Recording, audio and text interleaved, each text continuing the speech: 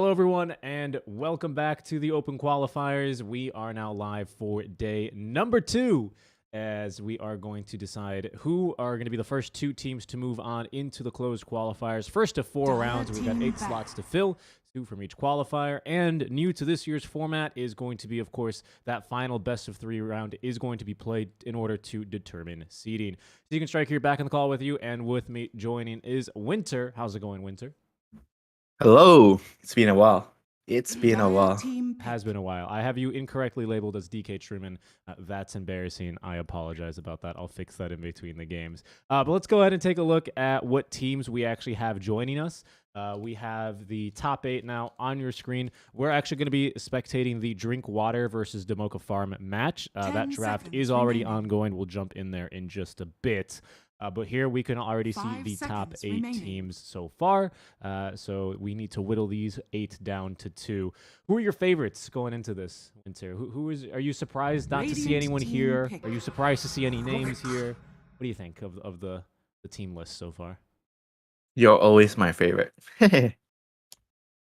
Here, I think I kind of like Drink Water. Yesterday, I was able to catch like 1 or 2 of their games, and I felt like they look pretty good. Like overall for a new stack. I look at how they are playing the lanes, how they are moving around. Like everything looks. They don't look like a team that's been around for. If I'm not mistaken, they only started practicing like 1 or 2 weeks ago, maybe 1.5 weeks ago. So it wasn't a long time. Yeah, definitely. I mean, that could be the case, and I've been overall impressed with the quality and the level of Dota, the level of competition we've had actually for these C qualifiers. So it's not surprising to hear you being impressed by a team, because I've been impressed by many. On your screens now is a little preview of the bracket of matches that are going on right now. Of course, we're in this round 5, and all these matches now, Winter, are best of 3s, so relative safety, Broodmother has been a very popular pick. I don't even know if it's so much cheese or she's just a meta hero right now, but we're finally out of the really risky best of 1s. Brood has I feel like Brood, I don't know, the stats doesn't say the hero is still good. She lost a lot of win rate after the patch. The nerf was pretty huge for her. But I guess in the right situation, if you pick the hero, she's still gonna be Brood, and do nasty things in the game, annoy the supports. But I feel like overall she's not as scary for me. For me, when I'm playing against the hero, I don't feel the hero is as scary as before. What are you picking against the Brood in order to not make it feel scary? Is there something you prepare? You play the Maiden, for example? Yeah, Maiden's pretty decent. I feel like to ensure that you don't get countered by Brood a lot, your opening supports, you kind of want to have more flexible, like all-rounded supports. So one of them has to have some form of wave clear. Like a very bad duo would be like a Undying plus, let's say, a Clockwork, a double melee. They can't clear any of the summons. And if you open your draft, something like that, or even like an Undying plus Mirana, that sounds more common. Sometimes people will actually pick the duo together. Then you're left with very little options from your supports to deal with the spiders. Let's see. Well, we've got our opening picks ready to go here already. Winter, the draft has been up for a couple of seconds. That's why I brought up the Crystal Maiden. We can see already some good wave clear, right, for Drink Water, so they've kind of established that, but they were very early to pick the Naga. That is a 6th pick Naga overall in the draft. Is that going to be the carry here, you reckon? Carry Naga? I don't know, but then again, it's Gelf, it's Miracle. But his Naga is not the same with the card. Like the way he was known for Naga is different, That was from a different universe, his Naga, the Radiance Naga. Nowadays, the Naga, you buy head-on fighting items, you come and join the fight, you don't split push as much. And if you look at like the overall setup, like I think Lina has been one of like the popular picks, you open a draft with Lina, and there's not much counter. If you decide to put him in your mid lane, there's not much, counter towards the Lina and the lane, And if you compare it to the Drink Water's opening, they go for like a Naga Mirana. Usually when you're second pick, you open with the off lane combo, like Snapfire, Mars, something that used to be common. And nowadays, teams are using different kind of variations. You want to have like a combo hero when you're second pick opening two heroes. Mm-hmm. Is that combo? I mean, obviously, Ensnare into Arrow seems pretty good, right? I like that from Drink Water.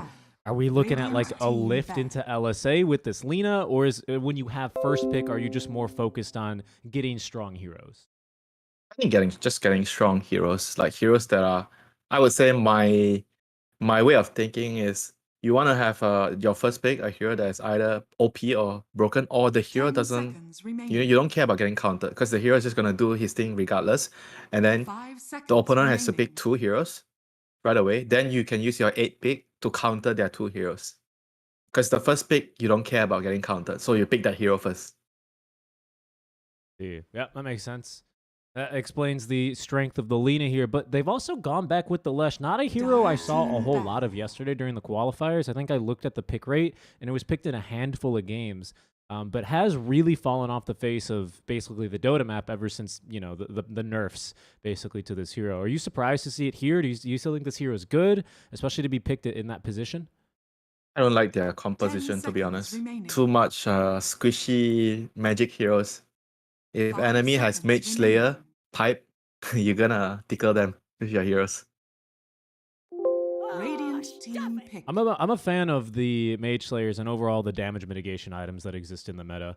I think obviously the way that Tundra ended up playing their game at TI definitely showed how strong that could be, but I like Pipe, man. I know the recipe's expensive, but when you buy It's that, worth it. when you It's buy worth that item early, you know, because it's not an 10 item that seconds scales, and you get remaining. that, what is it, 400 something, like 250 damage block, I think, for your Dire team. team 450. 450. Yeah, it's amazing. It encourages a And fight. the I love those aura. items. The aura as well, the magic resist aura. Because when you didn't upgrade it from the hood, you don't have the aura. The aura helps your team so much, especially if you look at the lineup. If the Naga is indeed the carry, you want the offlaner to buy the 10 pipe. seconds Because remaining. if you pick Naga early and you want to put him as a carry, there's definitely going to be this Lash Rex, 5 use Lina, all this seconds kind of remaining. nukes that can clear the illusions. So if you have an offlaner, he buys pipe, you all ball up together, you cast your illusions out, you just click the pipe, you just siege the buildings. It's so powerful. Yeah, I like it. I like the idea of it. Some strong pushing at least is looking like the strat here for Demoka Farm, as you say. Ooh. You may now select your hero. This is good against all those squishy magic heroes. Yeah, especially because outside of a shaman and Oh, a maiden God. kind of He's looking to gonna lock own. you down. Yeah, I mean, once he gets on top of these kinds of heroes, there's nothing to really disengage. You know, there's, I don't know, you know, Lesh. BKB. I guess BKB. It's got to be a BKB. BKB game. auto win. Yeah. Do you even want to get the Mage Slayer? That's the thing, you know. I guess maybe you just let someone else be. I don't know. I think you just rush BKB as the Night Stalker. Then you just run in and kill everybody with your ulti. That's it, you know. I don't see how they can do anything to the Night Stalker. This last play is amazing. Okay, that is a high degree of confidence for the Night Stalker here. Sounds like you're heavily favoring already this Drinkwater lineup. Yeah, I mean, for right now, I feel like they have much more balance. You know, their draft ticks a lot more boxes. They have decent lane. They have some good team fight with the song into arrow or net into arrow, whatever it is. They have magic damage. They have physical damage. They have tower damage. They have Roshan. I mean, it takes a lot of boxes, so it's easier to play their lineup. You always harp on this, right? The ease of execution. You see a draft and you want to know what the win condition is just by looking at it. And to you, that's what Drinkwater have here, it appears. I like it. The way that Winter thinks about Dota, you know, you're one of these guys that I think has a very interesting way about thinking about the game. And always like Prepare for thoughts battle. on it. So to have you around, Winter. But we'll see. Best of threes, of course. Right. Anything can really happen in these open qualifiers. Both teams are smoked out now, so let's see. I think they might be heading to the bot side, all 10 of them. Both teams think they are very strong at level 1. Can we poop? Nope. What? They're chatting, asking for a bathroom break, I guess. So what's the rule on that? Are the games not allowed to be paused? The rule is teams, I can believe, pause for up to 10 minutes, as long as it's not like a BM pause, of course, right? So to me, a bio break seems like a very reasonable thing. Bio break. I mean, come on, dude. When duty calls, right? What are you gonna do? 30 Nature seconds to calls. battle. Yes, when Yeah. nature calls. Could be an exciting match here, though. Did you see who if they scouted this ward, by the way? If Radiant or Dire scouted this ward? Against a Puck, very unlikely, right? Puck almost Not always. sure. I was distracted by the bio call. That's the new Axe upgrade, you know? Alright, so let's see if the illusion... The Oh no, he's not gonna try. begins. Okay. 2 gold! Radiant has 2 gold advantage. So it is going to be Miracle then on the Naga Siren. You brought up how he's got a little bit of a history on the hero. I think for NA enjoyers, maybe a little bit like a Sammy Boy type Naga, cutting waves with the illusions, Manta style Radiance kind of build. Is that something that Miracle is known for as well? And the song, he would just... it's not just that, you know, like he would just run up with his real hero next to you. And you would think that's an illusion. He does it a lot more often than other people. And then he just kills the support because the support thinks that, oh, it's just an illusion. I'm Gucci here, you know. And then he just nets you, oh, what the heck, and you die. But All right, so some very aggro play. I'm looking forward to that then, to say the least. That should be very exciting. he has a Mirana in his lane. So we've seen, I think it was Tundra that popularized like having this kind of post 5 Mirana in the game. And I think the idea behind having this post 5 Mirana is more like you're pretty strong in the lane, and then you have an escape ability so you can go to the dead lane and keep farming, and it's pretty hard for the enemy to kill you. And number 3 would be the innate smoke that you have with your Dire's ulti. middle tower is under attack. Makes it easier to sweep across the map, find pickoffs, and get yourself a little foothold in the game. So here for our Lina. Always forget about the proclivity of now the carry Linas. Wait, what? Oh, Lina's carry? Okay. Yeah. Lina and CM, you know, fire and ice. Ah, the sisters. Except one of them is a dog now. That's very interesting. What do you Radiant's think middle Lina would tower turn into? is Maybe like under a red attack. fox? Dire's middle tower is under Phoenix? No. I could see that. See that. She turns into a bird, basically. That'd be kind of cool. That's like the X-Men lore. The Phoenix. That's right. Very careful here. This might be first blood. No, not enough cooldowns ready for RNZ. They're actually not pulling the wave here. Quite surprised, but they're able to control the wave here. Yeah, that's what I was Like gonna Tundra, say. Tundra started so many things, you know. Spot Mirana, the wave pulling, Radiant's all turret the has been shenanigans, you killed. know. Like you can't play the lane property. Or Rubik, this might be it. They might get the One more? Rubik here. Looks like he will die. It was actually first blood top. Looks like just really good movement here by Team Drink Water. They're going to be able to out-harass the Shaman with his pitiful attack range, but high damage. Down bottom as well, they will whittle down the Rubik. Yeah, Shaman is normally you get to bully the post 5, you know, if it's a, let's say a traditional post 5 like a CM, Lich, you know. But against the Mirana, not the case. And then the Mirana even actually went for Star 4 at level 1 to trade better against the Shaman.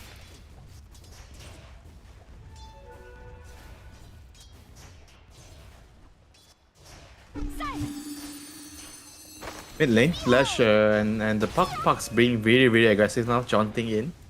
Lash is very low on HP and mana, can't really do too much about it. Glyph is popped, you know, the Puck is trying to get the kill here. Well, very aggressive movement. Oh, and a nice stun utilizing that ward. He might still die here, I think. Yeah, with the he's gonna Rubik die. rotating over. There's a level 2 Fade Bolt. Yeah, no way you're living here. An effort was made to try and deny himself, but that's not Wow. happening. And even getting the bounty. That's big. That's big. He even kept the bounty there for him. Very good heads up play by the Rubik. Yeah, TPing back so Puck doesn't miss any of these creeps, especially this big old And the rune? flagger creep. Nicely done. 4 minute. Very nice. Perfect, you know, like the rotations and everything. Oh, careful though. Lina thrown out of position, but actually closer to the Rubik. So that's going to be Kishka taking a death. Well, Unfortunately, they're not able to trade away for Trojan in return. Yeah, they're committing so many points on the frostbite, you know. They didn't even have a point in aura, just wanting to kill the heroes in the lane. Level 2 frostbite, stun. Like Stalker, he has a lot of HP still, pretty tanky. He's a tanky lad. Saving those skill points here, and maybe thinking about taking a point in Crippling Fear if a kill opportunity presents itself. But Just waiting until nighttime before he commits them into Hunter in the night. I feel like this Night In Stalker, mid. he's doing just fine, I think. I was a bit surprised. I mean, obviously he's very tanky, and going through this chainmail early does help a lot against the right clicks. But I think he's doing a pretty good job considering, well, how weak this hero is, of course, in the first 5 minutes. Yeah, I agree. Like against a long-range hero like Lina with a lot of nuke, he's definitely doing a pretty good job holding himself in the lane. CM's getting lifted back. Nighttime. Oh. Should be a kill here. Yeah, good stun, and even the Maiden playing around with the Vision. The last auto attack, not nearly enough. Nice job there by RNZ. Keep himself Yeah, alive. I think he probably got saved by the aura from the tower, that extra armor. Otherwise, he might have actually died to the last hit. True.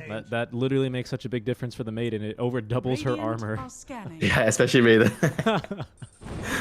Wow, she's actually totally skipping the aura. Generally, you see just 1 point, because it gives the Maiden a lot. The 1 point gives the Maiden a lot, not your team. You know?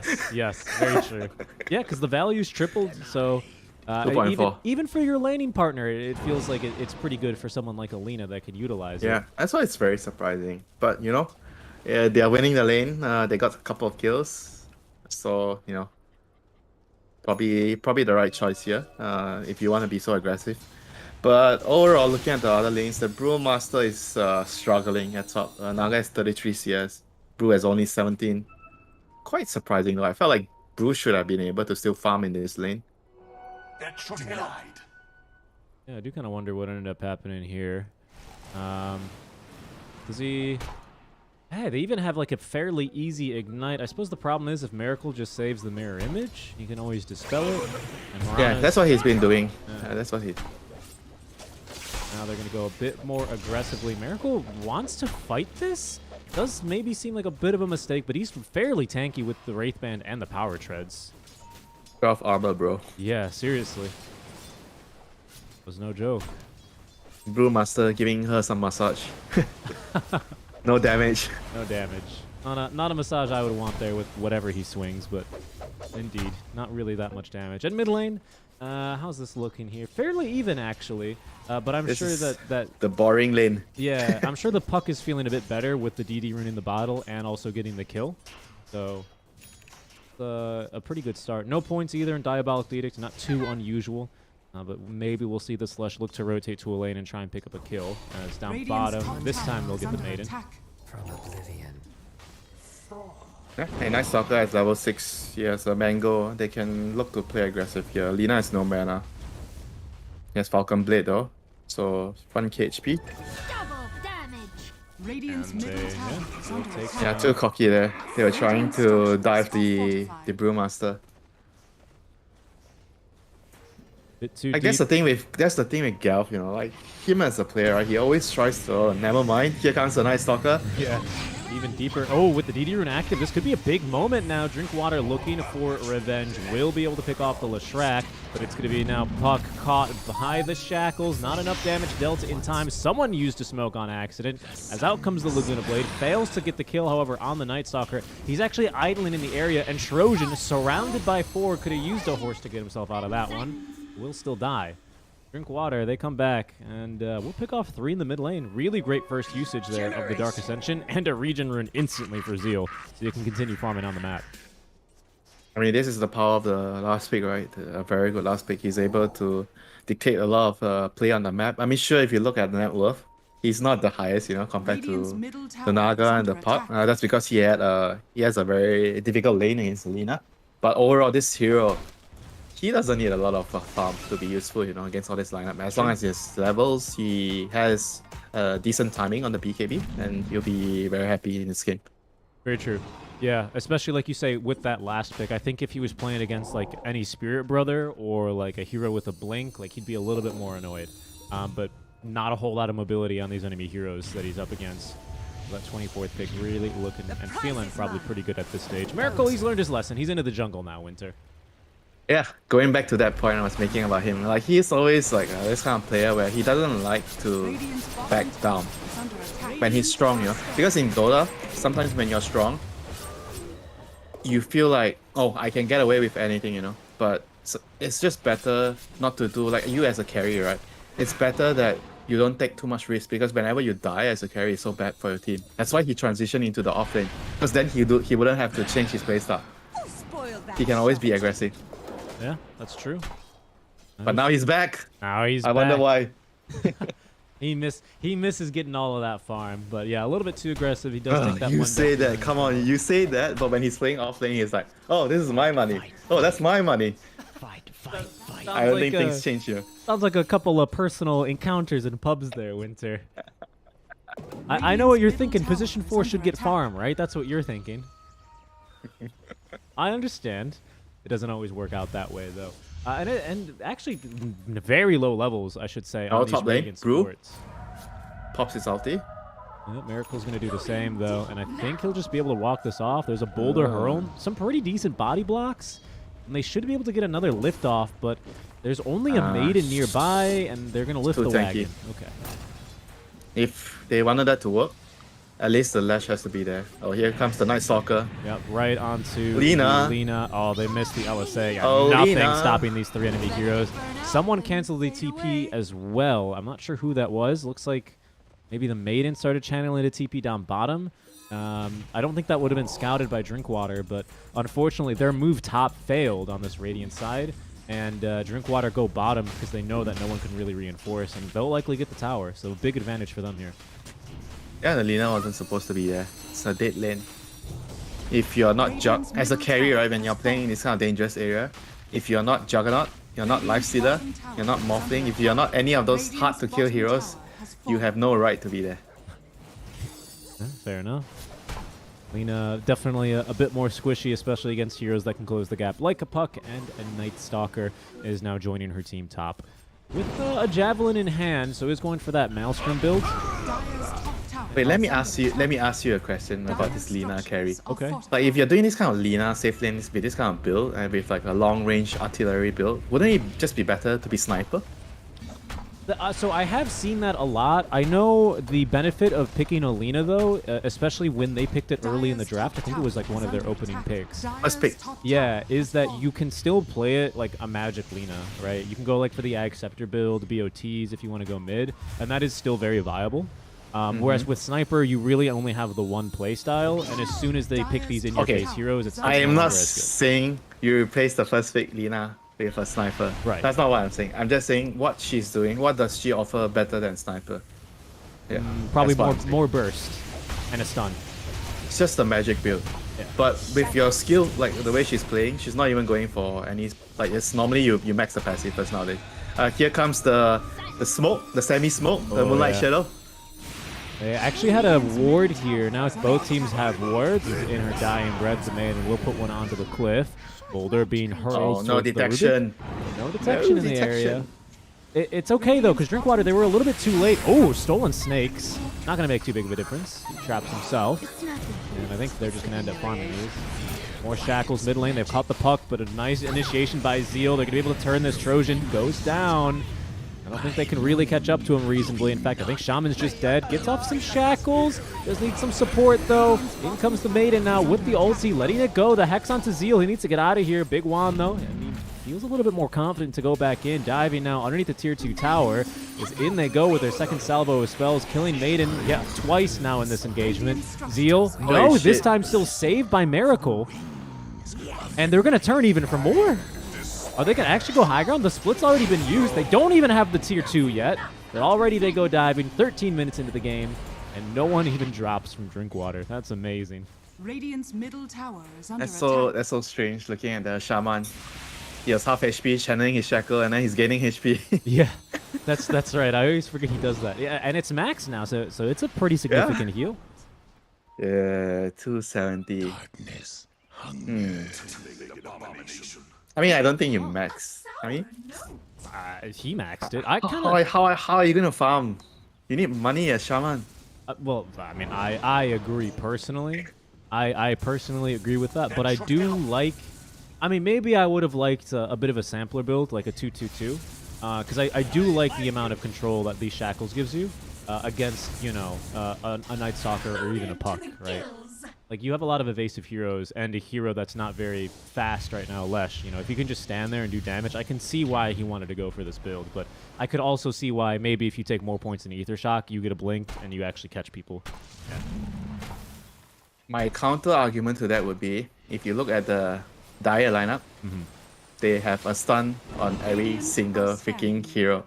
What are the odds of the Shaman standing there channeling the Shadow? That's true. I don't believe Dream Coil cancels channels anymore, and neither does the Ensnare. But in general, I agree. I mean, they've got the cancel, so they've got cancels. That's a dead puck, though. They made a bit of a mistake trying to go up the high ground this aggressively. They only get the Maiden as the Rubik starts dropping cubes. Yeah, they have to. If they want to do that, I think they have to use smoke instead of the Moonlight Shadow because there's a sentry there. It's different, you know. I mean, I say it's like innate smoke, but you know, but it's not the same as a smoke. Smoke, Right. you're undetectable, but the Moonlight Shadow, it gets countered by the sentry. Pretty big pickup as well. There's a little bit more momentum now for the Mocha Farm as they'll head immediately towards the mid lane. This Lesh has now maxed the Edict. They've even committed the Serpent Wards here from mid. There's a Fortify. Heroes are respawning. Dark Ascension is ready to go, and it's just freshly nighttime. Mocha Farm caught by an arrow now in the mid lane. Could be an opening, but right now they're being held back by the Serpent Wards. It seems like they want to commit. They also have a couple ultis to Blue fight with. split. The Primal Split is ready. There is, however, no Laguna Blade for 15. Split is canceled. Careful. In comes Miracle from the side. Does not have Song for 5 seconds, though. So the Split is going to come out. Serpent Wards, whatever's left of them, still attacking the towers. And now with the Earth Panda and his little demolished, they will get the tier 1 tower. They did commit pretty heavily, though. This could be an opening for Drinkwater. Oh, they missed the combo. Oops. Ooh, they actually almost get this kill. Level 1 Ether Shock, unfortunately, is not going to do anything there. It could look to turn, but here's the reinforcements. Oh, the Mocha Farm, though. They are getting cleaved. Bloodstone's completed, though, Winter. How strong can this Lesh be? Not that strong. Not anymore. We're living in a post-Lesh patch. With the toggle nerf, I mean, before the toggle nerf, he might have been able to survive there, but not now. Yeah, that toggle thing was pretty dumb.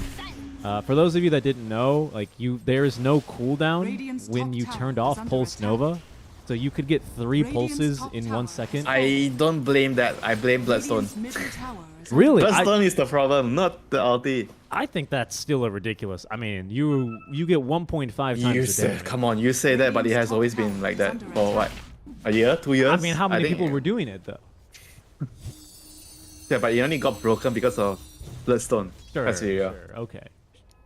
That's So fine. Bloodstone is the problem. Look at the second Lash now, the Razor. Yeah. I've seen another hero, but it's not as good, like Viper with Bloodstone. I've seen Bristleback with it in good Bristle games. Bristleback. Yes, sir. Problem is he's still Yeah, pretty. I mean, it makes sense. He's still countered by Wraithback though. Oh goodness, the Bloodstone heals not enough, and nothing really the Shaman can do here. He will drop. Generation. Seeing stars. Maiden run. Oh no, Witchblade. I'm gonna use the mechanism, huh? Marana mechanism. Top tower is under attack. And this one is starting to look pretty one-sided here already. Not sure where this Night Stalker is going. Oh, there I he wish I have gold every game as POS 5. Get a mech at 18 minutes. Yeah. Or not even 18, like 15. He has 1k now. Top tower is under attack. goes. That'd be nice. That would be nice. You know what I'm starting to see a little bit more of actually as well is Rubik position 5. No, you know, for POS 5 to be happy, I think they deserve to get tax collectors money. Every time your call, after you babysit in the lane, and every time after that, every kill the call gets, you get taxed a little bit to the support. Yeah, well they call that assist gold, Winter, so you have to participate in the No, kill. that's not enough. That's not enough. You know, even if he's on the other side of the map, he's doing something. But I took care of that baby. Right. For the first 5 minutes. Right. It's For- like okay, it's for like the first 10 minutes. it's like when your mother starts bragging about your achievements at like a family dinner. Well, that's not exactly bragging about the achievement, but you know, I worked for the first 10 minutes really hard. You know, he took all my salves. He took all my tangles, Bottom tower is under attack. Are scanning. and he took my life. I have to thank the gang for him. Yeah. I tanked the gank for him. I died. I didn't cast any spells, but they used a hex on me, which allowed my AM to go in. Therefore, I deserve credit for the rampage. No. Even in the lane, you have to die sometimes, you know, so that the carry can farm, you know. That's a huge sacrifice, you know. I'm ruining my own early game just for you, just so that you can have a good time, so you can have a good future, and then later you die without buyback, and then we lose. How does that feel? Not very good, Winter. I've been there before. I agree. I agree. No, you don't agree. I mean, I know listen, you don't. just don't die, honestly. Just don't die, yeah. Like Dota right now is like, oh wait, they are going in here. Nice stalker. Yeah, really good initiation. The arrow as well is perfect for Brewmaster. Oh, they're going to let him get the split off most likely. Not going to make too big of a difference with both supports already dead. We'll cut through the Rubik. Good lift onto the Night Stalker, takes him out of the fight, but they're on to the Lina Winter. The BKB was on its way to the Lina. She had it in that fight. Maybe it's a little bit easier, but they're buying back now on Daka Farm. They're on top of the Miracle, who does have Song of the Siren. He's trapped inside of all the Serpent Wards here and will go down. Does cost a couple of buybacks out from Daka Farm, and they still going to lose 4. But maybe not the worst fight, as the Lester's going to be able to get out alive. They had they lost 5 heroes in total. Yes. Not, I mean, against 3. Top Not tower is under attack. considering the situation. Oh, looks like they lost 6. The 6? Yeah, Shaman also died back. Oh, okay, then that's not worth it. Never mind. You're probably right. They got Miracle though, but man, what could have been that Radiant's courier middle tower was is Should the have. Trojan just had BKB. It was on its way. Should have gotten a Mage Slayer on the Naga. Would have lived there for sure. Radiant's top Probably, tower is under honestly. attack. The magic resist. Well, I think this item is actually, I feel like a very, very underrated item. The item is actually good on a lot of the cores. And if you are winning the game and you spend like a small amount of gold on this item, it makes the game end so much faster. Because it's so much value for the money. What does it give cores that, I mean, other than like the magic resist, like what does it allow them to do? Just kind of face tank enemy mids usually a bit easier? Face tank, and I mean it helps your team, you know, because if you're playing against a hero like Lash, he's also doing damage to your team, you know, at the same time. And then it makes your teammates more tanky because the Lash damage output gets reduced a lot. And I think the item is like a good. I feel like anybody can buy, any of the cores can buy the item. I wouldn't say it's bad. I And also here we think it's a go. good item, especially with Yeah. the buffs that they've given it. Oh, they found the right Naga actually, and they know of course you cannot hex illusions. They die instantly, just like this Lina. She got the BKB out, Nice but it didn't BKB. matter. Oof. That is going to be a godlike mid lane puck. And well, they're going to be able to get more as well. There's not even a primal split ready. Wow, Adios. this guy definitely has dreams. Look at his item. I know. He's queuing a Radiance on He Dream. almost has it. I'm surprised he's going for Radiance. I actually haven't clicked in his items, but he almost has it. He's got the Talisman. Or he just needs the Really? Talisman. How often do you see people buy this item nowadays? I feel like I don't even see Wraith Kings buying it. Yeah, I mean, you barely see Wraith Kings. Yeah, you don't see too much of it. I really like the Ag Scepter build still on the Brewmaster, even now that you get your little drinking companion. I think it's fun. Yeah, that's nice. Yeah. That's better than Radiance for sure, I feel. Yeah, I could see why he's going for Radiance. You're like looking to just give your team that miss rate and a little bit of burn for the The illusions, item- but Item is too much, you know, like too greedy, like the build up, like because the game is so quick, the pace of the game is so fast. Like if you see Wraith Kings not buying Radiance, Naga no Radiance, like who else Radiance heroes Naga, Wraith King, wait, is there only 2 heroes that buys Radiance? No, right? There's still sometimes. oh, there used to be some Lifestealer Radiance back in the Yeah. day. So sometimes there was an alchemist, right? Oh yeah, okay. He's the big one. How could you forget? It's because that guy gets gold and you don't like getting gold, right? No, it's because that guy hasn't appeared for a long time. That's not true. He's there. I mean, he's been like off lane, right? And he goes like Ag Okay, Scepter, the Blink. recent 2-3 months you don't see Yeah, much out. That's very true. Very true. But he got a pretty nice buff to the mana cost on the acid in the current patch. Not sure if it's enough, but you know, it's nice. Maybe playable. I think his problem is that Wraith Pact is still really good against him. All this damage mitigation, and there's so many. Like everyone just buys like 4-stabs. Like 4-stab is just so good. How many 4-stabs are in the game right now? None. 5. 1. Rubik's about to build one. Who's got it? Rubik. Oh, he just bought it. I think Okay. I casted a game yesterday where they 4-stabbed a core away from a splitter, and then they 4-stabbed it again, like both supports 4-stabbed him. All right, They here we go. almost got right back into the LSA or whatever it was. Okay, big fight breaking up, but they did use Bloodstone already. Really good lift by the Rubik. So no Bloodstone on the Slash. He's still pretty strong with the BKB. Miracle is going to go through Roche. Aegis, though, for the puck, as Song of the Siren is now going to wear off. They're going to jump onto the Shaman here, give him that silence, but no! They messed up the timing a little bit, so they're actually going to be losing the Night Stalker. Puck Oh, he didn't BKB. from behind.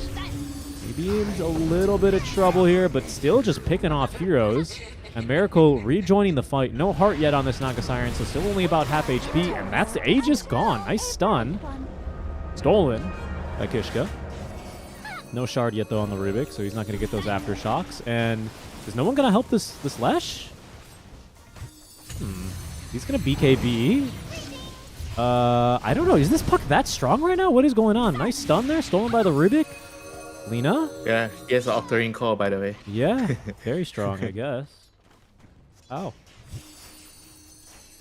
4.9 second cooldown, face shield. Hey, Winter, important question. Why did they call the team Drinkwater? Why do you think I would know? What makes you think I would know? I don't know. Because when we went live, you started drinking water. Radiant structures are fortified. I was like, all right, Winter, ready to go? 3, 2, 1, and then you immediately get out of frame and start drinking water. Okay. I give you 10 points for that. There you go. You're welcome. Radiant's bottom tower. Oh, okay. The under Radiance is attack. finished. You think it's gonna make a big difference? For sure, you know. It took him 25 minutes to get there. He's got it now. Got it now, and he's gonna go Blink Dagger next. I don't know. Is there a way- So the build is the build now Radiance, Octarine, not Octarine, Bloodstone. for who? For Brew? I that's hope not. Oh, I hope not. That's probably gonna be the most toxic build. Radiant's bottom It tower is can't under be attack. that good either. I don't know. Radiance is like, it's a good item for farming, but it's just underwhelming. It's 60 damage. It's not much. Radiant are So that's scanning. Supernova level 1. Do you think they have to give it more burn Radiant's bottom damage? tower has fallen. What do they need to Dire's do to top this tower item is to make under it a bit attack. better? Radiant's middle tower has fallen. Before it was too good on illusions. Yeah. That's why they Radiant's middle nerfed it. tower is under attack. Honestly, I think it's in a pretty good spot right now. I think the biggest buff it got recently was now that it has a Talisman of Evasion, you have 15% evasion on your hero, right? In addition to the reduced burn rate. So it's around the same when enemies don't have magic immunity, but once they pick up like an MKB or something, you know, obviously it's not going to make that big of a difference. All right, this is a free kill. I mean, you can just see the miss rate. 30% miss rate, right? What did he do? He went for one of these pandas has evasion, doesn't he? Is that how it works? Doesn't one of these pandas have evasion? He missed way he more. he was in Storm form, a Storm Brawler. Yeah, so that yeah, gives for him sure. an additional 10%. And then he also brewed up. He cinder brewed up, so he had. Hey, no. It's 25%. Yeah, no, but he also used the active, so he had a lot plus the 14%. Yeah, Zeal took a long time to kill him. Arrow does catch the Lesh. Triggered a buyback. That's a big one. And Is it like additive? Like how does that get counted? Yeah, I'm pretty sure it's additive. So it's 75% plus 1 over or whatever. So it can't be that much. I forgot the math, dude. Listen, once upon a time, I used to really be into math and differential equations and calculus. I used to really like it. But I haven't touched that stuff for years now. So So how much fuel does it take for a rocket to get into space? quite a bit. You gotta. It's like for every 1 kilogram of cargo, you need like. Oh, you actually know? You actually know that? I used to know that there's like a guideline basically. Oh Yeah, shit! there's like some rules. I was trying to troll you, and I didn't realize you actually know that. Yeah, of course. I studied for 2 years, man. I didn't finish, but I did study. You studied rocket science? Yeah, I was an aerospace engineer major. You asked Okay, the sorry. you asked the one thing that I actually might have known, Radiant's top which is tower pretty under funny. attack. All right. That is. I actually didn't know that at all. What a coincidence here. Fight now, breaking out, drink water. Oh, Zeal in trouble, but there's going to be the full Guardian Greaves now on this Brana. BKB forced out, though, and they've only gotten the Shaman for this. Puck's poking around on the high ground, trying to snipe the Maiden. Actually did get caught there by the Split Earth as they're now back onto the Lesh. Arrow is going to be able to catch him there. Nice movement speed slows. Is there any save for Lesh? There isn't, but they take down the Puck, and that's, my God, that's 2,000 gold for Trojan, or something like that. 2,000 No, gold. 1,000 plus 951 to the team for killing the Puck. So all of a sudden, Lina has buyback, even though she just bought out for Satanic. That's how far behind they are. Yep. And they're going to smoke up. They're looking for a fight. They know that there's no utility remaining miss! here. Oh, the miss rates weren't high enough. Unlucky. Unlucky. Radiant's top tower is Oh, under whoa, attack. Lina bought out for plate mail. Okay. We'll see. Maybe that'll make a difference. The Hex, though, they had vision up there thanks to the Night Stalker ultimate. They're not going to go poking for more, just looking to annoy Lina a bit. Try to force the BKB out from her. She's holding on to it very patiently. Yeah, I used to study aerospace engineering. University of Illinois. Good to know. Yeah, it was fun. Do you know Sheldon? I don't. I don't know Sheldon, unfortunately. I did not. I did say Bazinga all the time though in college. That was my thing. Kappa. I mean, that's the only reason why I know little things about the rocket stuff. Oh, was Sheldon an I- aerospace engineer? I know he's like the Superboy genius, right, or something. And then he did. There was an episode he did. Like he sent like a formula to NASA. For like a fuel or whatever. Shadows take us. Yeah, how to land the rocket. That's funny. Careful top lane. Yep, Song of the Siren used. They have Arrow. BKB. We need the arrow to connect perfectly. Miracle is not going to get it. I'm not sure if it's even possible, to be honest. Sometimes you... Used to be possible because when the arrow lands, if you get the timing right, you get stunned instantly. So there's no Right. time for BKB. Well, Don't do it. sometimes it's like But that, though. You know, when you I Yule don't Scepter know. someone and then you put an Ice Path underneath them, they can still BKB when they land. Yeah, I don't know if they changed anything because as far as I remember, it's based on the server tick or something. So it's not possible for you to click BKB. Yeah. Yeah. Fast hands. Oh, no, Maiden. Oh, feels bad. 2 ultis committed just because the Maiden showed under a ward.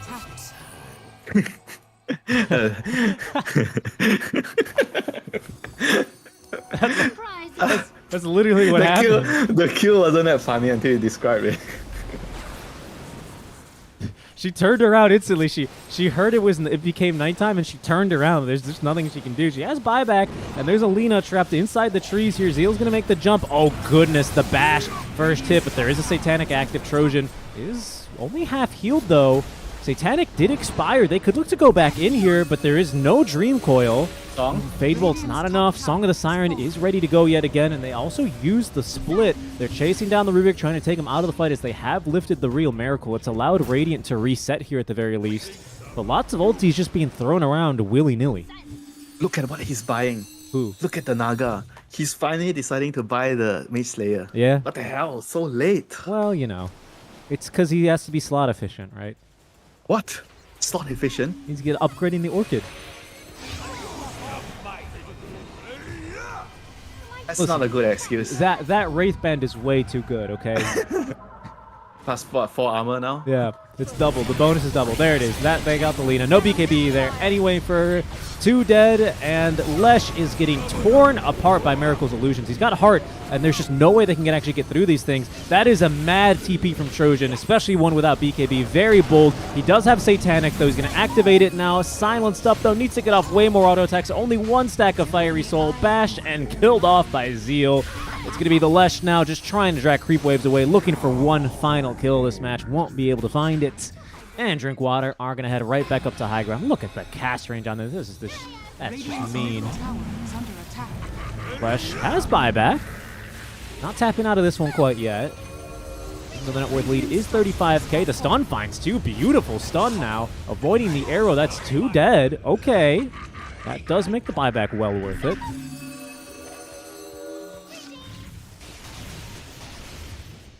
Signs of life, Winter. Naka Farm not out of it yet. Okay, realistically, what do they need to do, you know? They need like the Lina to have Divine Rapier if they want to deal enough damage. Yeah. But the issue is like, even if she does have let's say you give her the 7k net worth now, she has the Divine. But she still dies, you know, like the Night Stalker can just like kill her, like, run in. You saw in the last fight, she can't even man fight the Night Stalker. No, the unfortunate part there was, in case y'all don't know, Fiery Soul, I mean, you guys are watching Qualifiers. Everyone probably knows the mechanics better than me. Fiery Soul, they changed it. It's no longer off of spells cast. It's off of enemies you hit with your spells. And she only hit one thing there off of the Dragon Slave and the LSA. With Satanic active, she doesn't have any other attack speed. Like, literally no attack speed items other than her passive. So Satanic is only good if she's at, like, 5, 6, or even 7 Fiery Soul stacks. Maybe then she can man fight. If she's not bashed, if she's not songed, if she's not... You know, like, there's so many... I agree. There's so many problems. Like Timber Saw. You need to leave some creeps for her. Yeah. Or you got to splash onto the illusions, you know? Like, those count. Like, there's ways for them to get back in this game, but, you know, unfortunately, the Lina there... buying back and then not getting anything off of it was a good idea. Like, genuinely, I think Lina can live with that bonus attack speed. She almost has the 20 talent, which is like a huge buff, but how about they change the move speed? She gets attack speed and armor. Is that too broken? So she doesn't get move speed. No move speed. She's slow. But she has armor and attack speed. That's an interesting change. I think I would prefer if instead of this plus in this 20 talent, which she didn't take, by the way, she took the spell amp talent, interestingly enough. What if you added like +2 armor per Fiery Soul stack instead to like the 20 talent, or if you made it the shard or something like that? Yeah, that would be good. Like the spell. Why is she getting the spell amp? I don't know why she went with the spell amp. I was gonna ask you the same. I have no idea. Especially with Satanic, I thought for sure it would have been the attack speed bonus, but not the case. I can't say I know why. I don't know. I thought it was obvious that you get the left talent. Yeah, me too. Me too. I thought that was going to be the decision, but it wasn't. I've been wrong before though. But back up to the high ground they go. This time Miracle is going to have the Aegis in his possession. Run up to the high ground. Lesh plus back a bit now into the ensnare. Arrow is going to follow up. He bought back earlier. Now he's dead. 100 seconds without now the carry. Lesh, Miracle's going to BKB on the first life. Has Song of the Siren still chasing down the Lina. Miracle just used BKB to walk at Lina menacingly and then walked away. Giga Chad move right there, but he did at least force out a couple of ultis. And now Puck's going in. Did not catch the Maiden somehow on that coil, but it didn't matter much. Zeal now is in onto Trojan, finally finds the bash, and there's the kill. 3 dead here, as it's going to be drink water flowing into the base and eroding down Daka Farm. Last one to go is going to be here the Brewmaster trying to burn down VVVV, but no chance there. All 5 dead, and the GG's called. It's going to be 1-0 drink water as we head into game number 2. Time to drink more water during the break. Time to drink more water. I agree. Radiant's middle barracks are under I attack. certainly agree, Winter. How long is the break in between? Is it 5 minutes? I'm not sure. It should be hopefully at least 5 to 10 minutes here. These teams, of course, the winners are going to have to play 3 best-of-3s, so it is going to get fairly long for them. So it'd be nice if they did have decent breaks for sure. But that was an impressive performance here. This mid laner, what is it? Silern? How do you pronounce that? Silern? Very good. Very... I don't know. How do you say that, huh? I have no idea. I just call him excellent. Excellent. I like that. That's what I'll call him as well. But we'll be going to a break here as soon as I finish making the score screen, Winter. So please buy me a little bit of time so I can make the scores.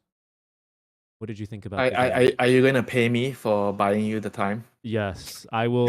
Make sure you keep the receipt. Keep the receipt, please. I'll get it. I'll get it at the 7-Eleven. You know. Yeah, that's fine. You know the movie where you can trade time. The time is money. I have. So the thing is, I've seen the trailer for the movie, but I've never actually seen the movie. Would you recommend it? I mean, not the best movie, but I think it's a popcorn movie, you know? Popcorn movie. Got it. Yeah, it's good to pass time. I know those movies. I kind of like those movies. And hey, thanks for passing the time with us. And Winter, thank you for buying me the time because now I have finished making the score screen. Thank you very much, guys. We're going to go to a quick break. We'll be back as soon as the match is ready. We're not sure when the match is going to be back up, but should be 5 to 10 minutes. So grab a drink and maybe some popcorn for this next match because we're going to be watching Drinkwater versus Doc Farm Esports game number 2 in just a bit. We'll see you then.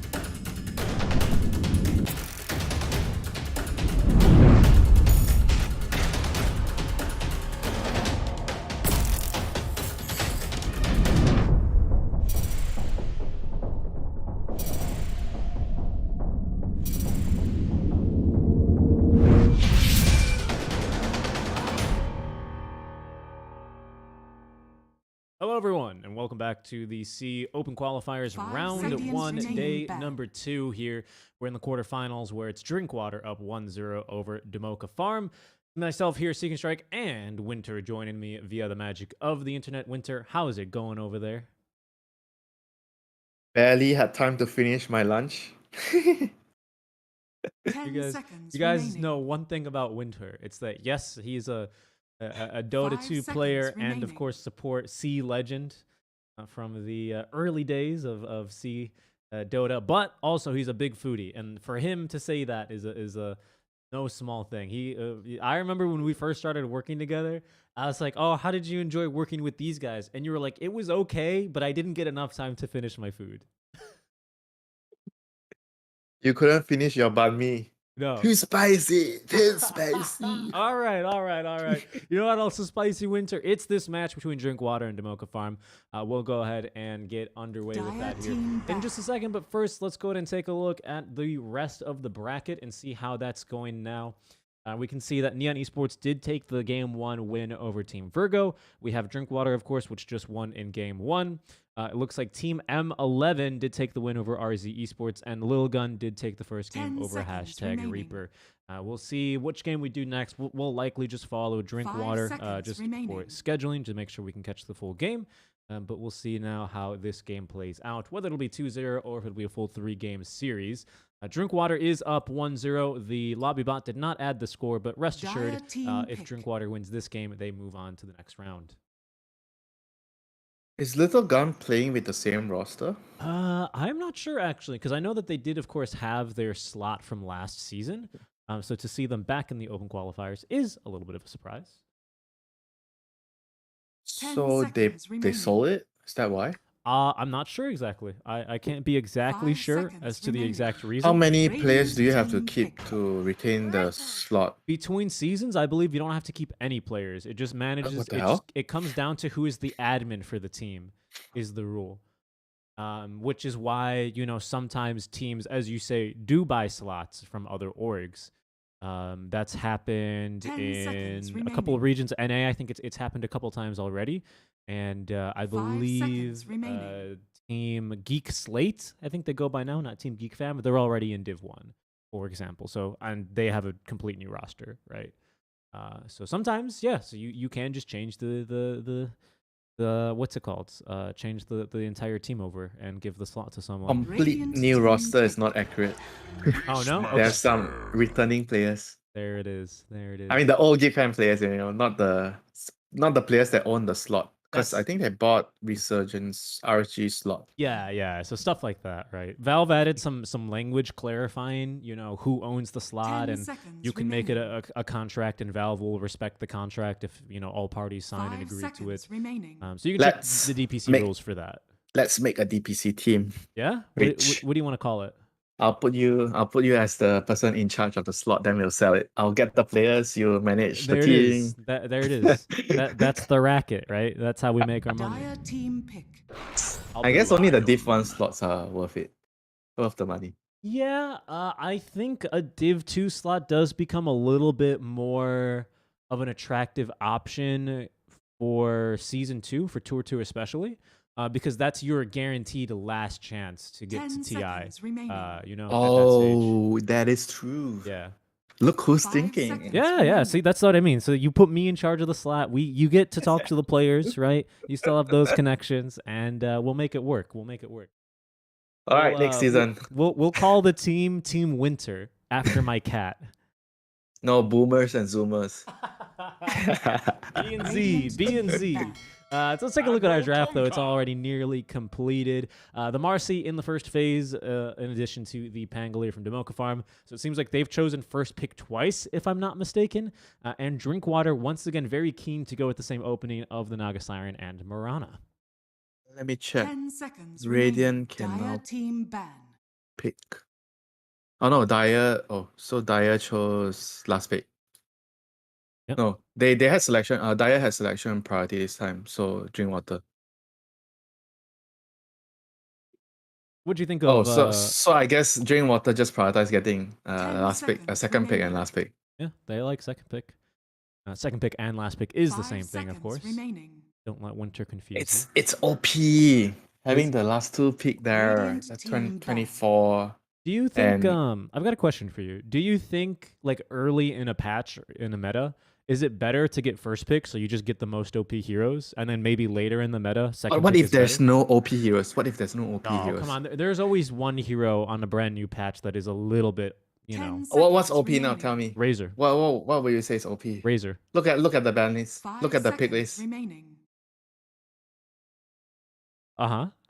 Your point? If it's so OP, why nobody's taking it? I don't know, because Miracle wants to play Naga Siren, that's why. Okay, fine. I agree. You know, in pubs it's a menace. Yeah. I don't know about in a professional environment or a semi-professional environment. Yeah, Because that's in team games you tend to have a lot more coordination. options, and coordination to deal with it. But in pubs, it's like, oh my god, this electric monster is running in. I can't cast my spell on him, but he's so fast. He's killing my team. He's sucking my carries damage. What do? We can't touch him. And if you don't touch him, he kills everything. Very true. And even if you try and kill him, he zaps you and he heals for full HP. Yeah, it's very bonkers for Okay, sure. so you need Vessel. You need. I know Mage Slayer is very good against him with this build, with this Bloodstone build, because it reduces all his damage. So you need Mage Slayer. You need to get a Vessel. You need to get. Dire team Okay, that's pretty back. much it actually. Yeah. Vessel and Mage Slayer. And you need some evasive cores so he can't Evasive course. yeah, cores that don't move, not Wraith King, cores that can actually disengage. Not really. Well, what can you run from as Wraith King, huh? Maybe his inner demons, that's about it. Can't run from anything Dire else. team pick. Even then, he summons his own skeletons. Out comes the Medusa. Okay, Medusa is also like you can't run away from. Actually, technically, you Yeah, can you because you get move speed from the Yeah. ulti. Yeah, move speed from the ulti and the BKB piercing stone gaze, right? Actually sounds pretty good. I don't think they're gonna pick Razor here, but for Drinkwater, 10 by the way, it seconds does look like they remaining. need an offlane. Anti-mage. No, just kidding. 5 Offlane seconds AM. I like remaining. offlane AM. Hey, dude, that was a thing. Like, when was it a thing? Like a year ago. Yeah. I remember it was like so popular back then. It's really Was it good. when the build was like you get Vanguard Diffusal? Yeah, I think it was Vanguard Diffusal. I remember there was also a time where like Vanguard Echo Saber was pretty good because of just like stats. Because AM is super tanky, low key. Not for HP, but he's got really good armor and of course the magic resist. Okay, that's a pick. I guess Naga Huh? Siren can use the Mm, what's it called? Pretty what? good. Empower. Empower, thank you. And Kunkka does get, I think, more cleave, so sure. Is this going to be like a Daedalus Kunkka, where he just tries to one-shot the entire fight? But I feel the Dusa is like kind of not exactly countered though. Dusa is like she's not afraid of anything on the Drinkwater side. Apart from, I mean, I'm not even sure if you go Diffusal on Naga this game, because there's definitely no. If the Naga doesn't buy Diffusal, they don't really have a mana burn. Right. Yeah, they don't have a great way to get through. I think you need to go Diffusal. I don't. This ball is so crazy, man. Medusa with Beastmaster Aura Yeah. and the Marcy buff. Holy shit, this Dusa is just gonna stand there and kill everything. I thought you were talking about the literal ball that's going to be the Rolling Thunder, but yeah, I agree. The death ball. Okay, that too. Okay, fine. I see problems, right? Because for this Medusa, because you have a lot of like big damage instances between a Kunkka, Hoodwink, like lots of nuke damage, like arrow. But like I think you just want like DPS, just like raw damage versus a Medusa to burst her mana shield before she can cast all of her spells. Don't feel they have enough burst based on lineup. Because their damage is very. How should I put this? It slowly ramps up because you RP and then you drop your illusions, just slowly chip the target off, and Kunkka doesn't really deal like a lot of burst unless you get like ultra late game. You land a splash damage with crit and you kill a lot of stuff. Yeah. So I mean, sure, Hook Wing is kind of a burst, but I feel like Medusa is way too tanky for that shit Exactly. to kill her. Yeah, exactly. That's why I was a little bit surprised as well by this last pick, Magnus. Personally, it Based is a on good- lineup, we are definitely not drinking water this game. No, you don't think so? I think we still might drink water, right? Because one thing that the mag does have, of course, and we saw this, of course, at TI10, and we still see this. We saw it even after TI10 when Dusa was still really good. Is repositioning, right? And mag is still very, very strong in that regard. You've got an X mark as well to make it a little bit harder to run from this team. So there's potential ways of isolating the Medusa and eventually killing her. 30 But seconds. How much gold you need for that? You need BKB, you need Blink, you need Aether Lens. but I think it's doable though, right? I think it's doable because Dusa she's not going to build a Yule Scepter. Maybe she'll build BKB, right? My counter argument is Dusa is probably not the worst hero to get Horn tossed into the enemy team because he was so tanky. I mean, generally that's true. I agree with you, but like, what else are you gonna do? Like, Walrus kick her away from the fight? Like, sure, but And then she clicks her R button. Yeah. Guess what? You all run. pretty much. Oh, yes, Dispose, level 1. Actually, tried to get the rune. Not the best spell for the lane, but yeah, I guess whatever, you know. Winter, do you remember that one game we casted years ago? I think maybe 2 years ago, right? Where I mean, it might have been a Neon Esports game. I don't remember. Obviously, I'm very different. What? The poop pause. Okay. Can you give them a yellow card for doing that? Wrong sport. Wrong sport. But do you remember 2 years ago when we? What the heck is this, man? Touch my horn, I break your fist. Yeah, back to your story. Yes, when we casted, I think it was a Neon Esports game for an ESL 1 Thailand or an ESL 1 LA event. And there was a Darkseer Nyx Assassin lane, and the Darkseer leveled Vacuum level 1 to get first blood. Do you remember that? Then Let's not register. you immediately went, what? And then I was like, what's wrong? What happened, Windsor? And then you said, what is he going to do in the lane? And you were right. He was level 1 for like 5 minutes without Ion Shell. Not worth, you know. Sometimes some goal is just not worth taking. Yeah. The first blood is not worth it. I mean, I agree. I'm like, well, here's Dispose doing a bit of work, even though Mirana does end up taking that Starstorm. Good damage being dealt to the Beastmaster, who's already out of regen, and pull Mangoes over. This from- is actually pretty annoying for a POS 4 to deal with, because usually the POS 5 doesn't deal so much damage to you. Yeah. Now there's this Starstorm and then you get double damage. Yeah, that's not going to feel very good. Mid lane's a little bit more exciting this time. It's not two spellbook casters. It's two What? fighters, two brawlers. This is exciting. This Yeah. is exciting. yeah. What do you mean? Who's gonna get the like? What are the odds of getting Look a at kill in this. this thing? Could Lesh ever do that to a puck? They're fighting. Before it's But just. it doesn't matter. Nobody's gonna die in his lane. You think? It's a Pango against a Kanka. I think once we get maybe level 4, level 5, a little cheeky point and X mark the spot with a Marana rotating over. Hello, arrow Okay, into that's X not mark. okay. That's not the same. What do you mean that's not the same? Marana was in the game last time too, and nothing happened mid. It's the exact same thing, sir. Rotations do not count. It's not a fair 1v1. Well, we'll see. Maybe Lion will rotate over as well. What's your opinion on Lion? Oh, there's the Six of Death here. You think he's good in this meta or no? Not so. I'm not a big fan of the hero. Oh, A right-click kill there. Everyone on Radiant is so low. the stun did get a pretty, I would say, a substantial buff for the lane. The damage and the range a little bit before. The range was like previously, but now the damage at level 1, 95 Yeah. instead of 80. Yeah, that is pretty significant, to be honest. Yeah, for the lane. For the Yeah, lane yeah, is for significant. the lane, for the lane. Yeah, because you can spam this thing.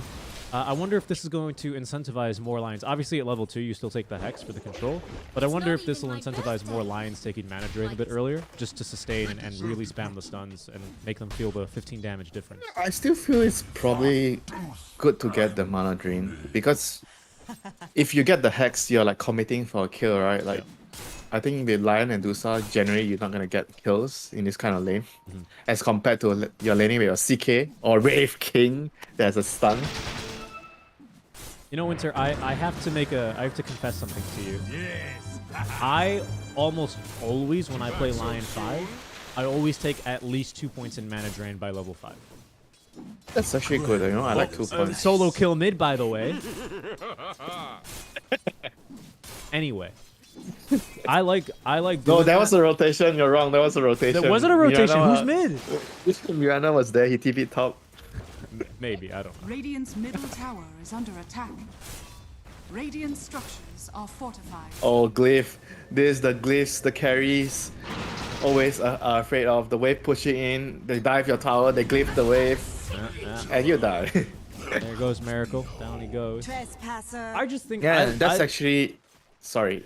Go ahead. I mean, I was gonna say I love maxing mana, well, not maxing, but taking points in mana drain because it's like without any mana, enemies simply can't harass your cores. Like it's just impossible. Like look, he's out of mana. What is he gonna do now? Use all of his mangoes? Keep buying mangoes. Go ahead. I'm fine with that. Where did you Another kill mid, by the way. Okay, that's not a solo kill. No, it wasn't. That was a very good rotation though, and now Pango's actually gonna have to walk back to lane. So this is a very. He's done. significant- Yeah. He's done. Conquest level 6. He's level 4. He has to walk back to the lane. That's significant. Radiant's middle tower is under attack. You forget to mention the slow from mana drain. The slow. Very good point. The move slow. Level 1 is actually pretty decent. 20% move slow. Yeah, not bad. Bushwhack here is going to catch him. They tried to go on the mag a bit late. Stick charge though. Another stun. All right, Zeal's going to get the kill, but all that means is it's solo experience for Trojan. A lucky bounce there on the snake. Hit all 4 creeps. Didn't connect onto the hoodwink. Are they stacking here already? Stack time? It is. A small stack's being made now to try and recover the Pangolier in the Radiant Triangle.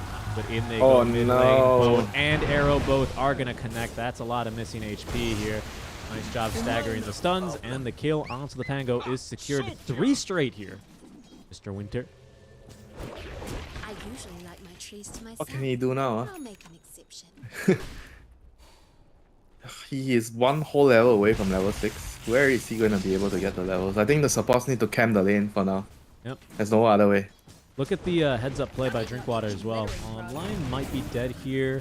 Good skewer as they do look to turn at least maybe for a revenge kill onto the hoodwink, but she runs through the trees. Trojan gets the kill with the right click.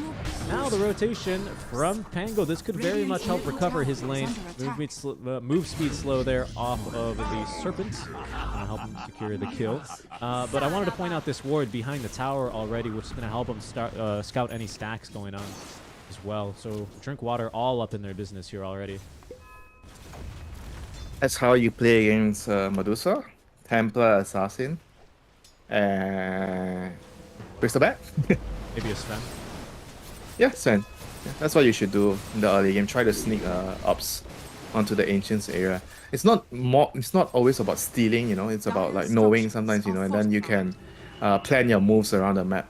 Right. Radiant's top tower is under Because attack. sometimes you don't have the right heroes to steal the stack, but when he's doing that, you can take towers. Yeah, you can take towers, force objectives elsewhere on the map, set up some wards elsewhere. Because, I mean, you know, if there's a Dusa farming stacks in the triangle, she's probably alone. Okay, that boat is going to hit 2. They also give Miracle the boat buff. He's got Song of the Siren if he needs to get himself out of here, but right now he's going to summon the illusions and fight a bit more. Down goes the Beastmaster, and Sealeron's actually going to pick up another kill to cleave with style onto the Lion. Pango still only level 5, will die now for the 4th time. I think they're even going to take this tower. This is really bad for Radiant. This is GG territory soon. If the next 2 minutes the Pango doesn't get level 6 Radiant's middle tower and win is under attack. his team like at least one small skirmish, this game is going to be really, really difficult for the Dusa to farm. I mean, she's not poor right now. She's not poor right now, but I think she's gonna have a hard time farming. Yeah, after. yeah. Just because she's not poor doesn't mean she can have any impact for the next 10 minutes. Yeah. You really do need to play the farming game a little bit when you lock in the Medusa. Yes, this is why I say the other players need to get tax off whatever the carry is getting later. Because you see how useless the carry is at this stage of the year. And you need everyone else to do this for you, do that for you, blah, blah, blah, stack for me. Oh, yeah, you get stack go, sure. Yeah, but Winter, think about it this way, right? Think about the opposite scenario. How good does it feel when you win the lane for your carry? When you die and make space around the map for your carry, and then like 30 minutes later, you literally don't need to do anything. You just like kind of stand there and taunt. I'm not really interested. So you're saying it's worth the trade. It's a even trade. It's worth the fair. trade for me because I think it's about 50-50 that happens. We all remember the bad games, and we don't like to remember the games where we don't do anything for the last 10 minutes of the game. But that happens, you know, when you're playing a hero like a Lion, right? Oh, I hexed him once, and then my carry went in and literally did everything else. Come on now. That is a fair point, I have to say. Yeah. We always remember the good things and not the bad things. We remember the bad more than the good. The bad does stick with us a lot longer, and you got to remember the good times. Okay, fine. That is a fair point. Because let's be honest, Winter, there are times when I just blink up to high ground as Lion. I don't even get a single spell off, and they barely use any spells on me. But my dying body leaves the vision for my carry to go in, and then we just win the fight. Wow. Dire's middle tower. Wow. You know what I mean? It'd be like that on occasion. Here they go, though. Nice little smoke onto the top lane. There's a Lion nearby. They're going to try and mess up the X timing, but really, really good spell casting here by the Kunkka. Even manages to interrupt that rebound. 2 dead here. Stone Gaze is used. Trojan's fighting very early, but Miracle's got a better ulti for disengaging. Maybe even for re-engaging here. There's a Torrent in 3 more seconds. Arrow back in 2 seconds. They are sticking around, looking for the cleave kill here. Oh, they might not even need it. X mark, arrow, all the skills are missing, but it doesn't matter. This Kunkka is just way too big right now, especially with the run buff operational. 3 dead, and just nothing the Medusa could do there.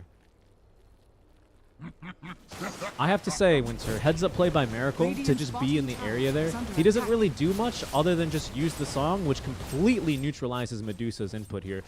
I think Trojan was showing up there in hopes that he would be able to maybe get a kill or turn around that engagement, but he doesn't do that, and he's also not getting more farm on the map. Miracle doesn't really need to do that right now, so... Oof, and they're getting the stack stolen. This is rough.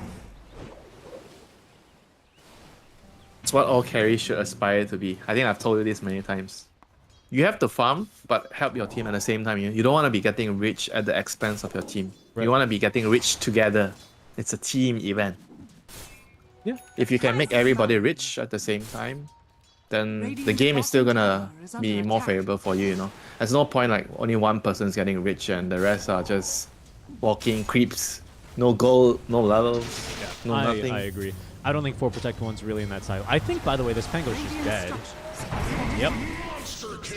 He's can't even farm a single wave mid lane, just trying to buy a little bit of time, but no dice. The rest of his team pushing top lane currently as 4. Should be able to pick off this tower with the wagon and a big wave to reinforce them alongside the boars. It is going to cost them the mid-tier 1 tower and very likely bottom as well, which is just dying to creeps. So, very favorable trades here so far for Drinkwater. What is a silver lining for the Radiant team? Medusa is getting into Manta. The rest of the heroes literally have no item progression, I think. It's looking a bit rough. Lion as well is level 4, 12 minutes into the game, which never feels amazing. I mean, Finger of Death is a very strong ulti. Obviously, called Finger of Death. Finger of Doom. Finger of Doom. That'd be a fun one.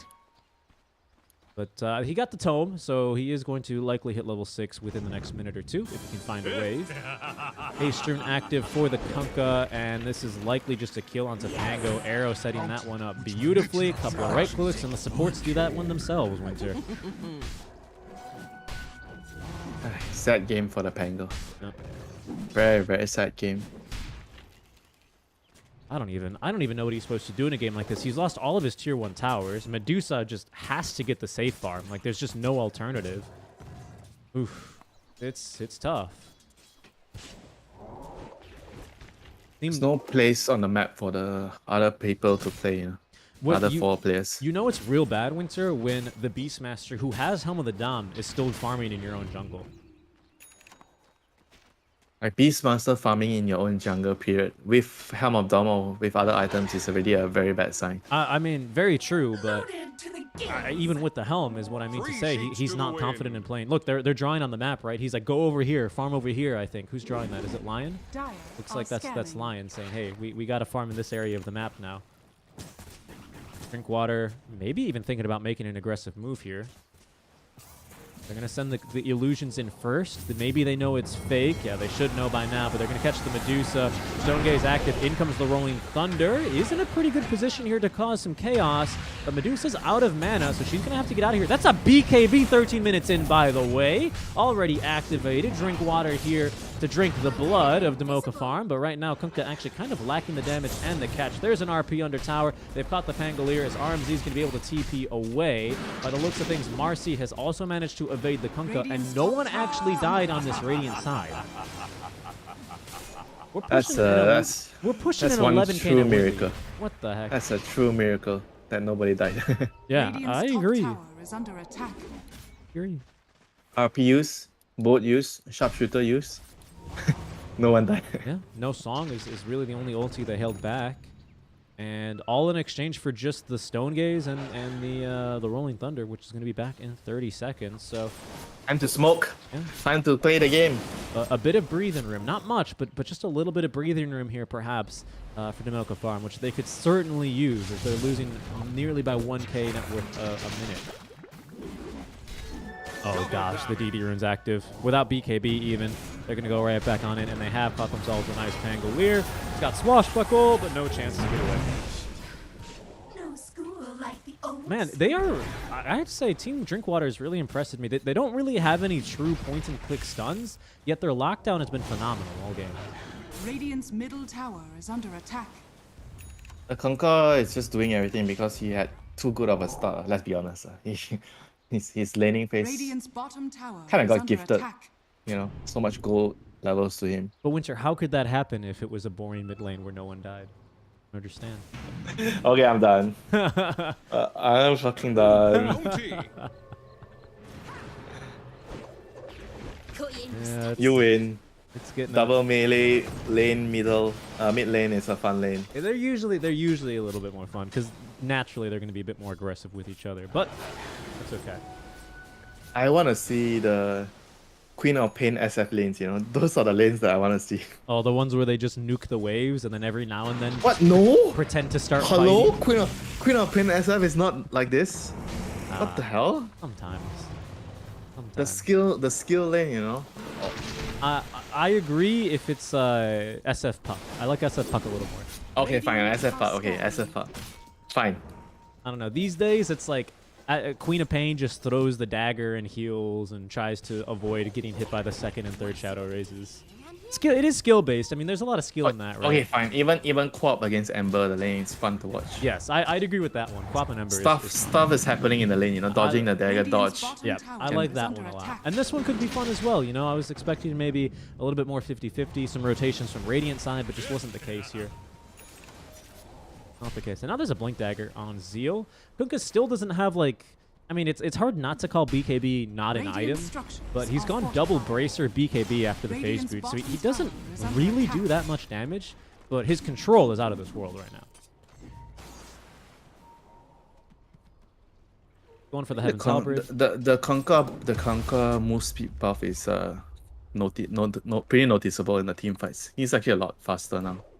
Did he just get a flat move speed buff? 3%. The Ram's bonus speed. Radiant's bottom yeah, tower you're is right. under attack. It is. Yep, from Dire's 12 to top tower 15. He's is a under bit. attack. I remember back in the day, Kunkka was picked like, I think before they nerfed was it the Typebringer or the X Monk? I think the range. Something got nerfed. I think it was the Typebringer. Scanning. It probably Maybe was. the cooldown on the Ghost Ship. Yeah, the cooldown on the Ghost Ship as well. It used to be 50 seconds. Nice smoke break by Lion here. He dies, but Trojan lives for this, and that is him doing his job. His job done. Job done. Oh, but they cancel the TP of the Pango. Good blink in. Zeal as well is going to go in and hit him with a flashbang. Now just Sharpshooter. Trying to force out a couple of extra ultis. Will get the Rumboat out, but still dies all the same. Radiant's Miracle bottom is tower under alone, attack. but I just don't think they can kill Dire's him. middle tower is under attack. He only has Orchid and Manta, and I think he's basically immortal here. Look, the real hero is going in. Seven kills. Where's he going? Oh, he's going for the Beastmaster. Oh, great silence here. Ooh, get him out of there. The dispose, throwing him a bit to the side. He almost dies to Soulburn. No! He's dying to Illusion. Stone Gaze is used to save him. There's going to be Song of the Siren. Oh, he's now. going in to kill Miracle, him. He's going hunting, but he actually can't find the enemy hero. Good Manta style in time. Have they possibly overextended? It's hard to say because Blackian has no HP, can only offer axes from long range. But it's only, once again, the death of a lion for a couple of ultis used. Not a bad trade for being down 16k at 18 minutes. Loaded to the gills. It's more like Dire miss a bunch of spells. Yes, that's also the other side of that coin.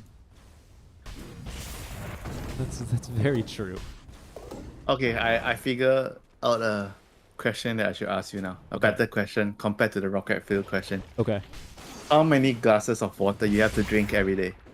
Well, Or a there normal was a human study that just came out that said... What the heck? Why do you actually know everything?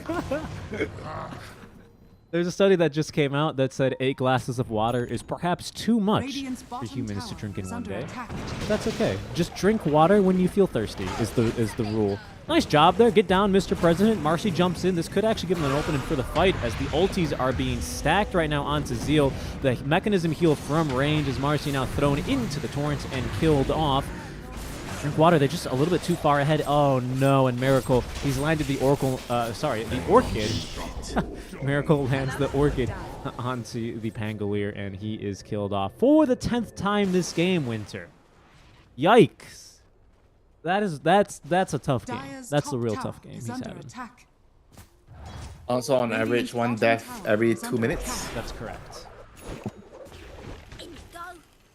That is the math breakdown.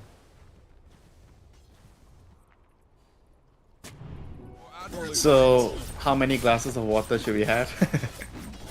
Well, right now, drink water. They're gonna make us drink at least 2 here, as it seems like this game for them is heavily trending in their favor. And well, we'll see who they face off in the next round. I am refreshing our bracket here on the side, but their opponent has not yet been determined. It's Neon Esports who lead that series 1-0. See if Team Virgo though is gonna make a comeback.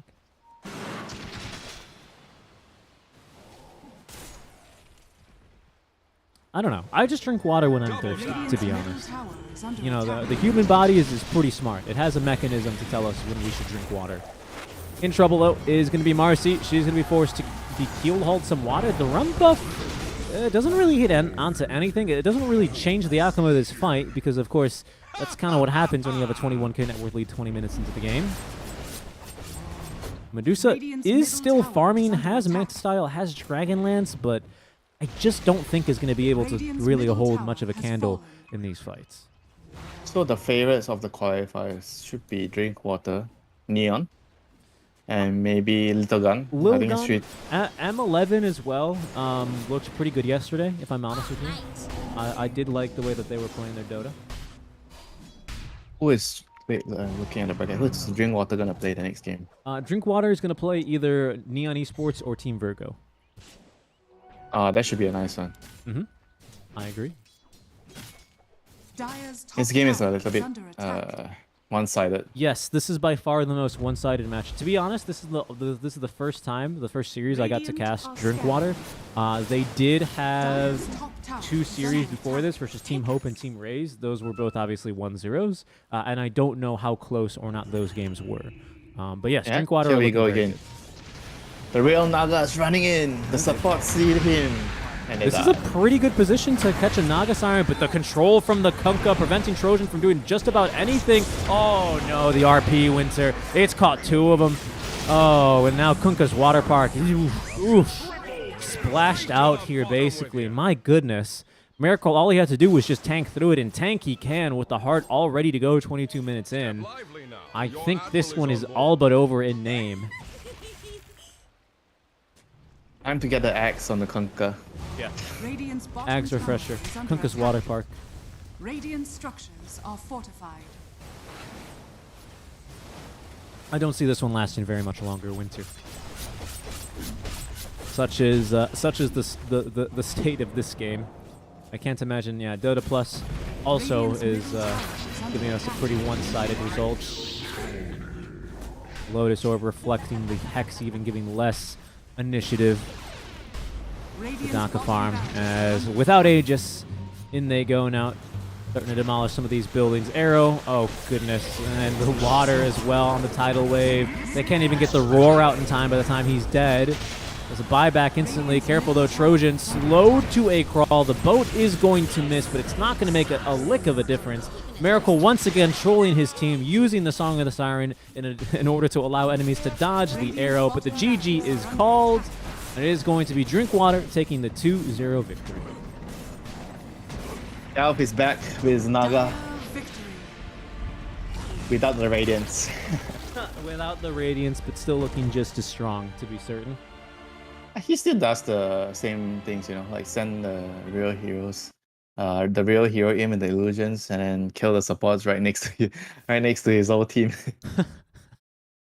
But the It's- other thing that he used to do a lot is, but I guess it only happens with the Radiance Naga because the map is always so split, and he will cut all your waves, and then you have no creeps coming out of your base, right? And then he just go song inside of the base, song your team on the left side, and then his illusions killing your tower on the right side. I mean, it looks real good. He was doing a good job with microing the illusions, and just he was always having illusions chase down supports. He's very good at controlling units.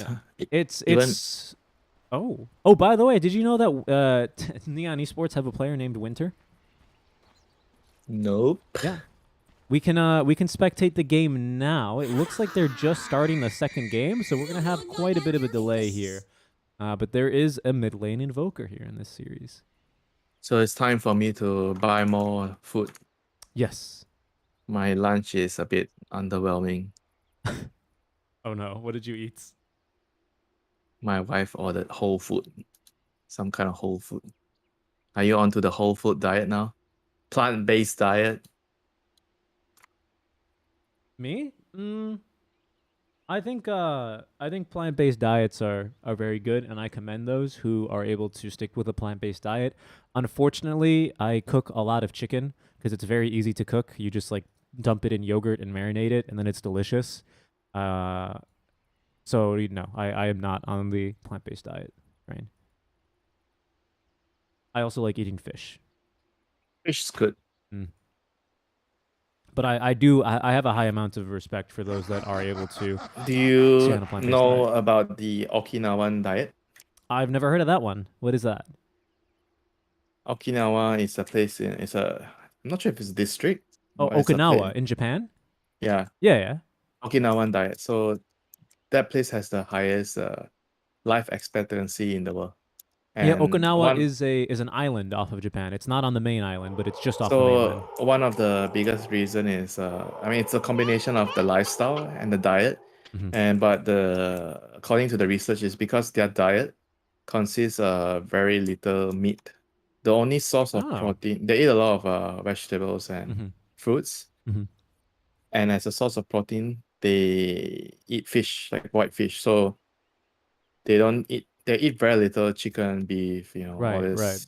Because red meat naturally, and stuff. being on a small island, you're not going to have a lot of land to cultivate animals. Yeah, because all those stuff is the food nowadays we eat has a lot of contaminants, so it's very bad for you. That's interesting. And I don't know. so the diet, why the diet is good for you is your source of protein is from fish, and apart from protein, right, fish gives you the amino acid which is essential for your body. Right, and muscles.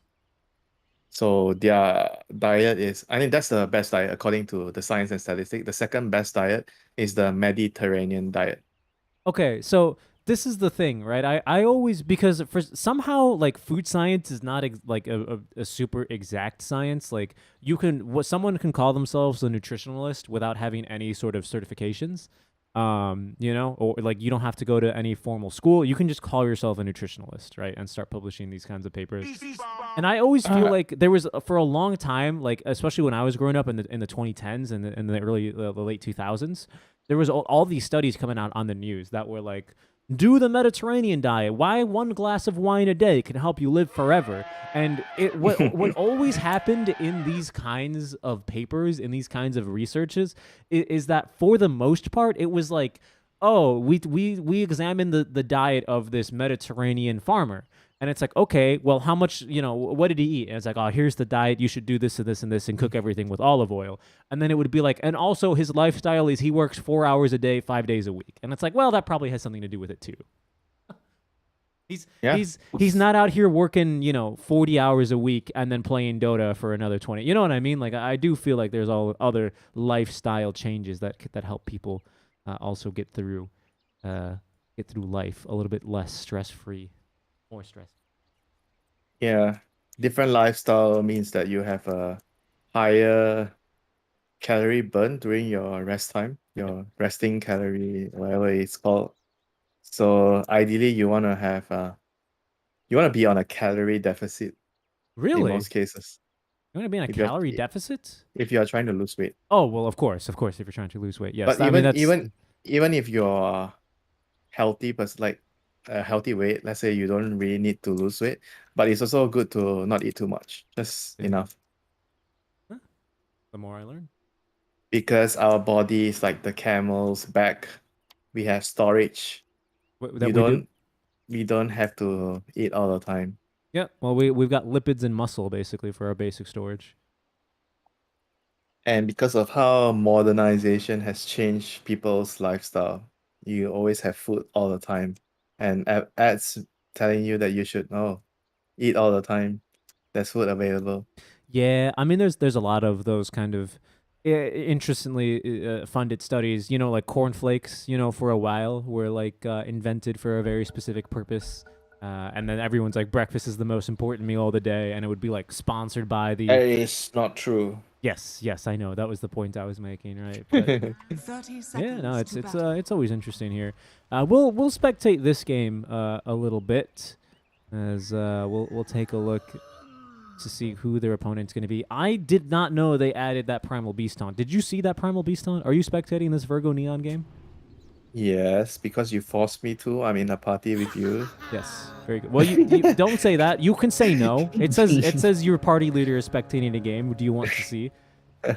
You had the battle choice. begins. We have the illusion of free will. Yes, very true. I think this is a support primal actually. Looks like it's a position 4 with brown boots. Interesting.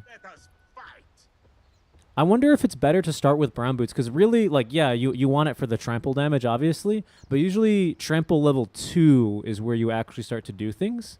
So I wonder if the boots make that big of a difference for the first couple, 3 minutes in the laning stage. Wave pull. It helps with the wave pull when you're pulling. Who's he laning against? He's laning against a Snapfire? Yeah, I could see that. I mean, it doesn't matter who you're laning against, because no matter what, the lane is decided by 2 things: denying and last hitting the range creep, and number 2, creep equilibrium. Where is your creep? Can you see me? Oh, you can't see me draw. So basically, why do you want to, why does 33 always do this with what's his name, Saksa? Basically, you want to manipulate the wave and get it back near towards. So now wherever the DP is last hitting right now at the trees, this is where you want the creeps to be constantly at. Right. So that's why you're manipulating the creep wave, and you're forcing your wave into the enemy's tower. So Right. they have to try to avoid that from happening, because if you pull the wave and you drag it to near your tower, and your previous creep wave goes into their tower, it means the creep wave is always going to be near your tower. And when it's near your tower, the FV against DP matchup becomes very apparent because he cannot last hit. But if the wave is near the FV's tower, you cannot take advantage of the fact that DP is a better laner than FV as much.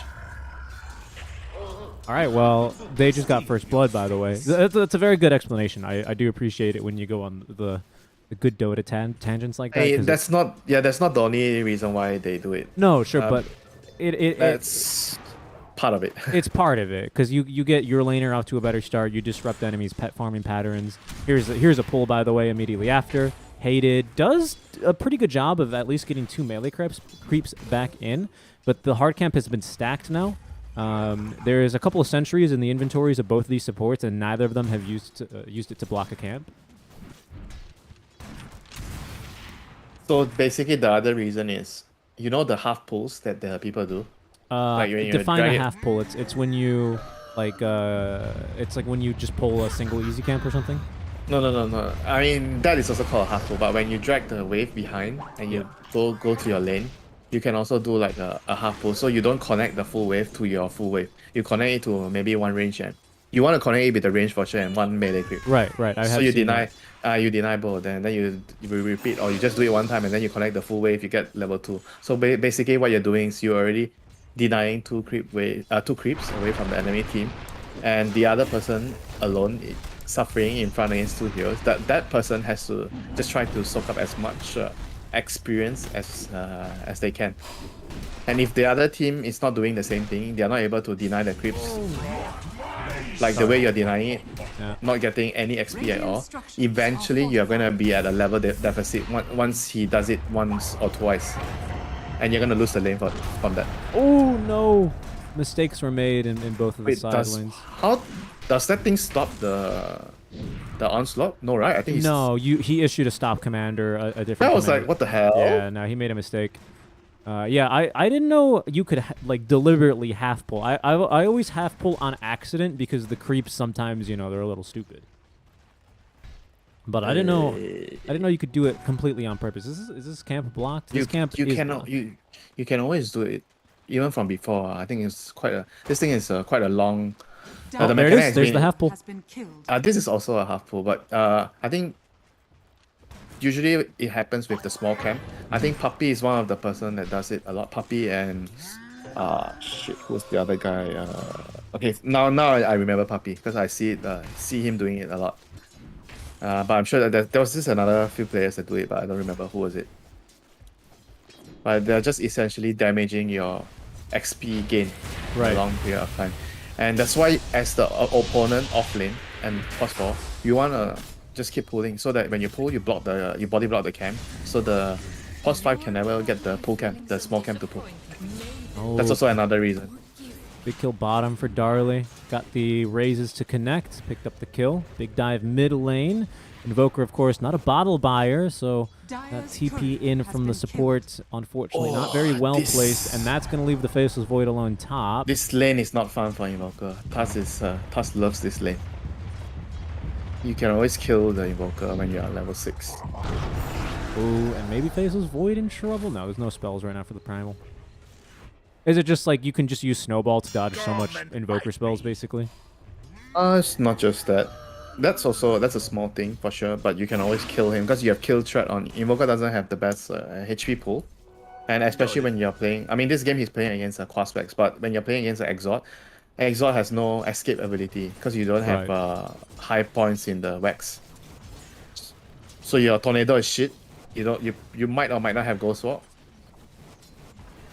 And every time you do your snowball shot and ulti combo, you take a substantial part of his HP. He's going top, and a very, very good initial chain. What is it? A cold snap. Pardon me. Is going to pick up the kill. He actually started onslaughting away, so it was a really, really good reaction time, and that is an important kill here for the Invoker to get a little bit of funds into the treasury. I don't recall seeing a lot of cross-wax Invokers anymore. But this game is, I guess the reason is your lineup is greedy, right? You have this Faceless Void, Dawnbreaker, all these long cooldown spells. Yeah. If you're Exalt Invoker, that's not gonna be too helpful for your team. Even though it's normal, right? You would think that, oh, I have FE on my team, I want to Sunstrike. Ooh, really good turn here. They need a little bit more damage, and I think the Streams may have overextended. No, he's not going to die to creeps. Asaf won't let that happen. Mid lane, Najjo is level 6, has a regen rune and the mango, but doesn't have the damage to kill the Invoker, especially with between the Fairy Fire and the 3 wand charges. He's not getting baited there. Yeah, I like the the Quaswex Invoker this game. Tornado as well, EMP super annoying for the Death Prophet, as they are going to get that kill top lane. Very well executed, even with 3 points in the time walk with the silence. They've got him dead to rights. Bottom lane as well, not going too well for Neon Esports, who lead 1-0 in the series.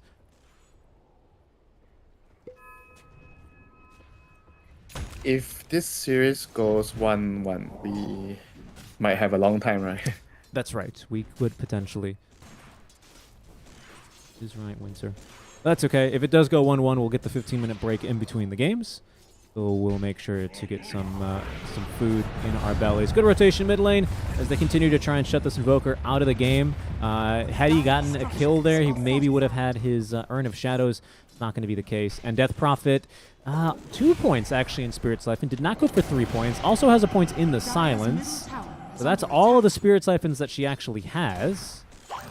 That's weird. She had Spirit Siphon on cooldown, but she didn't get a stack of Time Dilation. I don't know if that looked right to me. And now, ulti active. Nothing really stopping them from just charging down. Another TP from the Invoker, who's just respawned. Cold Snap being applied. No charges here of the Spirit Siphon. Tornado EMP. Should pick up the kill. Bottom, though. Darlie having a bit of a tougher time. This hero is very much in the dangers of dying to a simple toss backs, but the bonus armor there, granted by the living armor, is going to keep him alive and topped up. Rotation here, courtesy of Nazjo, who gets the vision for the snowball. Ice shards at the ready, and nowhere that this Tiny is going, but back to the grave. You've got the blood on you. Double damage. Ooh, and he's picked up a DD rune as well in the river. That's Falcon Blade already coming the way towards the Tusk. What do you think about mid lane Tusk? Are you a fan? Yes. Because I'm a 9 fan. Okay, that's fair. I'm also a fan of Nine. Hard not to be these days, and Valky sure isn't. He's been dusted immediately, rendering that Ghostwalker, any use of it immediately useless, but a great Chronosphere. They've gotten the SF down bottom. Can they get any return kills mid? Yes, they can. With those bashes there, they're going to at least get the Primal Beast. SF as well does take a dive. Looks like a toss back into the Starbreaker, and he's going to condemn him. Oh, maybe a +1. This could be big. There's the Urn charges as well. They're bringing in the Dawnbreaker. This is, of course, the mid lane Tusk as they've dispelled the living armor. Snowball to turn onto 3. Stick charge is not enough to keep the Invoker alive. Nazjo still might make it out of this one. No, the stick charge is there. Proof sufficient for another cast of the Avalanche, and that big old Starbreaker hit is going to be enough for the kill. Fight still not looking so good, though, for Neon. They'll still lose 2 cores at the end of the day, even if they do pick up the Tiny. Dire's top tower is under attack. The top lane, DP, more or less left to her own devices. They did kill her through the Exorcism, so she doesn't have that to speedily siege the tower. Base created then for the Void to continue recovery as he goes for the Mask of Madness build.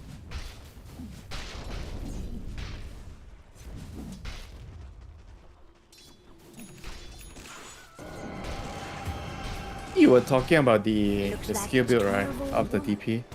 I think that with the change of how the spell skills, I feel like you probably only want 2 points now. In the Siphon, really? Yeah, because the charge restore time doesn't get lower. Ah, I see. And you get the damage is like value at 2nd point. Mana, everything stays the same. So essentially you're just getting it for the extra charge. But if you feel like you don't need it in the lane early, because if you get it to 3 and 4, I think it's only gonna make a difference in big team fights. You know, in the small skirmishes, probably not gonna matter so much. That's why he's only keeping it early. His build early was 2-1-2. They might actually turn this. Really good Ice Shards there are going to condemn this Invoker, especially with Kisses coming down. Might give him an opportunity. Wow, he lived actually. Kisses enough to turn the engagement, as now even Enryu connecting from the bottom lane. Neon are currently out-rotating Team Virgo. Valky is going to die, but it is definitely going to cost them Nazjo. So a 3-for-1 trade. Well, they're TPing with Exo active. It's only about a 3rd duration remaining. We'll see what they can get, as the Avalanche only is going to be able to delay the SF. Hated going for the TP out, and the Ghosts are actually not here. Somehow, Tsukimoto is managing to avoid Darlie fairly handily. Got that Mask of Madness, move speed ending the raise on the auto attack. Okay, so it is a 2-for-3, but still a better trade there for Neon.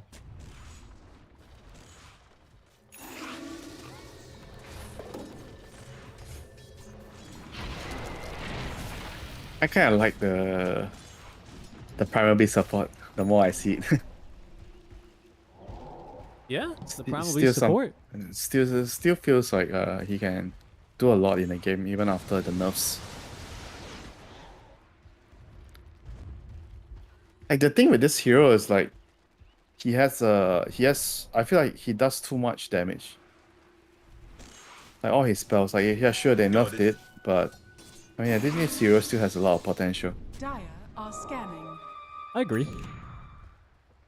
I think his ulti is also hilarious.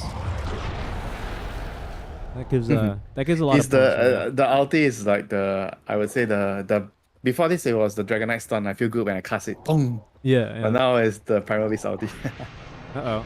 Well, maybe he escapes here. Cookie, EMP. Pretty good Ice Shards. Does isolate Valky from this kill. Doesn't stop him from getting off a pretty good Tornado, however. Going for the Pulverize just to delay his death a bit more. Oh, and the Chronosphere committed because they've actually got the Kisses ready and plenty of damage onto Nacho. He will die. They actually use Overgrowth as well. That triggers the OK from the Tusk. Ooh, I don't know about that one. I think, just maybe, yeah, they're going to get an extra. Neon Esports really starting to just kind of walk all over Team Virgo in these fights. Yeah, their heroes have a much better team fight, but now they have nothing. So Radiant's gonna run at them now. The Tusk and the Primal Beast. Incoming mid lane. Andy Loon. No, he's fine. He'll just tank right through that EMP. Bottom, though, I think the good news for Team Virgo is they still have the number 1 and 2 net worth farm, or cores, being this SF primarily, followed by Candy Luna on the DP. The problem is that it doesn't seem to me, Winter, that Virgo have been using the ultis of this EXO as effectively as Neon had been using something like the Dawnbreaker ulti or the Chronosphere.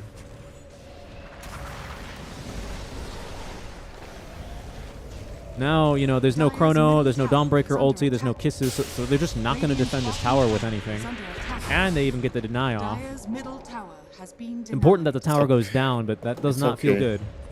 Yeah, it's okay, even though they didn't get a last hit. Oh, maybe they get a +1 here. Silence prevents the Cookie from coming out into the Snowball. Much needed kill for Nazjo. That's the problem with this Tusk mid, is that it's not a hero that farms especially fast. So he does need to continue to look for kills around the map. The Tusk is always ready for a Oh, you fight. found fast. You can clear creeps, QW, you know? Yeah, that's true. Especially with Falcon Blade. But I do feel like he is going to be outscaled by this Invoker. Actually, Invoker... Yeah, did that's knock off the for sure. Yeah, that's for sure. But he has to utilize this point of time where I would say there's a 10-minute window, maybe 10-15-minute window where you're a lot stronger than the... Okay, 10 minutes.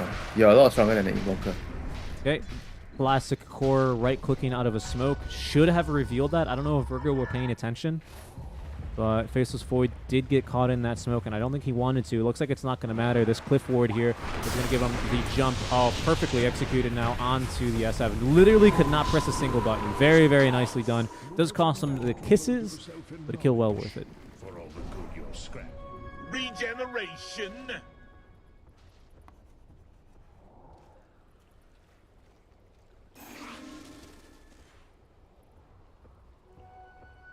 Winter, I have a question for you. How come it rains every day in KL now?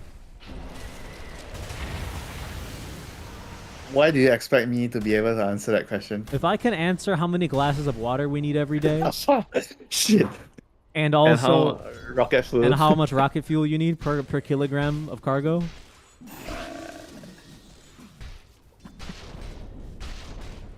You know the answer, bro. I know it's rainy season. It's fine.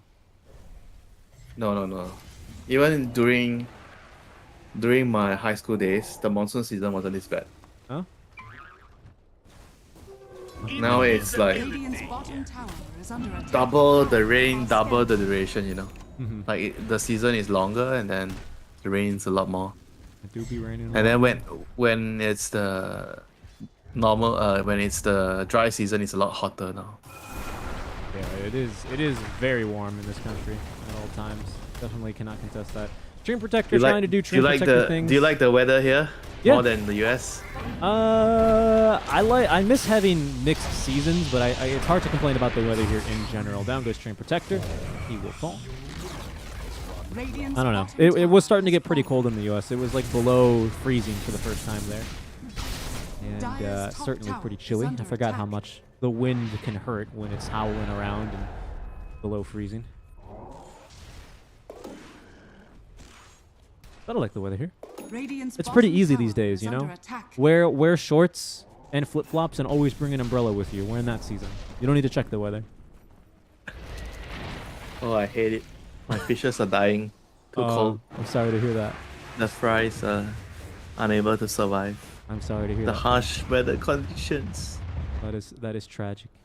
Neon as well, doing a good job here. They're looking for a fight mid. Najo has not showed. They've got this ward down here that wouldn't have scouted him. This cliff ward is finally being taken down, so they definitely know there's a Tusk in the area, however. Radiant's middle tower is under attack. Continue to Sunstrike Roche. Maybe afraid that tag team is actually leveled up. It's actually still only tag team level 1. So they can't really I guess maybe with the DP now level 2 they could do Roche. No, that's pretty normal. This skill build. All the mid tasks has this skill build. Oh yeah, for sure. I'm just continuing to check Roche. Because, yeah, I guess SF, yeah, they do Roche pretty fast, right? Presence of the Dark Lord now up to level 2. You have, obviously, Primal who can tank it. Exo to do more damage. Tag team for a little bit faster damage as well. As nice. Oh, only the double raises, and that's all they want. They're not looking to turn. Fortunate Soul. Fortune Soul, pardon me, not Fortunate Soul. Careful. There is a... Oh! No chance to get the Chronosphere off. And then that's a ward that is going to win that engagement. Very nicely done from Virgo. They didn't actually see the SF ulting.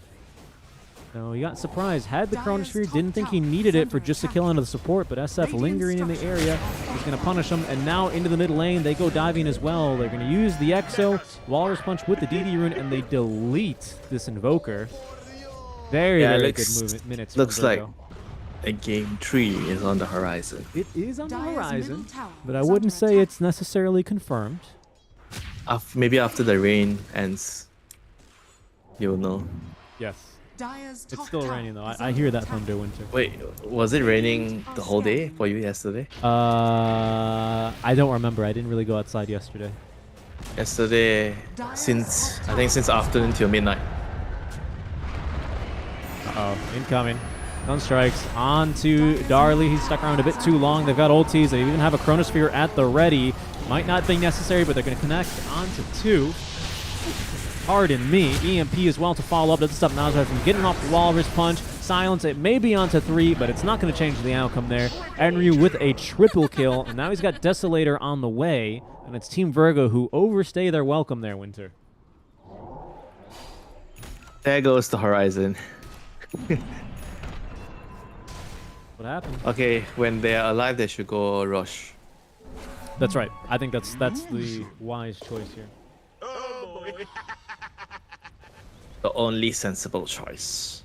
I mean, the other sensible choice is you smoke and you run at the enemy, you try to get a kill before you go rush. Yeah, I think you could do that, right? You still have Overgrowth, so you can easily find a pick off onto just about anyone. There's no BKBs out yet. Yeah. Fortune Soul is about 1,600 away from his. There's that Deso completed on Dawnbreaker. She does have Shard, which is the problem. But other than that, I don't think you're in too much danger. The problem is that Neon, they could still probably look for a kill. They have this fresh Blink Dagger on Tiny. And, of course, with the points in Exort, Sunstrike kills are always a possibility onto someone a bit squishier. But still a little bit scary to potentially go for a Roche. Bounty killing.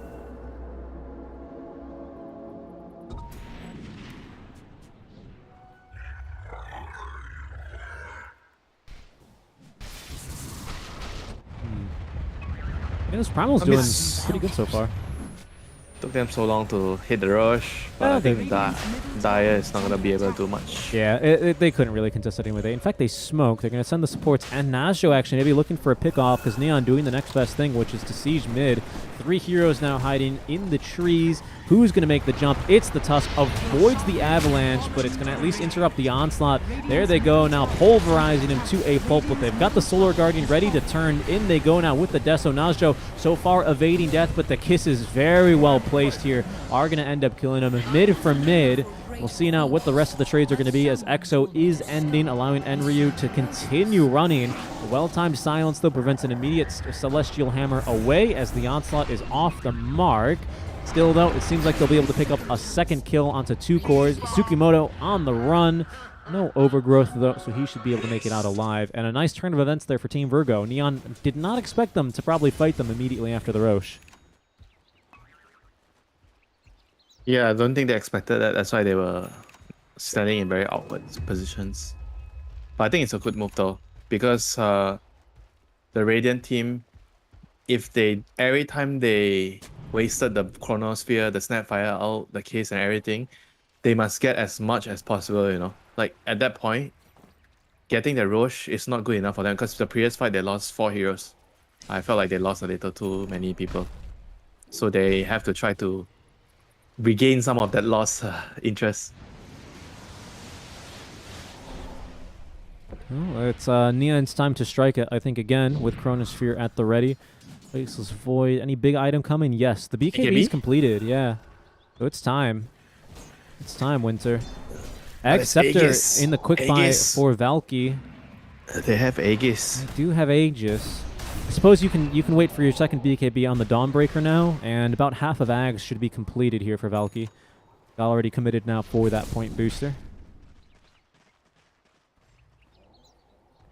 But Neon, you know, certainly probably playing on the back foot here a little bit, but not by any means weak in these circumstances. No, they have to chill for another 10 minutes. I think their lineup is going to be at their peak around minute 30. Or the Void gets, I think the Void needs one and a half more items. Really good smoke break here from Hated. He's scouted, does get the D ward. So his death is already worth something. That's well done. Your 10-minute window of Nasdro being much stronger than Invoker. You said that about 9 minutes ago here at minute 15. Do you still feel like that's accurate as we approach that 10th minute? Okay, maybe a little bit more. A bit more? Okay, so maybe you said 10 and then you at first you said 15 and then you corrected yourself to 10. Because I was considering that this is a quad specs invoker. If it's an extra invoker, you're definitely gonna have a you're definitely gonna be stronger, a lot stronger than the Tuskar. But because it's a quad specs and he's only slowly transitioning now, so I would say the Tusk is still strong. Right. I'd agree with that. He feels pretty good. And now with the casual Crystallis for Darley and the BKB on top of this Aegis providing him some support, I do think SF can start to be a little bit more of a force in these fights. He's got the 15 talent, yeah, Presence Aura affects buildings. He didn't get the shot? No, I also haven't seen it super early in the build, which surprises me because it seems really good. I mean, I would feel like this is the time to get it. Now is the time to get it. It strikes me as a good shard. He still has 90 seconds on his Aegis. It's a stun. His team. It's essentially a stun. Gonna smoke and maybe look for some action in the middle lane. There's that new, well, not really new, but change Snapfire shard. Tsukimoto is going to be picked up underneath the Radiant Ward. They'll pick him off, but for the second straight smoke attempt through this Aegis, it's only been supports tanking smokes. So I think Neon Esports are not too unhappy with the outcome of this, considering their Faceless Void finished his BKB and might have a Yasha by the time Aegis expires. Invoker as well, 3/4 of the way towards that Ag Scepter, while Enryu has finished up his own BKB. So the items, you know, they've been coming along nicely for Neon, even if they have lost a couple of towers. They have 2 BKB now. Their next timing is the X, so that they have the Cataclysm with the Chrono. Yep. It's a big one. If they can survive to that point, I think they're probably not going to lose any of the team fights. Only 30 seconds left as well on this Aegis for Darley. The only way you can survive that is you have to buy on this. Yeah, that's true. And then it becomes a nullifier game for Faceless Void. Funny how that works. Oh, I remember that time. Everybody bought on this. Yeah, because what the cooldown was only like 110 seconds, and then they finally gave it a stepped cooldown. Wasn't it also something else? The stats? Oh no. Same stats? I think it might have been the same stats. So it's just all about the cooldown? I think it was mostly to do with cooldown. Especially because, like, I think the cooldown was maybe, like, I don't know, 110 seconds or something, which is a long time, especially if you build it in the early game. But late game, when you're only using 1 chrono every 2 minutes anyway, like, it was just fine. And now I think it goes up to, what, like 160? Almost 3 minutes? Here we go. The game the game-defining moment if they land this chrono. Gonna have to be a big one. Tsukimoto up front, places down the wards. Oh, okay, a little bit of blink-on-blink action. Nashjo does get the BKB off. Tiny doing his best and is surviving a while thanks to the Solar Guardian. Big damage, and they've caught now the SF. And now, now they're going to focus down onto him with just about everything they have. BKB not used as he will go down. Enryu as well with his own BKB duration going in pretty deep. Does take the death, though, as the DP Exo Spirits ripped through her. A 2 for 3 trade, pardon me, with a buyback out from the Primal Beast. I think Neon Esports are going to be fairly happy with that outcome. They got the SF. That's good enough. SF is their late game damage. This DP later is not going to do enough. Got it. Yeah, so the biggest deal was, yeah, this, wow, Andis has been in the game for a long time, huh? 7.07. Jeez. And then 725 is when the item became pretty bonkers. They reduced the cooldown from 115 to 105 seconds, and then everyone bought it, because then in 729 they reduced the cost by a further 100 gold because of some recipe changes and some cost changes. And then in 730 it finally got its 105, 125, 145, 165 cooldown. Yeah. And they reduced the health bonus from it by 50, so. But yeah, it's received a pretty significant nerf as of late. But I think versus Faceless Void, you know, unless you're an Ursa and you have an Acceptor, unless you're a Wraith King, right, it's definitely the item to go for.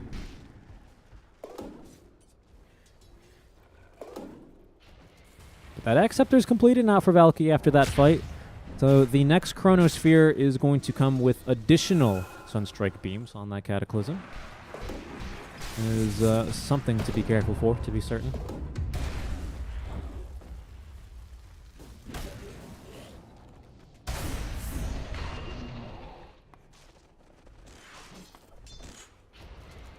Do you like the state of the game right now? The meta? The state of the meta? Yeah, from a spectator point of view, do you like watching the games? You know, that's a big pickup, by the way. That kill onto Nashjo. It's, I think, going to be the first time in this game that Neon take the net worth lead in the game. As very quickly they'll start to take over map control. This might even...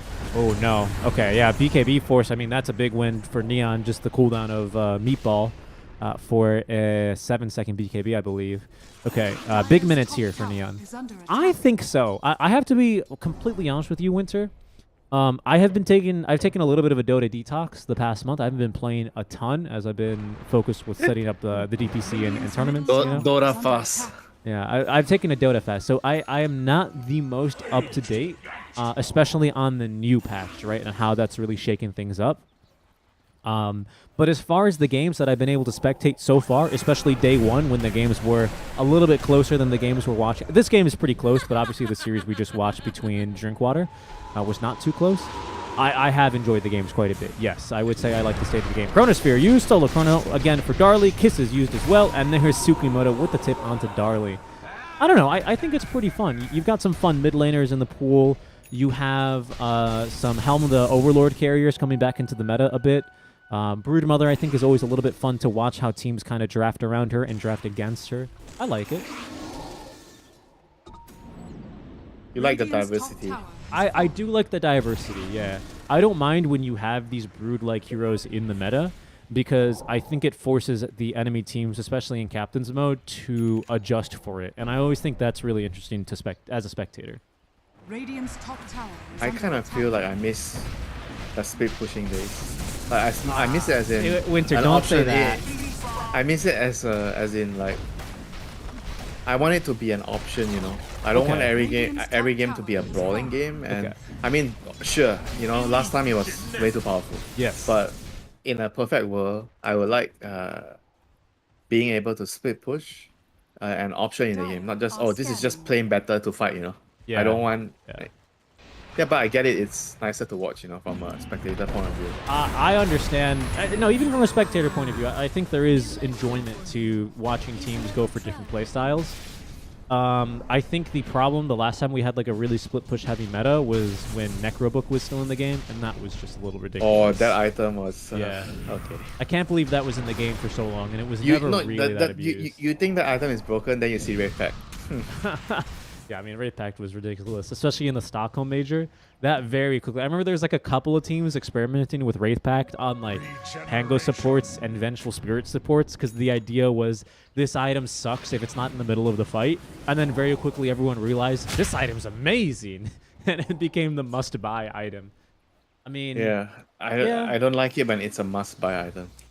I think the trouble is Radiant are scanning. in balancing the opportunity for split push is it's very annoying to play against in pubs especially or in unorganized play generally when split push meta is very good. BKB active here, Escott just running for his life. No bashes here, but the chrono is used because they've caught the SF yet again. Cataclysm with the kisses, down he goes. They're even going to take down the dinosaur. Nastro doing what he can, but he has got a BKB just to avoid the tornado winter. It's going all wrong. There's at least the overgrowth, which might and does allow at least the Tusk to escape, but it's been 3 straight fights where Neon get everything they want. Lineup expired. Yep, feels like it. You don't have a save for the chrono. That's not a problem. Like no SD, no banish. Yeah, so my biggest problem is it sucks to play pubs when it's like a split push rich lineup because it's so hard to coordinate and it's very easy to split push in general in pubs, you know. In professional games, certainly not, right? So I think it's a fine balance where, you know, you can make it viable in pubs, but as soon as you're in a very coordinated game where, you know, everyone's yelling about everything they see on the screen at all times, like, it just becomes a bit too easy to shut down, it seems. Bottom tower is under attack. So you do agree, if it's an option in the game, it would make it more entertaining to watch. I think so. I think so. I wouldn't be opposed to it, certainly. Because now it's more or less every game. Every game is brawling. Do you remember, who can like, outfight each other? You remember like tour 1 of 2 of last season and then like the last 2 tours of the first year of DPC that we have? I felt like split push was certainly a very real thing, but it wasn't really people split pushing in order to take objectives. It was people split pushing to buy times for their core to come online. Back when we had like TB Dusa every game. You remember that? Mm-hmm. So I don't know. Did you enjoy that method of playstyle? Because that was when like Puck and the Spirits were super good at doing this and dragging I out wouldn't games. say I enjoy one particular over the other. Oh, this is a huge kill. What the heck? Face is void. What do you... I mean, I guess he's got Aegis, so it doesn't make that big of a difference. And this is a big Dawnbreaker. 12 stacks now on the Desolator. She's being torn apart, though, by Darly and is now killed off. A big trample on through the fight. Doing some good work now, especially with this DP shard setting off the fears. They've actually sent the Faceless Void scattering because he doesn't have Chronosphere.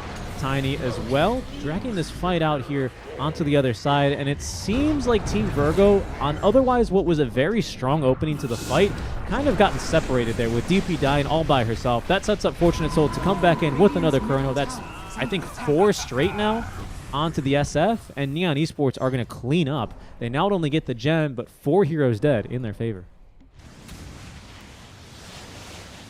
I think generally Winter, I think it's really hard, especially for more casual fans of Dota esports, which, to be fair, are still dedicated fans. You know, people that show up and watch group stage matches are dedicated fans. It's just more fun to watch a teamfight meta. I hate to say it. Radiant's middle tower has I agree. fallen. Just maybe for the Radiant's middle more barracks serious are or under more invested people, attack. Radiant's middle having barracks has fallen. repeatedly same kind of heroes being picked over and over, or same playstyle, it might get a little less interesting. I agree. Compared to like maybe if you watch, let's say today, you have time to watch 3 games, right? Yep. And at least one of the game is something different, you know. You feel like, oh, it attracts you more compared to if all 3 games, or you see this brawling, Tusk, DP, every game Tiny. Yeah, what I'd be interested in, I'm actually gonna go ahead and take a look at what heroes we've seen today, because the reason I You agree with remember all the backdoor, like how people split push and end the game, that kind of Radiant's shit. bottom You Yeah. know, tower is I mean, under attack. it's not that it doesn't happen now. You know, it just happens so much lesser than before. You know, it's so much unlikely to happen in this kind of playstyle. I just want to take a look at. Oh, I can't really filter by today's matches. You know, I'm not advocating for the game to be a speed push heavy game. You know, I'm Yeah. just saying that everything should be viable so that it expands the possibilities of strategies, different strategies being made. There's more there's even more variety, you know. And Right. Well, I mean, look, like let me preface this point by admitting we're in an open qualifiers where generally you can get away with different strats a bit easier. Oh, hold on, careful, little fight. Oh, well, the DP's in a bit of an awkward spot. I hope she has BKB. She does, but the Abatos is going to be actually condemning her. There's no kisses for these fights because they have gotten rid of the Snapfire. oh my god. Taking down the Treant Protector. That was just a one-shot there. And once again, SF caught and killed even faster this time in the Chrono. That'll trigger the buyback out from the Treant Protector as S-God is taken down. Celestial Hammer used for the kill, and it's going to be Tsukimoto cleaning up the Tusk. Wow, it's so tough. My keyboard is not. So tough. But what I was going to say there, Winter, was, prefacing this with acknowledging that we're in opens, which means that teams can generally get away with more strats and not be as punished compared to tier 1 teams, quote unquote. Taking a look at the drafts from today, I see a really wide diversity of heroes, being picked from the top 8 teams, right? And personally, for me, even if it is a fight-heavy meta every single game, does make it more interesting to watch, right? Because you get to see teams attempt to execute different strategies in fights, and you have different heroes that are appearing in every game. The problem this kind of leads to is naturally, especially in Division 1, where you do have to kind of... You don't have to, but the meta kind of conditions one playstyle and certain heroes more. You do tend to see the same heroes be picked over and over again, right? And that does become a little bit boring. But early on in the meta... that's because everybody is making an omelette. They're just finding better ways of making an omelette, but in the end, it's still an omelette.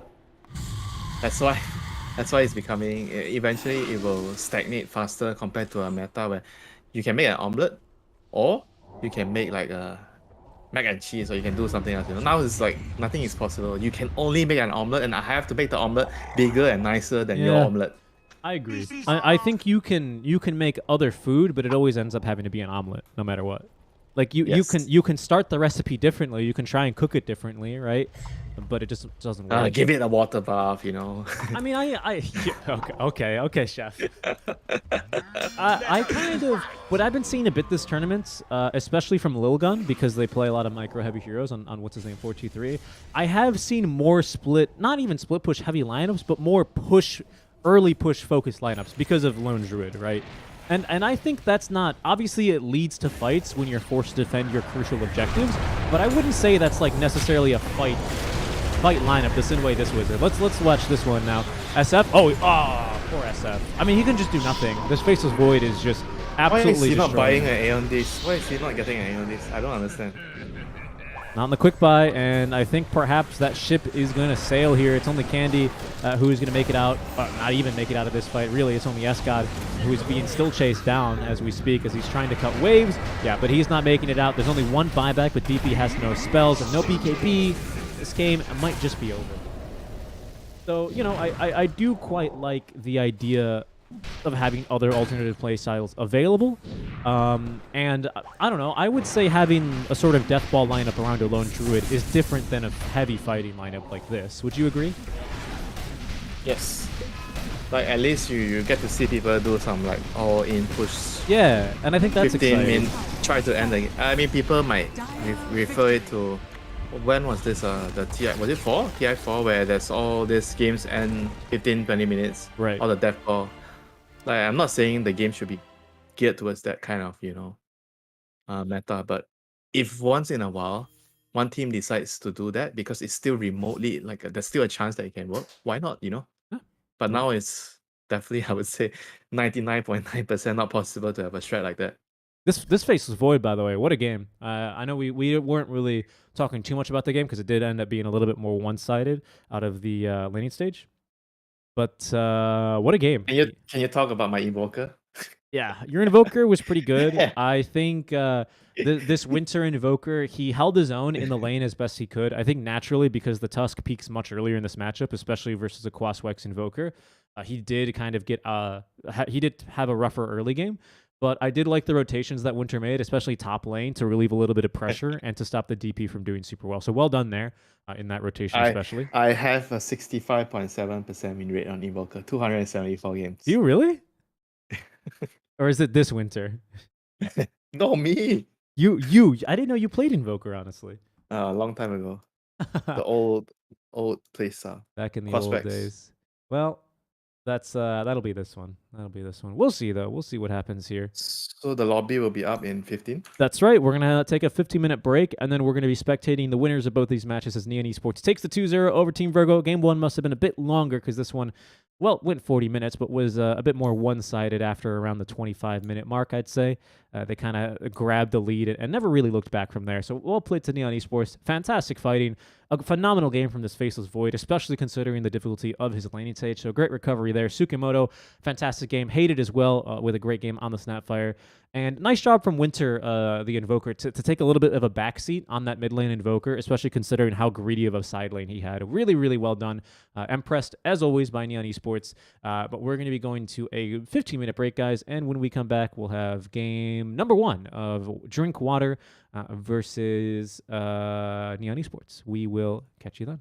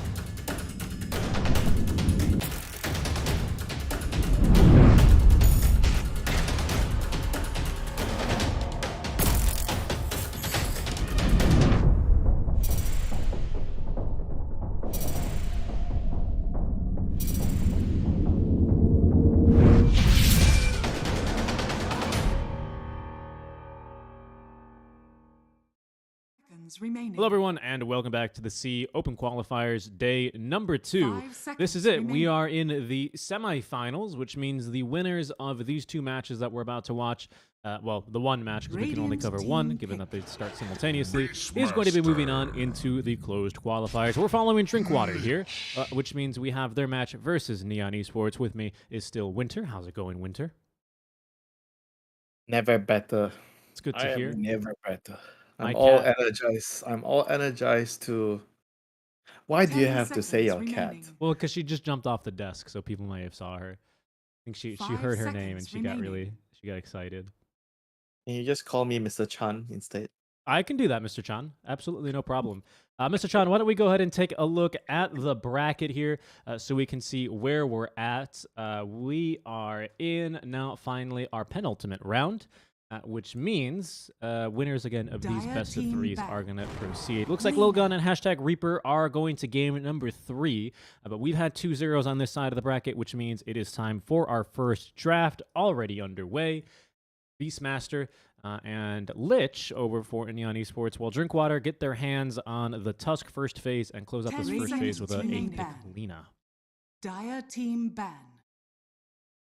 Lina. Quite I a think Lina's going to be the one of the hero. I mean, it's open qualifiers, but I think Lina's going to be a frequent hero on the number 8 slot. Because the hero, okay, in the previous series, we saw him on the number 1. Like 10 seconds the remaining. team's just like whatever, you know. Lina can be my mid, can be my Radiant safe lane, team ban. and there's not really much good counters, you know. As long as you draft a good lineup around it. If you draft like a all mage lineup like the previous series, then that probably doesn't work as well. Just one thing I wanted to point out as well 10 about seconds Neon is they remaining. clearly have done their research and they've banned out the Naga in the first phase, as well as 5 the Marana, seconds which has been the remaining. first phase opening for Drinkwater's first best of 3 series of That the game. is not research. Dire team ban. That is not considered research. That's research. That's definitely research. That counts. If you play Dota or you care about Dota, you would have already known. You would have already known about Miracle's first 10 phase. seconds remaining. Naga? Why not? I mean, that counts as research then. 5 seconds remaining. I think research just means that you find yourself in a position of having knowledge thanks to experience before. So caring about Dota, watching Dota, playing on the tier 2 professional scene, all counts as research, right? It doesn't matter if you found it through having to play against his Naga Siren in your pubs or in previous Division 2s or whatever. It doesn't matter if you just found it on Dota Buff. It's all the same. It's the same end, isn't it? You ban it anyway. I tell you, he's gonna play Lash this game. I got a feeling. He's gonna want to play some weird ass. That guy's he doesn't, you know, he's like a carry that's always dodging his responsibilities as a carry. That's why he went to offlane. He wants to be able to play aggressive, but and not have consequences, because as a carry, Radiant team ban. there's consequences. There are certain things you are not supposed to do in the game. Apart from farming, you know, he likes to farm and kill people, kill heroes. So you don't think there's any chance that this could be a Miracle safe lane Lina? We have seen a safe lane Lina today.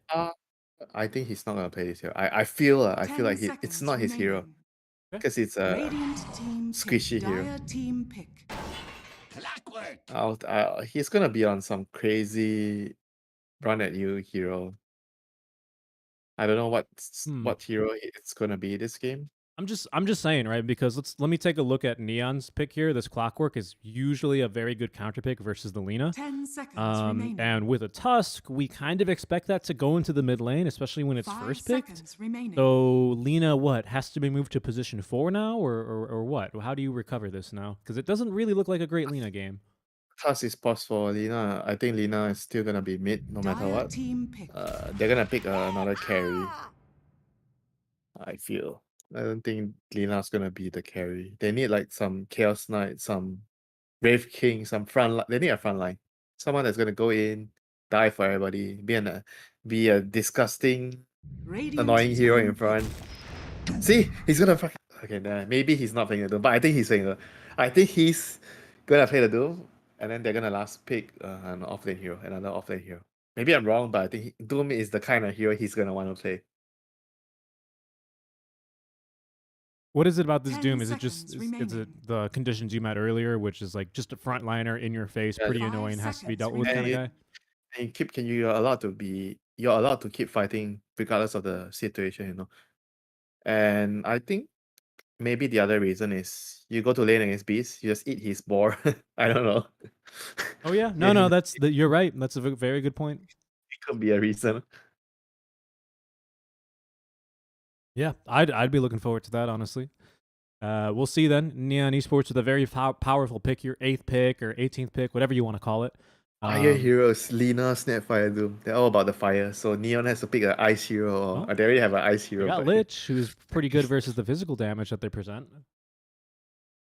Neon, I think they want to, like with Beastmaster, you kind of want like like also a ball, you know, like somebody who can, like a lone druid. I think lone druid is pretty good against Doom, but I don't know if this team plays lone druid. I think as well right now, if you're Neon, you have amazing vision between the Beastmaster and the Clockwork and really good initiation. Like that should be taken care of for you. So maybe some kind of mid laner that is a gap closer to Tinker! Lina. Tinker, Tinker would be pretty mean. toxic hero, that hero. Toxic hero. I- I was that thinking is of a the spirit. I was hero- thinking of an Ember personally. Ember is like okay lah, it's Dire okay, team ban. so okay. Wraith King.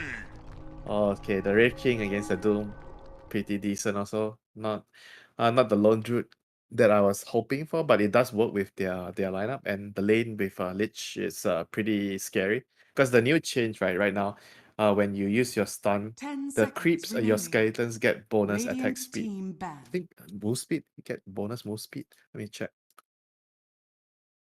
I know you have bonus attack speed.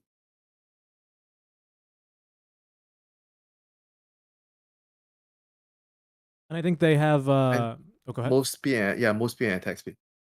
So 10 the seconds basically remaining. the old mechanic was the creeps, the skeletons are gonna 5 attack whoever you seconds stun, remaining. right? So now on top of Dire that, team they are ban. gonna get bonus move speed towards that target and bonus attack speed.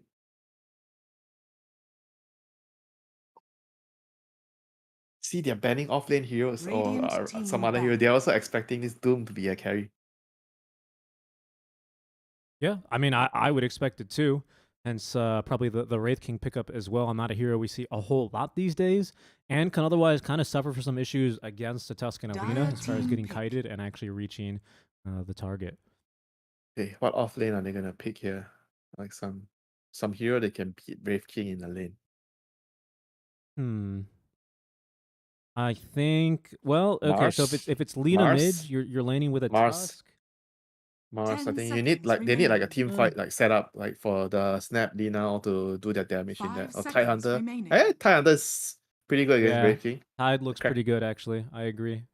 Kraken Shell is very good against all the creeps. Would you consider a Sand King maybe for some more magic damage? That hero is a Yeah. goner. There's no such hero in the game.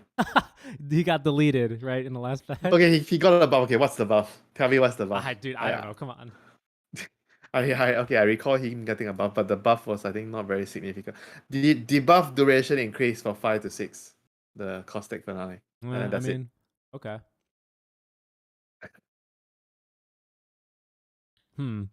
Other than that, the only other side I like the Tide Radiant personally. team I was pick. gonna suggest. Okay, Enigma okay. is more greedy. It's a similar kind of hero with the Mars and the Tide, but a little bit more greedy, but it's a lot stronger in the lane with the Tusker because he did get a nerf, you know, with the creeps. It's slower, 10 right? seconds The remaining. Eidolons they're slower now. God, I Right. hope so.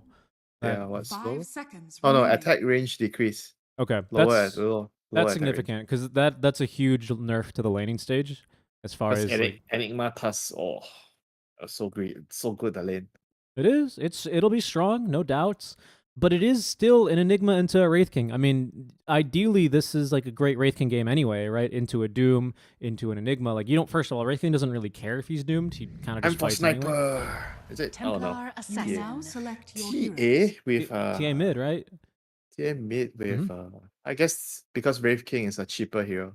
He doesn't take so much space. So you can afford to have a mid laner that's a lot more farm oriented, and because the lane, TA is very good against Lina in the lane and in the game itself because Lina is very low armor. Yep, I was about to say. Especially with a Blink Dagger here, you can do a lot of damage. I kind of like the idea of it. You are much more vulnerable to the Doom, especially if you don't get any of your spells off. You don't have Refraction. It ain't going to last much longer, or even the bonus damage. That looks a little bit scary. But you do also have a solution to this Enigma Black Hole, right? Enigma Black Hole is not be-all, end-all this game. Pardon me, because you actually have two ways of breaking a channel through BKB, which is both Beastmaster and Clockwork, and Clockworks can't be blocked by Lincoln, so it's Let me not, ask you, it's not a free Enigma game. if my Enigma goes Mech, Pipe, Crimson Guard, does it matter? You can cancel his back, huh? I can go for a different build. You know? No, that's a good point. No, you're right. I just Yeah. wanted to highlight whether or not Black Hole would be the be-all, end-all this game, and I don't think it is. I agree with you. I actually quite like the idea of that build. What did you say? It was Mech Pipe, Crimson? Yeah, those kind of items. I think Mm-hmm. Crimson is actually pretty good right now after the buff. I think it got buffed like 2-3 patches in a row. I think this is probably the patch where the item feels okay. It's time to shine. I agree. It's got the Ice Frog treatment. This is the same reason why pretty soon Witch Doctor is going to be best supporting the meta. He's just been getting buffed for like 3 years straight, Winter. And he's still being buffed. And he's still not being picked. In pubs, I think I see him quite a bit. I don't know, in my games. Maybe my games are shit, you know? I mean, I play him a lot. I try and play him every single game. He's so good. He's so good. So I'm talking to the right person here. Yeah. I love that hero. He's my most played, you know. I'm level 26 on Dota Plus on that guy. He's so good. Have you seen the Dendy builds on Witch Doctor for mid Witch Doctor? Oh, what? Mid Witch Doctor? What do you do? It's not bad. You bully your lane and you usually win it because, to be honest, Maledict in the mid lane is ridiculous. Or sorry, Cask in the mid lane is ridiculous. And then 30 you go seconds to Blink, Aether, and Shard, and then Eggs, and then you just gank other lanes. You blink in. Obviously, you don't gank with Blink, but And you turn into the ulti. Yep, exactly. And you give vision for your whole team, and then they actually do things. You do a lot of damage, to be honest. Pretty fun. Recommend it. The fun hero, this Witch Doctor. Turning it into a Death Ward is hilarious. 5-star review. Yeah, I'd recommend it. The battle In the mid laner I can play. Oh, Hated is not going to enjoy this. He is dead. Miracle even getting first blood there, which is very impressive with Doom's 1.9 base attack time, I believe now he has. EAT. Good for him. A bit of bonus goals. Don't think the Lina was too happy that he didn't get it. That's fine, because it makes up for Miracle not going for the first point in Devour, so that's, you know, it'll be okay. I think he didn't go first point Devour because he saw the axes come out. So Yeah, he didn't take skill point first.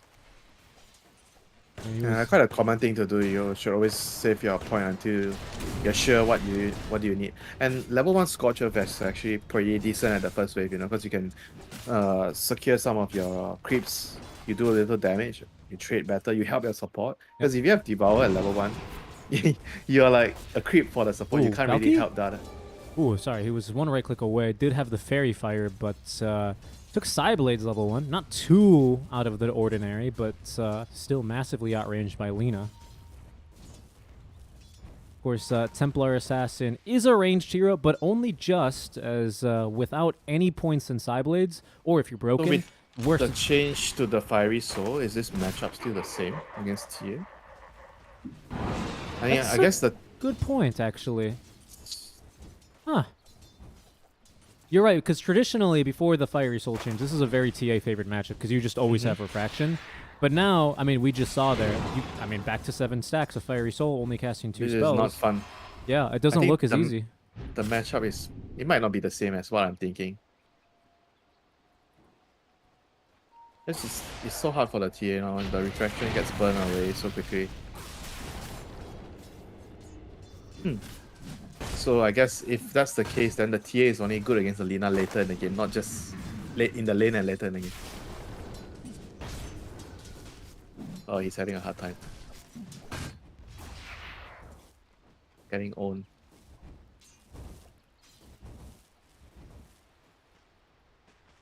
Yes, he's nowhere near his bottle. He has to buy a tank. Oh, that is not good.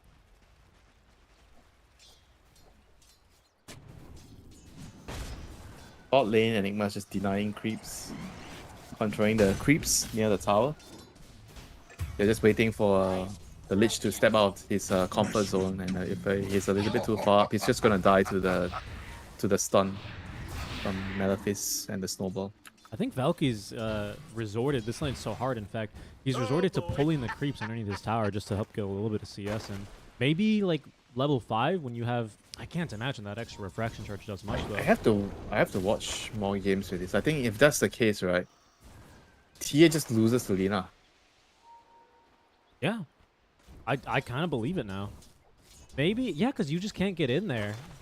You need Bottle early in this matchup to sustain, and then maybe you're able to out-harass her with the Psyblade spill, but already Lina up to level 4, 7 stacks of Fiery Soul, even level 1, it's just look And at I the don't value. feel like he's doing much wrong in the lane. Maybe he can alter his item build for a Baller Rush.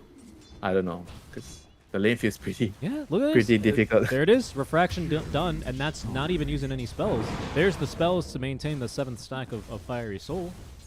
Oh, And okay, the but this is a good gank. This is an amazing gank. It did cost him the life of the Beastmaster, which is of course regrettable, but it should be a kill. Yeah, indeed. That's huge. What a gank. Yeah, good move there by the Clockwork. That's gonna help the TA a lot, but unfortunately because he left the lane, the Beast actually died. And the Beast actually didn't go for the ball because he's doing his Doom. He went for the axe build. Dire's middle tower is under Pretty funny. attack. Still probably going to go for the Helm of the Overlord, or sorry, Helm of the, what's the first one? Iron Will? Iron Will. Hammer Dominator? Helm Are you of the Down, talking- thank you, yes. He has Helm of the Iron Will. Helm of the Down, thank you very much. You knew what I was going for. Listen, it's Rusty season, right? We just came back from our Dota vacation, and we're back at it. Times the skill name. You say Dota vacation, but I haven't played so much Dota for a long time. I took a break after TI, but we're back at it now. Yeah, Dota is the kind of thing, right? Okay, you don't play for a long time, you miss playing it, but the more you play, the more you don't want to play it. Yeah, it's got a little love-hate relationship for sure. I'm doing a bit better now with the level 2 Eidolons. Careful here, Hated. Yeah, Ice Shard, Snowball's ready. I think Lich stepped out of his comfort zone. This attack nerf, though, is no joke, but the Snowball pulls in the Eidolons a bit closer, and they're just a couple of right clicks away from getting that kill. A really good effort there from Kishka, all the same. Yeah, the raindrop and the Fairy Fire saving the Lich life there. And TA, I think, has been more or less given the boot into the jungle. Oh, top lane, Clock's going in. Oh no, the Snapfire bounce out in time. Got it. Miracle fights extremely well here. Went for the siege shot, actually, from the Acorn Warrior. Radiant's The courier has Warpine been Raider, I killed. believe is his name, actually. Oh, but he can pick up the ensnare. It's on the hill trolls now, but no, he's just going to eat a creep. That's probably the highest damage spell you can get, right? The Siege shot? Yeah, especially if you have a target to bounce. It is very good. It is very good. That creep overall is by far the strongest individual neutral creep in the game, I think. As far as like fighting 1v1. It's better than the Chain Lightning creep, right? The Harpy. Ooh, I think after the nerfs it might be. Yeah. Because the chain lightning creep used to be very imba, but then I think they nerfed the chain lightning. Poor jungle creeps out here getting nerfed. Careful, Miracle. Might be in some trouble. He's zippy, this Clockwork with the Tranquil Boots active, but cannot catch up to him. Pretty good ward. I like this defensive ward a lot. That you see next to Aya? Neon's medium camp. Prevents the TA from even having a worse time. Tsukimoto as well, doing a lot of work on this Clockwork. May end up taking a death here. We'll see if he can get the deny off. Good effort, but a bit hard with the Scorch Earth taking him down, especially since it did get buffed recently. Back down bottom. Fortunate Soul, pardon me. I keep wanting to go with Fortunate Son. Oh goodness, but Hated got too close. Out of his comfort zone, into the fire, and killed off. Oh my god, that was so good. Fast. He brought all the Eidolons out. Yeah, he's been doing that all lane, and it works. It helps Dire's mitigate middle the tower is nerf on the cast range. Very effective. Yeah, but that you could also see the change to the stun from the Wraith King with giving the skeletons the bonus move speed and attack speed. Actually almost killed the Enigma from there. It's a pretty funny bonus. It's pretty good it's a very big deal for the lane, for Yeah. sure. Later in the game, I'm not sure how much it's gonna, affect the team fight so much. Because you're gonna have a lot of things that can kill off the skeletons. But in the lane, it's a very nice change for Wraith King. Mid lane, once again trapped inside the cogs. This is our Lina trying to escape. Gets pushed back, and maybe the cog pushback actually not too inconsequential in terms of saving the life of the Lina out of range of those side blades. So maybe a little bit thankful there for the cog pushback, but a good effort there. Fun the clockwork will trigger 2 supports to come and rotate on over. No skellies But this time to boost the attack speed. Looking at the net worth, the T and the Lina, they are both on par. Like Lina is just like 200 gold ahead. That's not much, considering what happened at the start. I thought the lane is gonna be much more favorable. That's true, but that is still surprising considering I don't think Valky made any lethal mistakes in this lane. And the clockwork came to gank the Lina now twice. The first time was successful. that is true. Yeah, that is and true. normally this lane is pretty favored for a TA, like 70-30 for old Lina. Obviously that is much different now, as Valky, just barely alive, gets the kill. Great turn there onto the Hoodwink. A couple of uphill misses there, and that looks like a different engagement with a different outcome, but not the case here. Doom has his Midas up and running, so he's going for the Vanguard next. Arcane Bird's Vanguard. He's going to be very rich this game. Just your, Doom things, Dire's Midas and structures are Devour. fortified. Yeah, basically double Midas. It'll be very fun. And worse for experience here is Fortune Soul. Isn't it more than double Midas? Like 2.5, right? I'm not sure exactly. I'd have to do the math. 200 But, gold. okay, So there's Fortune Soul. He finally hits level 6. I'm not sure if they could have killed him anyway, but he didn't have the point in reincarnation, so it was maybe worth a go considering there's 3 mangoes waiting on this level 7 Enigma. How many denies does he have? 24. Whew. Yeah. 24 is like a normal number. I would say like if it's like 30 plus, then it's a lot. Yeah, I mean, I would definitely agree. I think it just still goes to show, even after the nerf with a strong lane, you can still really do a lot, right? Because If you deny 1 creep every wave, you should have, at 9.5 minutes, you should have, 19 denies from the yeah, because demonic conversion. there's 20 waves, and you get about 1 every wave, maybe a little bit less for the first couple of levels. So he's not actually denying a lot with the right clicks from the summons and the hero. I guess not. I guess not. I do wonder how long you are level 1 and 2, though, on the demonic conversion.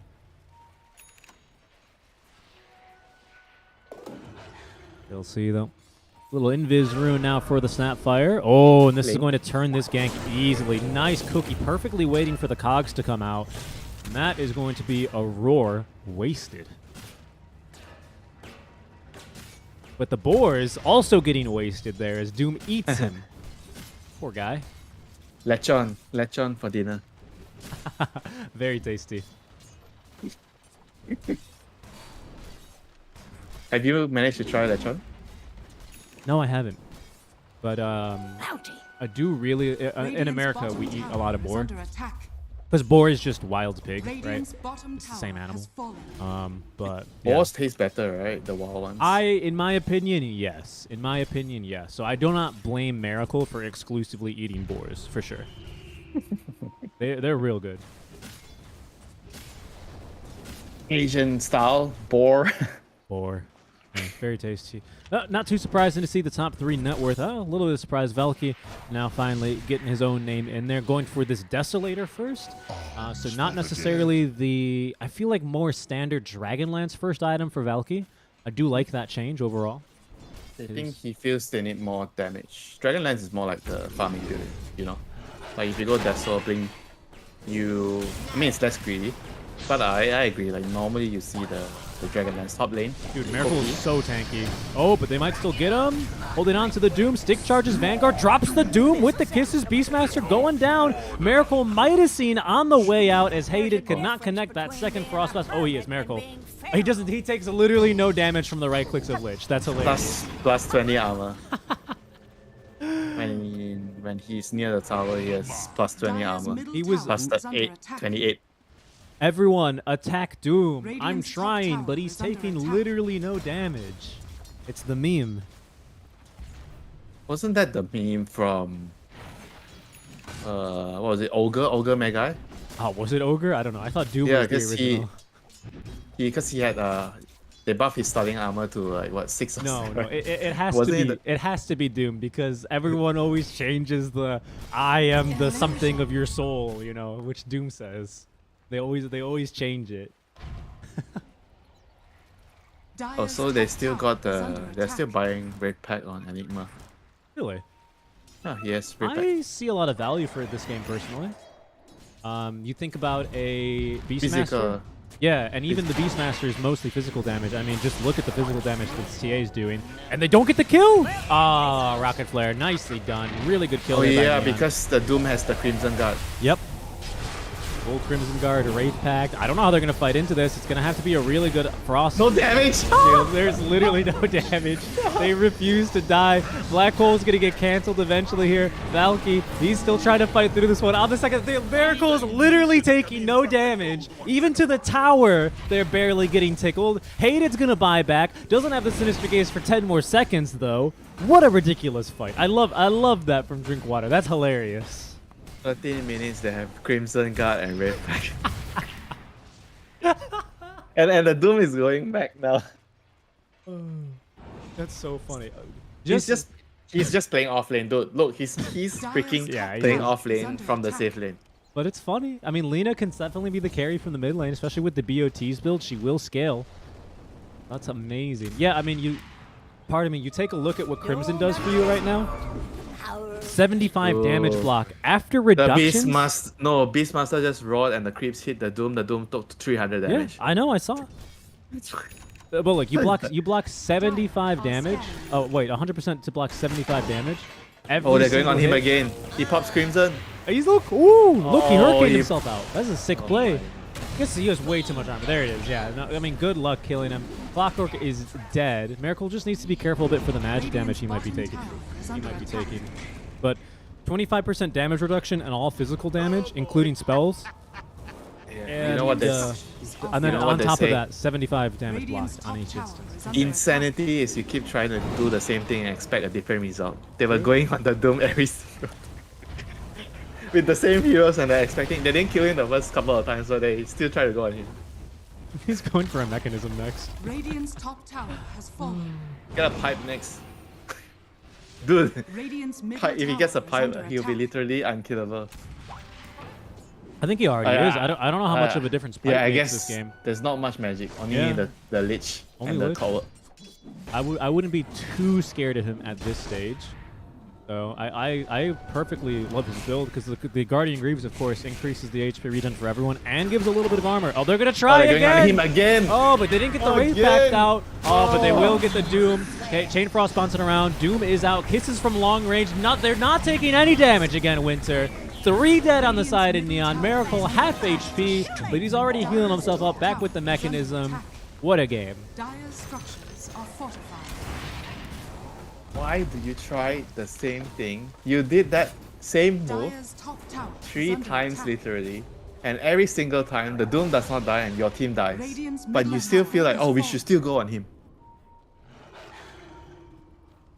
Radiant's middle Why? tower is under attack. I mean, it is like, it's this it's this Dota player instinct, right? You see a hero who you presume to be out of position, and you want to go on them. You don't expect him to have base, by the way. With all his armor already, he's 9 plus 29, right? Just chilling. Yes, sometimes, this is like the autopilot in the players, you always see, like, Doom is the hero Yeah. you want to take out before the fight starts, right? But that's when Doom has a different item build, a Blink BKB. It's just, you're not now he has a expecting- freaking Crimson Guard and mech. You're just not expecting this Doom to have 69% physical resist this early in the game. Like, honestly, that's what it is. Like, it's not like Neon does not have damage. It's just, it's all physical. And then with the aura, I think that's like close to 90% reduction. Or 80, Yeah, I'm not sure because it's 25%. I'm not sure how that stacks. And then you have the Crimson Guard as well, right? Which you also have to consider. Like, it's ridiculous. I'm not smart enough. We need Purge to do the math on that. And now Lina has an Aegis, by the way, so she's not scared of even Clockwork. So if you have never mind, Lich is dead. No. Probably, yes. Chain Frost not bouncing. Crimson Guard activated. Even Lina is not really taking that much damage. And, a really great interrupt on the Black Hole. Will it make a difference? The Roar is out. They're trying to get through this Lina. She has 12 launch charges. Kisses the Snowball. A thing of beauty. Drink water. They put on their dancing shoes and they are tap dancing through Neon Esports, diving under the tier 2 tower. Miracle drags him on over with the Hurricane, receives the cookie. He's full HP, and so is the Lina. 3 kills for them. Neon wiped off the face of the map. And Winter, they might just go up to high ground. What's stopping them?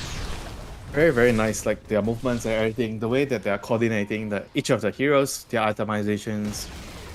Like this is something that I feel like sometimes people don't talk about enough. Like when you have cores that are going for these early game items, you want the other core, like if one of your cores is doing that, if the other core can sync his item timing with when you are strong, the whole team becomes 2-3 times more scary. Like when they're going for all these Wraith Pack, Crimson Guard, even the Greaves, all this build. This is kind of what like Tundra was doing, right? They were just way too strong in the fights through the power of their auras and their item timings. Yeah, and then you have this magic from the Snapfire and the Lina, so you can't kill the front line, right? And then the back line, you can't touch the front. If you can't kill the front line, you cannot reach the back line. Wraith Pack is out. Wraith Pack is out. Valky's dead. Snowball. Nope. Can they reach him? Trying to pull him back. The Hurricane, the force staff away. They can't even take down the Can't even kill the support. Alright, you're done. Zeal. Okay, Zeal. That was a little bit loco. He is still tanking tower. He forgot to de-aggro the tower, but fortunately he did it at the last second. 4 dead now. Miracle is barely taking damage from the tower. Like, what? What? He has a plate meal now. Wow. Radiant structures are fortified.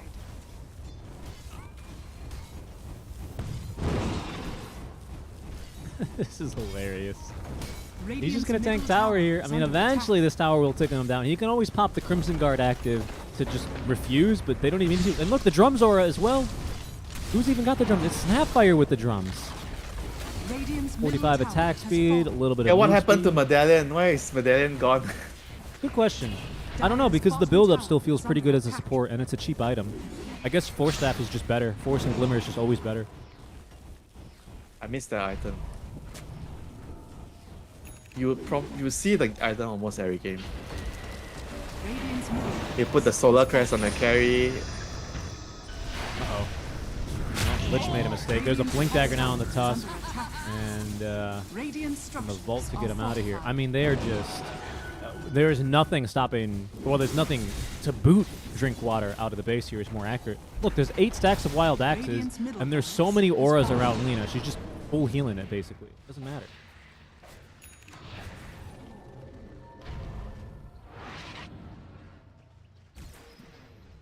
Radiant's top tower is Man, under I'm attack. trying this freaking build next.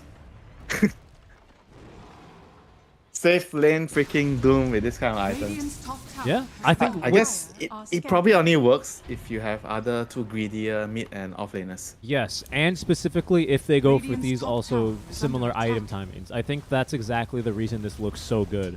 This is a good wraparound. Oh, they've been scouted though. They've been scouted. Wards being set up now as Drink Water. They are trying to set the Doom up in a defense position. Doom ready is to like, break smoke. go on me! Okay, they're on to the Enigma. They've already pushed him outside of the Cogs over as Zeal ready to get going a bit further. Look at the damage though. They're just not taking any of it. The Chain Frost is the only thing that might be able to turn this fight, but 5 heroes are just absorbing it and they're forced to tap out. 3 to 28. They refuse to die, Winter. Drink Water. Storm through game number 1.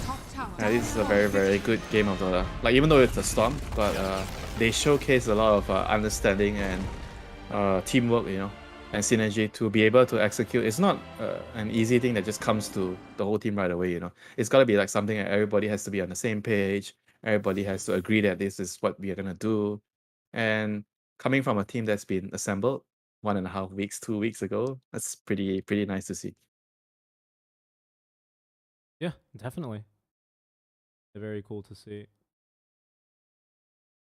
And a really strong game. I think, like you said, just coordinating on the items and having a strong lane and never really letting this Wraith King into the game. I mean, he didn't have a bad lane.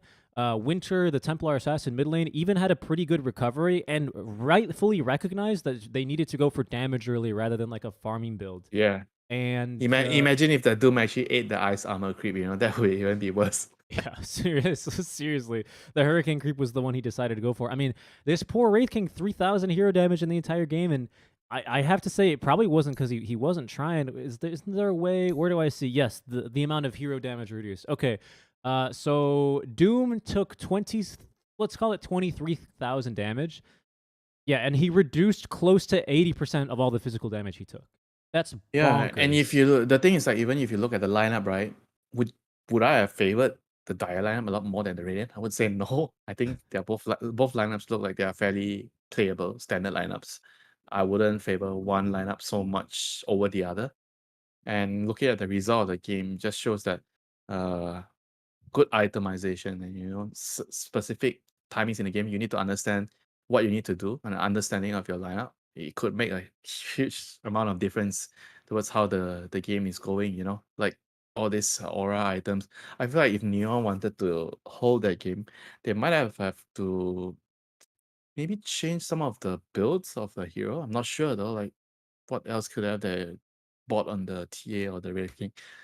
Maybe not much though. I don't think they could have improved any of their item builds. Seriously, I don't know what you can do because you can't dispel the guard buff either. Yeah. I really don't know. I guess you would have to just disengage and wait for the guard buff and the Wraith Pack to time out. But then you lose I would objectives. say the improvement it's gotta be it has to be an improvement that I have to say is from the lanes because they kind of if you look at the player net worth 5-6 million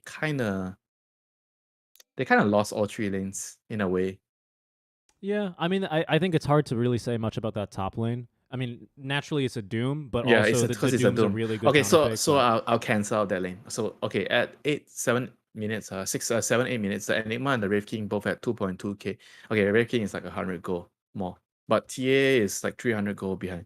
I guess the lane is maybe not that big of a difference apart from the Doom devouring creeps. So it came down to the later portion, how the supports are moving around the map. Because I felt like the Tusk, he was actually doing a lot with his rotations towards the Lina's lane and the Enigma's lane as well, the way they are playing around their spells and map positioning. And I felt like that also is a pretty huge factor in the game. I think the Lich and the Clockwork didn't have the same kind of amount of impact that the Tusk and the Snapfire had in the game. I agree.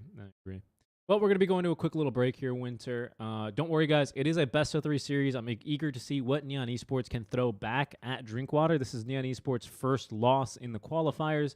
Drinkwater still flawless through this round, and one more win sees them as the first qualified team to the closed qualifiers for Division 2's Winter Tour. Not this winter either. Winter as in the season. Very, very confusing, isn't it? And not my cat either. Not my cat. But speaking of my cat, I do have to go give her some pets. So we're going to be going to a quick break, guys. Stick around. Only about 5 to 10 more minutes, and we'll be back with game number.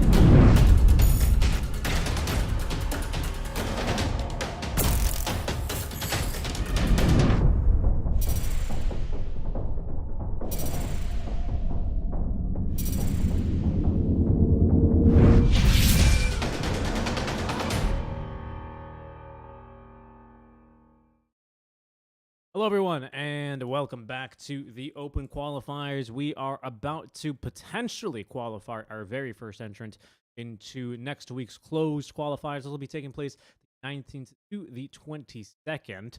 Right now, it's up to Drinkwater whether or not it'll take another game or not. We'll see what Neon Esports is going to present for game number 2. With me here at SeekNStrike is my good friend Winter. How's it going, Winter?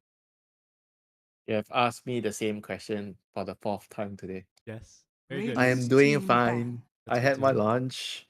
I had my second lunch. Is that a thing? It is a thing if you're a hobbit, which, If I'm a hobbit?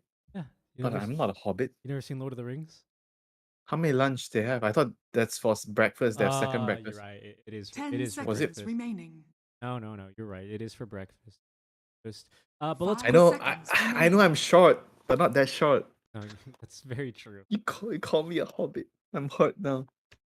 We can quickly check on the other side of the bracket, but as we can see Dire here, team ban. there has yet to be a winner declared in the first game between Team M11 and Got Lil that, Gun. got So we're a little bit ahead here on this side. And to those who really want to see Lil Gun or M11, good news Radiant is team we will ban. be casting the grand final of this match, which is new to this iteration of DPC. It's being done in order to determine seeding for the closed qualifiers between first and second. But we will not be spectating that match after the completion of this one. So, yeah, we apologize about that, but we can only have 10 one stream seconds running at a remaining. time. For now, though, our draft is well underway and now live on your screens. 5 seconds We got Neon remaining. Esports on Radiant side this time around with Drinkwater on the Dire. Very similar bans that Neon Esports has proposed, but this time around they include the Lina when they take out Miracle's Naga. Oof, almost got that hero. Slithering. Wait, that's not right. What does he say? Okay, never mind. I used to play the hero. as a What's hero? support. Slithering, I think she said something. Oh, I don't know. I don't play a lot of Naga. Radiant team pick. From sea to something, Yeah, from sea to shore. probably. Sounds about right for her. Yeah, so they're going for a very, very different sequence here. So Drinkwater 10 goes for seconds the remaining. Mirana opening. Then it's a rather peculiar follow-up. Ember and 5 Hoodwing. seconds remaining. It's telling me that this Ember might be a support. Because otherwise, why would you actually open the draft like this? It's rather Hmm. strange. And then And, you'd have to have like a Hoodwink 5. I've seen Ember 4 in South America. I remember Matthew, El Gotito. El Gotito. I mean, maybe it's a carry, but it's definitely a flex. Like, this hero has to be a flex here. If it's not a flex, then it doesn't serve a lot of purpose picking the hero right away, early. That's how I feel about this Ember here. Dire team pick. Dusk. Okay, well, there throws even more confusion in here as far as who's going to be taking a core role. These three are probably the support / mid three men. Got it. So it's the 2-4-5 is what you're saying. 10 seconds Probably. remaining. Okay. Unless they plan to put the Ember as a carry, then it will be a 5 little bit seconds different. remaining. I wouldn't mind trying to see a little bit of the C take on Ember 4. I've only really seen a lot of it being played by Oh, Matthew. it was played by so much. Dude, in C, it was so popular Really? maybe 2 years ago, like a couple of years back. Dire All the team pos 4 pick. was always playing Ember for Radiant team run pick. around, ching ching, slap fist, searing chains. I set up for you. Arrow, go arrow. And then throw my triple remnant, burst. And then it's with a fancy twist. 2 remnants in front, 1 remnant behind. So he go in and he flies back out, but he gets the kill. There it is. What a gamer. 10 seconds. Yeah, it's hard to play Ember. remaining. You need to really be fast on that guy. I don't know if I've ever really been 5 too seconds consistently remaining. good at hitting people Syrian chain, sleight of fist in Syrian chains. Syrian chains and sleight of, you know what I mean. Dire team Combo. ban. No, I don't. Yes, you Tell me more. This is an Oh. interesting couple of heroes. This Riki and Nature's Prophet. What do you make of this? Is it likely a carry Nature's Prophet? Sleeping Dart arrow. That's the combo. Oh yeah, actually, very true. Very I true. think Ricky is 10 4 or seconds 5. remaining. But judging by the previous games, I think Mirana is the 5, Ricky's probably the 4. 5 seconds remaining. And MP is Gal's hero because he is the carry dodging responsibilities by not playing carry hero, so I think he's playing NP. Do you foresee that this team ever might run into some issues if they continue? Yes, all his teams always run into that issues eventually because he doesn't want to play carry. But Radiant for now, team they're banned. Gucci, you know, they're in the Dire team honeymoon banned. stage. The first couple months of dating, you know, everything is good, everything is well, everything is swell. Every date, you give each other a kiss. You say, I love you, goodbye, everything's good, you know. But when it gets to the second, third year, whatever, you know. Never mind. 10 seconds That's when you're like, remaining. Miracle, why don't you TP into fights? 5 seconds remaining. Why do you just use Wrath of Nature to farm the map? It's 25 minutes in. Oh, he's against a Timber, so he needs Silver Edge. Yes. Yeah, they're gonna need a breaker. Ricky is good against Timber. The silence is so annoying because you don't want to buy 4 stuff on Timber, and the silence is, oh my god. Yeah, he's gonna need. But 4 stuff is very good this game against MP and Ricky combo. Like if you get sprouted and silence, you need a 4 star. Yeah, very true.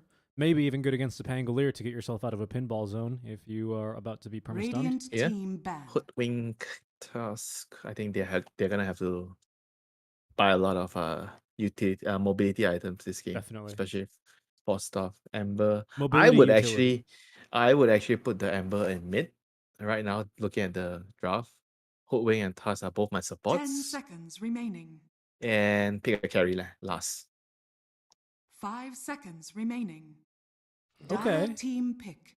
Yeah, that seems very realistic. I'm going to pull out a completely bonkers last pick here. You're on Ember Spirit carry, Timber offlane. I don't care where you put Tusk and Hoodwink because the real moneymaker is a Jakiro mid 10 Neon seconds Esports right now. remaining. versus the Riki. You know, anytime he comes out of Tricks of 5 the Trade, you're seconds gonna have a remaining. stunner ready for him. Lots of magic damage. Just bit Pit Lord. I mean Under Lord then. What the hell? Well, I guess Pit Radiant Lord doesn't give you team push. pick. Oof, what the heck? So Oh, who's gee. the is that the oh yeah, that's the mid. That's got to be the mid, yeah. Maybe Yeah, it's the that's the off mid. lane? No, it can't be. No, it's the mid. I think the Pango is the offlane. And that's really to screw Timbersaw, isn't it? Yeah. And Neon 10 is gonna pick seconds remaining. Sniper. This is some pretty good setup as well for an arrow. Oh, even there's to no catch an sniper. ember. Oh, never 5 mind. There's no seconds sniper. remaining. Last ban was sniper. Yeah, it's a good ban. They need a long range artillery damage hero. Oh, there's only TB, I think. Yeah. There's only TB. What is available? Slug's not that great. I mean, Slug, Lifesteal, this Jug, they're all not good against this kind of lineup. I think it's only TB. Yeah, TB strikes me as a fairly good one. The illusion clear isn't all that amazing either from Drinkwater until you get like Wrath of Nature onto the illusions and a Maelstrom. Oh, okay. This is also the long range artillery damage dealer. It'll be a safe lane carry, SF by the looks of things, with Valky on the mid lane. Ember Spirit is a signature of his. I think it makes a lot of sense, this pick with their lineup, and I feel like overall it's a good mix of magic damage, physical damage. SF also has a pretty good team fight presence when you have BKB. I think all in all, it's a good last pick. Yeah, I approve this last pick. Winter Solid. approved. Very Solid. Ticking the boxes and approving the pick. Wait a second here, Winter. What the heck is going on? It's Miracle on the OD? Huh? Do my eyes seconds deceive me? I remaining. see a Miracle. Also, OD is safe lane against Timber. 5 seconds remaining. MP is off lane against SF. Okay. So the matchups are better. So Pango mid against Ember. Okay. I guess the matchup is better. The laning matchup is better. That makes a lot more sense. And so I guess with their lineup, the carry is actually MP. Because MP is the physical damage dealer. OD is like a semi-core, you know, he's not this guy, you know, never wants to play the true core, always wants to play the semi-core. Even So that, I'm not responsible for carrying this game. I'm my hero. What can I do? So he does all the time, man. goodness. Sounds like you have some I got triggered, you know. Every time when we are drafting, right, the heroes he's suggesting, you get triggered. And after the game, we lose. We go to the team discussion. Like, what do you want me to do? My hero can only do it. This. Yeah, so just a different hero. Okay, Winter. Okay, this is a safe space. You can let it out. Yeah, we'll see. I think it has its purpose in this game for sure. It's not that the pick is really bad. I'm just making fun of the way he sees the game, the way he wants to play the game. Well, we'll see how it'll work for him and his team this time around. They do get into battle here. Just one game Prepare. away. Hey, come on, let's be real. There's a lot of combos, in the game. You have Astra into the smoke screen or Astra into the arrow, so it definitely makes sense here. No, very true. Very So true. Ricky is the pos 4. Mirana is still the pos 5. That's also a little bit What? fascinating. I mean, obviously there's the synergy built within, but you need to farm that 1400 gold for the sleeping dart. And what do you do in this lane other than secure range creep? You're not invis. You pull creep. I guess, yeah, you bull creep. You pull creep. Yeah, if you're invis at level 1, you can do that. That's why Ricky is the pos 4 now. Oh, yes, the score indicator is broken, but Neon does lead the series 1-0. I can put in a very advanced graphical 30 overlay. seconds to battle. We can all see the current score. But Neon is... sorry, it's just Drink Water that is leading 1-0. Pardon me. Drink more water, guys. That's what they're telling us. It is very 8 good. cups a day is too much, according to our Professor Richie here. He's gonna win like a Nobel Prize for discovering that we only need 6 glasses of water a day. The battle 8 is too many. begins. Oh, nice playing blade. I didn't discover it. Other people did all the legwork. All I did was regurgitate. I didn't even read the paper. I just saw the headline. Don't tilt your head, man. I know what you're doing.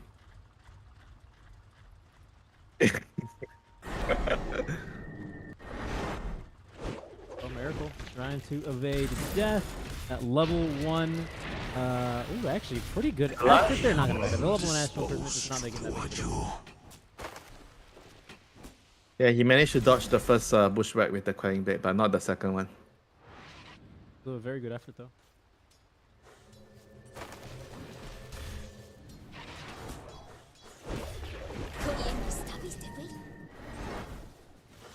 Our very advanced overlay. Boom. A 1 and a 0 now to represent that Drinkwater is 1 game away. Qualifying. Of course, it's the best of 3. Don't forget, there's another best of 3 after this one, which is going to determine the seeding for the closed qualifiers when those take place starting the 19th of December, so next week. This reward transcends expectation. So what is this guy gonna build? Some off? He's gonna go. Is he actually gonna go Meteor Hammer on this carry OD? No, Or it's going to be Witchblade, right? It has to be Witchblade. yeah, why does he even need the hammer, right? Well, Hammer is good, but I agree, right? If you already have Arrow and Sleep Dart is to be your setup, I feel like, any more would be a little bit overkill. Blade BKB into is having a bad time. what do you do? Which blade into BKB? So the problem I've seen with BKB on OD, especially against heavy dealing or heavy right click damage heroes, is that when you BKB, you cannot astral yourself. So, usually the way I've seen it, there was a pretty good team. I forgot what team he was on, but Speed was the offlaner in NA Div 2. And he was a Nature's Prophet specialist, and there was a couple of teams that dared to pick an OD against him, and he would just always pick the Nature's Prophet instantly. That's a really good arrow, by the way. They have enough for the kill. Nicely done there. 1 kill in return for Miracle. He would just always build Orchid, and Orchid destroys the OD. Nothing you can do. You would Sprout and then Orchid him, and then either he BKBs and just dies to right clicks, or he just dies. It was just like a terrible scenario for him. But yeah, I don't know. I think it'll end up being Meteor Hammer, quite honestly. And into Agonyms? I don't know. That's usually what I commonly see. Yes, I mean, it is really good to control the Ember and to control the Timber. Yeah, and you're taking away the mana. Yep, very Fair true. enough. Well, we'll see. I mean, he's not. I feel like he's not gonna be the true carry. The MP is gonna be the true damage dealer. Yes, 100% right. Even if it is going to be carry from the off lane, you have a utility core in your mid lane. We'll probably still end up seeing the Diffusal Blade here after the Orb of Corrosion. So he still is going to be bringing a lot of that early damage and a lot of early teamfight control with Rolling Thunder. Another great rotation from Tsukimoto. He did this last game, I believe, on the Clockwork. And that is going to bully the Pango away from a bottle refill. He might go into the Radiant jungle, though? No, not yet.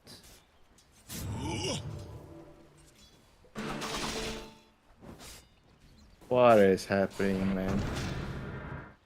Supports running around, fighting in jungles, and I see a Riki blinking to last hit secure range creeps. I told you he doesn't have it. No, he can't. He got the last hit there. Nicely done. Got 5. I What mean, a time.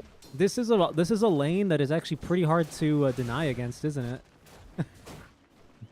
The Riki and a freaking Nature's Prophet, just a bunch of armor. 6 armor on Riki, by the way, with a Tango running 12 regen. I think he's at like 4 naturally. They're going to make a play now for the Nature's Prophet. He's holding on to a skill point. He's not committed for it yet. Did he turn around? I think he turned around there and kind of set himself up there for that last raise. Maybe there was no way of easily avoiding it. Tricks of the trade, no more Blink Strike charges. Oh, free courier, though. Not bad, thank you very much. And that's no boots. That's significant. I think he just needed to follow the SF there. Yeah, he needs to get away because the SF already used the short race, so he just needs to follow him. What's going on? Valky is Radiant farming structures a are fortify. Wait, he fortified the creep? What is going on? He wants another Sleight of Fist, I think. Okay, 7 stacks now of the magic stick, but the rotation coming through. The Riki, look at it. He's right clicking him. Oh, but Venom! Oh, he's in trouble. He's dead. No, is he really? Oh yeah, he is. Don't Okay. let it get to you. The Riki is the MVP so far. Kishka. He's doing a pretty good job. It does leave Zeal a little bit isolated back down bottom, but for now the MP is holding his own just fine. Checking back in up on Miracle. Well, the good news for Drinkwater is that he is he's keeping just about even with the SF. Radiant's courier has been killed. Bad news is that Timbersaw is already doing Timbersaw things. He's like kind of already bullying the Marana by the looks of things. You know, Hoodwink, yeah. Siege creep. Take out the siege creep. Okay, that's big. It's just He needed to block the arrow there. Hoodwink's just level 2. Okay, they defended the tower. That's good enough. That is good enough. It does buy them some time. But soon level 6 is coming on Timbersaw, and I don't really know if OD can survive, pardon me, in a lane with a bunch of Chakram coming his way. Rune is going to spawn bottom. I think there's 2 supports fighting. No, just Sariki fighting over it. And actually, I think, yeah, Pangolier is going to be able to reach this DD rune. So he'll go ahead and chug the bottle and get that refill, save that DD for a rainy day.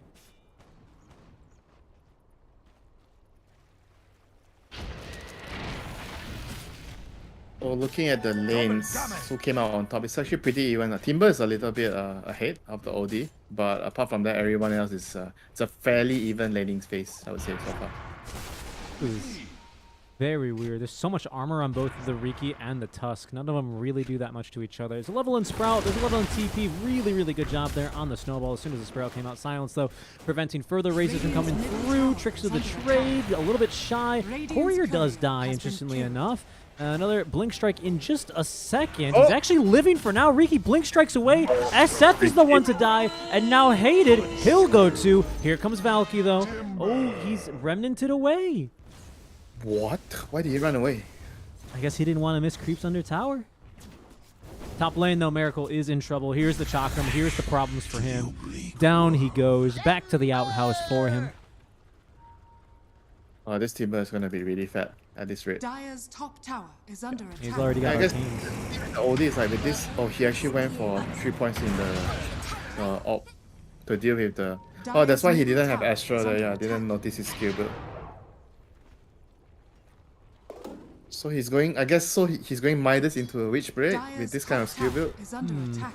I guess so. Yeah, that would make the most amount of sense to me. Yeah, but then you're very vulnerable at this stage because Astra is what makes the hero at this point of the game. Yeah, absolutely. But I suppose if you're going to be farming up and looking to scale later into the game, it makes the most sense to go for the Arcane Orb. Hopefully his team, of course, is aware of it. There is a Blink Strike, but he doesn't get out in time. A nice kill there. This guy's a Ricky specialist. He actually is. He's pretty good. It's those annoying Ricky players in the pubs, and this is one of them. This is pretty funny. Have you played against him, actually? I play against a bunch of Ricky supports, but not this one. Okay. But Well- they're all giving me the same vibes, you know, like this game. So it really is just about the sleep dart. Oh, hold on. Mid lane. Oh, look at that. The smoke screen. Silence and the sleep dart is the annoying, because the talent, right? Wait, You get sorry. I have to just call that for what it is. That was a mistake. That was a big misplay from the Ember. He did not have a remnant. yeah, he's still He was gonna he's die, tilted like no previous- matter. I mean, I think it's not just about the sleep dart, it's also about the silence, because you have the setup with the sleep dart into the silence, and the talents are pretty good with the smoke screen cooldown, the blink strike replenish. He has amazing talents for support Yeah, overall. Radiant's you're courier right. has been All killed. right. Right, go try it. It's a lot of fun. Maybe I will. You know, I haven't Dire's played a top lot of tower Riki, to is be under honest. attack. So I'll give him a shot. He does seem pretty fun. My greatest nightmares of Riki are still back in the day when what was it?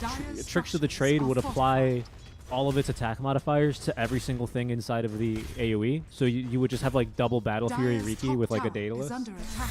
And with a Magnus on your team. Yeah, yeah. And then he would get Ag Radiant's Scepter and he would bottom jump into your tower is under Magnus when he attack. RP'd. Oh, You remember that? Dire's top tower Yeah. is Yeah, fallen. good times. that's the Dire boring are Wiki. scanning. So what's really interesting, by the way, about Drink Water basically running the carry from the off lane is that he's already in this lane, so his siege is incredibly fast. Now, they've already lost the top tower, and Neon Esports are here to try and defend, but that's a big Wrath of Nature here. There is still actually no Cloak, let alone full Hooded Defiance on Enryu, so he is dead. In comes the Ember Spirit, though. They've cut down the trees, so the Bushwhack did not connect onto Zeal, but he is falling fast now to between the two heroes, especially with the tag team applied.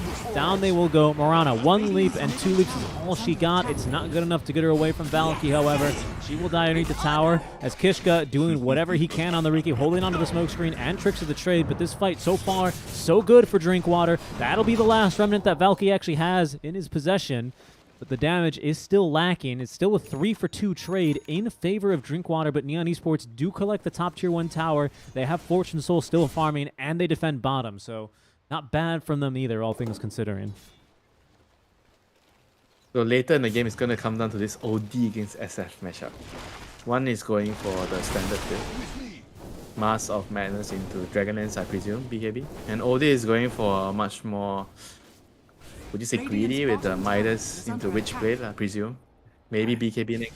Maybe BKB next would be good. I don't know. I honestly, I'm not sure because Radiant's OD bottom is this tower hero is that fallen. anytime I've seen him, even on the professional scene, it's usually been played around with the Meteor Hammer builds. So I'm not really sure what the alternatives are and what's greedy and what's just standard and good. Support for support traded away as Timbersaw trying to do Timber things and tank for the wave. Fortify committed though, so Neon Esports, they're going to fight for this. They want to try and get this mid tower, and it looks like they'll be able to get a Pango along with it. Here's Kishka trying to do what he can, but is pretty limited here. Does need to keep that 1 Blink Strike for instances like Radiant's this. middle tower is And he under can Blink attack. Strike back to the wave, or just simply save it for the Earn of Shadows build. But this is going to be the tower going down here. Neon Esports executing pretty well around the objectives after they do lose their tier 1 down bottom. Things are definitely looking bright, you know. I think the Timber's leading a lot of the tower pushes, tower defenses really well. Like, he definitely understands what he needs to do with this hero. Dire's middle tower is under attack. Not this time. Oh, he stole a rune. That's pretty useful from Valky. It's a DD run onto an Ember Spirit who's got max Sleight of Fist and maxed Orb of Corrosion ready. Way to die. Not the best way to die, but you know. That's way to, but he did his job, you know. I think I can understand him stealing that rune. But right now, as of the state of the game, I think you are probably more comfortable if you're Neon with the way things have been going for the last couple of minutes. The Ember being very active, helping his team around the map with the Timber, defending and claiming towers. And Asa has been having a good old time, you know, just last hitting creeps. He didn't have a very good laning phase, but he is catching up now. Yep, that he is. And is going for BKB first item here on the Ember Spirit. I think he definitely recognizes this Riki is going to be a pain in the butt. Are scanning. Oh, he's rushing BKB. No Dragonlance. No? Oh, no, sorry. This was for Ember Spirit. Ember Spirit going for BKB.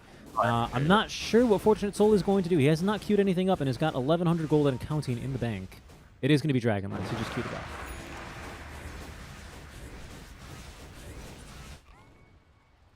There's that Riki. No, it's not even a talent. That's just regular-ass smoke screen.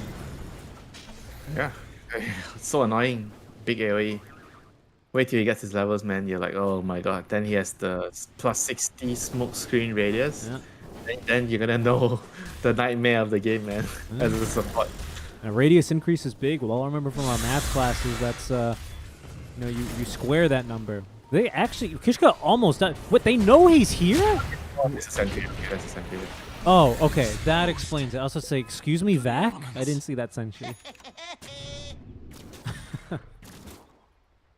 That would have been absolutely incredible. Even the Riki was like, does he see me? Yeah. Does he not? Does he see me? Or is he farming creeps? I think Timber did a really good job of making that believable that he was simply farming creeps. It was really I bought it even, to be honest. You give him an Oscar for that? I think, yeah, at least a nomination. At least a nomination, for sure. Best offlane acting. Neon and I think, to be honest, the best offlane actor is definitely Ice Ice Ice when he starts TPing, so he baits you. he drop his item in your TV. Yeah, it's I think it just has to be Ice, just because he's so aggro like that, man. Oh, goodness gracious. Now the sentry placed down, but no sleep dart quite yet for the arrow to have the easiest setup for. There's an observer here, and they're going to get an idea of that. As the Pangolier with Diffusal Blade here has plenty of damage, but my goodness, plenty more coming courtesy of the Sharpshooter. Rolling Thunder is going to come off, though. Not a whole lot of follow-up ready to go. Not even creeps to be rolled through right now, so Tango just needs to TP away. Never feels good to TP mid-roll. Yeah, sometimes you gotta do what you gotta do, you know. That's what Miracle needs to learn, you know. Do things that he don't like to do. Back off, you know. Run away, rest for for a longer journey. That's what we say. Rest for the longer journey. I see. What is he buying? Does he have a 4-star? Oh yeah, he's buying 4-star. Okay. Yeah, that'll explain this fluffy hat. Okay, so Dragonlance next, I assume? I don't know how quickly you need or want to upgrade this item necessarily, but I think it's about getting time to consider start fighting with your team. Nice, I think, for the hero. Yeah, I like a pike. I agree. Especially that bonus attack speed you get, right, on the active is very well utilized. Silence! Right, he did get silenced because there's an Orchid actually up on the carry, well, on the offlane Nature's Prophet technically. Bushwhack will connect onto 2, but no opportunity to turn that one around. Nice thing about the smoke screen versus a hero that has a save like Tusk is that smoke screen is going to completely stop going in. Speaking of going in, Ember has been stunned by the arrow and hit by the Orchid, has the illusion and barely manages to evade the last Rolling Thunder stun. However, he is being given chase. Rolling Thunder has ended. Valky maybe thinking about turning, has another bottle sip. No more mana to really fight with. Will be forced back. Could be about that one. Yeah, nice play by Valky there. Oh. Okay, SF coming out of the jungle for a triple Reyes combo. Very nice setup there by the Hoodwink. That'll be a tower easily defended, especially as Enryu respawns. Yeah, the SF is getting a pike. I guess it's nice to deal with the Sprout and the smoke screen still. But he's gonna be needing the BKB as well after this. Yeah, well, it looks like Roche should be fairly easy. Has only 1 point in presence of the Dark Lord, and still only 1 point in the tag team for the position for Tusk. But with a Timber Saw to tank it up, and of course the Slide of his bonus damage, they'll get through this guy soon enough. Yeah, game is looking good for Neon at the moment, the pace of the game. They have the Aegis on the SF, they are gonna proceed to try to open the map more to the top lane so they can take the outpost. Oh, this Rick is so, I swear man, this guy is it's like a Takis player. Yeah, very true. I never really thought Riki could be this kind of hero. Valky is going to die here. Maybe, probably, almost certainly. Okay, that's a really good bushwhack arrow going fishing. Isn't going to connect. There goes the NP. I don't know if he meant to TP onto the cliff, but he's giving chase, and it's going to eventually be the Pangolier with the shield crash to pick up the kill. I really don't know if Zeal meant to do that. But it was a funny TP all the same. But Miracle Man, he's just farming away. He's getting there. Yeah, he's been AFK for the last, I mean, what, 15 minutes? 18 minutes. Yeah, he hasn't really participated much. Dire's We'll see. top He's okay. Sorry, it's just I think it's so funny whenever heroes use abilities to kill couriers. Careful here, Kishka. Or careful here, hated, because Kishka is in the vicinity. There's the sleeping dart. The setup, the arrow, perfectly connecting. Do they have enough damage with the kill? Almost certainly, especially with Pango in the vicinity. Nice job there. That is going to be the reveal of the sleeping dart. And guess what? 12-second cooldown. It's ready to go again. Yeah, this spell is actually it should have a longer cooldown. The I cooldown is too short. It's a 9-second downtime. The mana has to be more, so it's too good of an item. Look at this, man. This is so obnoxious. All right. Okay, never mind. Okay. Fails to see. They did kill Riki for it. Dire's middle tower is under attack. Like, how is this hero actually so useful with so little level? How? Yeah, when you put it that way, right? It's literally just the shard and arguably Urn, I think, does a lot of work here too, especially in the early game. There's lots of force staffs being queued up though. SF has his in the form of the pike. Hoodwink is, well, the recipe away. It's a bit further. And potentially a blink snowball save is going to be able to come through courtesy of the Tusk because he's halfway through his blink dagger now. So they are building ways of dealing with this. Not to mention the Lotus, right? Which I believe should dispel a sleep. Can you dispel a sleep? Yes. Okay. So they've got saves. They've got a couple saves.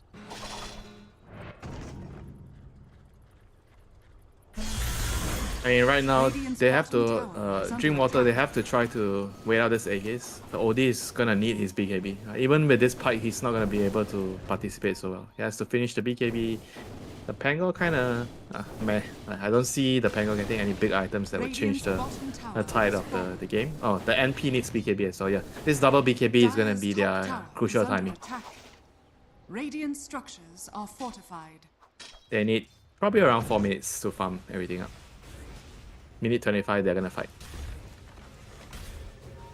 Yeah, looks like just trading tower for tower. The Sage is here. Oh no, never mind. He's smoking. It's Okay, still classic, 90 classic, seconds on it. classic. Time to farm. No, I want to fight. Tower has fallen. Well, Riki is going to be scouted here. Watch Arrow him die here. off Watch the him die mark. here. Sleep dart. They haven't really connected on the spells, but we're going in anyway. And that's our damn good Rolling Thunder. They've even caught the Ember Spirit once of them. The roll-up enables a second stun. The third one, though, just off the mark. Both supports dead, all ready for drink water. Is under attack. Yeah. And they've bailed from this one. Yeah, nice fight. Come on, man. Why are they even fighting? I- Dude, the guy has the SF is walking up the ramp. He has freaking Aegis. Your tower is already dead. Why are you going to fight? When I had this conversation with him so many times. That's why I know what he was gonna do. Careful here. Fortune Soul. Oh, no, Zeal. Yes, he denied the rune. Very good. He probably dies there, actually, if he picks up the rune. I don't know if he could have afforded to wait a single second. I think he shouldn't Fortune Soul Hurricane Pike him there because you get 100 attack speed. Yeah. That's a good point. I know your projectile's pretty slow on SF. But that would maximize your damage. Yeah, right. You might as well. Is under attack. I mean, next our friend the Timber has a Glow Scepter to deal with the OD. Dire's That's a good bottom item. tower has I haven't fallen. really Yeah, seen very Timber do a lot. He's certainly won his lane, and he's been dishing out damage in these early fights, but His segment in the movie is already over. I see. He's just a background character now. He's an NPC. His segment was the first 20 minutes, the conversations that he had the first 20 Yeah, minutes. he was here for the exposition. Now, And Pete has been caught. Haystern as well from Valky ensures he's arrow. right in his face, and in fact, they will be together there inside of the Sprouts. An arrow kill at That's least gets no good. Sukimoto. Maybe? hey, it's No. no good. No one else. MP is the carry. MP cannot die. Okay, it's cause the OD has a finish. What did he buy? He used his gold. He bought a blink. He's not buying BKB. The hell? He bought blink. Blink. Is that his blink? Yeah, it's his blink. That's his courier. What can he do without BKB?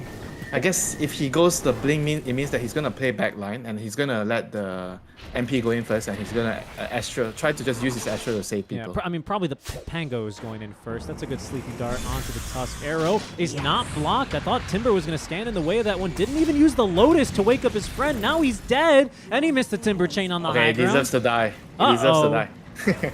This is awkward.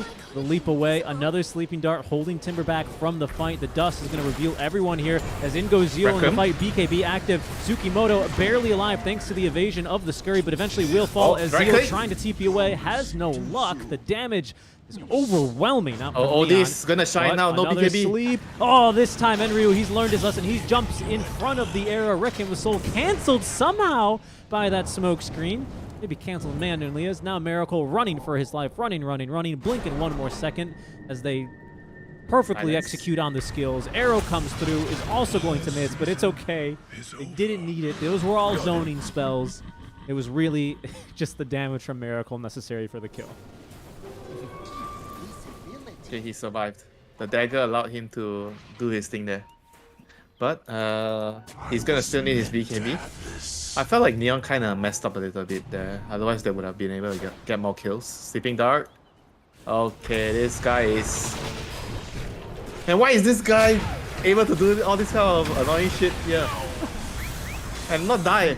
Please kill him! Kill him! The sleeping dart, he's gonna get away. No! SF making it out with his own life. It looks like Zeal's in trouble though. There's no PKB for 10 more seconds.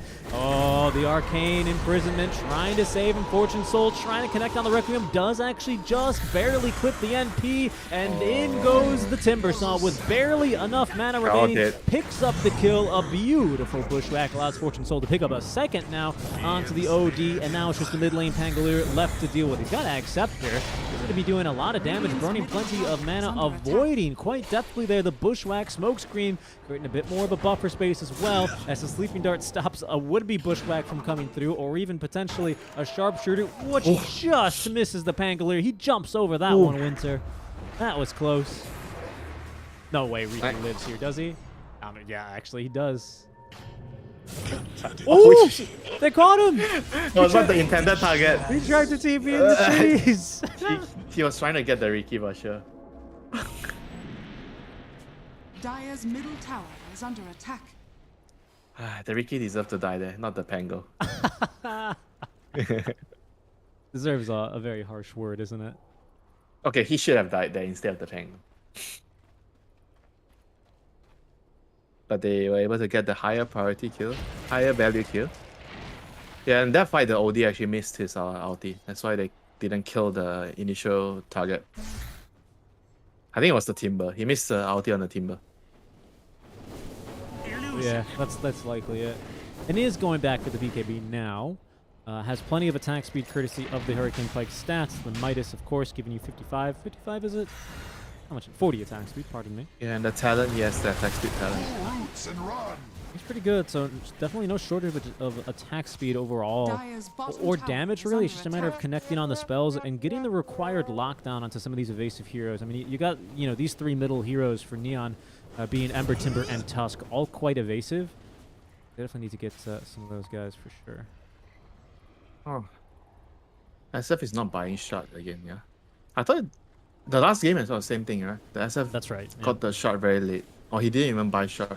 No, it is surprising because at the very least, it's just an increase to your DPS, It's a stun!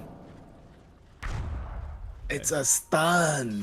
Enryu needs to be getting these Lotuses off, I think, a bit sooner onto the Sleeping Dart targets. Obviously, now it's on cooldown. I mean, there's just no way a spell like Sleep Dart should have a lower cooldown than Lotus Orb, I have to say. There's no way. You can't allow. At least increase the cooldown by Sleep Dart by 3 seconds. Yeah, he has a lower cooldown than Force Staff, Yeah. That's how... Force Staff is 2k gold, Sleeping Dart is 1.4. Lotus is 4k. Shorter cooldown. This thing... Okay, nice job, Tusk. Look how you just have to jump in front of these arrows. It's ridiculous.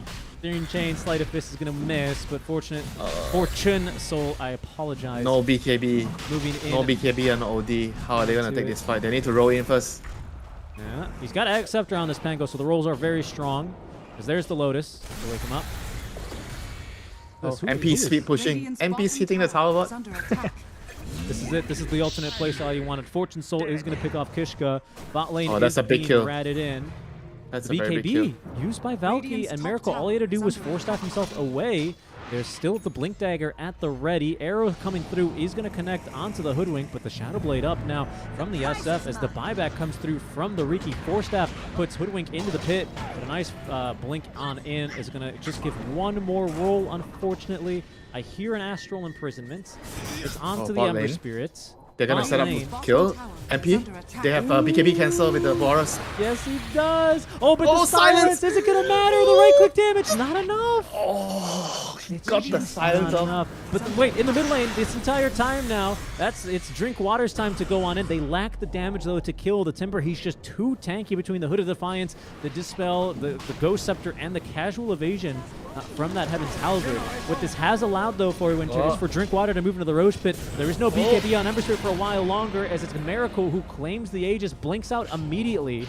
Shard, I believe, into the inventory of the Pangolier. He'll give that to someone else, and it's just the Riki who's going to have to take a dieback for all this. Not a bad sequence of events.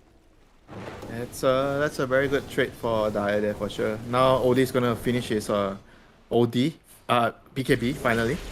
So he's gonna be able to actually fight. Like 30 minutes in the game, he hasn't actually stand up and fought the enemy even once. So now is the time. He's gonna finish the BKB as Aegis. There's no more excuse. Get in there, Gelf. Maybe not right now, though. Things are looking a little bit difficult. Good blink forward.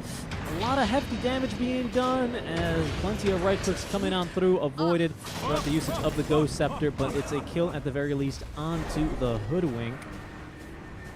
Did they change? I thought this used to be 2.5 shield crash cooldown in ball. Is it Dire's 3 middle seconds now? tower has fallen. A curious change for Pango. Yeah, he got nerfed, I think. Not the recent patch, I think a few patches ago. Like Pango is like a very Amazing what you'll useful find utility there. heroes, Those kind of heroes usually, when even they give the heroes number changes and nerfs, they will still be picked because they are very useful in a lot of general situations. Radiant are And I feel he has a lot of flexibility with his item builds. He can build a lot of different things. A lot of items are useful in a lot of situations. So, quite interestingly, Zeal has decided it's time to upgrade into Bloodthorn, but he's got Mage Slayer online, which, Yeah, he got that the last fight. funny enough, is a really strong item versus the Timber, isn't it? Even the other heroes, the Ember, the SF. It's a useful item. Here we go. Coming to the fight, they've cleared the way. Marana nearly killed off as Valky commits even a remnant for the kill. Rolling Thunder useful to lock down Fortune Soul. So Ember? he used BKB on the opposite end of the fight. Now, I'm not sure if Neon want to go in. They've staggered the BKB they usage, used but a BKB. 3-man bushwhack is huge. Unmuse in, and there goes Miracle. He's down for the count. Kishka as well, dying in the midst. Does not have buybacks. Already used it, but Miracle activates the BKB. Ulti. They did get the Pangolier very effectively, but a huge ulti out from the OD. The right clicks now coming through are going to nuke down the Shadow Fiend. Valky, though, still able to pick off Miracle from the trees. Oh my and God, it's he's Zeal gonna just run away. standing there watching as he's disarmed for 5 seconds. Yeah, the Heaven's Halberd, Valky watching, Oh, waiting. they see him? They did Did they get, see they him? did hit him. They did get hit. He got hit by... Oh, okay, they didn't see him. Whew.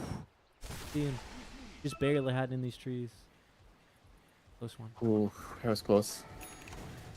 10 seconds before he can TP out. So that was like a buyback from Mirana and a buyback from Pango.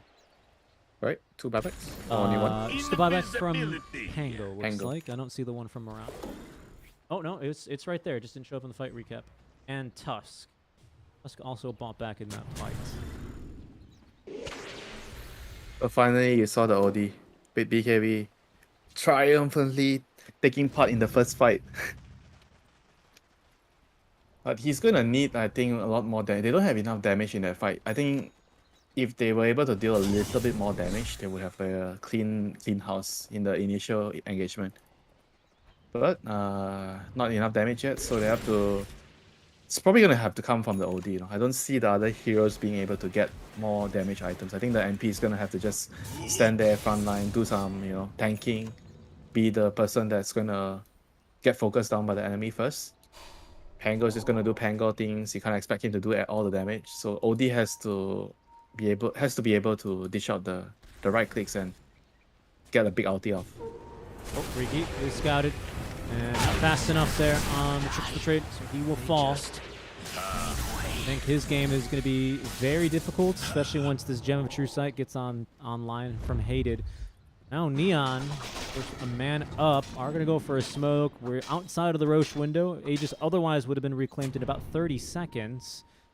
It looks like VVV is going to be the one to break the smoke. There's the shard. Finally, it does get picked up, and absolutely no chance there for that Marana to escape. Up 2, Neon Esports will likely to continue sweep the map. Well, what more they can look to find, though. Pango? Although a Pango would be a big catch, Bushwhack just off the mark. Oh, Basher online now. A significant purchase here for the Pangolier. Does leave him without buyback. But now he's got 2 auto attack modifiers that'll be hitting 4 waves. That's a solo kill. That's a big kill, though. That's a big kill. Was it just, yeah, Requiem of Souls out of Shadowblade? Ouch. 2,000 damage. That's, He did 2,000 damage. I mean, I think there's a couple of right clicks as well, not just the Requiem. and maybe a handful of raises, too. But this is No race, just Requiem and Master Menace. This is really turned into a Dire's top tower is quite the under downfall here. I mean, yeah, look, right, 15 talent, Presence Aura affects buildings, Timbersaw to tank, and Dire's SF his structures animation are breaking, fortified. but he's tossing those right clicks up towards the tower. Won't last too much longer at this stage. Rune of double damage. NP has buy, but he's otherwise respawning in 20 seconds. And the siege not too fast that they need to necessarily buy back immediately here. That's an amazing Bushwhack onto 2, and Ember Spirit's in with the Acceptor incredibly fast. Riki is dead. He's got a DD rune active as well as Miracle pops his own BKB, but can really do not much damage here versus the Ember Spirit. Timber just running him down fearlessly with Aether Lens. Sorry, make that the Ethereal Blade in hand. Cheeky little bash onto Fortunate Soul. There's a second Fortify is used, but it's Drinkwater. Enemies on the high ground without both of their supports. Dire's top barracks has fallen. Dire's Not top much barracks are can be under done here to Dire's stop them. top They've used the barracks. Fortify as well, so Neon Esports very well may look for another tier 3 tower. But no, they're not going to risk it. Looks like we might have a game 3 after all. That way, impossible here from the way One that more Neon fight. They has- have to win one more fight. But for Drinkwater to have a chance still in this game, they have to. The Roche fight, I think, it's gonna happen there. They cannot let the Radiant team get the Roche. They have to fight no matter what. Nobody has buybacks, right? Only the Pango. SF with a buyback would be really Oh, bad. No, Pango, Pango no without buyback. buyback. Yeah, OD. it's on cooldown. MP has buyback? Yeah, MP has MP buyback. just about has buyback. He just press R and he'll get buyback. OD is 500 gold away, so if he can kill a core, he'll have buyback. But has no way back into the fight quickly with the power treads for the BOT. Radiant The are very scanning. crucial window to be fighting in right now, right before Roche could respawn. 20 seconds is the fastest Roche spawn. Would be an additional 3 minutes after that, but top wave constantly shoving in now in favor of Neon after their successful high ground siege. Really, that siege just started because they just kept picking off heroes around the map. And now, ooh, Drinkwater. They might just lose to Bushwhack. Marana again for free. She gets 1, 2, 3 leaps away, and the 4-staff out. Halfway through the jungle she goes. Nice Ethereal Blade, though, to save the Tusk for now, but I don't think he'll be making it out of this one alive, even with all the Lotus Orbs and Ethereal Blades applied. 5v4 fight now breaking out there. As, what was that ginormous circle? I'm not sure what that was. Valky gets a kill. Has the Remnant already away. Looking for a he's back leashed. here on the Pango. He's He is leashed. leashed. He is leashed. The NP talent. Sprout leashes through BKB. I always forget about that. That He's what a queuing up for talent. stuff. He's queuing.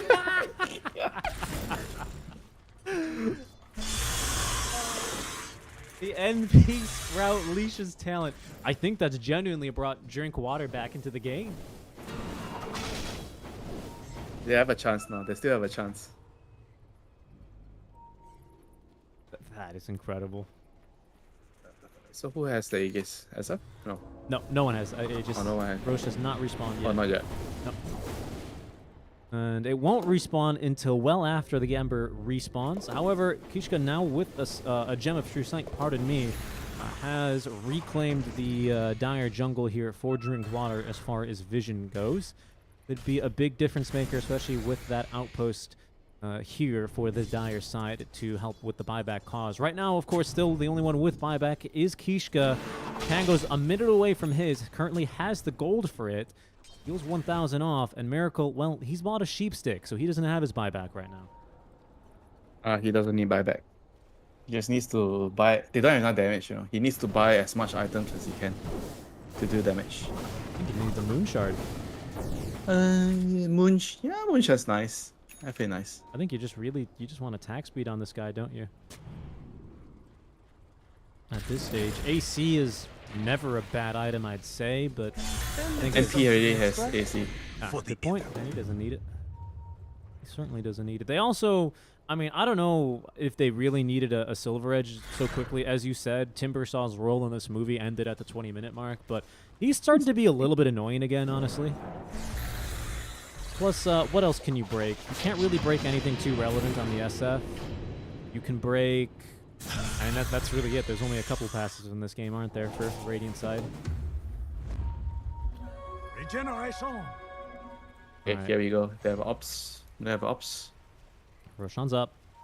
Oh, Riki. Yeah, he's going to break the smoke, but he is scouted. The blink in into the Walrus Punch, but a very nice Astral Imprisonment. It's not for Riki, actually. It's going to be for the Tusk, so they still have the kill on the Riki. Luckily, he's the one with buyback on this Dire side, along with the Mirana. Oh, no. Miracle's used the Hurricane Pike, which means he does not have that bonus attack anymore. Bonus attack speed. Timbersaw just E-blades himself. So a big reset here, but advantage for Neon, with exception of the BKB's popped. SF uses his BKB there.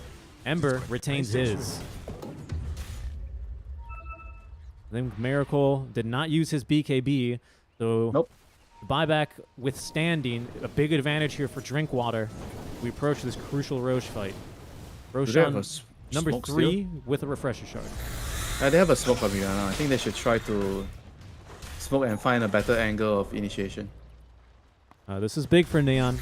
1 game away from forcing a game 3. Try and get themselves into the close qualifiers, but they're heading into the triangle. MG. And Zeal, he's farming here. He's Michaeling the heroes, activates the BKB, but there's just no way he's getting out of here. Has buyback. Has How did they buyback know? Winter, but does not have BKB when he respawns. How do you know? They know he was farming there. I don't know.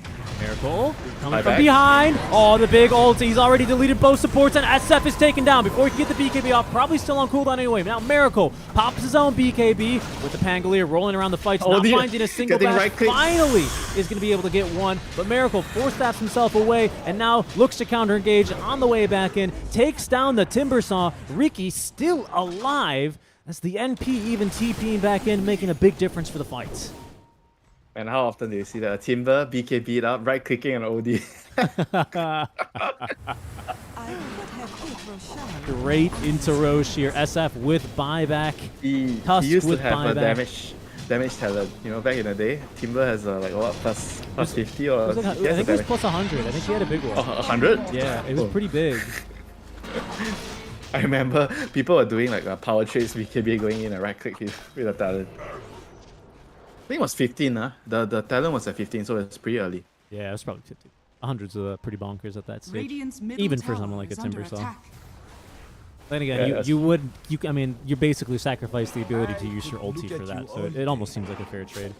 Sleep dart. Sleep dart, arrow. Yep, this would be a dieback here if they can get it, and they sure can. Down goes the squirrel. Seen this movie 1,000 times. Radiant's middle tower is under attack. I mean, I think this is the best, one of the best arrow setup right now. Even better than like Searing Chain, Yeah. arrow. Even better than almost Astral, Yeah. honestly. I mean, those aren't Radiant's even middle bad ones tower is themselves. under attack. It looks so broken here. It is. Beyond, staring down the barrel of a 9k net worth lead with an Aegis here on the Nature's Prophet. Of course, he did buy back after getting caught in the triangle farming Ancients. Miracle, the one currently holding on to the Refresher Shard. And the cheese as well as in his backpack.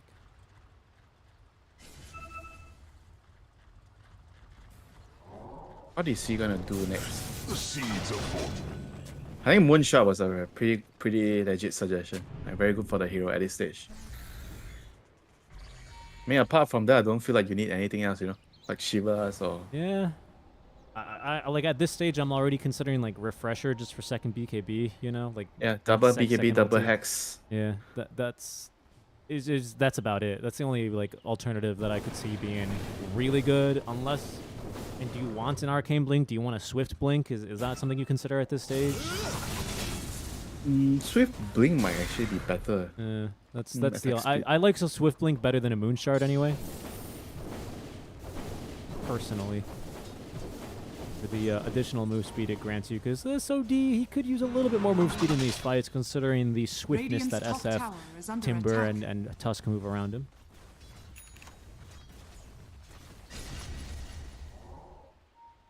Now, though, top lane is the lane of choice for Drinkwater to shove in, considering that's one of... Wait, Miracle. You don't have Aegis. Miracle is going to be caught here. Didn't get the BKB off, stuck in the bushwhack. They need a save for him. They're not going to get one. He's dead for 100 seconds. Now, what more will it cost Drinkwater? I think Ember used almost nearly all of his remnants. Has himself a Glacier as well. Uses that to reveal them around before she lotuses and leaps away. They have bought back now on the OD as the Hoodwink, able to avoid death barely. Not even that last shield crash is enough. And now the Fear into the Walrus Punch. Pango in trouble. Another Swashbuckle on back. Another Fear as Miracle rejoins the fight, doing what he can. But both of the supports have now died. Valky is falling low and has died, but has the buyback as that's the first life of the NP. But they're on to Miracle, who saved this BKB for his occasion. But Valky back on in, has only one remnant. Just barely enough to get away, as a Rolling Thunder from the Pango rejoining the fight will be enough to put down the Timber. But now it's Drinkwater who needs to get the hell out of Dodge. They've just used about every other buyback and resource they have on their team, and will be doing just that. They want to get the heck out of here. Whoa, that was a spicy fight. Radiant's middle tower. Yeah, is that was the under first attack. time I felt like the presence of the OD in the team fights. She did like 7,300 damage in that fight. Pango was second, 6,500. But overall, I felt like it was a pretty good fight from both sides. It could have gone either way still, you know, with the 12k, even though they're 12k behind for Neon. I think they have to try to jump the OD in the next fight, because OD has no buyback now and he has cheese. If they can burst him from full to nothing, he can't pop cheese. I think they can win the fight. The problem, I think, for Drinkwater, first of all, I don't think you're wrong. I agree with you, but I think they have multiple options. They know that this NP is now without buyback, and after that team fight, no longer with Aegis. I'd say he's just as big as a win condition in these fights, honestly. I don't think that necessarily means you can just ignore the OD, but... because OD is the safe. If you go on MP, he can Astro the MP. Yeah, that's why you have to Alright, focus the OD. That's true. So just barely getting out of that one would have been really punishing there if he had to use the buyback.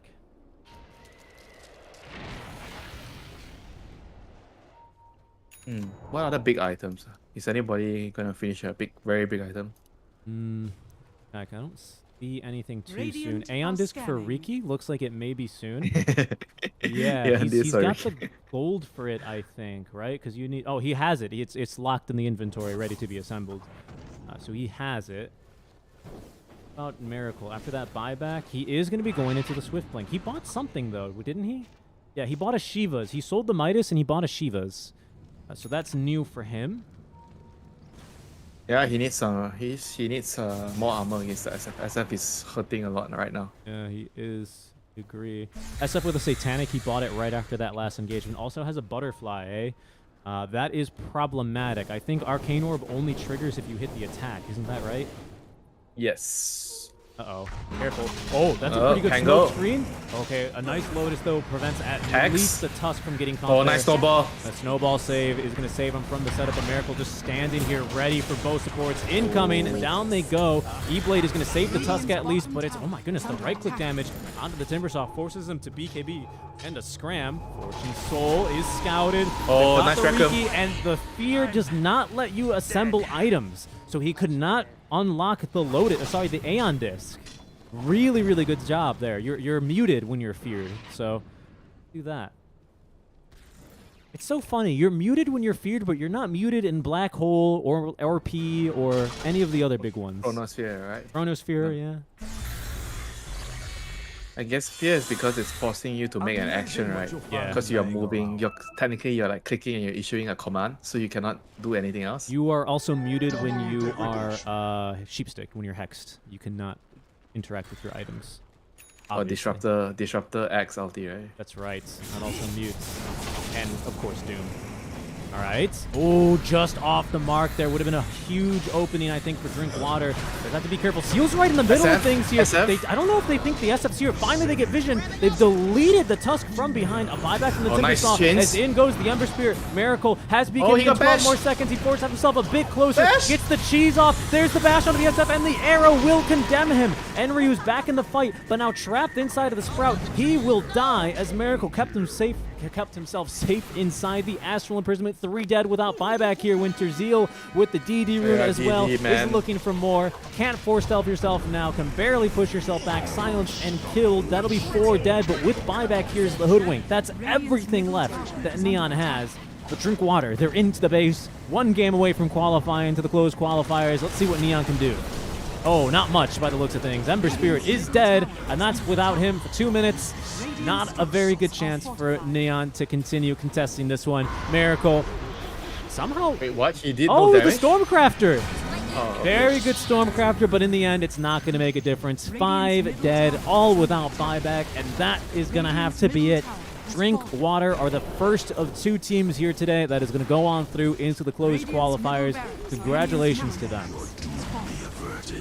Yeah, they put up I would say, a pretty good show overall. Like, they showed a lot of team cohesion, strategy, understanding, you know, pretty decent decision making. Like, overall, I think they definitely show that they're one of the better teams in the qualifiers. I mean, it's hard to disagree with you on that. I mean, a long game, a little bit back and forth, but they created enough space for themselves in the early game and dodged enough fights when it was right to do so, to kind of come back and rush Neon Esports here in the late game. Those late game fights were very, very one-sided when it wasn't Drinkwater explicitly getting caught out farming triangle for some reason.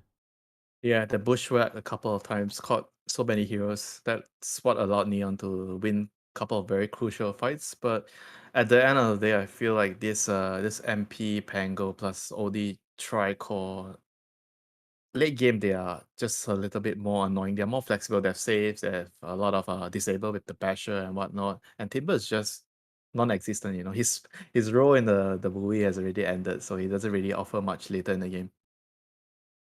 Yeah, absolutely. Yeah, and that was basically just the case this entire game. It is what it more or less felt like. This a little bit. Nasi lemak, please. Don't say sorry. Just buy nasi lemak. Just buy nasi lemak. We'll get some nasi lemak rendang. It's still probably my favorite meal right now. Or we'll go back and get some laksa. Actually, I could go for some laksa soon. That's pretty tasty. But a really good game. I'm overall very, very impressed with how well Drink Water played, especially as you say for a team that more or less came together in the past week or two. I mean, certainly a team of very talented individuals, I should say. But for them to come together and really execute on some higher level Dota kind of out of the gates, maybe it's the honeymoon period, as you say. Maybe it's the signs of a real force to be reckoned with here in the SEA region. I will reserve that judgment till they are faced with adversities. Very true analyst answer there, Winter. Always riding the fence, and a very, very safe answer to sure. But that is going to be one of 2 teams secured into the closed qualifiers. And Winter, we are going to be giving you the break now. Any closing thoughts as we have one more match on stream today? going to be the best of 5 between the winners of the Little Gun and Reaper series versus now versus Drink Water, that is, to determine seeding. But we'll be joined by a different analyst for that match. Winter, anything, any recap for today? Anything you want to let the fans know before you head off for today? I think open qualifier games are fun, you know, and at a pretty decent level nowadays. And I feel like people should, you know, come and watch. You know, have a good. It's a good time. You know, the games are not all bad, and a lot of the games are pretty competitive. Teams have a pretty decent understanding of what they need to do, what they need to draw, and have good teamwork, team play, and etc. Yeah, come watch the open qualifier games. Yeah, and I mean, hey, if you're a big Neon Esports fan, not to worry, guys. There is still 3 more rounds of qualifiers happening. Well, they even restart tomorrow, same time, same place, so 1 p.m. here on the channel. We resume with the best of ones, and we restart the whole darn thing all over again. So I'm sure this is not the last time we're going to see Neon Esports. Even on the second day, this is a very talented team, and I'd be surprised if we don't see more of them here in this kind of semifinals to qualify. But very well said, Winter, and I'd absolutely love to just echo the same. It's been a fantastic couple of days here of the qualifiers. We're not done yet. We're going to a short break, and when we come back, we're going to have some action. Till then, guys.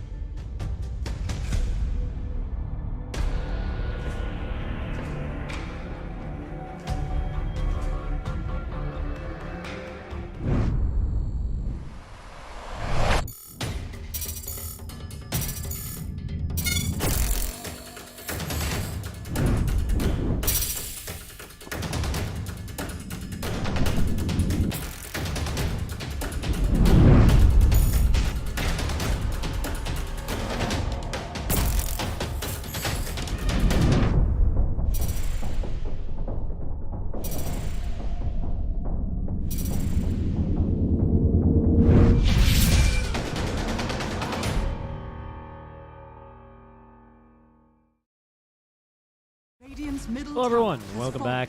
back. We are in game, I think this is game number 2, between M11 and Little Gun. Little Gun don't have their logo, but they're here on the right. You can tell because 423 is playing Lone Druid, and he has quite the proclivity. Here, there, at him. Just me for now. We don't have our analyst booked in the 3rd series, but not to worry, guys. If you're not a fan of solo casting, I completely understand. But I thought I'd just go ahead and jump in and watch this game while we wait for the final series to complete. So just to remind you guys of the stakes for this match, it is Team M11 versus Lil Gun, and the winner of this series is going to be qualified for the closed qualifiers. Is this really game? I'm just refreshing our bracket here. This is not game 1. So M11 actually lead by 1, which means I think I need to change our in-game. Hold on. Don't worry. This is movie magic. Look at that. This is the correct scores. M11 do lead by 1 in this best of 3 series. So it is going to be Lil Gun, the dire side, who are playing for their tournament vibes. I've been very impressed by M11. This entire tournament. I think especially Econ Koki, which may mean some type of fish, is similar to Lay, is really strong. So no surprise to see them, of course, take some games. I think they have really good scurry.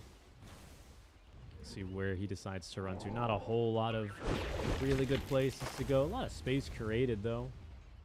Both will be able to might make it out. Yeah. TP's common bottom though with a global. Okay, Monkey King has returned to the lane. Ifrit activating the ultimate. Shrill is down here as well. I think they're just gonna lack the right click damage though to get through the SF, and the Searing Chains are just a second too late to cancel the TP there. Spirit Breakers.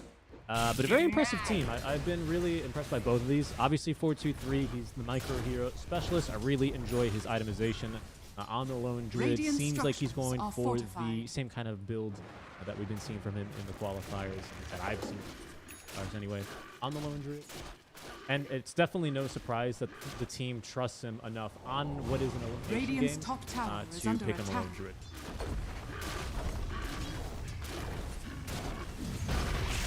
They also really enjoy, like, he'll just take a tower. Like, I think this is really good. I know, like, you're supposed to take either the mid or the safe lane tower first, and it looks like they've already dispatched of the mid lane tower. I'm not really sure when that happened, but 423 is the mid laner, so, you know, sometime since then. But I do like how he's not going to bother, you know, going to a tower that's going to be highly defended. He knows this one usually is given up without much of a fight. Not really much the mag, especially without RP, could do to stop the siege, let alone a silencer. Let's see if they're going to try and contest this. It doesn't look like we'll be able to. A pretty big stack, though. This is a 4-time stack, quite deceptively. They got themselves a nice little mag-empowered Ember Spirit, which is always going to be really strong. Lovely little combo Radiant's there. bottom tower is under attack. Special for you. They got to kill bottom, however.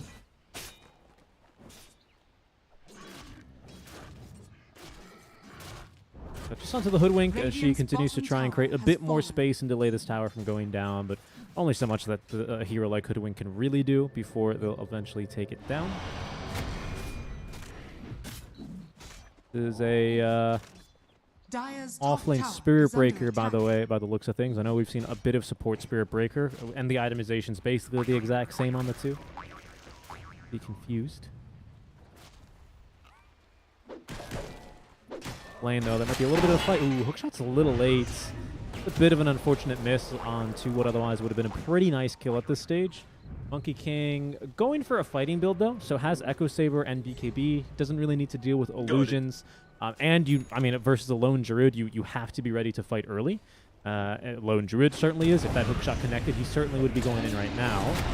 But instead, it's Monkey King looking to counter-initiate. Nice last-second global there to really milk out that Nether Strike cast animation. It'll still come through, though. The RP on the Blink reveals fairly good. Into the Wukong's command they will go, and they actually prevent 423 from getting off the true form. Spirit Breaker's going to charge away. It's Clockwork who still dies here as the Searing Chains. I thought that was Spirit Breaker. It was Tusk. Still might be another kill for Are You Happy? But seems like he'll be just out of reach. An impressive sequence of events regardless for M11, who will get their first Tier 1 tower of the game. They really, really have to fight hard for that one.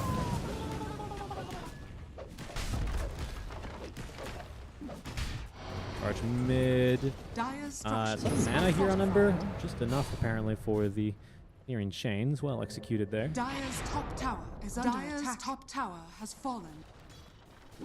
So now without RP, Magnus is going to be trying to farm up his next item. Looks like just a 4-staff. A little bit more utility here as Silencer. Very dead here. Not much he could do. Give that last hit there to the SF as well. Trill with a pretty good game, 3-1-1 right now in the SF. Fairly standard build. Mask of Madness, Dragonlance, BKB is going to decide to finish up the Hurricane Pike after said BKB. And I think it was BKB from Monkey as well. Though I suppose at this stage it's not out of the realm of possibility. It could be a Desolator. Speaking of Desolators, that's 4-2-3s getting the first 2 charges here on the Spirit Bears.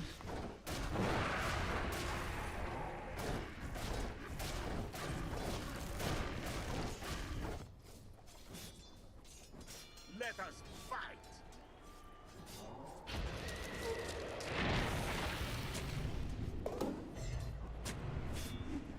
Wounded, you enter. Radiant's bottom tower is under attack. Battle Blade's almost completed there. Is a little bit problematic for M11. It's kind of the first big item other than this Deso. The first playmaking item, I guess, would be a little bit accurate. BKB, also a playmaking item, just 500 gold away at this stage now for the SF. So a couple big timings on their way for Lil Gun. And at that stage, I think we'll see them look to make a couple more aggressive moves. The problem is by then, M11's going to have another RP up. What's December going for? BKB's still a ways off, so that's good news. Supports, I mean, whatever, just 4 staffs. This Silencer is very poor, by the way. 2,000 gold is going to be a feels bad. So it's really just Ifrit's BKB that they'll likely be fighting into at this time.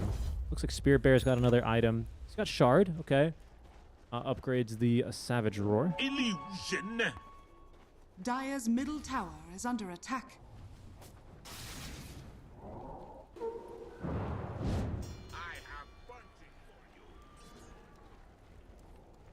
Radiant I think that's really the big point we're waiting for. Both teams actually smoking up here, and that's because the Shadow Blade's done. I'm not really sure why M11 is smoking. Not a bad place for them to be fighting, though, especially with a really good usage on the global, but they're going to whiff. It's barely there on the sharpshooter. Doesn't seem to be making that big of a difference. Requiem of Souls up from the high ground. I don't know if it's enough to change the outcome of this fight, unfortunately, especially not with the fantastic RP from BFL. There goes Ifrit now, gets the Jingu Master. Trill has to run on his first BKB charge.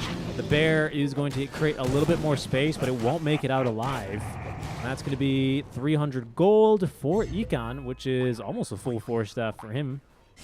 That is really good, and a big fight for M11. They cannot afford to get many more of these wrong, especially with a lone Druid. 4-2-3 resummons the bear. It's not the biggest steal in the world, but really how you want your first BKB usage to go, especially because now by the next fight, yeah, Ifrit has his BKB completed now, and they'll likely be looking at potentially an Ember Spirit BKB for the next fight. It went really, really bad for Lil Gun. They might need to fight again, but they don't have Requiem, they don't have BKB. I just don't know what you fight around right now. Kind of the challenge I'm seeing. Impossible for them, to be sure, but not by any means an easy fight either for Lil Gun on their next go. Here they go, though. BKB coming off cooldown in 10 seconds. They know at least they're fighting into a Magnus without an RP. And they've got decent vision on the Monkey. Jumping around. But right now, actually, Roshan is going to be the target. Level 15. So you have max presence of the Dark Lord at this stage and the Deso. Pardon me, on the Spirit Bear. Fully stacking up now with a little bit of tag team as well. Means that they will eventually get through this Roshan. And it's pretty fast, and it seems to be completely unscouted by M11. If they're gathering now to make a smoke move, they're about 10 seconds too late. As down it goes. And very well timed here around the cooldown of RP. I have to commend him there.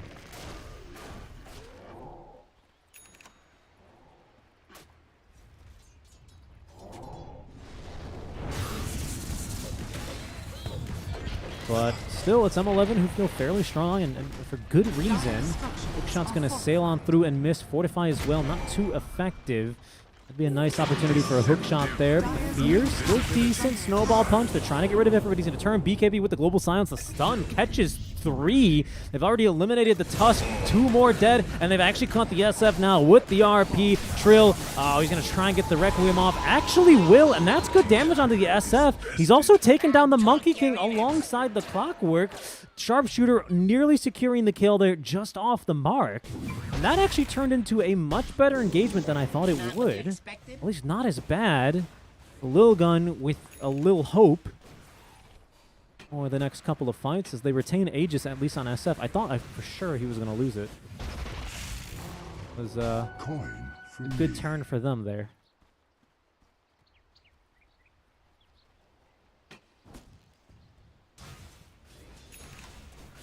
Really just all SF. I mean, getting caught at the start of the fight by a 3-man boundless strike after being global is certainly no good way to start the fight, but Team M11 kind of outfighting Lil Gun here. Illusion.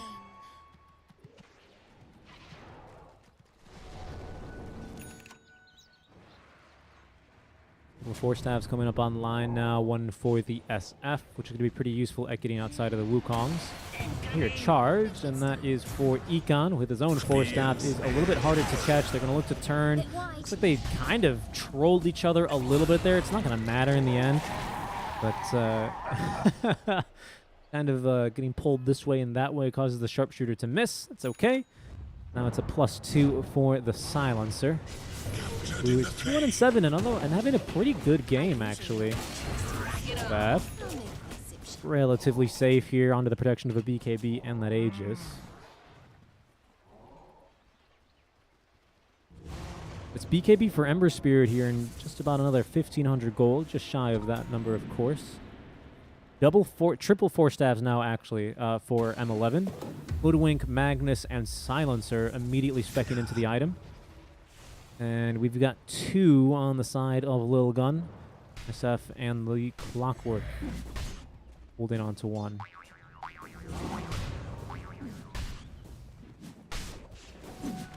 Fritz building into the Deso.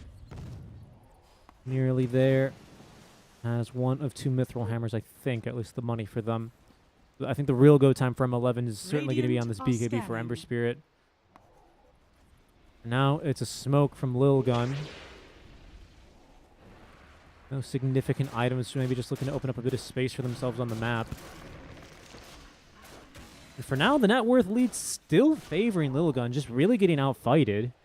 But they've got cores that are farming excellently all around the map. This Spirit Breaker is coming along fairly nicely for his BKB.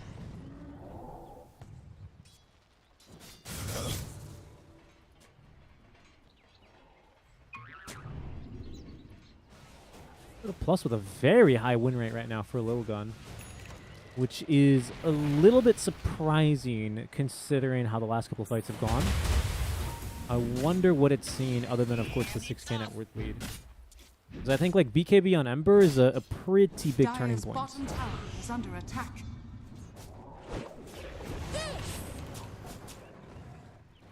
Not to mention an RP. Horn Toss at the already no longer as strong as it used to be. You could now activate items and abilities when you're being Horn Tossed. You're no longer disabled for the duration of the toss. So, like, you know, these 4 stabs are going to be good. BKBs, obviously, basically make you immune from them. So you don't have too much to worry about in terms of Horn Toss. Still a potential repositioning tool to be aware about, but no longer as strong as it nearly used to be. Okay, I think that was the first Horn Toss as an example. That's a pretty good cogs, and actually, I think if Trill had released the Requiem of Souls, they may have had it killed there. Very likely, Are You Happy just uses the BKB, but could have been an effort there.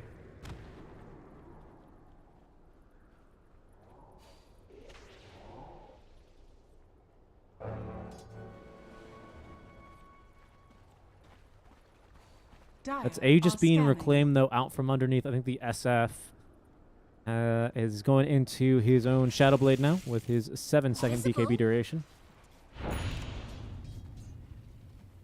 Nothing too new. This is just Spirit Breaker being a bit annoying, continuously pushing around the map. I think his BKB is going to be really, really big for him too. Ideally, though, I mean, it's Ag Scepters when this hero becomes truly obnoxious. 7-second downtime.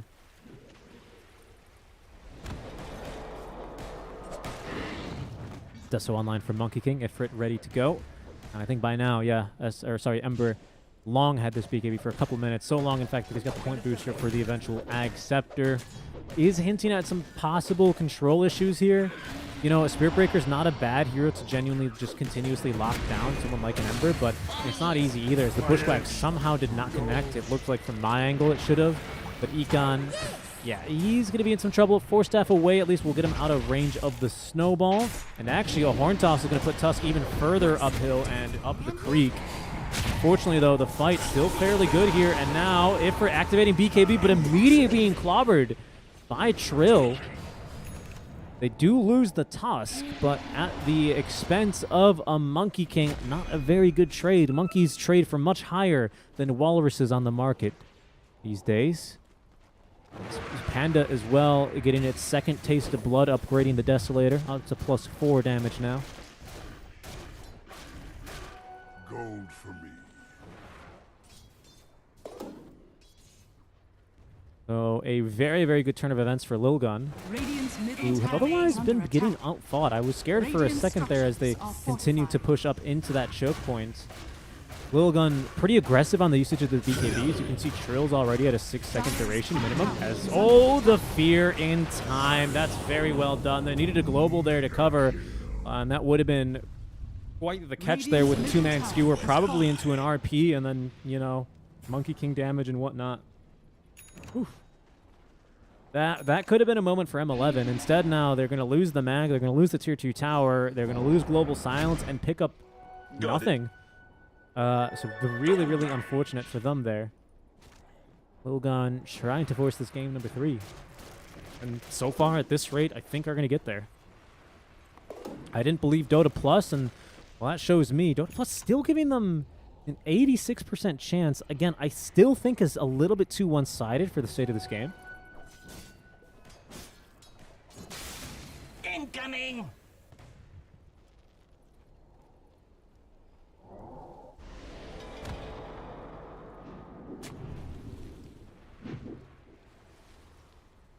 Coming in.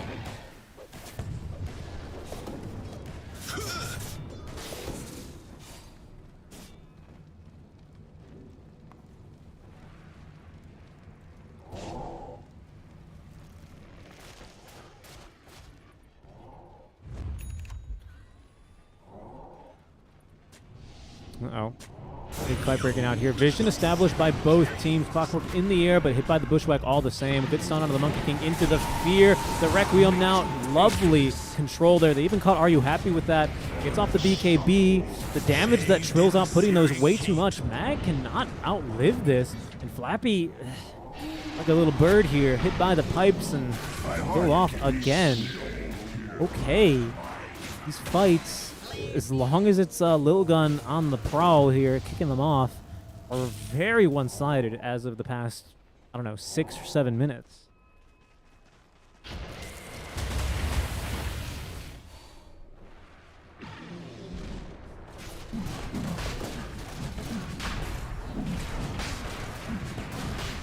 Right in a Roshan, Aegis, and that Ag Shard upgrade available. I forgot about this planar pocket ability. It's you know, it's actually pretty good with a Lotus build, but that's just not really in the meta for the Spirit Breakers these days. But having played against it a couple of times, it's pretty fun. It's pretty funny to play against, honestly. Just redirecting spells his way. Wow, that's some serious damage. Tower has fallen. Deso, Presence of the Dark Lord, man. Ripping through these structures with the demolish bonus damage that the bears do to buildings. It does make you wonder why Ursa does no bonus building damage. but all the other bears in the game do. Radiant are This scanning. is not a real bear.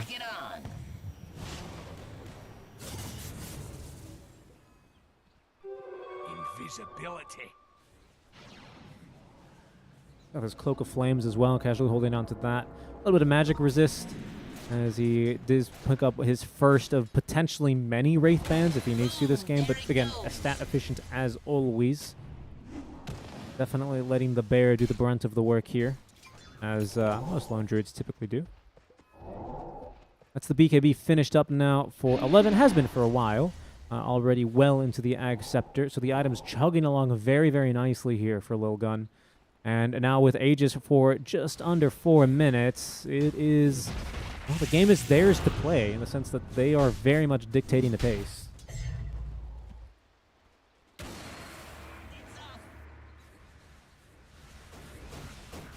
At this stage, you know, by the minute, I am becoming more doubtful of an M11 comeback, but I've seen crazier things happen.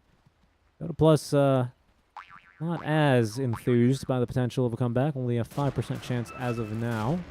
Doing the right thing, though, just kind of turtling. A little bit too scary. You know, you take a fight away from the base, or you're caught away from the base even for like 30 seconds, and you're going to lose half your base versus this kind of lineup. So, unfortunately, they just kind of have to be ready to fight. Monkey King, his impact in the last couple fights have certainly felt underwhelming. Of course, one of the weaker cores in terms of like HP pool generally depends on being able to get the Jingu Mastery off and life stealing to sustain through the fights. Eye of Scotty is going to go a long way if he can actually get this thing online, but has bought out for 1 of 2 ultimate orbs, so he doesn't have buyback in this fight as we do hit a pause. We don't need to see fantasy points. But it is, yeah, all 3 cores right now of M11 without buyback.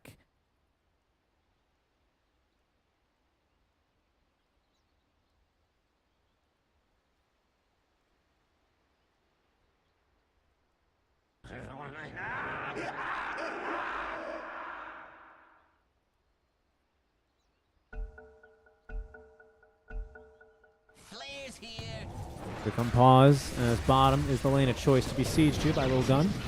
Doing their best to restrain the bear. Some crazy animations there off of that bushwhack. The damage being dealt, but oh, is he gonna let it die? Force staff away. Last tower shot, another force staff. 20 HP. The bear lives, not even close. Would have been a little bit of an opening there for M11. Nothing too big. He just has another bear to resummon, but it's always nice when you're at least able to force a skill to be on a downtime.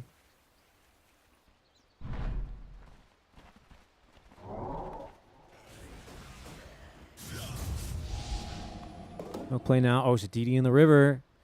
That's dangerous here. Is that likely to the SF? Yes, indeed. Panda's going to hit the brakes. SF pick it up here, covered by the Silver Edge, and now with a Clockwork to support him. But a ward on the cliff, but likely won't see much, although in a very bad position to M11 right now. Monkey King does at least catch a glimpse of the Tusk incoming. Another stun here with the Sharpshooter. They at least have a kill. Flappy almost 2-shot. That was a little scary. Was probably hoping for an uphill miss on that second force staff, but it is an opening here.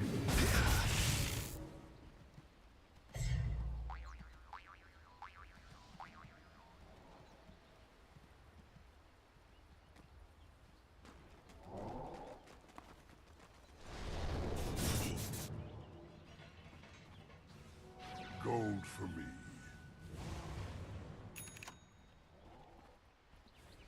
There's the 5 Wraith Bands and a casual belt strength. I guess he's going power treads on the hero, but you can see how much stats this actually gives him. He's already at plus 50 agility and what is that? 4 times 4, 16 strength. It's very good. Not to mention the armor in true form, plus 42 armor right now. He's got 78% physical resist on his own hero. Pretty crazy. Pretty crazy. Who'd have thunk it? And then outwardly just kind of extending. Lil Gun are on the prowl a little bit more aggressively, looking for fights. So, you know, because this is the timing in which they would like to finish the game, eventually Monkey and Ember will begin to outscale the lone Druid. I wouldn't say that's the case for at least another fight or 2, especially with such a prevailing net worth lead.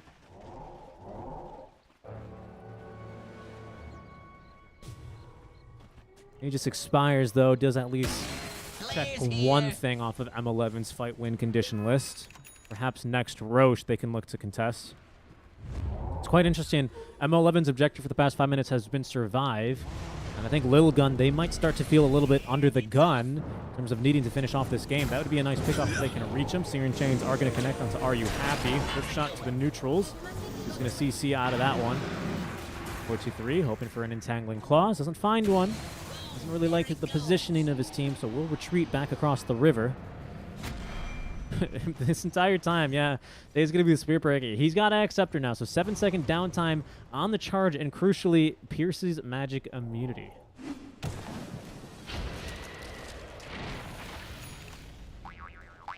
Big item for him. Leave him without buyback. Go quickly here into net worth, but it's still SF clearing the charts. I guess he doesn't really stop scaling for a while and has, interestingly enough, gone for the Arcane Blink. Seriously reducing the cast animation of abilities such as Requiem of Souls. So that'll come out incredibly fast. Something to keep your eyes out for in the next fight. Also breaks all of his animations on arrays. It's very funny. SF, I imagine his skeleton is one of the oldest in the game, which they use to rig all the models, so it's just really not meant to move that fast. You can kind of already see that with Raze. Sometimes when SF's attack speeds get too high, they kind of doesn't look too right either. But fine. That was one of those lovely things about Dota. Yeah. So Logan, this Aegis, with this Aegis, they definitely want to close out the game. Like, again, this lone druid, he's gonna pretty much stop scaling in a bit. He can really upgrade into Abyssal, and then probably one more full item on the bear, maybe like Eye of Scotty potentially to fight into the Monkey King. Sounds realistic. Ag Scepter eventually, you know, but like he's really starting to hit that ceiling. SF, he's got a little bit more room to grow for sure. Mask of Madness potentially into the Butterfly Satanic, and then you can just, you know, put the boots in the backpack. And it's off. Careful here though. Bear in a bit of trouble. Pulled back onto the high ground, but a good force staff on back. Oh, he actually caught him somehow. Triple silence there. Gonna be the tower sniping the kill. The Lil Gun are having some serious difficulties actually getting onto the high ground. 4-2-3, yeah, there he goes. He's resummoned the bear. They're going to go in now. Global silence there, connects onto multiple, and SF does not want a BKB to remove the global. That's going to be no bear in this fight. They actually need to kill this thing, but haven't quite. Trill with a very speedy Requiem. He's caught everyone, and that's going to be now a bash and an Abyssal and a kill onto Ifrit. They were not ready for the Arcane Blink Requiem. No one got the BKB off in time. Ifrit does not have buybacks. They were about 100 HP away from actually killing the bear. A big difference maker. It's just going to go down. Oh, he has another one, does he? RP onto 2 is good, but they need Monkey King here for the follow-up damage. Without him, it's a little bit lackluster. Aeon Disc at least allows VFL to make it out alive. 11, just 2 tank. He's sending remnants after him. He will be run over at long last. That's another great horn toss. The skewer back onto 3, but the fear, and this time without Aeon Disc to protect them. Going to be Magnus taking a steep death. It's 2 lanes of barracks and maybe even 3 in true form, of course. Lone Druid as well receives demolished, so these buildings are, yeah, they're gone. There go your barracks. And now Hoodwink is likely dead as well. Sharpshooter does good damage here to Trill, but it ain't gonna be much. It ain't gonna be much. That is going to be Megas then in favor of Lil Gun, who are trying to force themselves into game number 3 for a chance at getting through to the closed qualifiers. M11, of course, not calling it here. They could very well see themselves in closed qualifiers with very good chances to get into Division 2.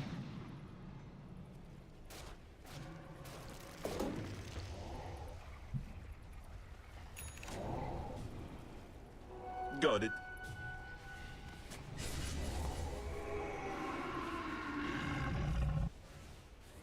Let us fight.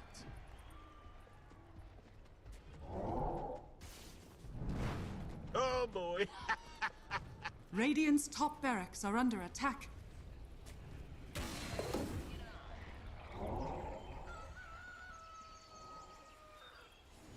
Not an impossible game still for M11, but not an easy one either. Monkey King has bought out now for that Eye of Scotty.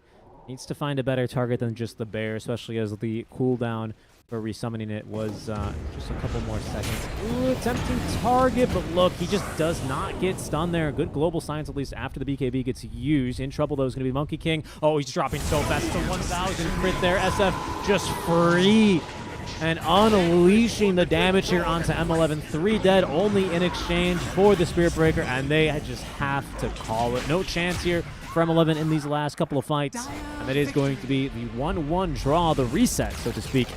We are going to a game 3 between M11 and Lil Gun. Could not be decided in 2.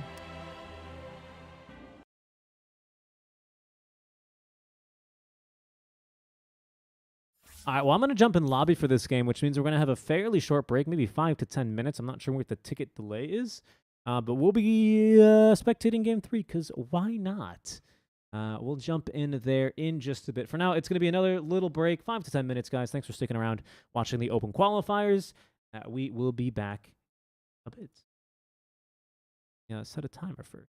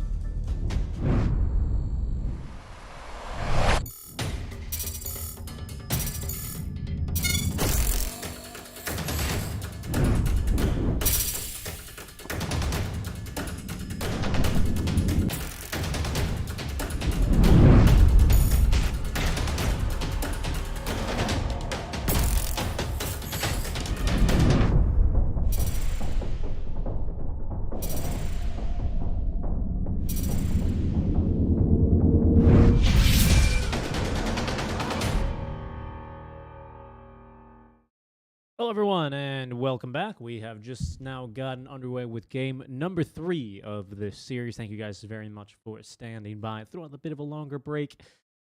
A little issue, but we got it worked out. We 10 are about seconds to get remaining. started here with the decisive game number 3. I'm 5 very excited. Thank seconds you guys very remaining. much for joining in.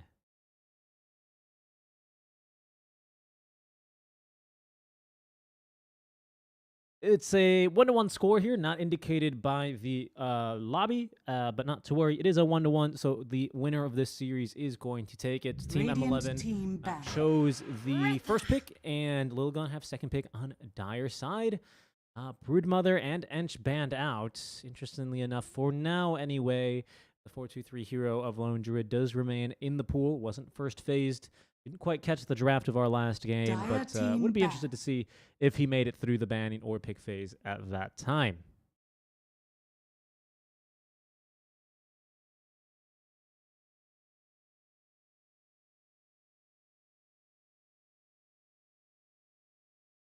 Radiant team ban. Gonna be another solo cast, but not to worry. We do have a co-caster booked for the next series. I'll be joined by Adam, aka 343 Dota. But for now, it's just me, myself, and I, and my cat. We're going to be bringing you the action here in this match. 10 Tiny Hoodwink, the seconds opening remaining. versus the Primal Skywrath Mage. We've seen a bit of 5 the support seconds Primal, and I remaining. think we've only actually seen Skywrath Mage as a support. So this very well could be the support duo, and similar things could be said here for Team Dire M11. team ban. I'm not sure if I've seen all that much core Tiny these days.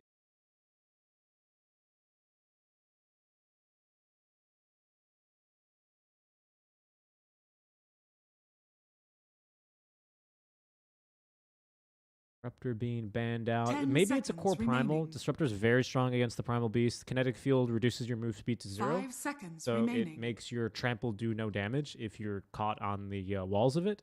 The glimpse is super annoying. Obviously, it cancels your channeling of the pulverize, but sends you back further, previous to your onslaught position.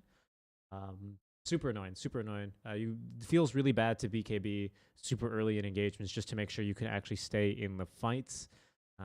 It could also be indicative of something like a Monkey King or maybe a Spirit Hero to follow. Team M11, nothing too indicative of their bans. Clockwork, a very strong pick for Lilgun. Could also indicate something Radiant like Alina in the team mix. ban. Surprised to see the Ember ban. Not too surprised. Skywrath Mage has like no armor and dies to him, but if Skywrath Mage can actually get like a setup Dire stun so that he team can get the ban. silence onto Ember, it is a very one-sided affair there. And as we can see, M11, yeah, they're not letting through that Lone Druid. Not this time in the decisive Game 3 versus 4-2-3.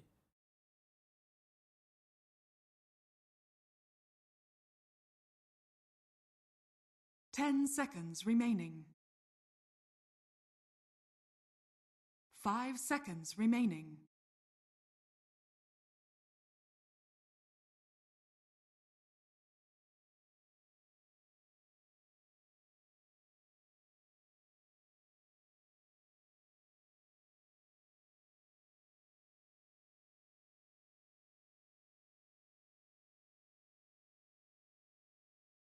What this next ban is going to be. Really kind of depends where Lilgun want to take this. I suspect they Dire intend team, to run this Radiant Primal as an team offlaner. pick. And that seems to be the case now with the Nyx Assassin appearing. I wonder if this is a Sky core, though, because a Sky and Nyx Assassin support duo, I don't know. The Nyx does offer, does act, pardon me, as a block pick as well against the Skywrath Mage, because it's a super 10 one-sided matchup seconds there in favor of remaining. Nyx, especially once your mana burn is a higher level and 5 Skywrath seconds Mage remaining. gets a little bit more levels. Team M11 here. It could be just the biggest block pick ever as well for like a spirit type hero. Puck also, it looks awful in this matchup. I'm not sure if that's something that Lilgun are considering, but two really, really strong Puck counters here. Not to mention a Primal Beast as well, who can kind of just tank through a lot of the Puck spells, if this is going to be a Primal mid. I don't know, though. I don't know about Primal mid these days. Radiant team, Dire team. Spirit Breaker.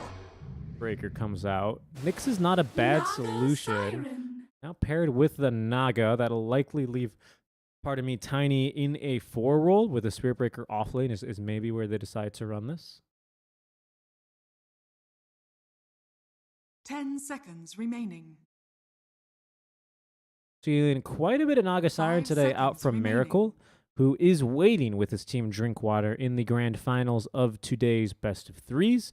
Normally in the open qualifiers, we only play the semifinals, and then from there, the two teams just go into the closed qualifiers. However, this time around, Valve has imposed that we play all the best of threes, and that final best of three will determine seeding for each team that goes on through for the closed qualifier. So it does make things a little bit more fair.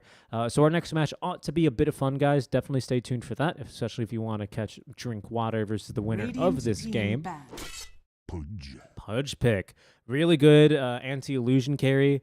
Is a little bit annoyed by a Spirit Breaker, but is not easily killed whatsoever by like a Tiny or even a Hoodwink. Very tanky matchup here for Lil Gun. And I think the burst from Tiny is going to be lacking to 10 kill anything seconds that's not remaining. the Sky Math Mage or the Nyx Assassin. Curious to see what they're going to pair with 5 it in the mid lane, seconds or if the remaining. mid laner is already Team picked. Honestly, I'm not sure. And M11 are banning kind of an off laner, Radiant kind of a team mid. banned. Slaughter ban always makes me think AM, but AM's not really looking good in this kind of matchup. So I'd be shocked if that was the pick.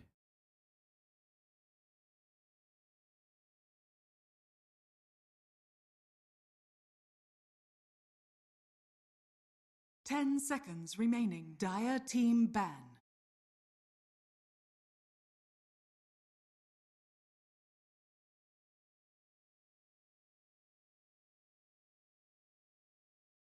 Last ban here of a Timbersaw. Yeah, these strength melee heroes not really enjoying 10 that guy. So seconds they do remaining. believe this is going to be then. Well, what would your lanes be? Maybe a primal 5 with a seconds Pudge? remaining. Yeah, could be a lane. So I guess they suspect this is going to be either a primal mid or a Skywrath mage mid with a primal support and, of course, a Nyx support on top. Well, at least with these offlane bans. Other than that, they don't really strike me as a particular counter towards any one type of playstyle other than just kind of tanky heroes.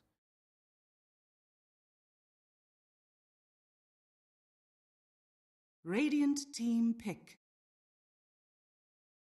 Last ban, Tidehunter.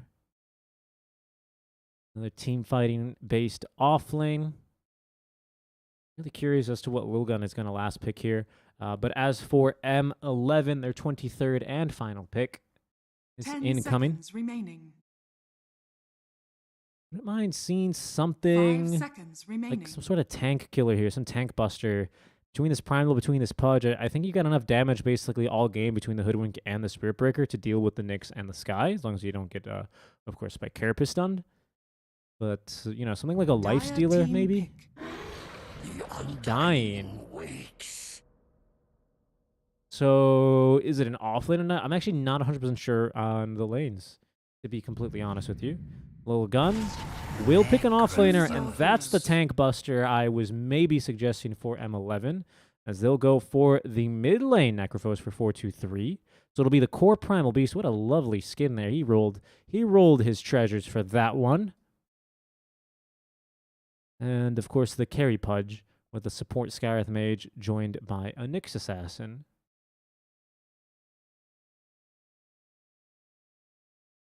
Okay, so it is a mid-tiny, if I'm not mistaken. Are you happy the Ember Spirit from last game?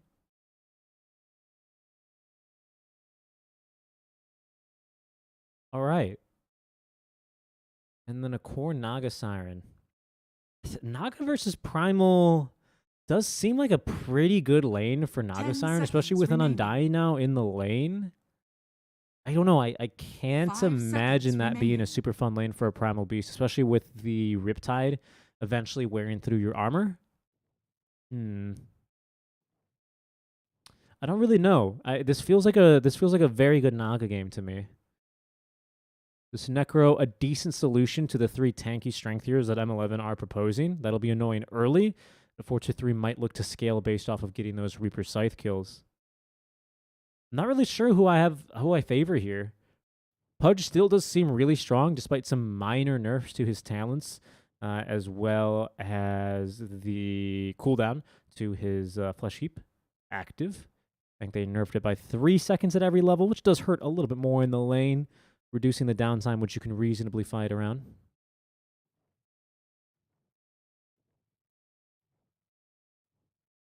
Yeah, I wouldn't say I have a heavy favorite one way or the other.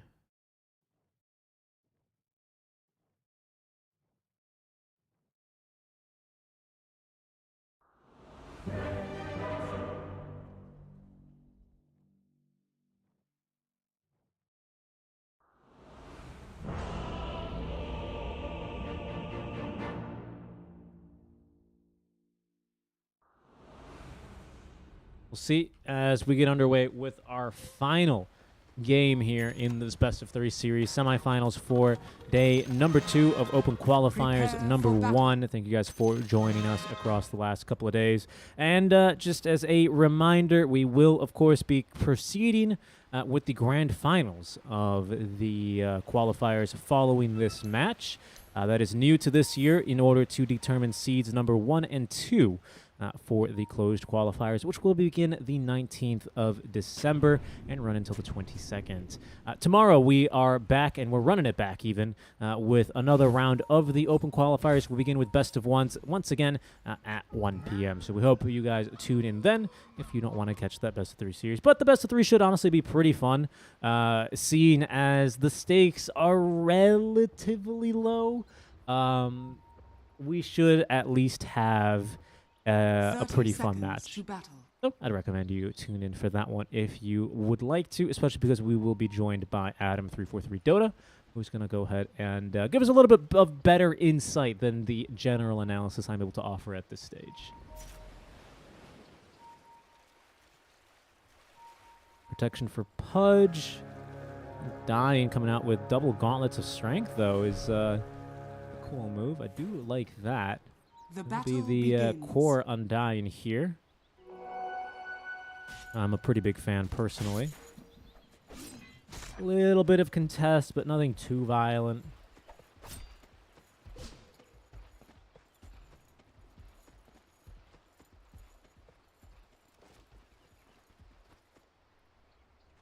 And we'll see how things get going here in the mid lane. Is 4-2-3 into the Tiny. Usually this matchup, I think, a little bit preferred by the Necro, especially if you can get your CS in early on Death Pulse when you do have your Heartstopper aura. Your sustain is just a little bit too high. Tiny does struggle eventually with that amount of damage output.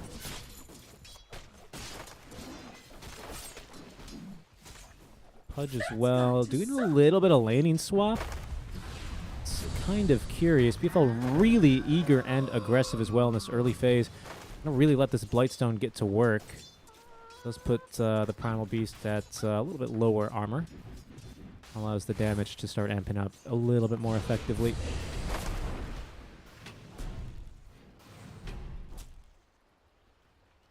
This is also a pretty nice matchup, I want to say, for the Hoodwink, being able to juke and dodge in between the trees. Of course, having a Blightstone into a literal 0 armor hero.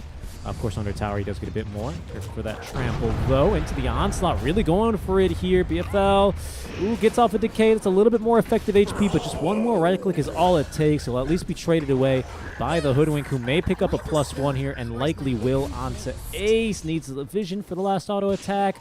And no, the Acorn Shot's just not enough. A little bit too much regen there underneath the tier 1 tower. We'll see the Skywrath Mage alive.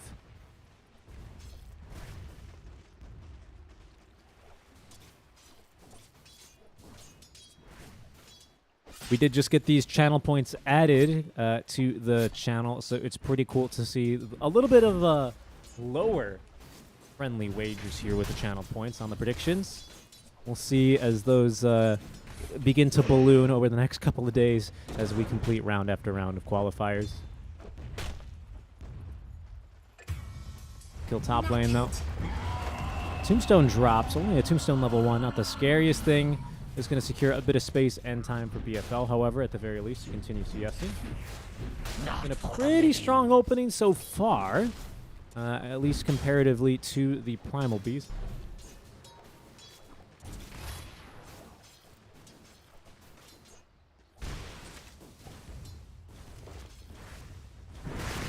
You can see now, Are You Happy is starting to struggle, right? These Heartstopper regen aura or Heartstopper regen just allowing you to continuously spam out wave after wave of the death pulses. 90 with a bottle, though, back to half HP in somewhat fighting shape. Still a water rune top. I don't think 423 is going to really let him get his hands on that, at least not for free. As another kill onto Eek top lane. Did kind of contest the pull. And also re-blocks the camp, but with 2 Warpine Raiders here. Oh, actually, the creep took the scenic path home. So he'll get a half pull off there. Didn't get the range creep, but still is going to allow the wave to push a bit further underneath the tower.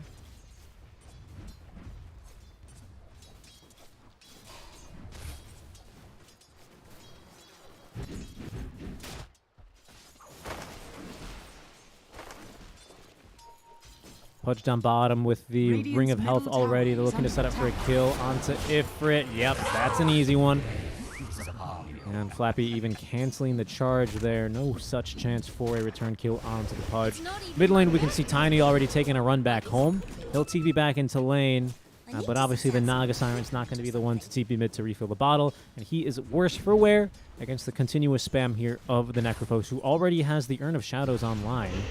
Gonna go double back for the boots and then the Hooded Defiance. But that may eventually get turned into a Spirit Vessel, at what stage he's going to really start busting through some of these enemy heroes, especially when you consider the Pudge, Aghanim Scepter, Rot on top, really reducing a lot of this healing and lifesteal on the eventual Naga Siren Heart, on the Undying Heals, of course, and otherwise just cutting through these tanky heroes. So, yeah, it's going to be pretty major here, the amount of... the itemization, anyway, that Lil Gun are preparing for. I think they have the right kind of ideas as to what M11 is going to be looking to do and accomplish. That being said, this Undying is absolutely crushing it right now. 10 denies especially is going to really keep Primal Beast a bit more out of this game. Still managing to find decent levels, it should be said. So not being completely shut down, despite a large amount of denies, which is a little bit surprising. Dire's structures are fortified. Middle lane, 423, considering going for a dive, and did want to go for the dive with the Fortify. Did not find a kill. Will at least have a water for rune refill, but now that Are You Happy plants a ward, he knows he's safe to go for one of his own as well. Will miss out, though, on this flag bearer creep. That makes it 12 denies now against the Tiny. How many creeps do you got at the 5-minute mark? What is that? 10 waves at least? So, oof. Necro denying on average 1 creep a wave is a little stinging for sure, as there's going to be a kill bottom. Trill does get the kill before dying to the Naga Siren. That'll be 2 flesh heap stacks for him, most importantly. Naga Siren at least getting a return kill. And a DD rune into the bottle of the Tinies. A nice change of pace. Careful, though. They may continue to give chase here for 4-2-3. Has the points already in the Reaper's Scythe. Oh, it's a infused raindrop, though, doing some good work. They're going to look to maybe turn, though. Charges incoming from... No, it got canceled already. Top lane, though, it's a bit of a brawl. Indeed, is skirmish as 11. Wow, 16 decay. He's missing a lot of strength there, and that is a level 2 tombstone as well. Those zombies want him to a crawl. An easy kill for him. Being the Undying. Does make it quite a few kills in favor of Team M11 in that top lane. DD rune, though, is going to trigger the rotation of a support. Couple supports, in fact, from either side.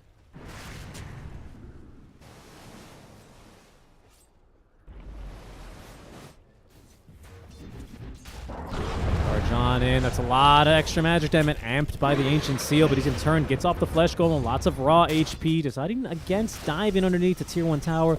Low on mana. Worse for wear. BFL is going to be forced back. Bot lane's been completely abandoned now to Trill as Naga Siren has moved into the jungle. That does make it 3 top here. Deacon's been top this entire time, but Flappy may be looking to charge in from an awkward angle. We'll kind of struggle to still get a kill with how defensive Lil Gun are playing this top lane, however.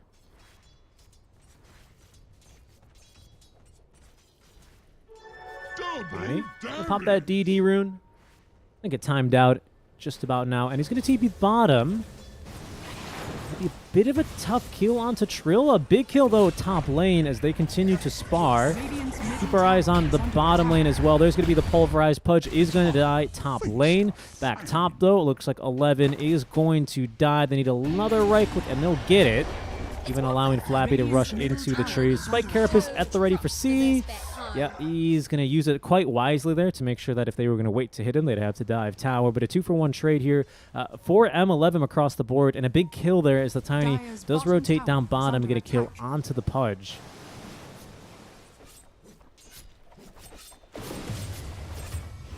Another kill top lane in the meantime.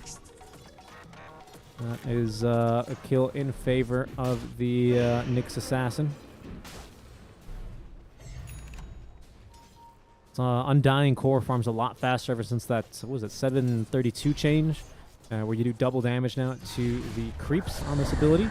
Another charge on in, significant damage dealt, but a great bushwhack connects onto the 2. No tombstone for 16 seconds. A little bit more of that onslaught doing some more damage, and a fantastic pulverize does cancel the charge of Flappy. 2 straight deaths now for the Undying, who is maybe thinking he's a little too strong in this lane and now getting punished for his aggression.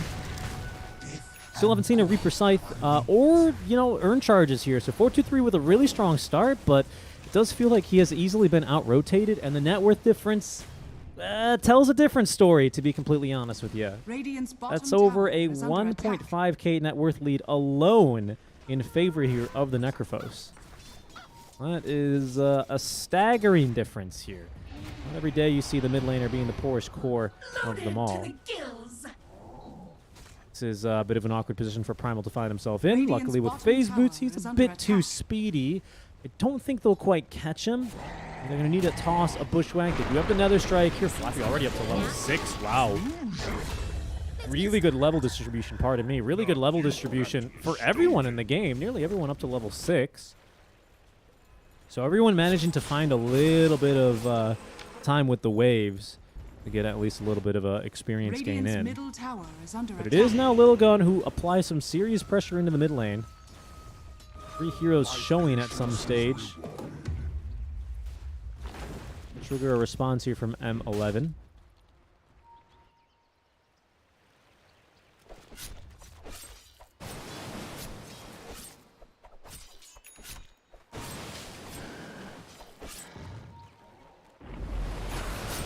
Careful here.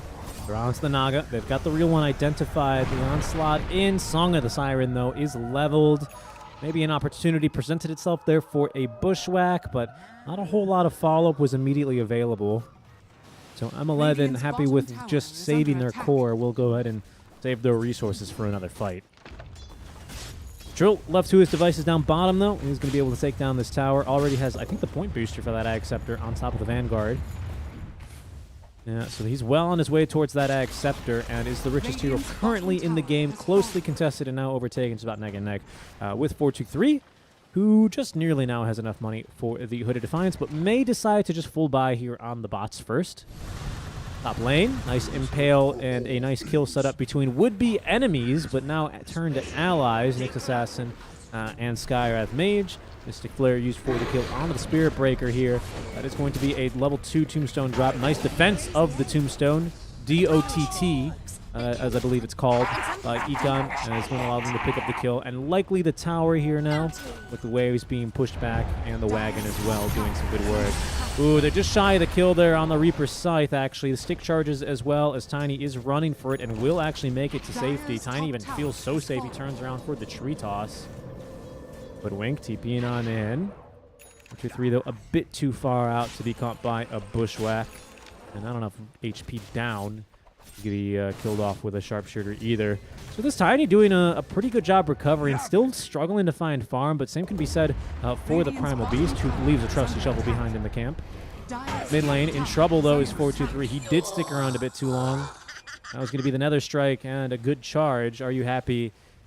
Oh, feeling probably a little bit better now. Still very poor, though.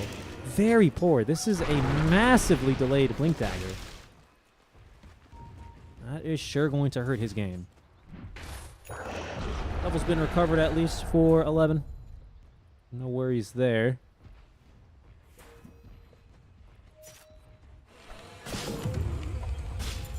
And this Pudge now over halfway towards the Ag Scepter, having getting that Staff of Wizardry delivered. Checking on Naga, why don't we? Yeah, usually it's just Manta style Diffusal Heart has been what we've seen out from Miracle today. I don't know if Ifrit is going to subscribe to the same school of thought there, but so far at least it's the same couple of items. The halfway mark now on the Blink Dagger. As you do get vision here on Flappy. That's pulverized onto some Naga illusions, I believe it was.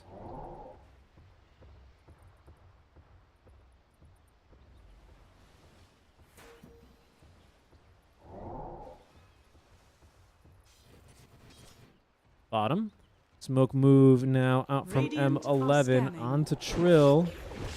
And he may be a little bit out of position here. Broken. Does get off, well, just a little bit of the flesh heap, but there was just way too much follow-up damage here. And another pretty big kill here for the Tiny. Sticking around just in case Lilgun get a little bit too aggressive. They will not be making that mistake so far. 4-2-3 with a phenomenal laning stage has otherwise turned, well, he hasn't really reaped much from it. Urn has remained empty since about minute 4 when he picked it up. Did go straight bots, now has the Hooded Defiance. He's not really connected on a kill so far, though.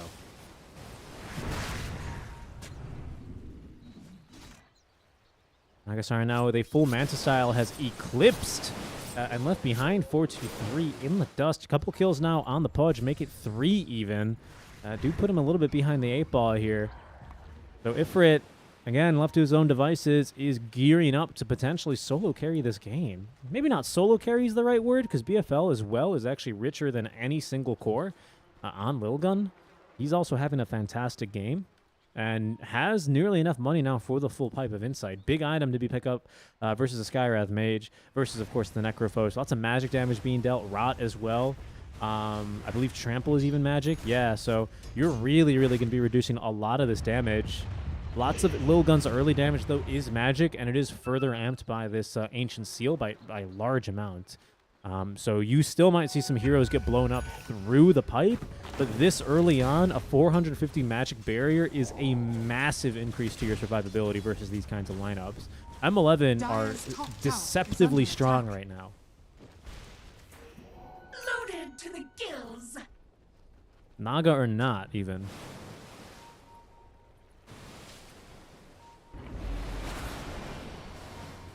It's a charge, but onto nothing of importance. Double fluffy hat for the Nyx Assassin, trying to stay nice and warm. Right now, it is mostly just the casual jungle swap being proposed and mostly accepted. Some really phenomenal warding from M11. They've got all two. They've got the 2 big cliff wards in this dire jungle, and even a ward. Where is this? Oh, that's an interesting spot here. Yeah, it does kind of give you double coverage, but does let you know if anyone's rotating to do in the river. As an opportunistic pickoff from M11 is just going to net them a simple Nyx kill.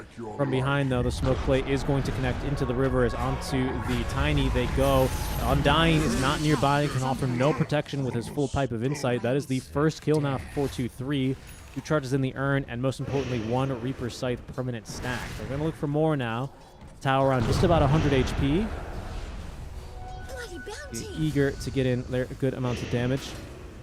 The big news, though, for M11 is that this Naga Siren continues to farm. This 1k net worth lead is basically all Ifrit.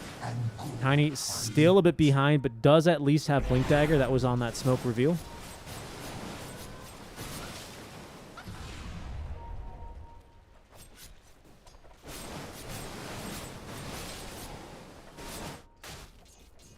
But at least Lilgun can hope to get the ball rolling a little bit from here.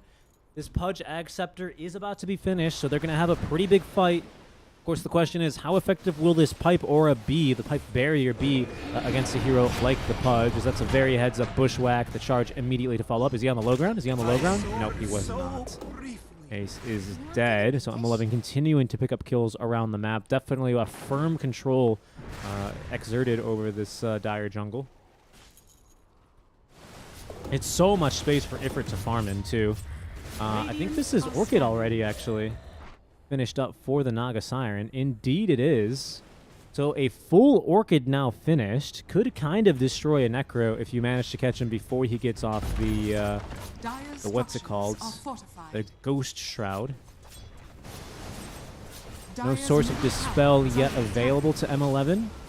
We'll see if anyone decides to pick one up in a bit. SC from behind is underneath the Sentry. He's going to get jumped, but does get off the Carapace beforehand, but a nice Tombstone plays down. Lots of damage onto 11 as another strike keeps him in place. Being healed up fairly well, though, and kept alive for now. A very hopeful Reaper's Scythe, actually, as now a Song of the Siren is going to be used to reset here. Pudge is showing up to this fight with the full Ag Scepter. Has Flesh Heap in a couple more seconds, but is being torn apart by all of these zombies. Flesh Heap active, substantially tankier now, but still dropping quite quickly. They cannot sustain the Pudge. He's dropped second to fall in the engagement after the after the Spirit Breaker.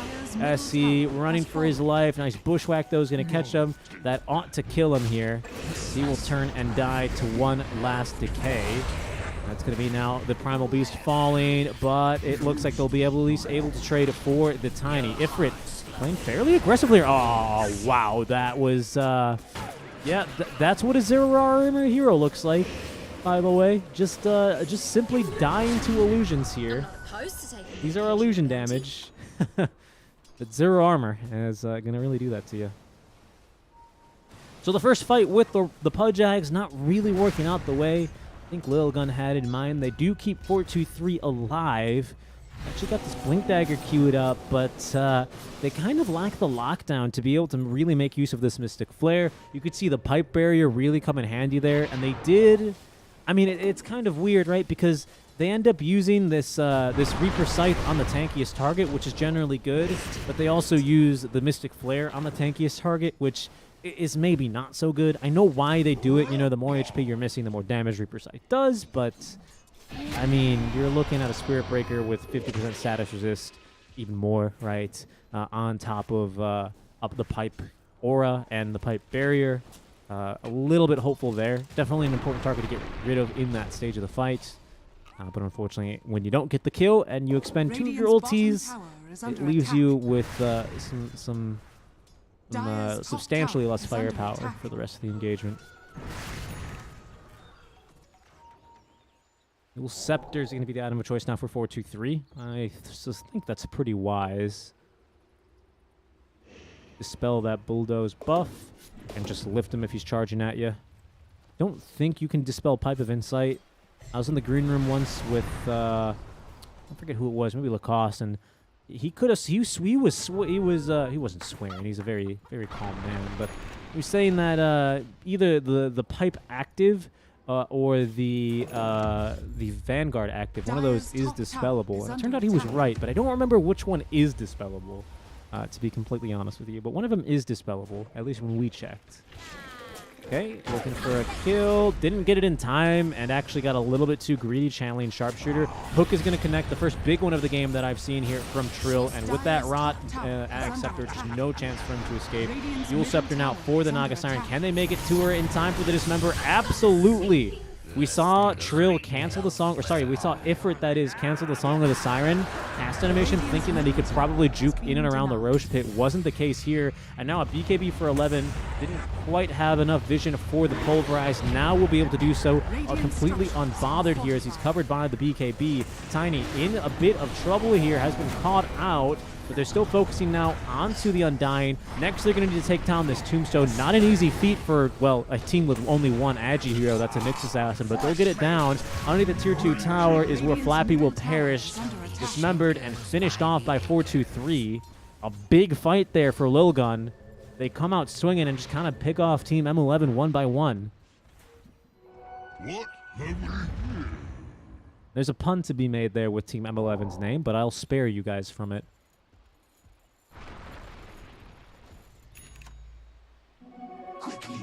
Ace quite wisely picking up the casual plate mail. It is going to go into this Lotus Orb, as we can see, which is a very strong item this game. You do spell not too many things. You do spell Bushwhack, and I guess you can reflect a Soul Rip, but for the most part, I think it's just going to be for the bonus armor and dispelling, excuse me, an Ensnare, as well as, of course, this Orchid. I completely forgot about that. Completely forgot about that. See, anything else that is going to catch my eye here? Not quite. Is that going to be a tiny Axe? By the looks of it, it will be a tiny Ag Scepter. He's already halfway there, so getting that tree volley, it does require you to fight in the right place. Not the first combo I think of when I think of like a Naga Siren song setup, but honestly, not a bad one. You know, you get a Song of the Siren full duration with a Tombstone continuing to spawn zombies around enemies. Of course, the zombies don't start attacking, but they do stack up. And then you get a tree volley, position yourself so that you have enough trees to throw. And that could be fairly punishing. But, speaking of punishing, they're going to make a play now for the Undying. Let's see this pipe barrier. Well, he did as much as he could. They do have some real big tank busters here, to say the least. A couple more pickoffs now in favor of Lilgun as the items are coming online. Specifically, this BKB for Primal Beast has been a breath of fresh air for them. Pudge now with the Blink Dagger, able to move around and reposition himself in the middle of these fights is pretty crucial. Making sure you can get actually off a decent dismember. The stench of death is upon you. Wonder if Are You Happy is going to regret this Ag Scepter. I normally don't see like a second item Ags this early. Sometimes like an Echo Saber, because you do proc Echo Saber on every single instance of Tree Volley. You don't hit twice, but you do proc the slow off of it, the 100% move speed slow for like whatever 1 second it is. So usually I've seen that, maybe even a casual Crystallis. You can see he's actually going Ags, then BKB, then the Crystallis right now in that order. So I don't really know. I mean, to be honest, it's 265 base damage, so it should be good enough, but I can't say I always see this, or at least in the past have seen it.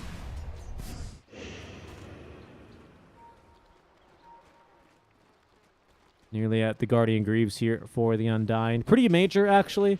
Dispelling the silence here. This Ancient Seal has been a big thorn in his side. Careful here. Next Assassin. Oof. Terrible time to try and teleport away. There is, at the very least, no Reaper Scythe. He does have the Pipe Barrier, so apparently maybe it's Vanguard that's dispellable. But this is actually a really good turn. Shrill is going to go for the Dismember. Doesn't last very long, and therefore doesn't do much damage nor healing, as he is picked off by the Sharpshooter, and what was otherwise a free Undying is turned into a two-kill special for M11. Under attack.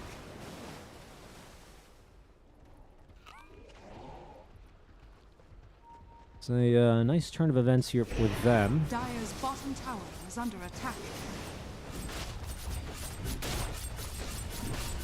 We'll focus here onto this tier 1 tower. That's the hard online now, by the way, for the Naga Siren, straight into the Mage Slayer.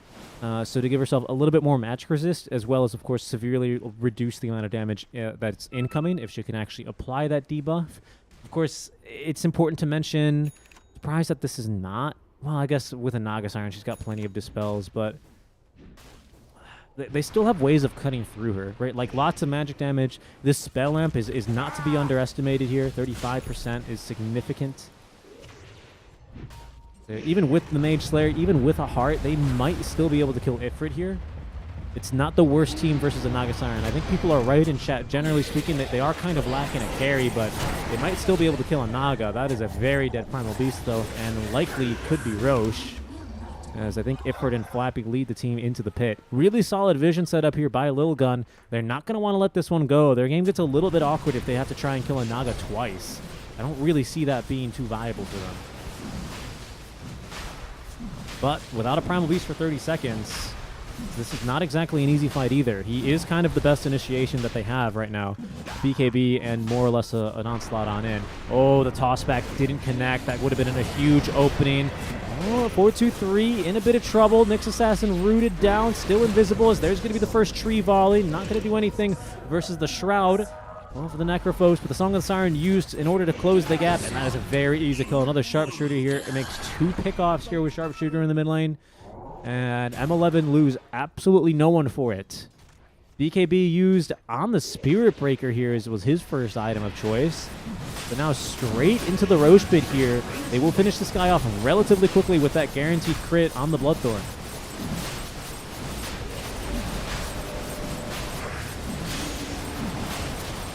Your song has fallen to the Radiant. And this one is getting really awkward now for Lilgun. Again, I don't doubt that they can kill a Naga if they can get their hands on her, but with this Aegis, of course, giving her a second life, I don't see how they take her down twice. I think Reaper Scythe is a necessity here in taking down a Naga Siren. Now she's going to have an Aegis. She's probably going to finish another item by the time she really commits fully to high ground. In this kind of Game 3 scenario, I don't really think M11, especially considering the scaling. Sure, Pudge is an infinitely scaling hero, but considering the scaling of Lilgun's lineup, I don't think they're going to be too pressured on pushing high ground on this Aegis. This is kind of cute. Both teams are playing underneath each other's vision. They're trying to pretend like they can't see each other. But the charge on in seems like Lilgun were not prepared for this. And now in they go for a major fight. Hook is not going to connect onto anything. And in trouble, perhaps dead, is going to be 423 as he tries to escape through the river. It's a sloppy fight here. Song of the Siren. Skywrath Mage dying to Tombstone Zombies. Lives on 50 HP. In comes the Tree Volley. That's the damage that we're looking for. A hook up to the high ground courtesy of Trill. Does temporarily save 423. But Tiny chases after him. That'll be the death of him. Huge amounts of regen now, courtesy of the 8 Heartstopper regen stacks for 423. He feels confident getting back into the fight, but the Riptide is tearing him apart. Ifrit slowed to a crawl, will have still at this Aegis, but it's now a fantastic jump from 11 and Trill. Hook is dodged as BFL is attempted to be taken down, but no such luck yet. Ifrit trying to get his hands on the Pudge is going to be dismembered. 423 back to full HP and mana as he re-enters this fight. BFL 28 stacks of decay here, but Ifrit is just way too tanky. They're really struggling to take down the Naga Siren. They need to try and stay away from her as much as they can. Deathseeker doing good work. Shrill's still alive, has a dismember in 2 more seconds. Undying on 100 HP. The pipe barrier not enough to keep himself alive, but now Ifrit, he's on his man. There's a couple more kills, and a dismember courtesy of Trill is going to keep him topped up, along with a couple more Deathseeker pulses, but he's got Rod on, couldn't turn it off because of the Bloodthorn. A hook, as he looks to turn, will at least be able to get rid of that Aegis in exchange for his own life. But that's a buyback here on the Spirit Breaker, and they're actually not going to be able to get any extra heroes. Not a bad fight for Lilgun. These long, awkward, extended fights, when they're able to kite around the Naga Siren, are pretty good for them. But I think the fun's going to end fairly soon. This Ghost Shroud has really been saving 423 in these engagements, and Nullifier is going to put a stop to that.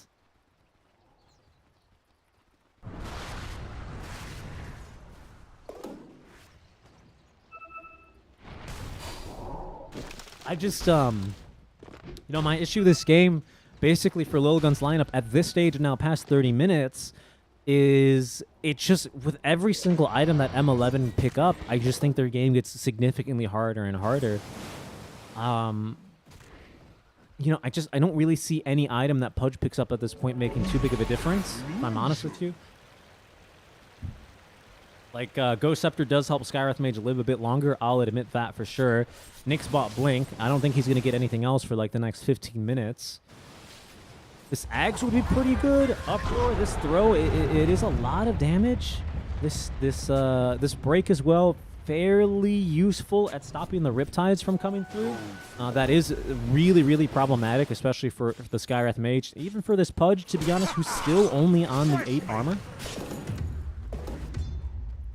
And 423 is going for a Shiva's Guard, which is a big item, I will admit. That armor aura, in addition to the attack speed reduction on those illusions, is going to significantly reduce the amount of Riptides that come through in these fights. Not to mention the slow and the vision you get from the active in the fights, and further reducing the healing of the Naga Siren. So that's a really nice item pickup. That might make a little bit of a difference and add substantial survivability here to 423. After that, the heart is going to be very far away. I mean, you take a look at the other side of the river, and you've got yourself a tiny BKB coming online in just about 1,000 gold, a little more, right? Hoodwink is a support. She doesn't really matter. Naga Siren has Nullifier, right? Is going into BKB. That's terrifying for 423, genuinely. Undying is going to have a BKB pretty soon. He's not going to be able to be stunned as easily by this Nyx Assassin. He's going to be a little bit more immune to a lot of the magic damage that Necro's pumping out in these fights.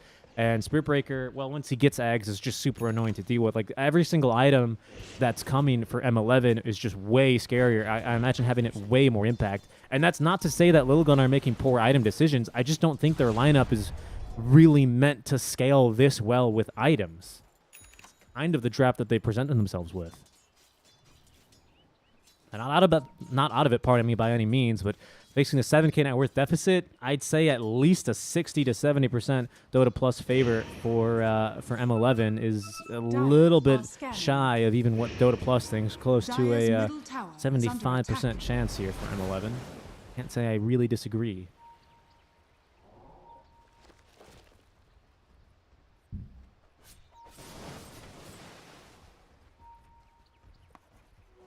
Loaded to the gills.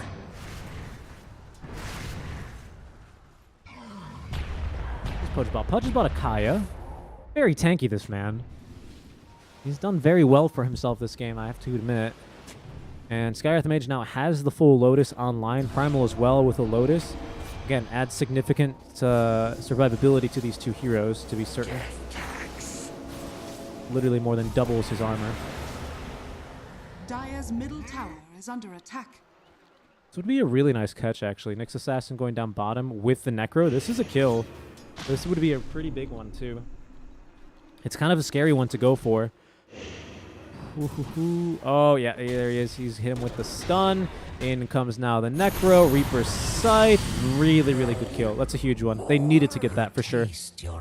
They have such big damage resistance as well. I completely forgot that Deathseeker also amps the damage you take. I don't think it's additive, but still 35% plus whatever 1 over this is a lot of magic resist you're missing. It's definitely going to amp the magic damage you take, which is pretty scary. It's only Aegis that I think is a really big problem for M11. Sorry, make that for Lilgun. So I think this next Roche, by no means can they allow M11 take that Roche for free. See a couple people asking in the chat, are there more games today? You're in luck. There is one more best of 3 here. Drinkwater, who very well may be watching this match, howdy guys, well done today, are waiting in the grand finals of the qualifiers. They've already gone and qualified earlier today by taking a 2-0 victory in their semifinals match. But Valve this year has mandated that the players and the teams, and more specifically, play out the grand finals match in order to determine seeding for the closed qualifiers. So winner of this match is still going to closed qualifiers, taking place on the 19th of December. Set your calendars, folks. Those will be some excellent matches. But they also have to play one more match versus Drinkwater. That'll be coming up right after, well, 15 to 20 minutes after the conclusion of this match. Radiant are scanning.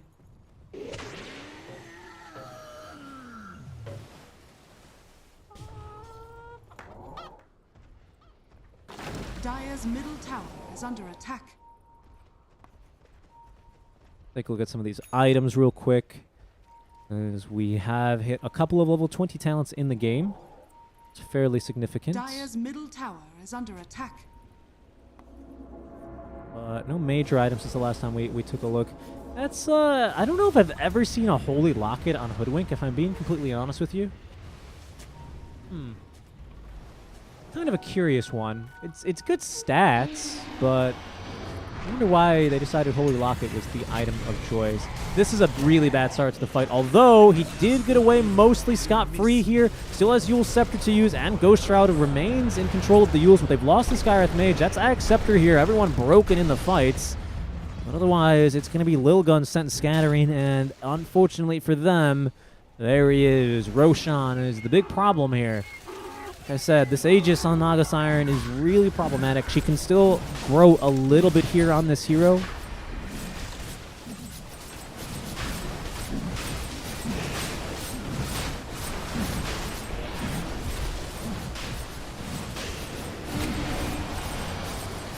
Down goes this Roche.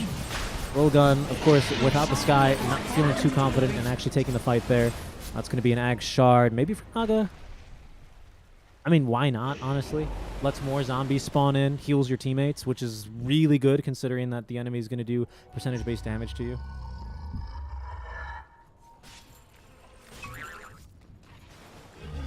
Maybe a kill bottom, though. Spearbreaker trying to play a little bit too cheeky without a BKB. In they go. He missed the onslaught. That could have been a really good opportunity to continue delaying this game. It's kind of the best move I think Lilgun have to make for this 4.5 minutes now that Aegis has.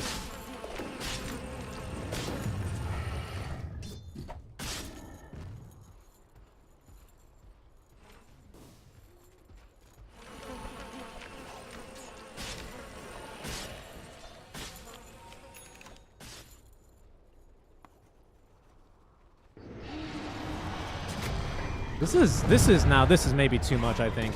I think they may have stacked their stuns. And he has BKB, but if they can get out cleanly here, it's actually not that bad for them.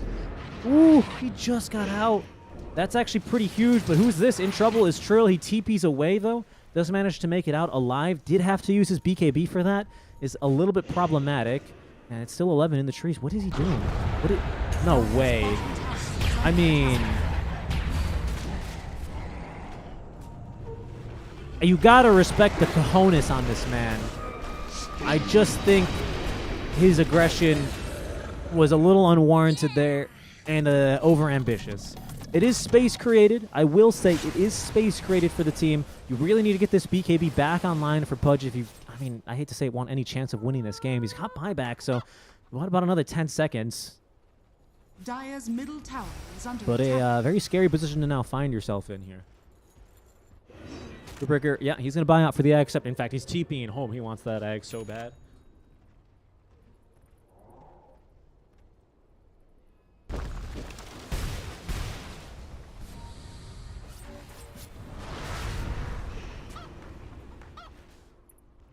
And M11 have all but just about corralled every enemy hero into the base. So it's turtle mode now. How much longer can they subsist here off of just the scraps of creeps that come filtering through the base? Dire's bottom tower Pudge has bought out now fallen. even for the E-Blade. That's what he turned the Kaya into. Did at one stage, I believe, have the Kaya and Sange in Q for the quick 5. Let's change that one up. Kaya and Sange completed for the Necro. This game, though, is not really going to become any easier again. These 2 minutes are going to be very scary. At the very least, I mean, the pressure is high. It's immense at this stage. You've just played 2 days. I think both of these teams actually have had, well, from their matches today at least, have both played 2-game series or 3-game series. Team M11 had a 2-0 over RZ Esports, but Lil Gun did have a 2-1 victory over #Reaper.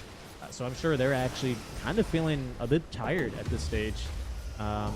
This is going to be their 5th game of Dota straight, all pretty high stakes, especially this one and their previous game 3 versus #Reaper. No, it's not the end of the world. You do have 3 further rounds, and making it to the final round already on your first run is a very good sign for your future hopes, but certainly not a very comfortable position to be in.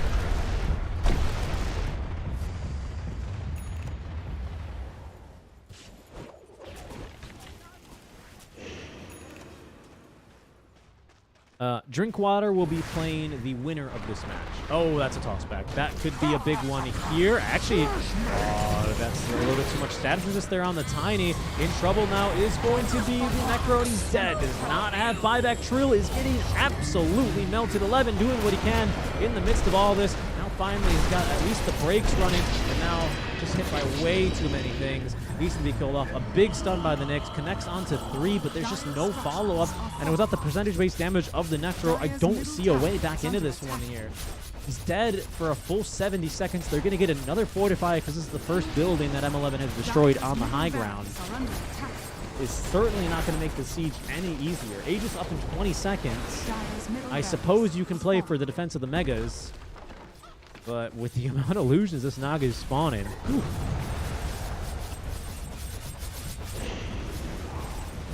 hope that doesn't connect. Top lane now, only lane remaining.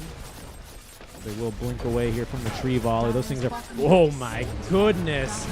Oh, that is a little bit unfortunate there. Aegis reclaimed. They got a buyback now on the Skywrath Mage. 30 seconds until they've got their Necrophos back. And they have a fortify. Tower's going to go... No, they're going to fortify for the tower. Unfortunately, backdoor is not going to be cleared off, and Tombstone is going to keep now a bunch of enemies at bay. I don't think they can wait 15 seconds here for the Necro to respawn. I think they just have to go for it. Either way, they're likely playing against Megas. 11 has BKB, does pop it now. A nice stun is going to be able to find 2 as they're going to pulverize the Tiny. Onto the backlines goes Trill. He had BKB in 2 seconds, but they just couldn't afford to wait any longer. BKB ready now, but he's not going to get it off, and he doesn't have buyback. He's down for the count, 1.5 minutes. Primal Beast is going to follow, but Primal is going to throw in the towel. They take down the Tiny, but it's just 1 of 5 heroes on the high ground. M11 are going to take down Lilgun in 3. Very well played, very close game. The M11 moving on to the closed qualifiers. And it is going to be M11 taking on the Drinkwater squad in our final best of 3 today.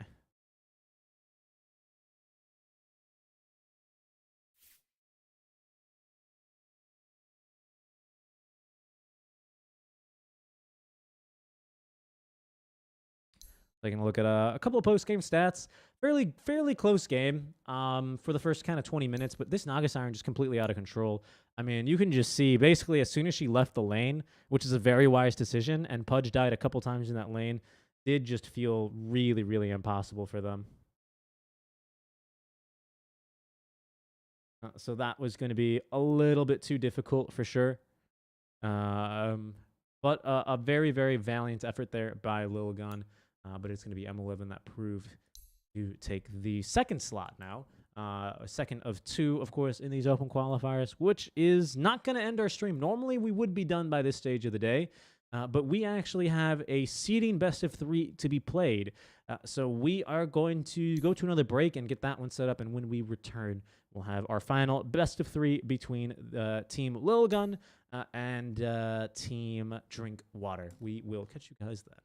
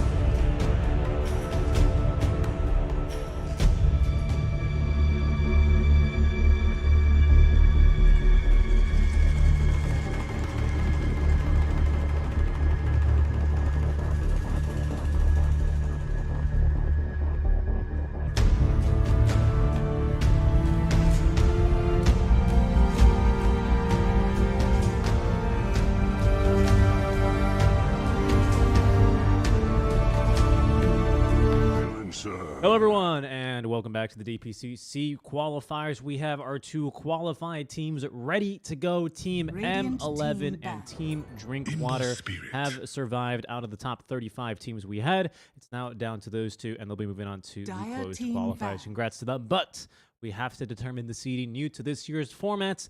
So one more best of three is going to be played. Joining me now by my side is Adam, aka 343 Dota. How's it going, Adam? What's up? What's up? It's going well, going well. We're both repping the NA Dota. You got the Complexity blue on. We've got the Quincy Crew seconds blue on. remaining. But for now, back home here in the SCA region, 5 we got a seconds couple of remaining. other teams that we are going to be spectating. A draft already underway, so let's go ahead and get right to it. Marana Ember opening from Team M11, and Drinkwater, well, you don't ban the Naga against Miracle, and he's going to go ahead and pick it against you, isn't he? Yeah, just kind of curious why they picked the silencer with that. I was expecting the disruptor because that's the like normal combo, right? And disruptor is kind of good against Mirana as well. Yeah, not bad against an Ember either, I'd say, with that Radiant Static team Storm. ban. You can put that thing down fairly quickly, especially against someone like an Ember who has to return to his starting point after a sleight of fist. But Silencer can accomplish the same thing. I guess so. It's just not really a Dire song team combo, back. a song into global silence, like it's whatever. Usually you want the black hole, the disruptor ulti. It's like something to play for. Macropyre or even Yeah. Undying Tombstone can be pretty Yeah, strong. any setup Phoenix Egg, but yeah, we've seen a lot of Nagas just solo carrying the hero 10 farms so fast seconds right now. remaining. Yeah, I'm not really sure how that happened, but we had a Naga Siren in 5 our previous seconds game have a remaining. tough laning stage and then just farm for 20 minutes and come out with, like, 4 items. Yeah, it just clears jungle too fast and he gets to farm like 2 places at once because of the Riptide. Oh, yeah. Yeah, it's just a strong scaling hero. With the Bloodthorn especially now, you get this Bloodthorn Heart build where you're like, it's just super tanky. You have Yeah. timing against heroes that used to be really good against you, the Lash, the Necros, the Zeus, whatever. Yeah, very true, right? That's, what is it, 25% magic resist on the Mage Slayer, I think, that you get? Yeah, on top of the debuff. cloak, yeah, it's kind of annoying. That thing Yeah. would be crazy. Good point. No wonder we're seeing the hero even. Radiant team back. Well, it's 5, 6 phased here, or 6 pick, but first phase anyway for Drinkwater. Very quick to pick it up, and now we see a couple more of those pretty standard Naga counter or combos. The Enigma, the Black Hole being the big one, being taken out. 10 seconds Lark remaining. and Razor. Honestly, we haven't seen a lot of Razor in these qualifiers. I think we've only 5 had seconds remaining. 2 games on the Dire mainstream, team and back. even in day 1 when there's like 30 games going on, there was only like 2 teams that picked them. Yeah, still kind of niche, Dire like these team, offlanes Radiant that take team more pick. farm. He's also not a... I would say he's a really strong laner. You kind of have to play around the hero, and the hero also doesn't give... he doesn't make anyone in your team strong. He's just kind of strong, and there's this playstyle where you want people to like come to you. It's like a very 10 ice seconds playstyle, and I think remaining. a lot of people are not too familiar with how to play 5 that way. seconds remaining. Takes a lot of good map reading and making calls as well, which isn't the most common thing, I guess. I could see that.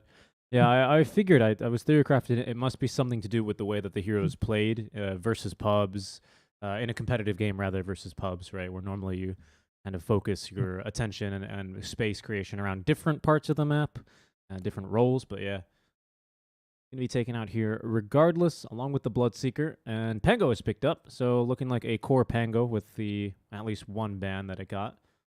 The excellent Pango. Yeah. Really likes this hero. Think they're pretty comfortable with it too. Pick it early, I see the Ember. Not the most common pick. I think there's been a lot of Ember picks into the Pango, especially with like Execration and stuff. I guess Excellent maybe has like kind of a different understanding of it. Once you get the shard as well, this chain arrow you don't really care about it anymore. Yeah, very good point. Right now, that kind of setup is looking really good. Little cheeky point, maybe level 3, level 4. In the mid lane, number picks up those Searing Chains, so the Marana rotation from far, Radiant and team pick. can really spell Dire disaster. Breaker. And lots of this hero we're seeing. I speak for the trees. I am not a fan of Nature's Prophet into Naga Siren. I think it's really hard to play. They have to play like really fast to deal with the Naga.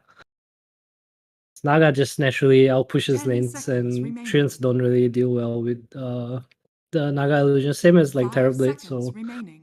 Maybe M11 have a plan here, but not a huge fan of this pick so far. Pango's also pretty good against Nature's Prophet before L20. Oh yeah, that's right. That 20 talent. I can't believe that's actually still in the game in its current duration. The root. The root. You just got to buy 4-staff. There's a game where on Nature's Prophet today we had sprouted a BK beat Ember, and then of course the Ember died because he was super out of position, and then immediately Ember queued up a 4-staff like 35 minutes into the game. It's just can't really do much about it. It's just a core item against Nature's Prophet. For sure. Everyone's got to get one. There's Nick's Assassin, could come in handy, hunting down someone like an Ember Spirit, getting the right kind of jump and a setup onto the Mirana. Kind of very nice to deal with the split push too against Nature's Prophet. That's right. You can go hunting. Feels maybe a little bit weak in lane if this is like a double ranged lane of like a Mirana NP or something like that. 5 seconds But remaining. he's tanky. He's got good armor and otherwise can contest the pulls effectively. So just a little bit more of a defensive stance lane, I think, from Drinkwater here. Dire team ban. I wonder what kind of their hero they're looking for. They kind of have the team fight and the hard carry right now. It's the Zeal hero. Something that's just strong in lane. Miracle tends to favor farming offlane heroes, I would say. So I would think Zeal would be playing a more greedy hero. 10 seconds Some remaining. Dawnbreaker, some Beastmaster kind of hero here. Radiant There's also a team chance that ban. M11 don't lane this Nature's Prophet against the Naga. We kind of expect that with the Brew ban as well. I would like to see the Darkseer ban. Even though there's a Nyx in the game, I think this Darkseer, Spiritbreaker, Ember can really wreak havoc against the Naga and put up pace for them. Yeah. 10 seconds I just forget about that. remaining. But the Darkseer like counter of these illusions here, 5 just make your seconds own. remaining. Strong offlaner, pretty good team fight. Yeah, I was talking about how the Naga illusions outpush the Nature's Prophet treants, but the Darkseer Shell does the same to the Naga illusions early on. And with the Spiritbreaker Ember, some team fight items, it does help them like play the pace that they want to. Yeah, I wonder what other tools you kind of have Dire against the team Naga, ban. because Vessel is just never gonna stick on a Naga, having 2 dispels, of course, on the hero. You're looking for like your, I don't know, I guess your Ags Rots or your Shivas to maybe Radiant reduce that team healing and cut her down, but it has looked really difficult to deal with this hero. Dire I think team what usually is you want illusion clear. I think that's like the main thing in Naga. The games that Naga suffers when he has net worth and his illusions come in and you just have some AoE stun on the ground and the illusions just kind of die. Because the real hero is not really a big of a deal. 10 Always just the seconds remaining. illusions. Beastmaster. So there's a 5 seconds less remaining. common. I'd say it's more common for the Naga to counter a Beastmaster, but I think 3-3 demonstrated at TI that this Beastmaster, he just farms for this Helm of the Overlord and you get the Fireball creep, and the Naga can't really fight into you for a certain period. So M11 looked like they have a very fast-paced draft, kind of like enable each other kind of lineup. I like what they have right now. Kind of curious what Drinkwater would go for. And they have a ton of vision, don't they? I feel like every single hero here can provide vision in some sort. Mirana, of course, free smokes on the Moonlight Shadow, Hawks, and everything. And there you go. You know your man there. There's the Dawnbreaker. Going to be for the off lane, as of course Miracle locks in that Naga. This hero just it's the new Underlord replacement. Like in any game where Underlord is good, Dawnbreaker is just a better hero. You have this hero that's like on the other side of the map. He farms. He's really, really good against Nature's Prophet, by the way, because you can't sprout him, and he also deals with your global presence like completely. Yeah, that's right. Now they have like 2 really good solutions to it. On top of global potentially being super annoying at like keeping an NP out of the fight if he's trying to TP in, or having an Ember commit too deep on accident, something like that. I like the Dawnbreaker a lot. Yeah, I think you're right actually about the points like the Underlord. Don't really see that hero too much like at It all. just doesn't scale as well. I think I've only ever seen him like against super illusion based lineups like a PL or something like that, maybe. Even then, he never feels too great. There are a lot of you prefer here.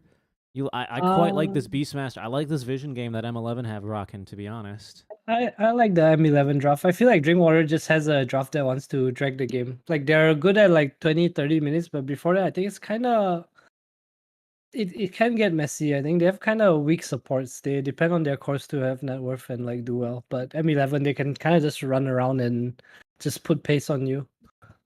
Right. I think another scary thing is like they go high ground very easily. I think with all the all the vision and peek and TP behind, you know, and leave a ward in like a really annoying location from those side trees, and then give Spirit Breaker vision to charge it. And, like it's just, I think it's so easy to go high ground. A lot of teams like will generally really struggle when they try and close the game out, like with second Aegis timing around like 25 to 35 minutes. But I don't really see that happening to this team at all. We'll see. We'll see. I expect the Radiance Naga Siren, the Miracle Prepare for Special. battle. Kind of has a different understanding of this hero compared to like a lot of the Manta Orchid Heart that we see that almost every player goes. I think Miracle plays and sees the hero a bit differently. Curious to see what he'll go this game. I think previously when he saw him twice on the game, he did go for the more meta standard build. But yeah, Winter was also very quick to point out that he just thinks this hero is a bit different, running in quite aggressively with the main hero when you don't expect it. Radiance, of course. We'll see. I'm also kind of curious, like, how, if at all, because maybe the answer is not at all, but if now that both teams are qualified, if it's going to get a little clowny, you know? Little clowny. Just a little bit. So what does the winner of this game get? Like, is it just better seeding? Yeah, but, you know, I actually haven't read the close qualifier rules. We did just receive them today. But it would make some degree of sense that the teams that qualify in the first qualifiers get first and second seed, right? Mm-hmm. Because obviously they don't play in the previous one. So maybe this is between literally first and second seed, and then first seed gets to pick their opponent. I don't know, right? I couldn't say for sure, but it is for seeding purposes. Okay. So the two teams from close qualifiers will go to Div 2, correct? As of this point, we're not sure how many slots there are exactly, but it is at least 2, right? Because 2 of them got relegated at the end of last DPC. This is some pretty mean body blocks, by the way, onto Zeal. It's Ember solo. Not gonna have a good time now. No salve on the Mirana as well. It kind of hurts.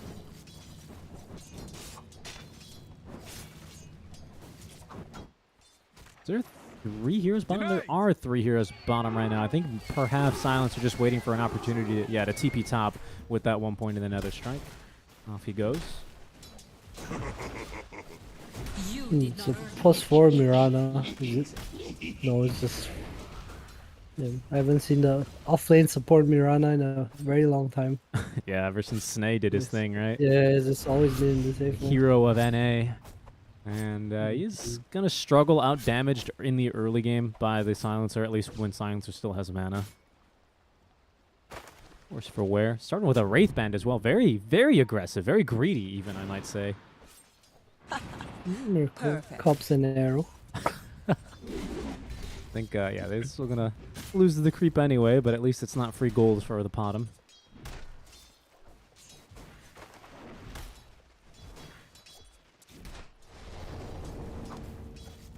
And Ember is recovering decently. Does have to make a mad rush for the bottle.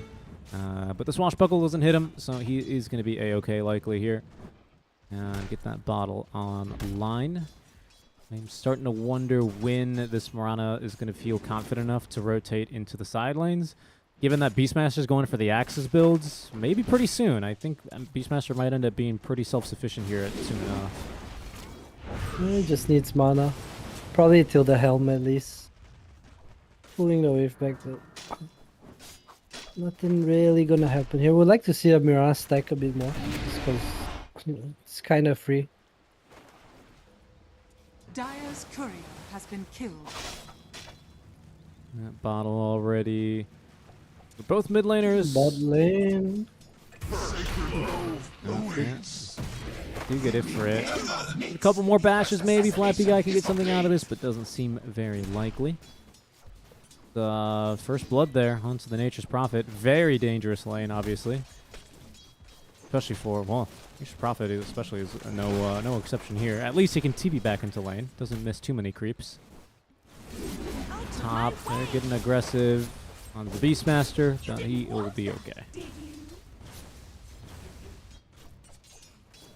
Still kind of struggling to get his helm. Dire's courier has been killed. Miracle sure knows how to bully very effectively.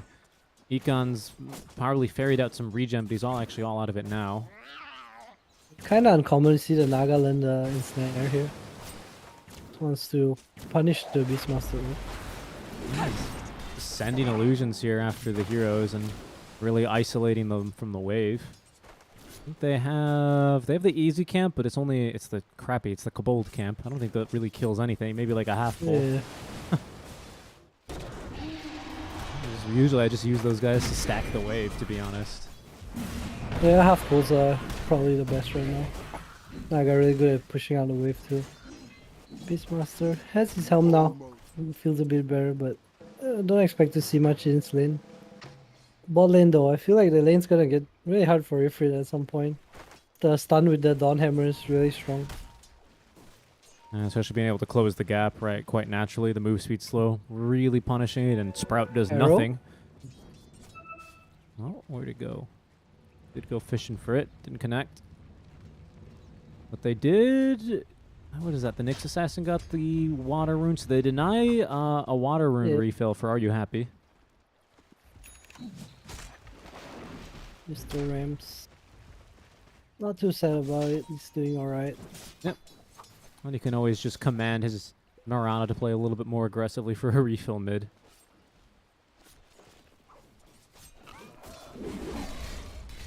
Is the pull interrupted? Miracle still CSing just fine, really. It's really X who's really killing it once again on this mid lane Pangolier. I think that start certainly helped him out. Ember probably couldn't be as aggressive as he wanted to, having to just wait for bottle. But he's really starting to pull away just a little bit for some CS. Has the full corrosion flying out.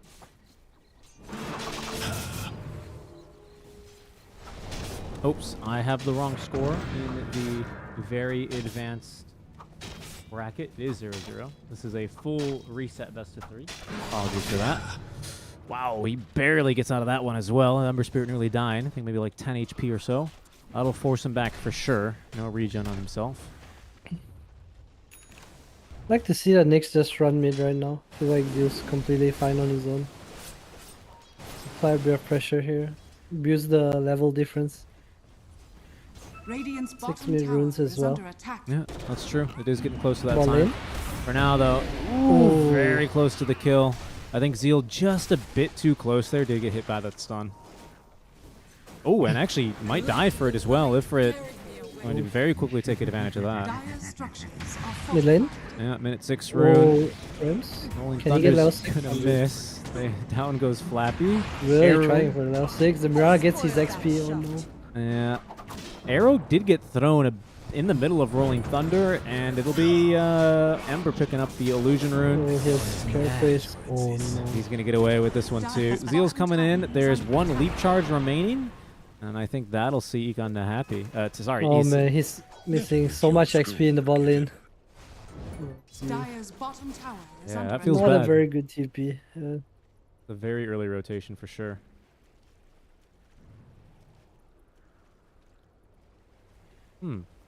That's a death on the mid laner, and as you say, Zeal missing a lot of XP.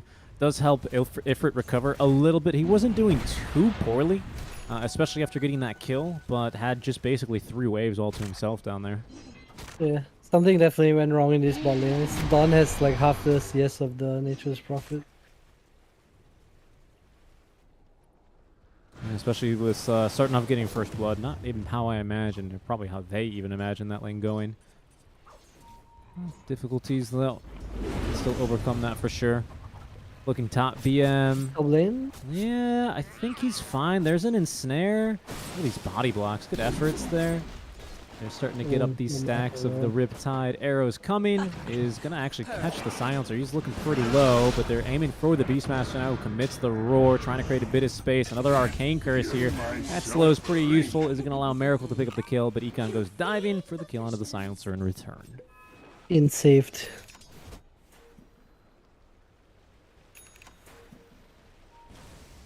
Radiant's top tower is under attack. I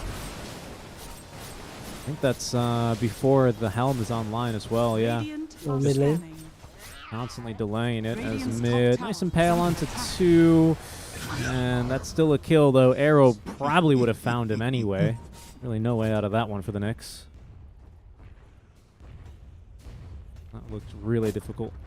Radiant Miracle. structures are fortified. Doing some shenanigans in the Radiant's top lane. tower is under That he attack. is. Rolling Thunder mid lane.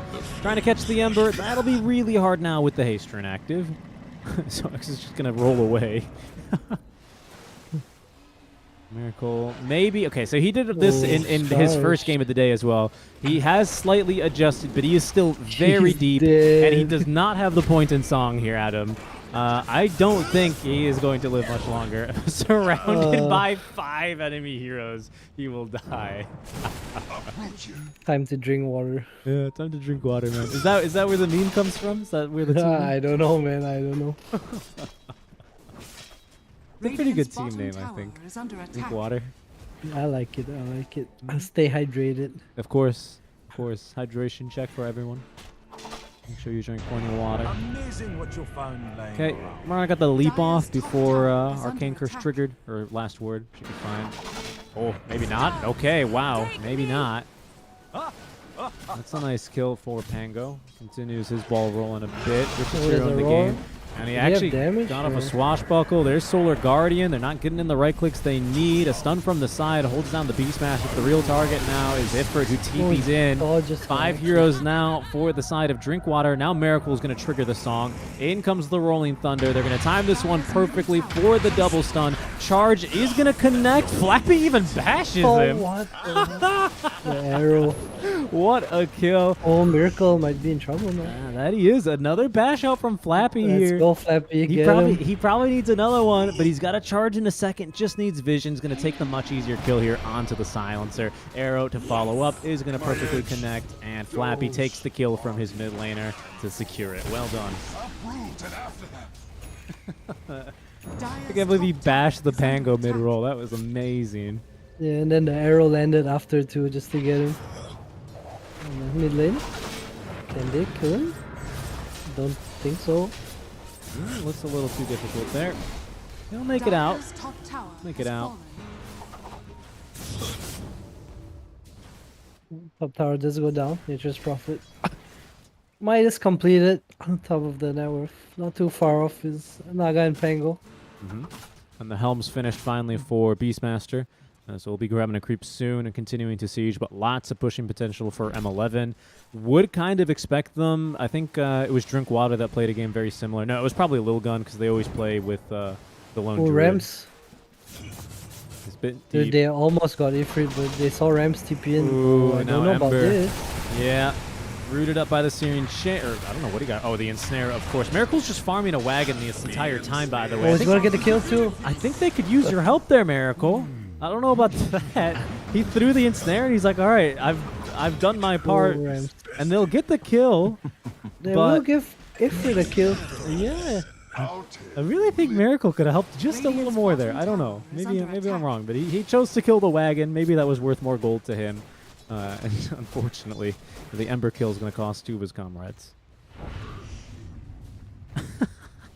Did Dawn not have ult? Perhaps not. Yeah, I'm not sure. So he'll just farm it away. Maybe wanted the Falcon Blade to get delivered. I see that is now fully completed in the inventory. He's had it for a while. What did you just buy then? Wand? Boots? Phase boots. Ah, that'll do it. There's the Dawnbreaker ulti heading into the top lane where Ifrit's in some trouble. The stun's gonna miss. Not like it makes too big of a difference though. That's way too far up. Yeah. Way too far. Gotta be more careful, Rams. Ooh, Arcane Rune. Nice stun there to stop the charge. Gotta be Thinking about the careful. Nether Strike. Look at this vision. It's way too good though. Playing Arcane Rune Ember. This is so difficult. Hawk plus Ember. I mean, this is the only thing worse than this is like when you're tracked and the enemy Tinker is just firing rockets at you. It's the That is worst. true. My least favorite interaction. I don't really like that M11's letting Miracle have the top side of the map. I feel like this lane should be always pushed in.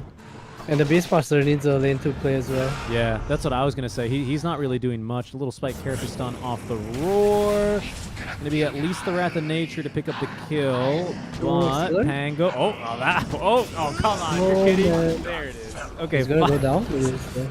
Yeah, he is going to die for this for sure. Quick little arrow to the face. Flappy looking for a bash. The Siege shot from beyond the grave. BM is going to pick up the kill. Nicely done. Wow. That was something. Yeah, that's what I was going to say, actually, because with the Nature's Prophet kind of taking a little bit more of the risky farm and naturally pushing waves with his ulti, it does feel weird to see the Beastmaster farming in his own jungle.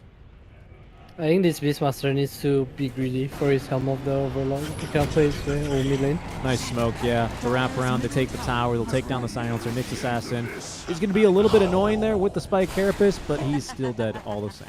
Radiant's middle tower is under attack.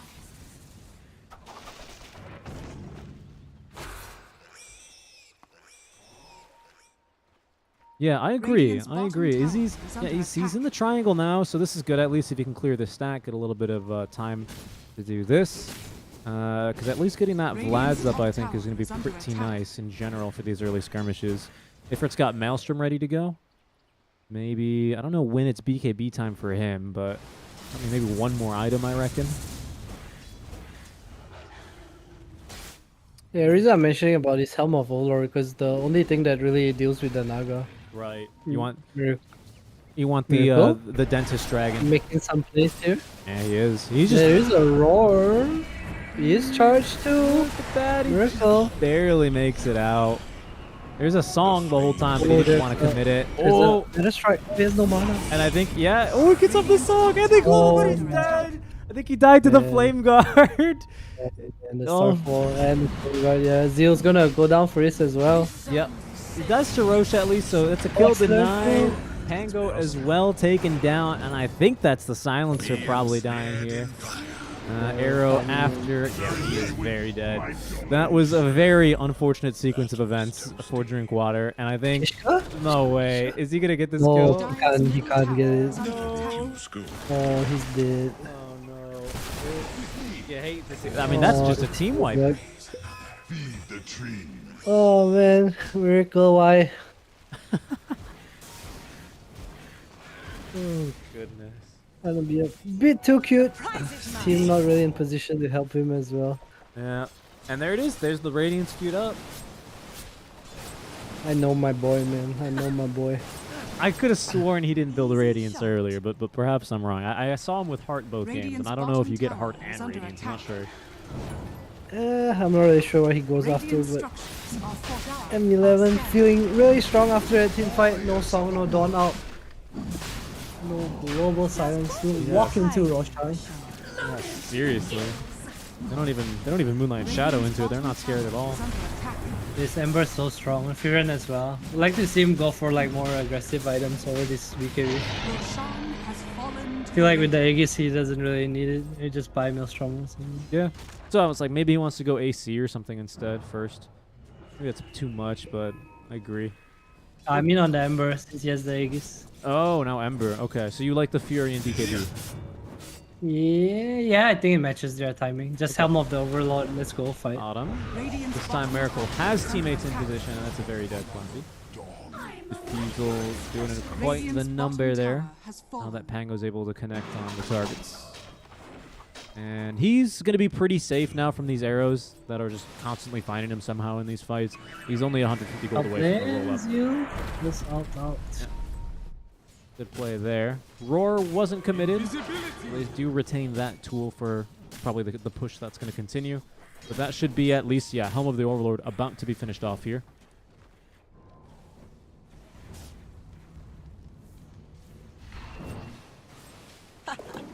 Perfect.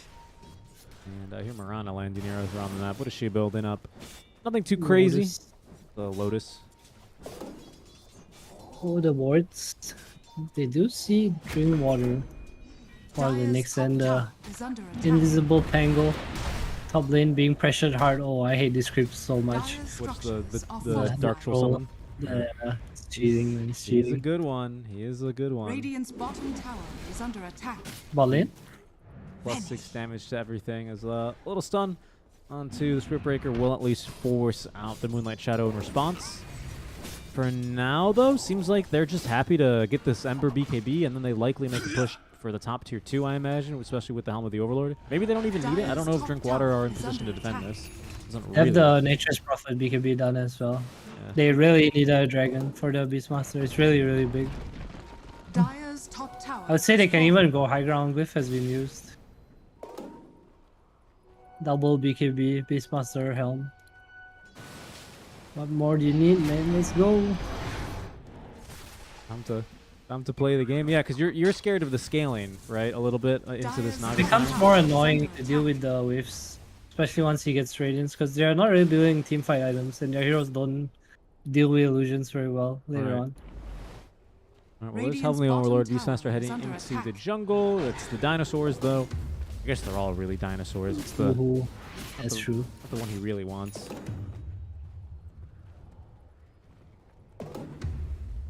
Are you a little disappointed that they didn't bring back the what were those really boys. annoying purple guys called? Prowlers. The Prowlers with Helm of the boys. Overlord.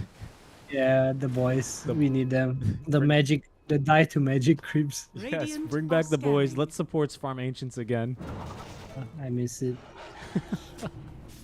It was my favorite thing. Whenever my core would get one of those in the stack, and they'd be like, "Wow, I can't kill it." I think this next to me is like super crucial for a game because it's how they use Aegis versus the Radiance timing coming out on Naga. And M11, they don't seem to be able to find an angle to force anything so far. No, you're right. Miracle, he's not really going for any cute plays right now, just going for the cute Radiance instead. I think that's a wise choice, given this Aegis is still online for 90 seconds, and with double BKB now, as you say. Bot lane?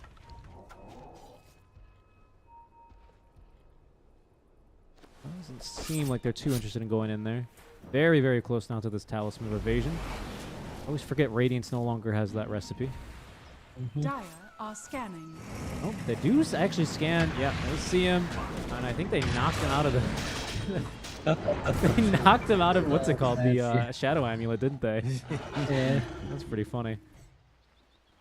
Miracle. Starting his shenanigans, just cutting waves. M11. Radiant's bottom But tower he is. Kinda is under unable to attack. use their Aegis. See them force me tower here, but there's no creeps. Starting his shenanigans. And now it's really full shenanigans time. It's a very respectable Radiance timing of 20 minutes on top of this Manta style and full power treads. M11, they kind of want to ignore it and go to the other side, though. We'll see. But a good map read. 1 TP out. Kishka sticking around. And not for much longer, though. He's just going to stun the wave and TP away. So this smoke is very unlikely to bear fruit. Really, really good patience. I mean, this is always the most dangerous time on the map, I feel like, when you're against an enemy team that has Radiant's Aegis about to bottom expire. tower is under attack. Yeah, we gotta do something with these guys. Yeah, exactly. I really dislike this Ember BKB. I feel like this Aegis and Maelstrom, he could have done like so much more. Just use the Aegis to farm. And Whoa, that's a blink reveal, and no chance to get the BKB off. Wow. I think if we take this fight. That is, yeah, I don't think that's not a fight M11 want to take anymore. Nice job there. Nyx Assassin, he didn't show a blink down bottom because he just picked up the gold threat, Radiant's TP'd back middle tower is immediately. under attack. And what an item Radiant timing to undercut those structures are BKBs. I feel like now Miracle gets to set up a little bit of map control and continue his shenanigans. Oh, Yana in trouble. It will fall down. Just Radiant's dead there. middle tower is under attack. That's more map control seeded. As Dire's Miracle will bottom focus tower is down under onto attack. this tier 1 tower. Down bottom, there is an NP doing some good work. He's got a full Glapier now onto Zeal, but he just gets himself out of the Sprout. Dire's bottom tower is under attack. So this game's gonna get real hard for M11 for a while until like they have more net worth on their course, so they can deal with the illusions. We'll see Drinkwater take a bit of the lead here, but but here comes the smoke from M11. Do they know it's the real Naga? You see Kishka. Kishka is Much easier kill. He got off the spike carapace. Global silence here. Is there an Ooh, opportunity arrow. to turn? Doesn't really look like it, and Drinkwater don't seem interested in it. This double BKB is still very much a big threat here. And we'll I get thought out of he'd this- arrow the tearing chains, but Kishka walks away. Radiant are scanning. Thought he was going to blink into the arrow, to be honest. Pretty close for a second. That does manage to stay out of the way. As... What are you thinking here, Pango? Is he going to go for the Ags first, or do you reckon he'll finish this Lotus? I think he's got the point. Yeah, he has the point booster. He doesn't need anything. He has the shard to deal with chains, so he's good. It is. It's so much damage with the 15 talent Dire's Ags. bottom tower is under attack. And now Ember is doubling back for the Maelstrom here. Still, Dire's I mean, bottom we tower definitely is would have had it by now, of course, if he did not go for BKB first. Didn't get to BKB after the Nyx Assassin got him on the blink. Radiant's middle tower is under attack. What is this? Void Stone on Zeal. I wonder why he's going for with this. Something really different? I don't know. Never seen this before. Tower has been denied. Bot lane. Oh, here's the dragon. Alright, let's go. Full arrow. No. I do wonder what this is for. Oh, they see a silencer. Yeah, that could be a good jump. Nice stun though. Supports covering each other. As the Ember's gonna go Ember's on in. going in. Couldn't get the Searing Chains Bad. off before Rolling Thunder, so Ember's kind of alone here. And now out of mana, they're gonna go ahead and reset the fight. They do have the Ancient Black Dragon. Oh, they just let the Black Dragon tank tower though, so now it's dead. Down's gonna be juked there by the Spirit Breaker. Now a smoke right underneath, unfortunately a Hawk, so this not very likely to catch anyone. But here's Miracle. Haven't yet seen an aggressive song this game. This very well could be the first one. Never refuse gold. Kinda awkward. Time to get out. BKB is used. Kishka is chasing, but under a sentry. Yep. Flappy. Stun. Short stun though, with the Bulldoze active. He actually didn't get stunned there by the Solar Guardian, and now charged back. Okay, I mean, I don't think there was a great place to charge to be fair to him, but a funny charge, all the same. It's not the worst. That's a Donald one support kill. I don't think they really Dire's care. middle Flappy tower is been under kind of the sacrifice this game, I'd say. An easy shot. Ikan Koki kind of climbing the net worth a bit more. Almost has the Lotus done. Has the Philosopher's Stone as well. Here goes the Naga illusion. He knows the Amazing timings, what you and find you think lying he's going to around. park it right underneath this tier 2 tower. Look at this guy's micro. Ooh, trying for the courier. Looks like he's just going to miss. Would have been Illusion. Will die though. Time out. kind of a cute attempt there, though. If you imagine if you're the Ember Radiant's Spirit middle and tower you use that under attack. BKB, I want to say in half frustration, to be honest. It didn't really seem like the best BKB usage, and I'm sure he knows it. All of a sudden, you know, you really want your Radiant's Maelstrom, middle and it gets tower sniped is by a under attack. freaking Naga illusion. Ugh. That's life, man. That's like top lane. Ifrit. He has a BKB though. I'm not sure if he can react in time. I don't know either. Will they be greedy and go for the Vendetta damage? They will. He did not react in time. Rolling Thunder. Definitely BKB here, Got though. him chain stunned. He gets the BKB off, looking to TP out. Swashbuckle damage not enough. Ooh, he got out on around 60 HP there, I believe. That's close. It was close. Miracle hard completed on the Naga now, but I feel like it's gonna be a lot more on the Pango and Dawn to scale here. Not a fan of this Dawn item build. Going for Lotus Orb. Would like to see him go for like the carry build much more here. Yeah, like a Deathso even. Yeah, because it does get to the point where there's net worth on this Ember Fury and Beastmaster, Mirana even, you know, they're farming, they're spending the gold. You gotta scale as well. Radiant are scanning. Can't put yourself into this all-in Naga starter pack. The hero doesn't really work that way. What is Ifrit missing for MKB here?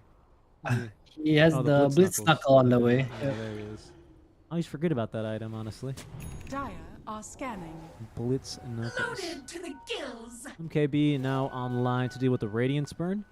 And the evasion that now Radiance comes with. They buffed that item a little bit. It's level 20 now as well with the Sprout. Mm. Wonder if he'll take the Quickening Charm. Okay, he doesn't.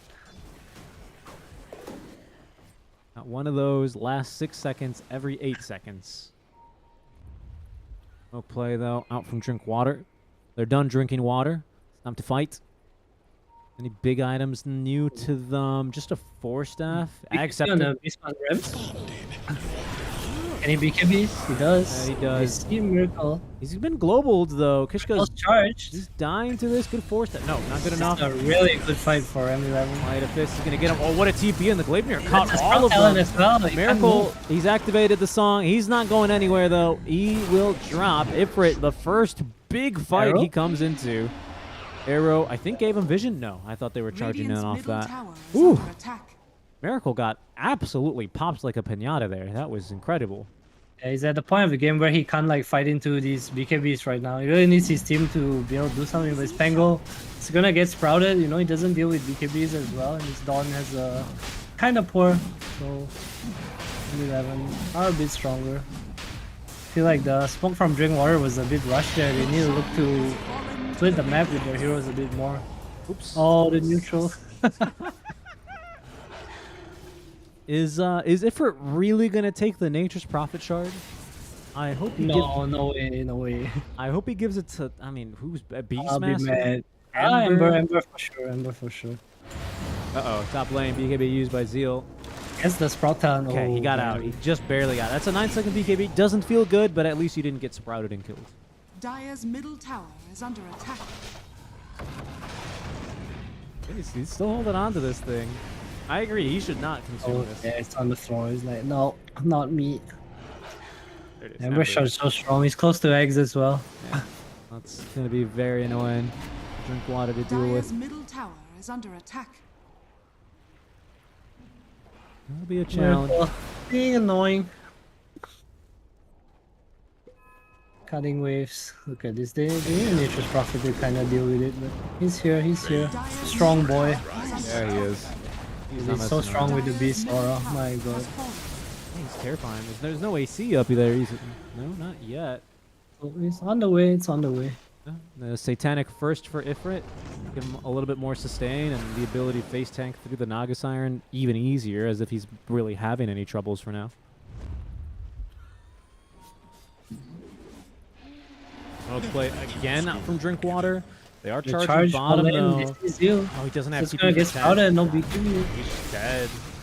Man, it's so rough. In the meantime, they've caught a Beastmaster, but the arrow They seem actually to goes go. fishing, catches Miracle. They're going to try and cover him here. We have the roaring time.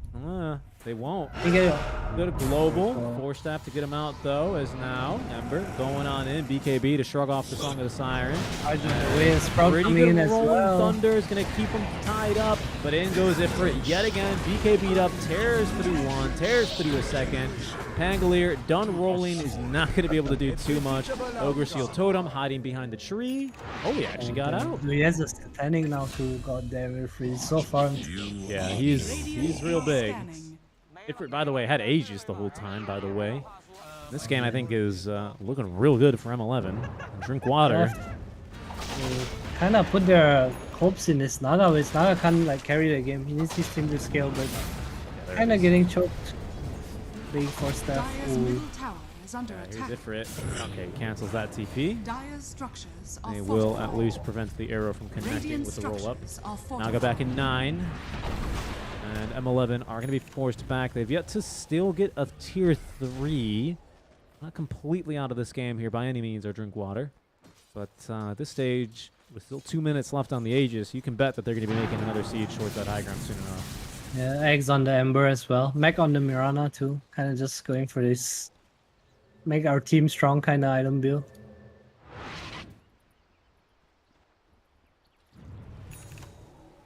Why do you think NP goes Gleipnir over a Mjolnir this game? Dire are scanning. It's just to deal with Naga's damage and another form of catch, I think. As in to I like think help it's nuke more illusions? preference. Yeah, like it helps, like it stops the illusion damage because your Right. illusions don't like chase you. You know, it's just more form of control. That's true. It's a lot of damage too. 160 damage. No, what is it? 220 damage immediately, and then AOE. Yeah. Pretty good. I mean, it's really nice for him. Gives him a setup for his Sprout Leash as well. This does. I just like it against illusions. Yeah, I think that's fair. That's fair. That makes a lot of sense.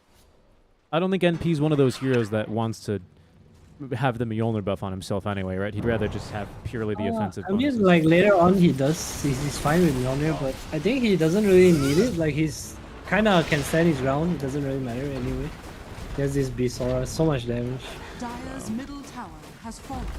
Those are buildings that are not going to last much longer. Disarmed, but immediately Lotus. Dire's The ancient Granite Golem getting in there for some damage as they'll send forward the Naga illusions. middle barracks has But fallen. mostly just ignore them, honestly. They don't really need to kill the illusions. They're here for the barracks. They don't want to get caught out here with the global silence, so they'll all back up. Very disciplined play from M11.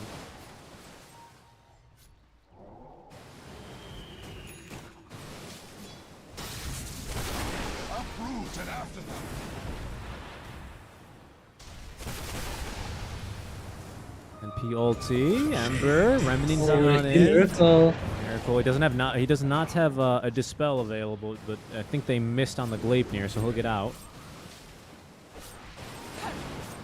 BKB used. Aegis now winding down, so Ifrit no longer has that to back him up. This is generally when teams really like to fight. They've been, you ever hear of cabin fever, Adam? Just waiting. Yeah, just waiting inside the base. It's like when it's wintertime and you can't get out and you're stuck inside with the same people, just playing Uno over and over again. No. The Rams was farming the jungle, then he slide off fisted. So then Oh, hold on. Ifrit in trouble. They're going to continue to stun him. They need more. They just need more. There's just not enough. That's why the Deso build, I think, exists on the Dawnbreaker here. Global Silence is going to allow Miracle to continue fighting a bit. Ifrit's already back to full HP thanks to the Satanic Steel. Yeah, I think they're onto the wrong Naga illusion. Miracle is being pretty cute here. That's an arrow. The arrow, though, is just going to barely hit him. Ifrit's dying to illusions. He's dying. No, but he's cleared them now. There's going to be Song of the Siren. Standing in 2. They do have a roll-up. Another Swashbuckle's ready to go. We'll see what they can get done here. Oh, no. the Satanic. It's just too much. Can he get out of this one alive? Ifrit bashed and killed off. He will go down. That basher from Tango finally proccing. Not onto Flappy, though. Off the right click, it'll do a bit of damage. And look at this. It's Drink Water winning a fight here, Adam. Yeah, damn, big place. They kite the Fury BKB and just couldn't really deal with the Pango after all these disarms. If we can't do damage, you can't hit. That was incredible. I think Miracle also juked him with an illusion there, didn't he? Yeah, he just ran an illusion away and was killing the Beastmaster the whole time. This guy definitely knows his Naga Siren returning to the base, worse for wear, but otherwise probably fairly happy with at least how that fight went. Taking a look at the damage numbers, doing at least over half of it. If you play against Miracle Naga and an illusion is running away, it is not real. Believe me. 10 out of 10 times, it is not real. Winter told me earlier, if you're playing against Miracle and you think you can kill a Naga illusion for free as a support, that's the real Miracle. That's true, that's true. Here goes Kishka again. They tried to connect both. They'll take the kill onto the Mirana, but they really wanted the Ember there. Very close effort. Very good effort, I should say, from Kishka. That's the second time straight they managed to find at least a pick using that strat. They really need to kill this Pango. He's the one that the Furen can't deal with right now. Skadi on the Naga now as well. It's kind of curious. I mean, I guess it is just the lucky shot procs, right? Because normally Nature's Prophet and the bashes, that's right. He strikes me as the kind of ranged hero, like a TB, like a Lina, like a TA eventually, SF, that just eventually they just have way too much damage and you just die in mid-roll. But that's not really the case here. If you get to hit, yeah, you can get to a point if you get to hit. But disarm, it's rough, it's rough. Covering himself now in sprouts just to make sure. Never know. Has the butterfly queued up. Kind of interesting. Yeah, it is good against illusions. 35% evasion. Naga. Okay, so he lost the dagger on the queue. Wow, no bash. He gets the BKB off. No bash? There it is. Okay, I mean, come on now. Well, that would have been a little unfortunate. What, you hit 4 times on each swashbuckle, 25% chance to proc. He swashbuckled twice without a bash. That was a little rude, Gabe. They're on a ward here. Drink Water actually kind of pulling this back. They are. Okay, there's the D ward. Someone's got a gem. I don't know who it is. It's Mirana? Got it. Ember has the gem. Much harder. It's rough without the Beastmaster as well. They can't really fight. The aura's a lot of their damage. That means Miracle's going to start moving his army around the map. Ooh, Octarine core completed on Exilor now as well. More rolls. Yeah, this is the build that he liked to go for previously. Next into the Basher for that targeted stun, so he doesn't have to rely on RNGesus. Radiant's middle tower is Lincoln under attack. for Ember. Okay. Mm, What is that? What is that for? There, I guess. Poor Roshan. Yeah. Would like to have seen like some Shiva or even Refresher, I think. Just 5 BD Furen. Beast Run. We'll see how it pays off. Furen has the Refresher queued up as well. These double BKBs really matter a lot in these late game fights, especially if the Nyx and Pango are alive. So annoying to play against. Zeal also has a Basher completed now. So He does. That's something for him. Pretty good chance to, proc in your Starbreaker. There's Lincoln's coming in handy. Impale block. Roshan's scary if it has no buyback here if they choose to take a fight on Drinkwater. Well, he fought out for the butterfly here, so he's going to be a little bit harder to kill, but not really to swashbuckle. Kill the illusions, bro. Radiant's middle tower is under They want to attack. smoke eggs on the bathroom as well. Bling on beasts. Radiant are scanning. Ooh, Witchbane on Pango. That's really nice for him. Yeah, that it is. Got a DD rune in the bottle. 4K net worth lead, the lead has shrunk to. You can see a little mountain here in the net worth chart. They've cut it down from what was a 13K net worth lead. They've cut that in a third. Double damage. Feel like M11 really need to just start looking for an angle to start a fight now. Roche is already half HP. Oh, this is really scary. If they pop BKB to take the Aegis. There goes Naga! There goes the Naga! Let's see what's Miracle going to do here. Nothing, unfortunately. Everything gets picked up, I believe. There's a roar, though, over in the river. They have found themselves a Nyx. Maybe even a Pango. Another strike into the damage. Down goes Pango. That's huge. She has no buy. Kishka as well, I believe. Uh-oh. Here, Ember's looking for more. They've got a ward here on the cliff. They got to get out of here. Jeez. Deal using the trickster's Oh, cloak. you gonna get Zeal? Get Fight. them there. They have a gem as well. There's Yeah, really yes, no running for this cool team. down. Naga Song. Good evasion here. Nice and a bit lucky. He's holding them back. Ifrit still has BKB. Doesn't need it now that the song is over. As in they go. He's actually on the high ground waiting for Miracle. He didn't connect on the Sprout. There goes the global. Miracle not healing quite enough, but now he's going to let the heart kick back in. Ifrit back to full HP courtesy of the Satanic. As Zeal falling a bit lower with the Gem of True Sight. He cannot escape the Ember. Silencer's just bought back. Does make it back into the fountain with the Force Staff. And now they're trying here for the Ember Spirit. He's very low on mana, actually. Ensnared up. Fortify out, but not going to really be able to take down the Ember. And M11, they're on to tier 4s. Oh, no quelling with. I think this is it. Ember? Okay. He's dead, but he's immediately back in the fight because he's Ember Spirit. Now it's Miracle fighting versus Ifrit. Miracle's losing this fight. Needs a Force Staff to help him out here. Is stunned inside. They actually break the trees for him, but not like it matters. He's got the buy. That is just about it here. All that's left in the tank for Drinkwater, as Krishka is going to pick up at least another kill. But they're on to the throne. There's the Space Cow. Nyx has got the buyback. Now this is truly it, as Miracle, he is going to have to tap out of this one by the looks of things. Throne exposed. Only the Nyx, and now the Pangolier left alive. They're not calling it quite yet, as there's the Rolling Thunder. They're continuing to at least stun up Ifrit, trying to clear the creeps here. They might actually get through Ifrit, but he's got Aegis here at him. This is noble. To the last man, they're going to fight this one. But eventually, they're going to focus down onto the throne. 8 HP, down it goes. It's Team M11 who playing game number 1. And they looked like they were having issues dealing with waves until the Roche happened, and just 2 kills, no buyback on the Pango. We were talking about how important both the Nyx and the Pango were in dealing with the Furen, and well, the game just kind of crumbled for Drinkwater.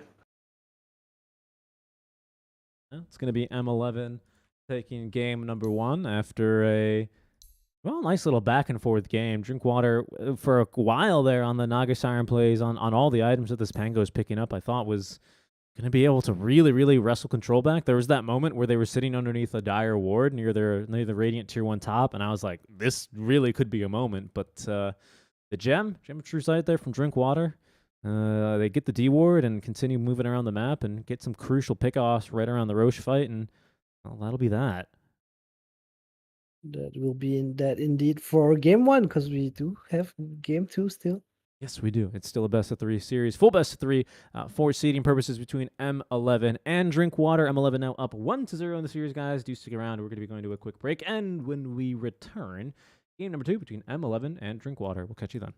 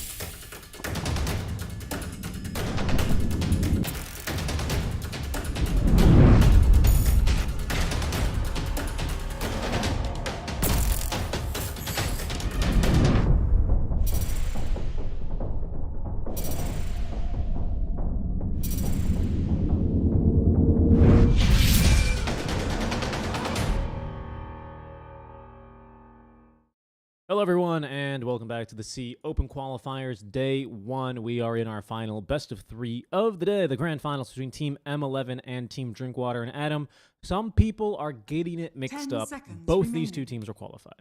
What's this match for? Radiant team pick. For seeding. Yes, it is. There it is. I don't know. Do you Dire like this team change? pick. You're a guy with a big Dusk. competitive spirit. What do you feel about it? I mean, I feel like it's kind of weird because you don't know if the seeding matters yet, right? Because there's too many slots. Dire team pick. And if it's like 2 slots, then I guess it's kind of different. But I think also the days are very long, and to play this is like kind of weird. I don't know.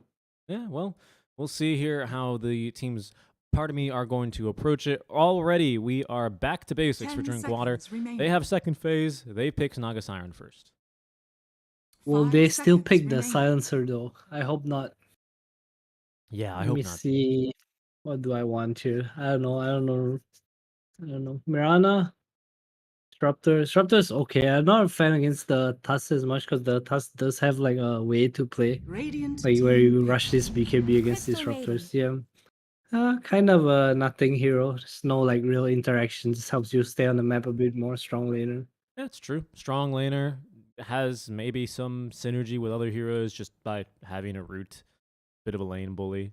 Yeah, 10 seconds nothing too remaining. crazy. I agree with you in the sense of it's kind of a nothing hero. 5 seconds. It's a hero that remaining. can maybe farm 1 or 2 waves once the safe laner leaves from the safe lane without immediately dying just with the skills. So not maybe the worst hero to have in the safe lane. M11. I wonder what kind of approach they'll take this game. Last game they chose to like go play fast. They chose violence last game. Yeah. So also the Mirana removed this game, so the Mirana Ember opening is kind of not there, but the Naga's in the pool, so we'll see if M11 still want the Ember here, or at least something to deal with the Naga. I don't know. I wouldn't mind seeing what they bring here. I think they play, Radiant something a little bit sometimes unique. They'll actually be the ones to take the silencer. Is this hero good now? He's being first phased fairly regularly. I feel like team ban. I feel like this hero needs a purpose. Like if you have some like it's an enabler, right? At least in my opinion, I think global silence is an enabling skill. Like you want some like storm zip in and you global silence, Radiant or team ban. some initiation, some lasso, some whatever, then you global, so you make use of the spell. Like last game, I didn't feel like there was a global silence in like any situation except to like stop the Furan TP once. Right. It's like you can't use it on your team. Like 10 I'm not seconds sure why they remaining. pick Dire Sansa team here. ban. It's kind of weird to me because Radiant usually you team pick a ban. core here, so I guess they want to keep the Tuskar open, or the Tusk might be a core here. Yeah, I've been seeing a lot of Tusk mid, so that would not be the most surprising thing, to be quite honest. Wouldn't mind it, right? Give your Tusk a bit of cover once he goes in. Stop a 10 Maiden seconds ulti. And, remaining. it's not really ever been too big of a concern I've seen. The Maiden, Dire even with team BKB ban. and Shard moving around fights. Like I mean, no they one- have global for that now. Yeah, exactly. Dire Right now, team now it pick. won't be an issue, basically, for sure. A Lush couple of Ember. extra bans. Drinkwater take down the Ember. Lush Spirit Breaker yet again. And I think M11 with very Radiant similar bans team as last pick. game. There's something that's new. Very squishy supports right now is what I'm seeing for Drinkwater. I'm already eyeing something like a Night Stalker, honestly. If only the lane wasn't bad versus I Naga. feel like they will lean towards the Tusk mid here, although I don't fully agree with it. I don't think it's that great against the Naga core. 10 Like seconds remaining. you can't clear illusions. I Right. think not picking the Lash there was 5 kind of weird to seconds me, but remaining. we'll see what they do. They definitely have a idea of where they're going. We'll see. We're going to get 2 picks in response here for Team M11. Guess, like you're saying, it depends what direction they kind of want to take it in at this stage. Yeah, I just felt like it was pointless to flex this Tuskar just because the Naga's already picked. But we'll see what they choose to do.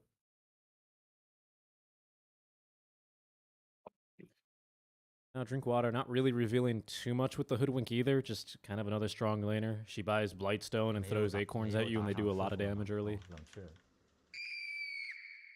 Usually one of the heroes that are better at like playing this split map style gyrocopter. Alright, new heroes, let's go.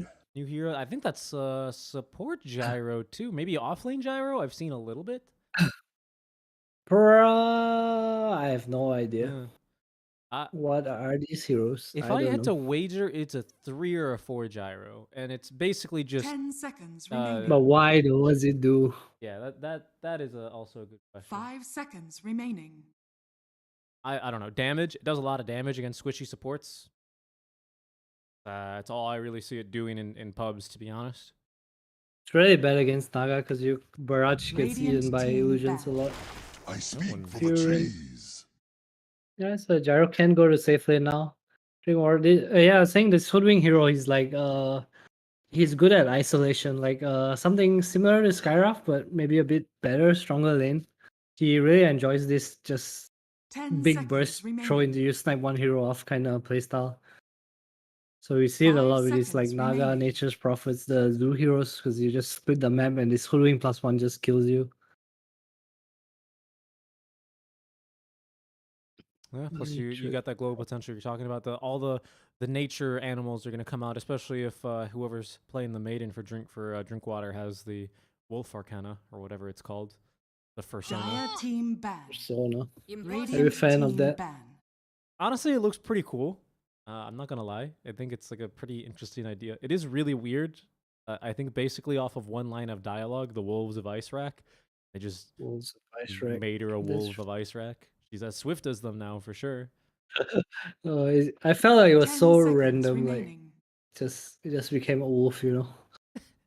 Yeah. It seemed really odd seconds to me. I don't know. Yeah, I don't mind it though. Honestly, I think it's creative. You know, I think they had some fun with it. It's funny to see the wolf whip its tail and then a maiden auto attack come out and do no damage.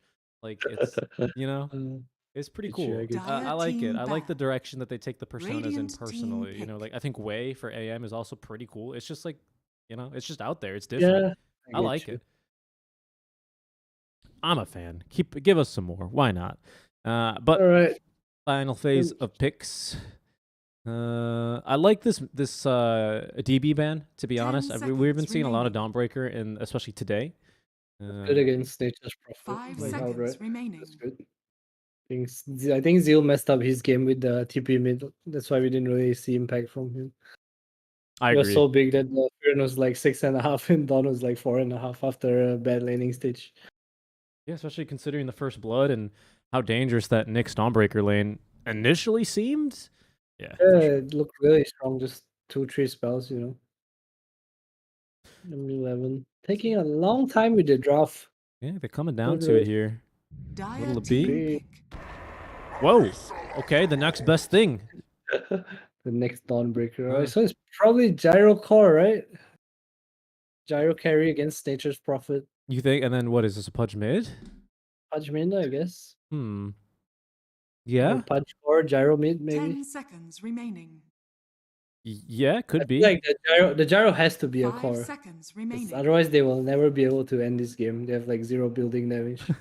That is true, actually. That being said, Underlord is gonna have like a super free lane no matter what. They need a Slayer here. What Slayer is? There's no Tusk, no Bat, no.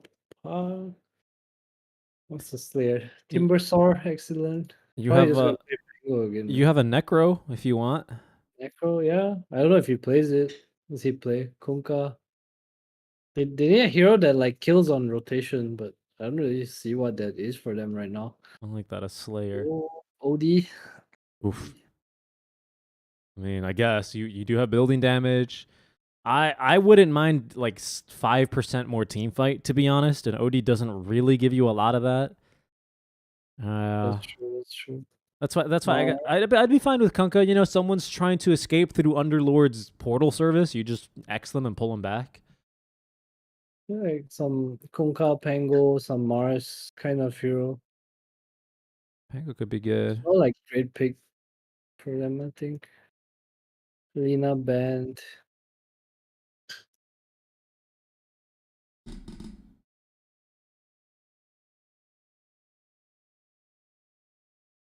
What else do you have? A Slayer hero. Well, we'll see what they go for. Death Prophet? So it is a tanky boy killer. Yeah, true. Used to be a bit better with percentage base damage, but Yeah, still it's is good against early. Good against the gyro as well. Yeah. All right, where's this gyro going, M11? Show us your ways. It is a mid Tuskar.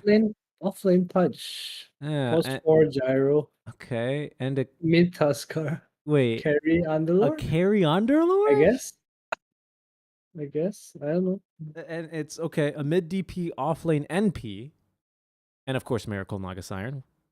The only thing I'm a little bit disappointed by, honestly, Adam, taking a look at both of these lineups, is no Wolf for Sona, but you No know, Wolf. on the- I'm not a Wolf fan. no, No, I'm not a Wolf fan. that's a shame. For your birthday, I got you 5 shirts of wolves howling at moons. Oh shit! All right, I'm a fan of wolves that are not Crystal Maiden. Got it. Okay. Man, those not a fan of the wolves of Ice Rack then, specifically. No hate for Ice Rack. Uh-huh. Are you a fan of Underlord Carry? Where are you seeing this now that you've had maybe a little bit of time to digest it?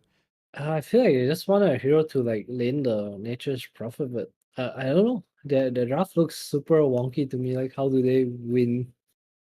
I feel like at some point in the game they just lose. Like, unless they stomp hard, and they don't really have heroes that like run around and like stomp you. You know, like these Naga, this Nature's Prophet, they always be able to like get out on the map. So I don't know. I think I definitely favor Drinkwater here. Okay. Drinkwater, favorite draft here so far. I'd like to see Drinkwater come up with. They had a beautiful game earlier. We were talking about it before we got started, where they had the Doom safe lane with a Crimson Guard and then an off lane Enigma Wraith Pact at like 13 minutes. I really like those kind of ideas about Dota, and they seem to have a couple of them. It's going to be a Naga Siren game, so I don't think we're going to see anything too crazy from Miracle this time around. But this is a team that's exciting to watch. They got some ideas, and I think they've got a way into this game. We'll see how it works out for them.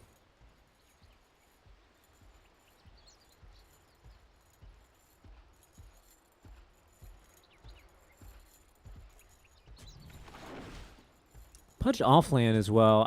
Does he do anything differently than you'd expect a Pudge safe lane to do? I mean, I think the Pudge is just gonna play as the carry from the offlane. This Underlord's just a dual core kind of thing, but I don't know. I just don't really see how they can get more than one Rex in this game.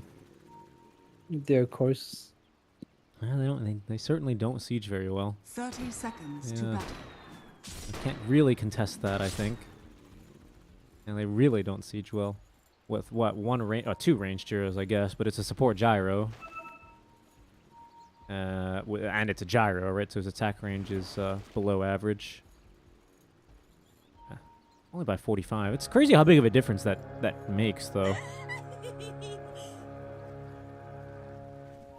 Let's see, Hoodwink. The battle Getting begins. Orc. And it'll be 3 runes, actually, for Drinkwater. So a positive start for them. I think then it is the mid-tusk into the Death Prophet. So it seems like a pretty strong lane, because you keep you don't break Spirit Siphon in Snowball, do you? Not that I know of. DP is definitely a good hero against the Tuskar. It is. It'll be exciting to see how this one eventually starts to kick off a little bit. But for now, battle charge for both. And the only difference in the inventory is being a Quelling Blade here from the Tusk. And to benefit a bit more.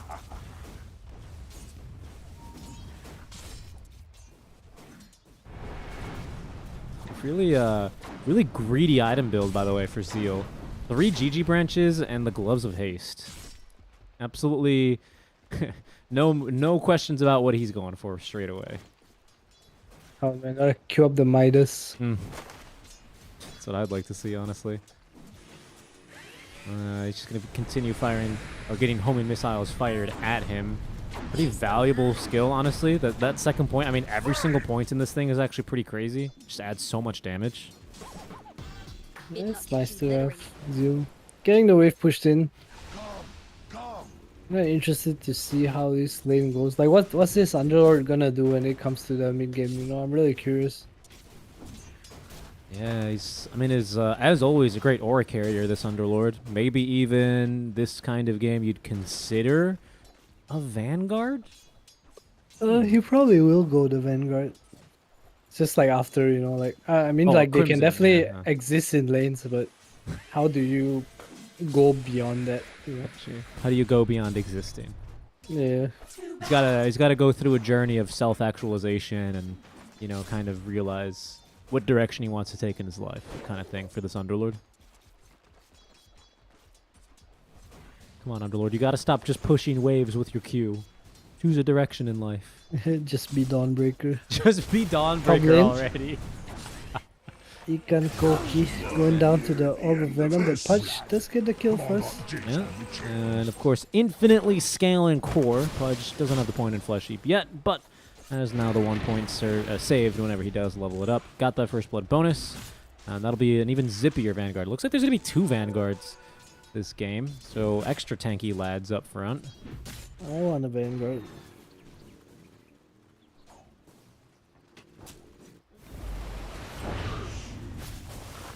Oh, Pudge could use that Vanguard now. I don't think he's going to live here. Ensnare. Miracle really likes that early point in Ensnare, doesn't he? Yeah, it's so cheap mana-wise. 70 on both spells. Nets him a kill. I don't think he's going to be too displeased with that. Mid lane, just checking in, is fairly even. Both heroes got their bottle. Good use of the Ice Shards there to prevent too much damage on those Spirit Siphons. And I do wonder, side lane Death Prophet, we're starting to see the DPs sometimes stick with just 2 points in Siphon. Do you expect a mid lane DP to take more levels in it, or what? Because it's about the charge restore time. Later on, probably. But you definitely max form early. I think the silence is kind of nice to have now with the cast point. It's so fast. Well, ain't this cute?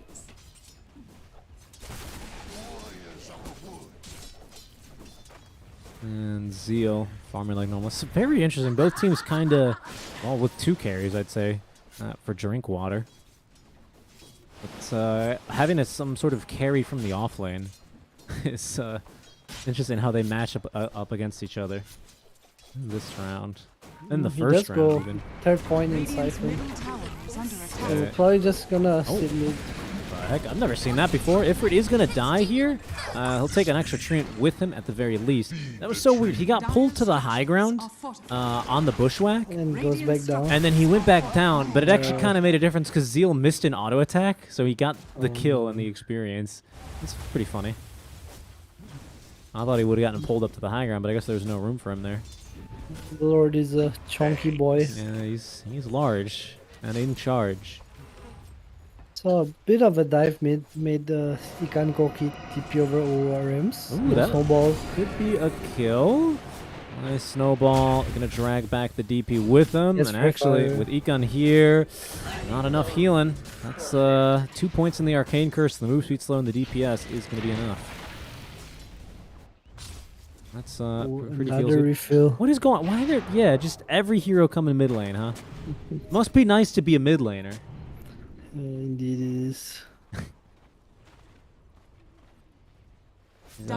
We've come to talk to you here today, Tusk, about your bottle addiction. This is an intervention. No more. Doing well though, doing well. Good kill on the DP. Indeed. Slows down his level 6, so the catapult will not be pressured too much. I say that, but the catapult does stay alive. Uh-oh. This is So they're awkward. going on the Death Prophet accident. It's gonna be in a lot of trouble here. The support's No raindrop. stuck around. Looks like he's going to heal enough, actually, based off the Spirit Siphon. And now, Zeal's even rotated on through 4 heroes. Drink water, bring in the numbers. That does leave Miracle alone top, but he's not really too concerned with this Pudge, even if Pudge already has Vanguard. Yeah, good TP by Zeal. Otherwise, Rams could have committed there. There's no raindrop on Accelerant, so he would have probably gone down to. And the rune spawn's top. So there's the rotation from Zeal, especially as the Ice Shards are just shy, is going to also net the DP. Kind of the recovery rune here, right? After the solo, not the solo kill, but after the kill. Another refill. Top lane now, it looks like the supports are going to try and take down the Pudge. Excellent. They've got good magic damage here, so they might be able to get it done. Only There's 1 no point Cypher. Flesh Heap. All right, we'll see what he can get done. Oh, they killed actually DP. I was watching this Pudge kill. Miracle will get it, but they take down the DP in return. That hurts. Yeah, BM11 committing a lot of resources, but they do get the punish on the Pudge. Radiant's top tower is under attack. Kishka might be in some trouble here if Rams sees him. Sees Rams rotating top. No, Kishka will die. Yeah, he is very dead. That poor little squirrel. Lasting very long against a Walrus Punch. Very painful for him.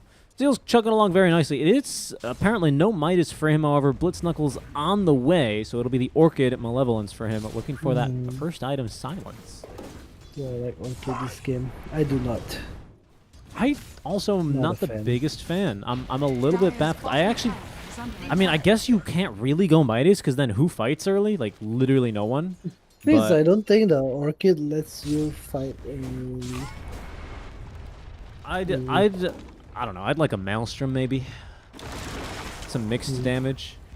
Vessel. Sure, actually, yeah. Vessel's not bad. You do have some tanky lads. They're fighting near the triangle there. Kishka. In trouble. But it's going to be the kill first onto the Maiden. They've also taken down the Courier. Cunning too. Yeah. Tusk Courier, or Tusk rather, he had full phase boots on the Courier, so he's going to be now a minute and a half without those. And now Miracle's in the mid lane. It just deletes the Silencer.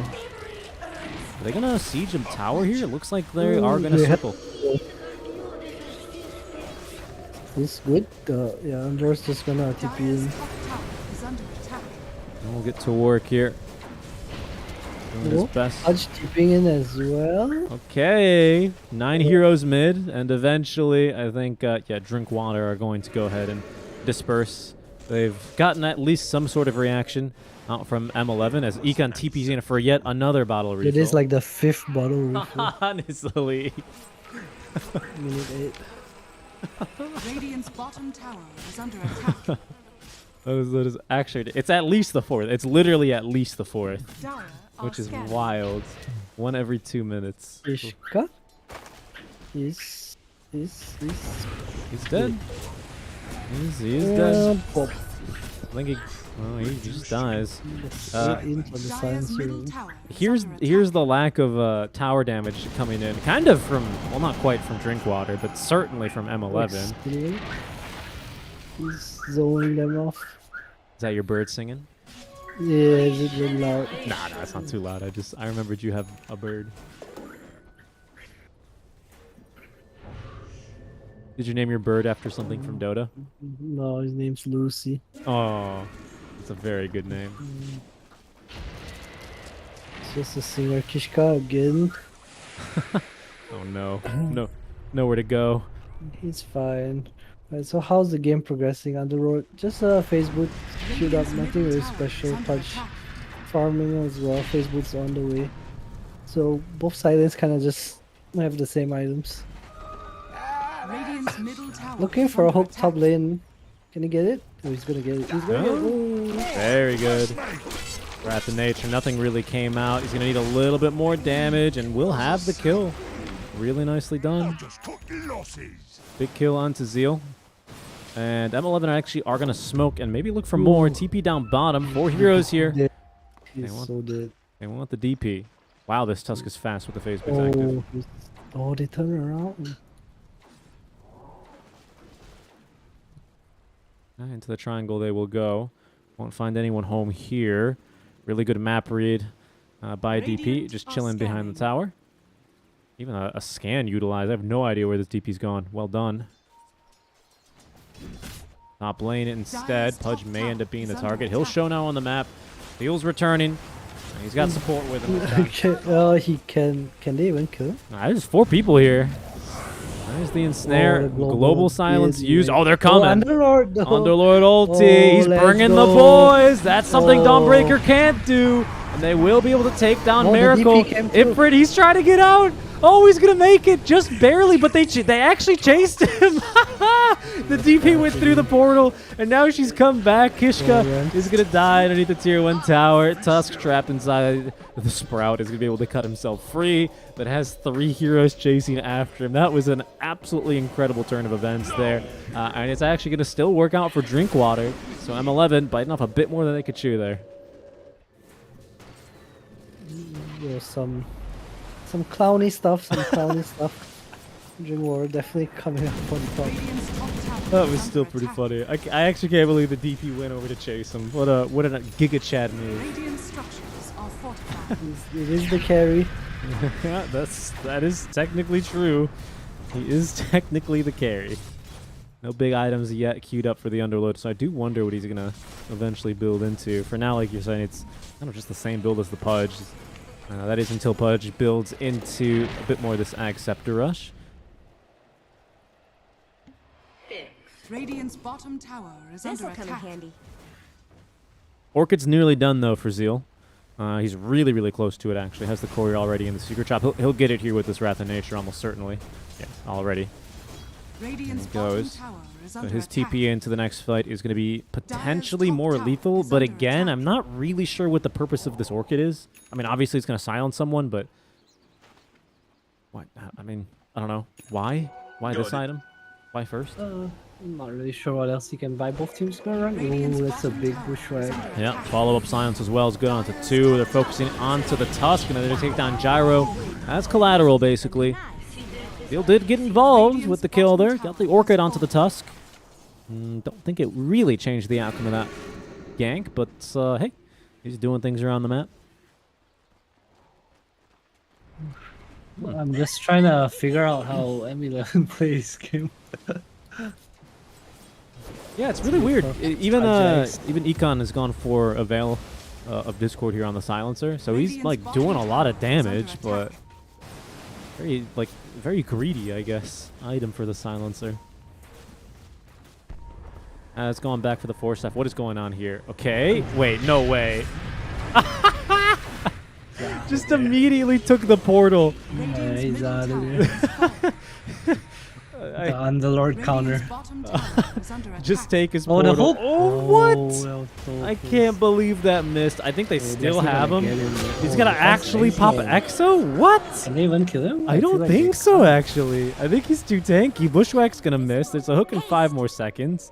What in the world? This guy, how many games of Underlord have you played to know to just immediately take the portal? What in the world? That's...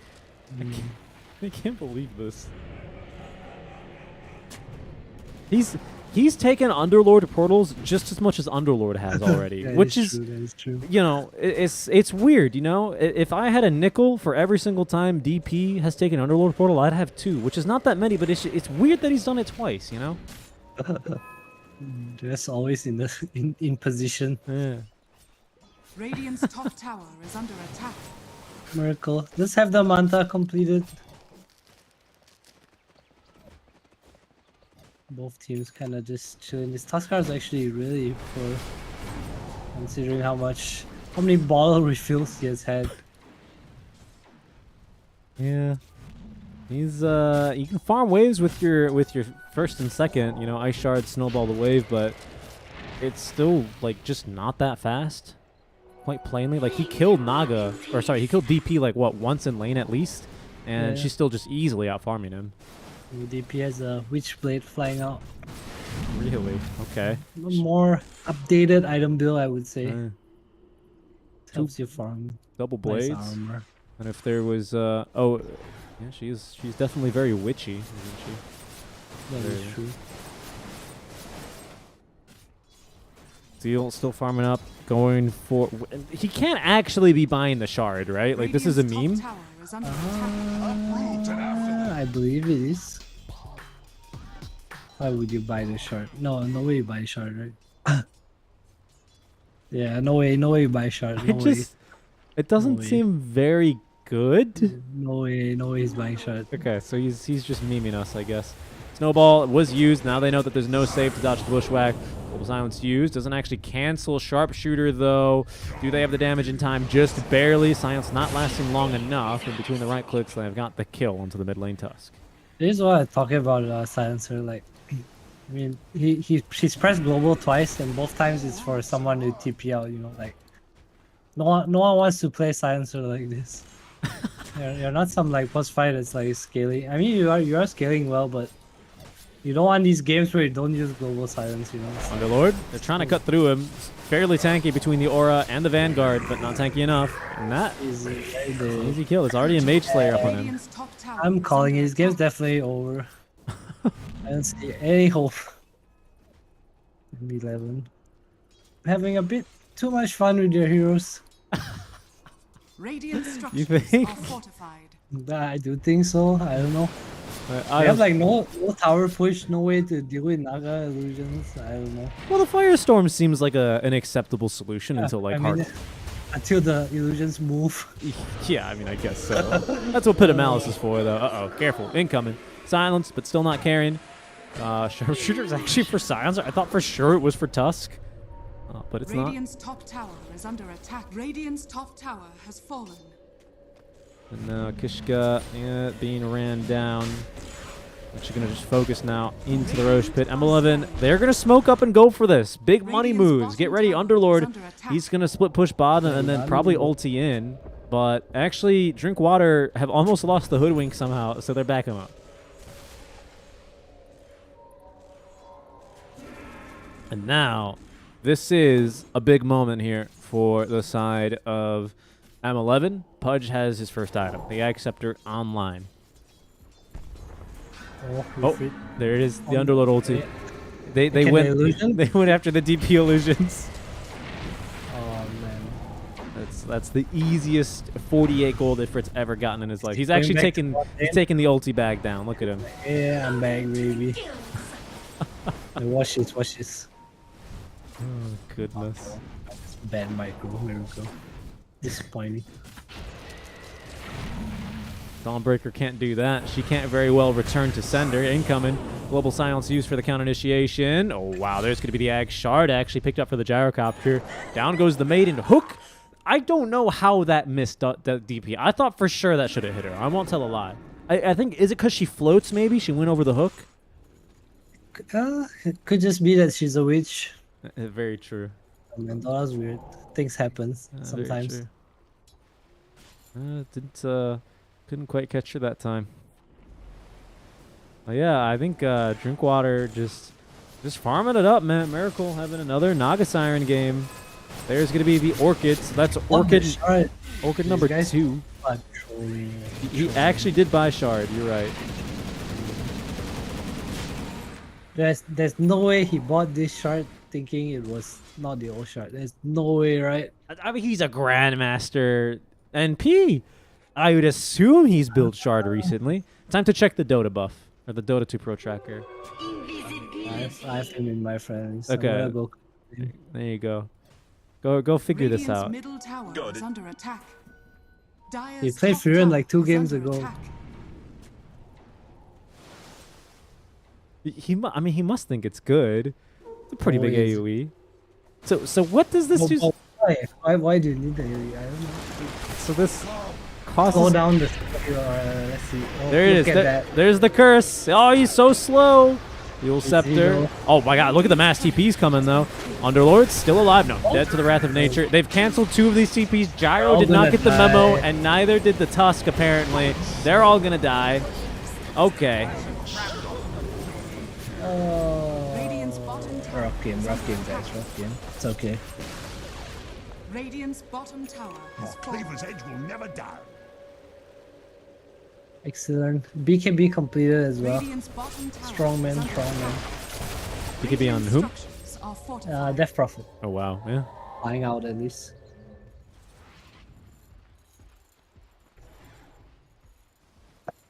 Oh man. Yeah, I don't know. I don't know how M11 get back in this game. Like, even if you kill like all 5 enemy heroes underneath the tier 2 tower, like you probably don't take it by the time they respawn.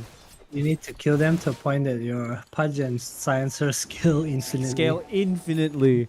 That's right. Until they have all the base damage. I'm just watching this Nature's Prophet wondering why the hell he has Shard. I'm mean, does it work on creeps? Is he using it to farm creeps? No, it's only enemy heroes. I could very well see this being legit if they also let it affect creeps. I think the sole purpose of this shard is to cancel blink dashers. I guess if someone's juking you in trees, this could be an opportunity. This could be an opportunity. There is a BKB. Okay. All right. All right. TP. Oh, the Prophet runs away from it. Yeah, I know. Maybe they were trying to bait her into the portal. Maybe that's the move, right? You spawn a portal in your fountain, and then you go make her try and take it.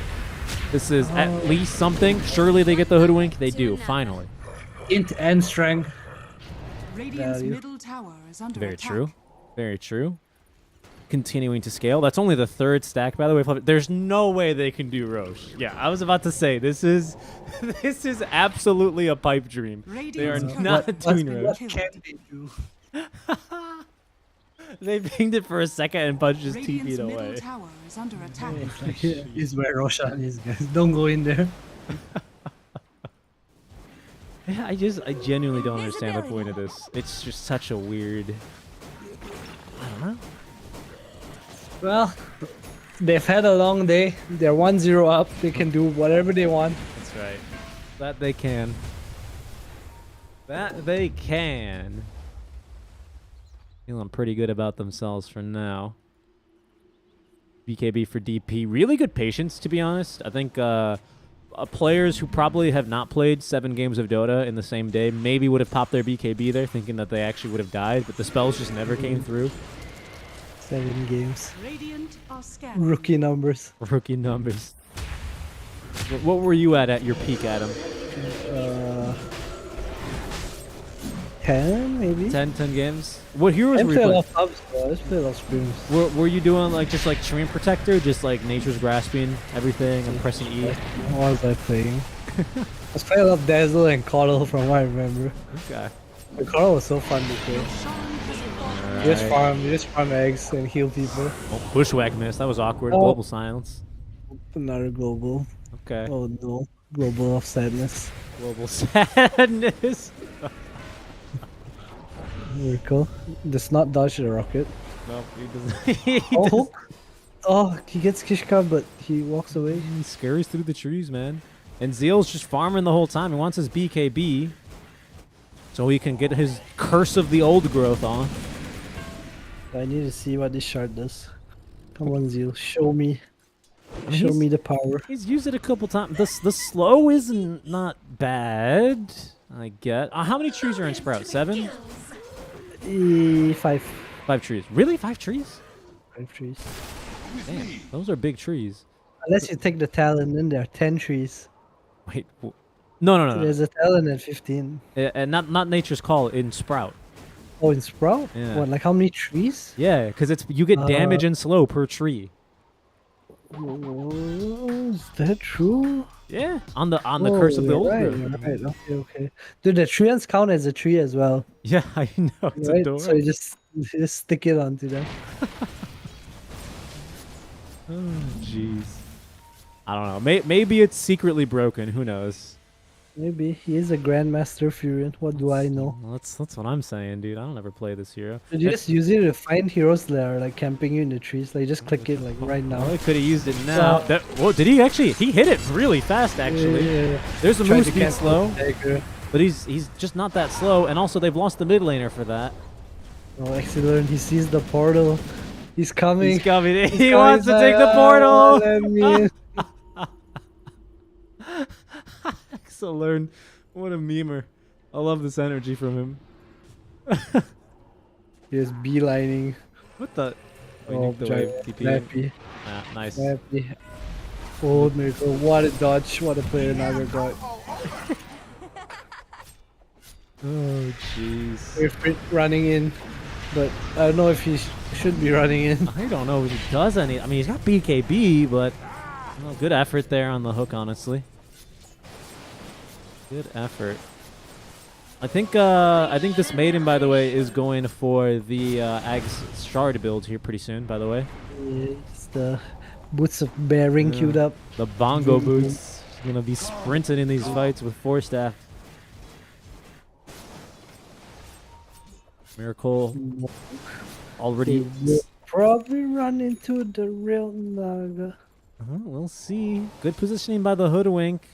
It'd be maybe a little bit closer to the wave. Won't break it. Oh, they want Zeal. Yeah, they know. Yeah, they do. Zeal But knows how can Zeal. they ever kill him? He has Curse of the Overgrowth. Watch me. Oh, He no. just it again. Dude, he's so fast. He must Yeah, practice this. They see him, by the way. Now they don't because the duration's only 7 seconds. Here comes the Global Science Here. TP real. Yeah, probably the global Calling side. it right now. Let's go. Let's go. Oh no, he got hit by Bushwhack. And actually, I think they all die now. Global Ikan Koki. Oh, he's died. Oh no. Rough. Did you get Zeal? Meanwhile, Miracle TP's out, stalls the whole team. What a player. What did he song? What did Miracle song? He sung the other 3 heroes that are currently alive. I see. In front of the tier 3 bottom. I see.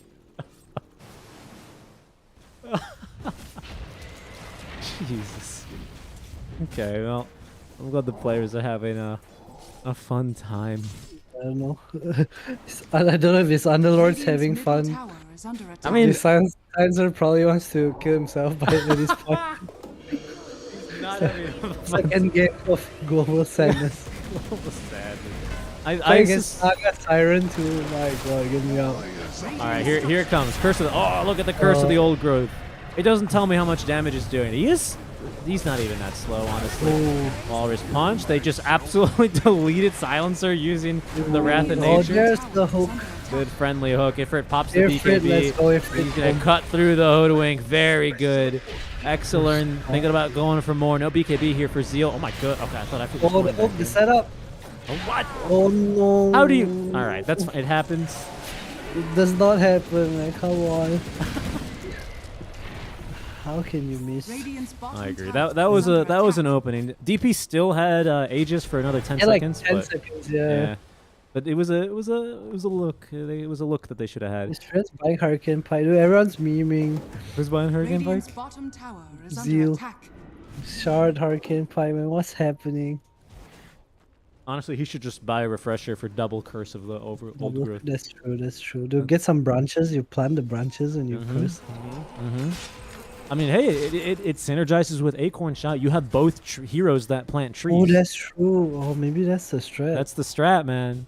I'm telling you, Shard I'm would- sure if Puppy won some of those games in the grand finals, I'm sure that Aoi 2000, that's what he would have broken out. It would have Just- been. All right, The guys, shard. it's time. Hoodwink and Curse of the Overgrowth. That's true, actually. That's true. Yeah, this is the most game of Dota 2, for sure, dude.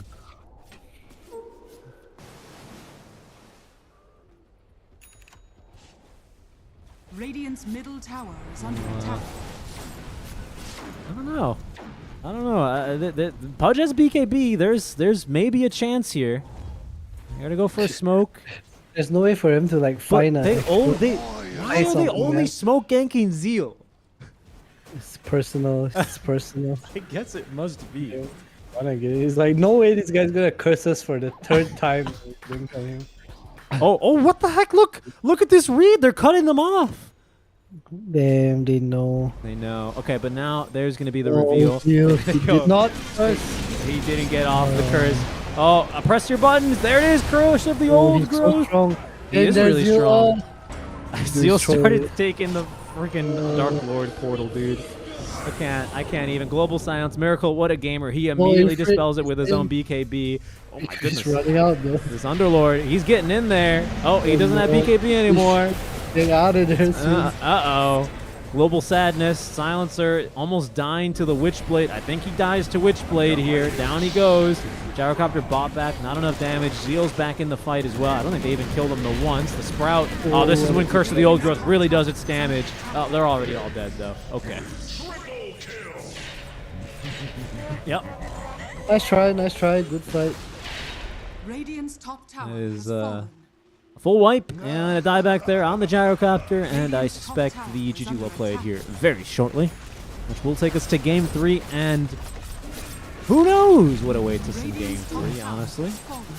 Who knows what new strategies we'll see. Absolutely. Radiant structures Your opinion are then on fortified. Curse of the Old Growth? I don't know, man. He won. You won? 100% win rate. He won, yeah. Radiant's top barracks has fallen. 100% win rate item here. Radiant's middle tower. Miracle All I on the know is Radiant's he middle clicked it tower really has fallen. fast. Yeah, that he did. I mean, credit where credit is due. He did click it really fast. And I think Miracle is happy. He got like probably the dream Naga game. Like no one ever tried to gank him ever. He just Dude, kind I'm sure he's bored. You think? I don't think so. I think Naga players I'm live working for this. so hard for it. That's true, actually. That's true. Big song. Yeah, big song by But it's Miracle. stunned here. Does He's- not dodge it once again, Miracle. He's a bit isolated, and look at the back lines. Ifrit, though, he's rooted, and he's... Oh, you can't actually hit them with Curse of the Old Growth. Does not pierce magic immunity. Everyone knows that would be way too imba. In goes the Pudge, though, with the second blink on in. He actually, Ogre Seal Totem's out. They're scared. For good reason. DP One letting Miracle. it go. They're trying to dive these back lines, but no dice. Tusk is dead. There's the global silence yet again. Ifrit is basically already dead. I think he actually died to Curse of Oh, the Seal. Old Growth. Did he? Oh, I'm no. pretty sure he died to Curse of the Old Growth. Oh, Great the hook hook. there onto the Maiden. Down she Got him. goes. 3 dead here. M11. Is this the start of the comeback? He sees the Naga. He has Yules, but can he catch He's so him? slow. He cannot. The game continues. The game continues. I didn't see the Fiend's Gate portal there. Did he Fiend's Gate to cut the back lines? Was that the play there? I have no idea. I didn't see it either. I didn't see it. I didn't see it. The sun in my Okay, Zeal. We know you're having a fun game. Yeah, they bought back like right away on Underlord, so I can't check the death summary. But he like ticked down to seemingly nothing. So I do believe it was actually Curse of the Old Growth. Dire are scanning. 66 damage. Yeah, it's no joke, you know that thing. Revealed him in fog and everything too. What a match. Ishka? He can't really kill Ifrit, though, is the problem. No auras either on Hoodwink. Betraying her position. Miracle back at it. Oh, mid lane. Excellent. Oh, yeah, they're smoked. They see him? Can they get him? Ooh, they do! Got the BKB off in BKB time. off though, Mr. Punch. Yeah, time to Yeah, run. get out Good of force there. staff away. And actually, they baited out the Exo. Roche is up, though, so Drinkwater can still turn this into something. Bot lane. Miracle's hunting. Miracle is going to kill him. Miracle. Oh, good blink out. Really, really good game sense. I mean, it doesn't really matter. Can you Curse of the Old... You can't even Curse of the Old Growth Roche. What's the point? Zeal took ages, by the way. Yeah, he's the carry. He's the carry. They're going to leave the Ag Shard in the pit. Just give it to Maiden, at least. Does he know it's in the pit? Some communication There it issues. is. There it is. Let Maiden buy the bongo drums. He has it queued up again. It's cool. No money on Maiden, though. Kind of close. Only 1 lane of barracks remaining. Once again, that's not the real Miracle. Always jukes him. AC on the under. Oh, this is. Yeah, that's- that was. Yeah, I don't know if you want to be standing in place against. Yeah, Okay, let's go. I think very much like Daenerys in Season 8, she kind of just forgot about the Pudge. Happens. It happens to the best of us. The rest of the team wasn't even there, man.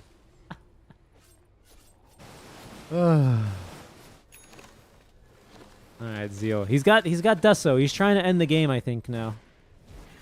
Oh, I hope so, man. I hope so. Got damage. He's got damage. He's got everything he needs. Curse of the Old Growth. I mean, Oh, Aghanims on Rams now. So wagging him on who? on Tuskar. Okay, Walrus kick. Might make a little bit of a difference. Maybe. Maybe. I hope You kicks kick the that illusion. away. Get the heck out of here, Miracle.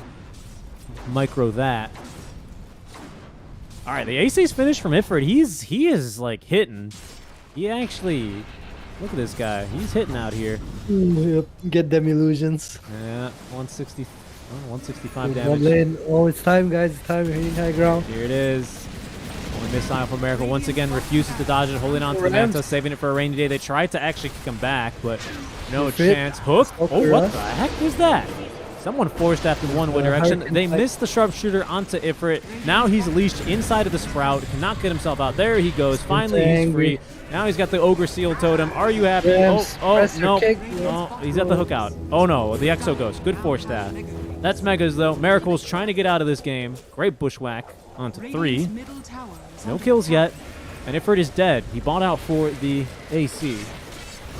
Uh-oh. Okay, global. It's a good global for one. Seal. Oh, but he's got Aegis. Doesn't matter. And maybe he doesn't even die. That's the Hurricane Pike. Unbelievable. Still alive, trying his best, running for his life now. They have vision on him, but no way to actually kill him. Miracle is trying to end this game. I think he just remembered he has to play another game of Naga Siren after this. And then, of course, 4 more pubs of Naga Siren, his favorite hero in the game. Tusk has just taken his hands off the keyboard. GG, well played, is typed. And drink water.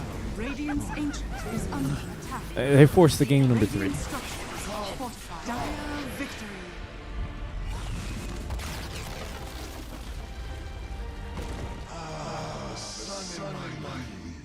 I'm glad Zeal. I think Zeal had probably the most fun this game. Spamming chat wheels.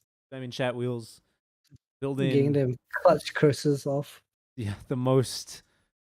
I mean, I gotta be honest. Let me see the breakdown. How much damage do you think he did? Well, hold on. How much damage did he do overall in the hero damage Overall? this game? He did Hero damage or like with the spell? No. We're not. I don't want to check the spell. He did 24,000 hero damage. Okay. Yeah, that sounds okay. How much do you think is Curse of the Old Growth? 3,000 maybe. Okay, I think it's 24,000. I think it's 24. Like all his damage. All was his close to damage. Okay, it did 1,000 damage.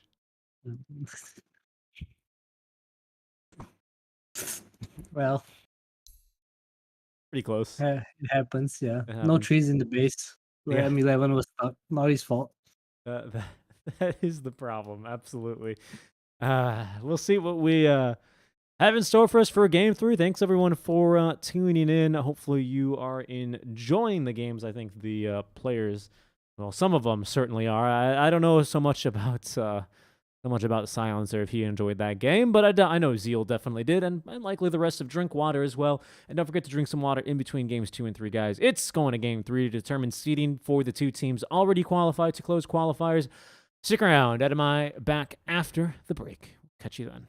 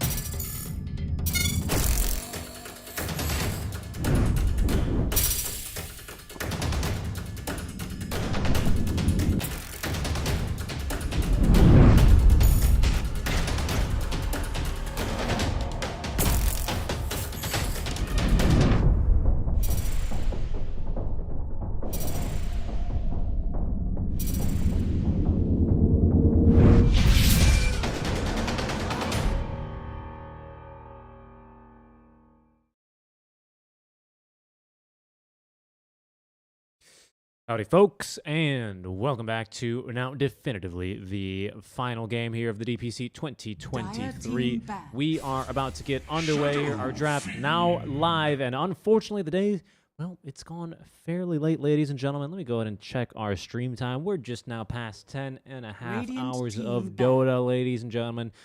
Shout outs to you if you've been with us for the whole time. If you had me open on the second monitor, well, thank you. Mightily appreciated that. And, well, it's just me for now, unfortunately. Adam, we only had him booked until 10 p.m. We started an hour late. And, well, this series and surely this day has gone the distance, folks. 10 seconds That means remaining. it's just going to be me, myself, and I here at SeekNStrike giving you another solo cast for our final game of the day between Team M11 and Drinkwater. Now, very start of the show here, I would like to give you guys some actual important information because I have gone through and read the rules, and we do have a bit more of a definitive seeding done and ready for the winner and loser of this match. Now, the best way I can explain this is, I mean, it's seeding purposes, right? And for those of you that know how brackets work, if you've ever made a bracket, you know that first usually plays 8th, second plays 7th, and so forth, and so on and so forth, right?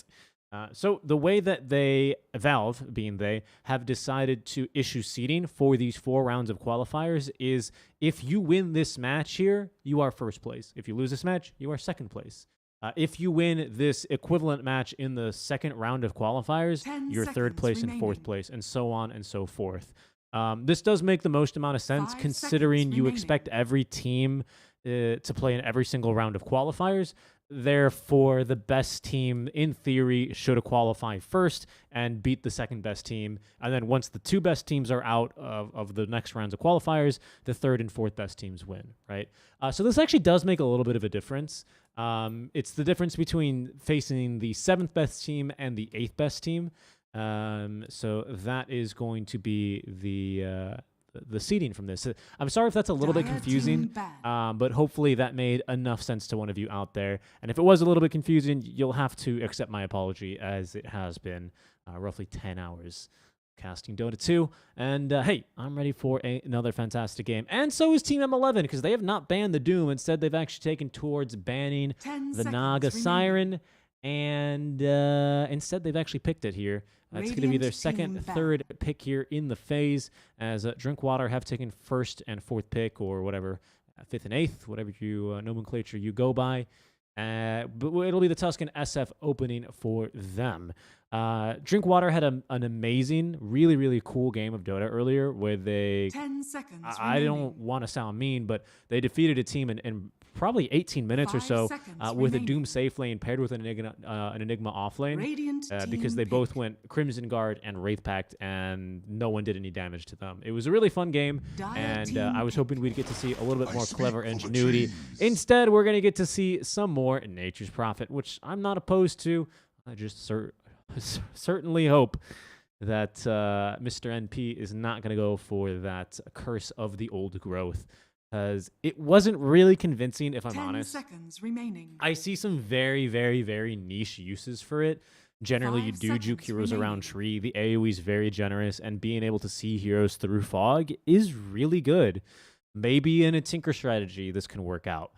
That's about it. I don't really see this being super viable. And of all the abilities that give vision, I'm thinking of like Track or Spirit Breaker Charge, this one is by far the weakest in terms of its duration and the side effects and the cost to get it.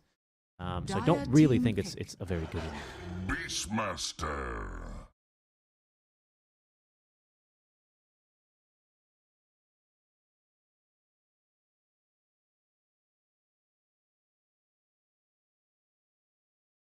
Well, we'll take a look here now as we're into the second phase. Beastmaster, the pick for Drinkwater, more bonus attack speed for your Tusk, for your SF. Does tank your team up quite a bit. I have seen, I mean, earlier today, Drinkwater actually picked a Doom into the Beastmaster lane. Not the biggest deal, right? We've seen 33 at TI. He's dealt with this just utilizing the axes, and that was, for the most part, what the Beastmaster decided to do, but the game broke down very quickly from there, just because Doom, of course, just gets way too much gold for these guys to really do anything at all. Radiant team pick. Fire. Okay.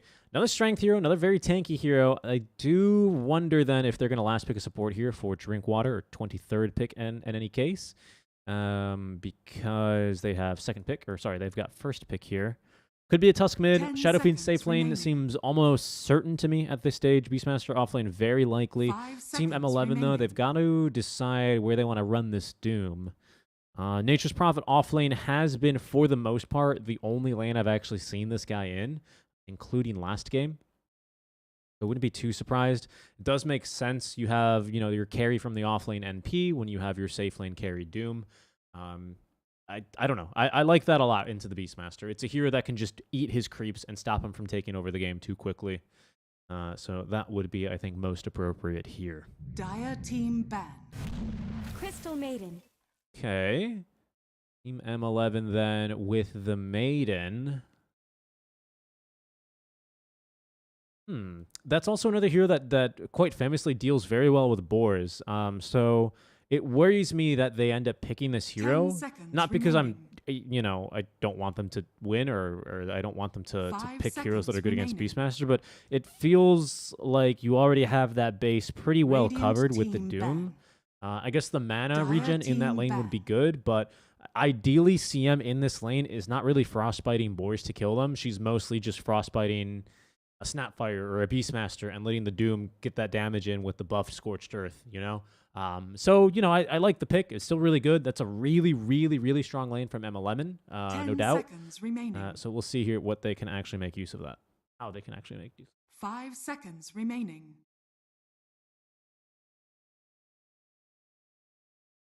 Last picks coming out. M11, yeah, likely needing a mid laner, banning out the Kunkka, Ember Spirit, so far 2 mid laners banned. Bat Rider, Lena, also removed from the pool. Do wonder what team, well, it's first team Drinkwater, going to need a pick. And they could use a support. This still could be an SF carry, Beastmaster off, and then a support Tusk, support Snap. So in that case, they could be looking for a mid, is also a very likely outcome here. Radiant team So ban. don't be too confused as Dire to team which pick. hero is going to end up going where. Radiant team pick.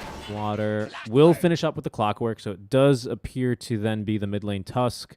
Ought to be a Clockwork 5 with the SF, which in general I think is actually a pretty good pick against the Nature's Prophet. Just give something, a hero that is going to give a little bit of a buffer space to allow the SF to lane slightly 10 more seconds effectively. remaining. Does strike me as a good idea. 5 seconds remaining.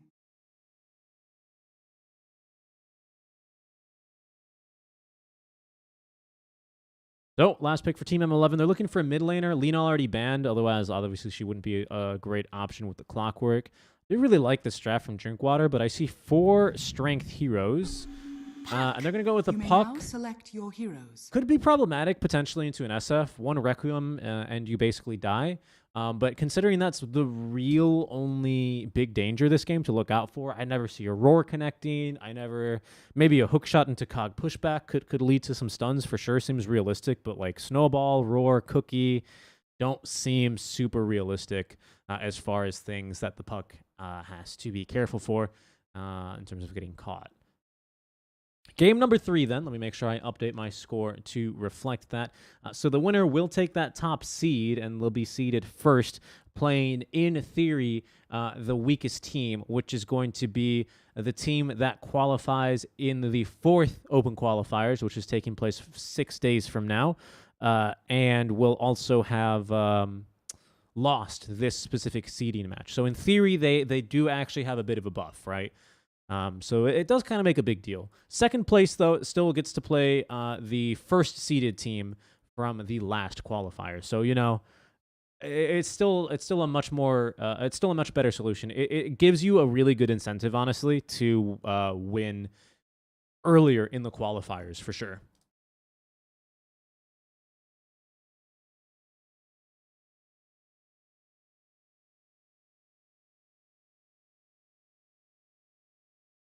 But we shall see how it goes. We get underway with our final matchup. There's the CM Persona. I do actually really quite like this one too, if I'm honest.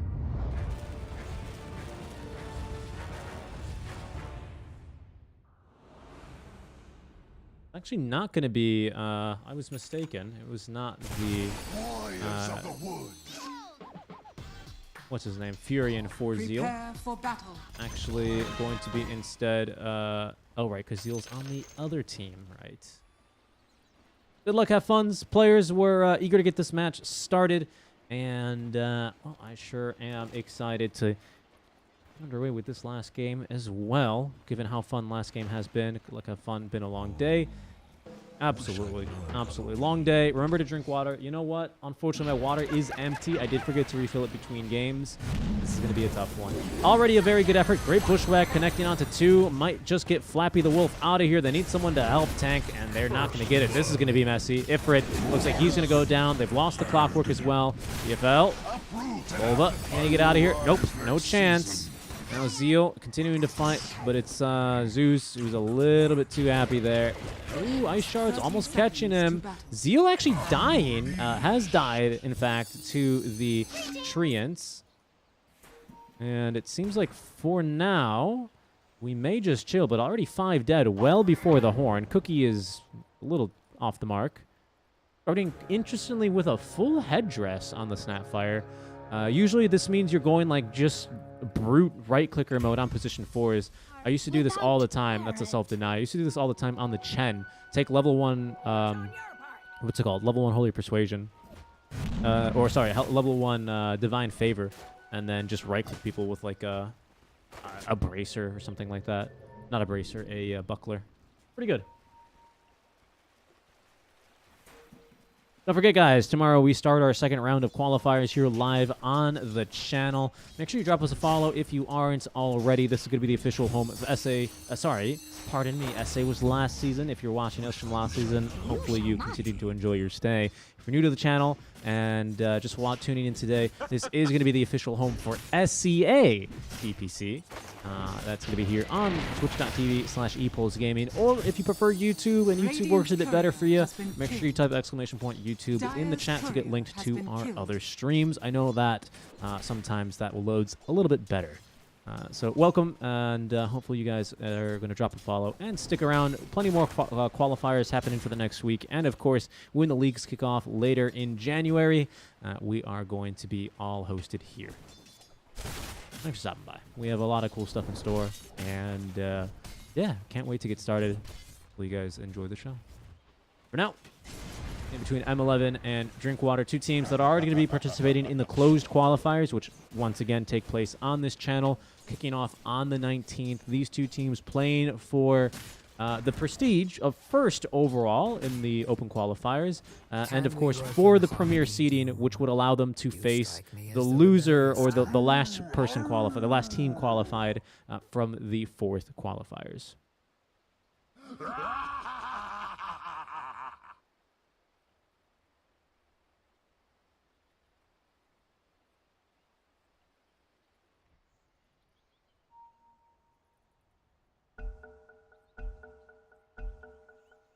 Ankle break, yes, okay. Just a cheeky little pause. Silence.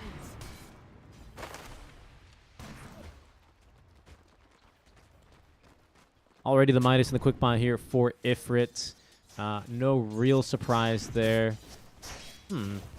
Bit of a more difficult time here for the Tusk early on. 5 armor here does allow him to tank through to the right clicks, but it seems like it's more likely the magic damage right now from Zeus that is presenting issues. Not what you expected? That can be sure. It's almost a certainty here. Full wand as well, out from already Volva. That's interesting. Last time around, we saw a kind of a similarly greedy build as they get the kill down bottom onto the Snapfire. Ifrit, big ol' wand even does keep him alive. It needs to be careful though, so he has not reset the stacks of the axes. Zeal, will he throw 2 more? He will. Nice juke there by Ifrit. No. Let's get started. Bottom hoodwink is taking a bit of damage. Beating a couple of Treants here, but nothing too bad. Forgivable.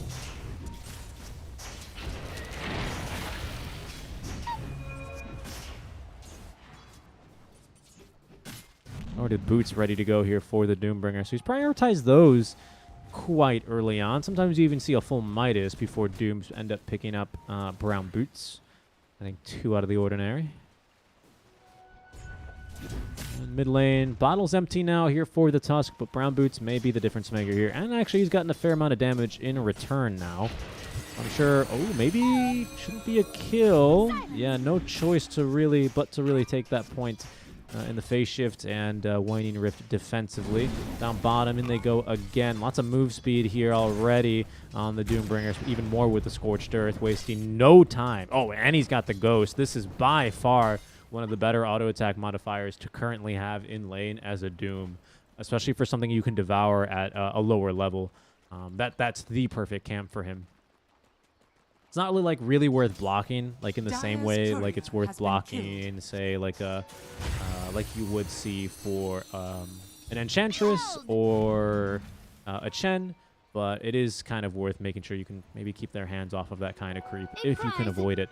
And unfortunately, it was the very first, maybe second camp that spawned. So fortuitous camp spawn there for Ifrit, especially with boots. Beastmaster, very much one of these heroes that doesn't like to go back for the boots until he's got at least Helm of the Overlord or at least Helm of the Iron Will.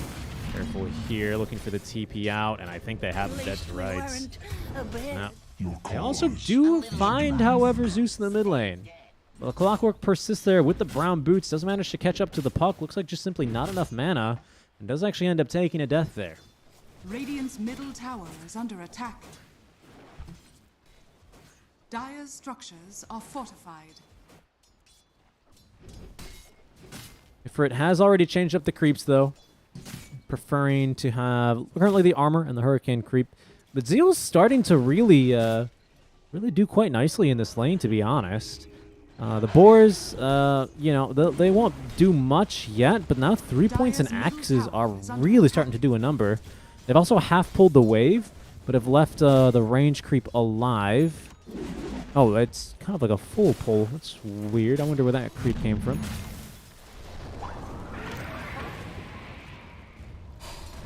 Careful, though. Zeal may have gotten a bit too aggressive now. Oh, Flappy falling low, but is A-okay for now. Look at this damage on Scorched Earth. My goodness. Big charge is used, and they're actually going to be forced to turn around. Wow, they got the Maid in there on the axes. And they'll maybe even get the Doombringer. There's a Mango to be consumed. Yeah, he's got plenty of mana. Oh, Ifrit 10 stacks already. They got vision now with the, well, not quite with the Boar. And it's going to be Kishka, who does take an unnecessary death there. They definitely would have had that just with the Beastmaster, but, you know, he was fairly low on the mana, and he had full mana. Well, maybe shouldn't have died there, but that's okay. These mistakes do happen at the end of nearly 10-hour days.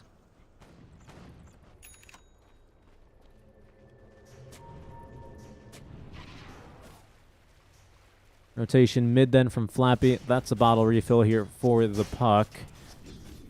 And I believe Snapfire also rotated mid. No, actually, maybe not. Either way, Arcane Rune in the bottle here for Zalern.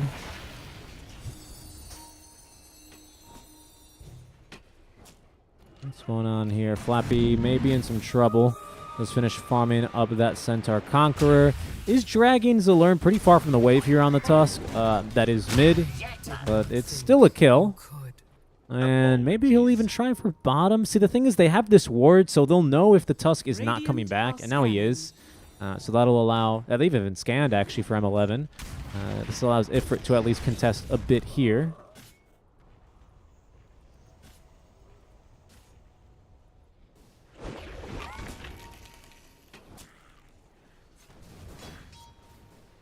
Once again, the off-lane Nature's Prophet going straight into the Orchid Malevolence. Not sure how I feel about that. Haven't really spoken much about this top lane. Miracle doing pretty well. Very, very standard item build here. Nothing too surprising. Singular Wraith Band. CSing just fine. I don't think there's really much you can do to stop the NP from getting this farm, other than gank like this. And it looks like Econ is going to be the one to absorb the gank. Not even the Ice Shards are going to stop here. Volvo for too long. Okay, kill on return. They were probably hoping for the Tusk here. They'll settle with at least having vision on the Tusk and knowing that they have this kill basically for free. Wrath of Nature mid. This is a bit risky. I don't know how much more aggressive they actually want to play this. Rune has spawned bottom as well. It's an Invis Rune, and now, oh yeah, surrounded by 4. Learn, trying to get out of this one. Running, and very speedy here. Phase Boot's now delivered. Can't really do much about the Rune. Actually, it's been denied by Zeal. Good micro there, pardon me, on the helm of the Dominator. Sends that thing over to the mid to get rid of the Invis Rune.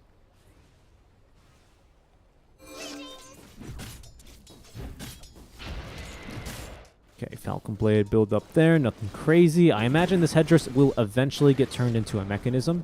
Also not that wild. I wonder what they're going to do to prevent Ifrit from just simply devouring the creep. He doesn't actually have it at the ready yet.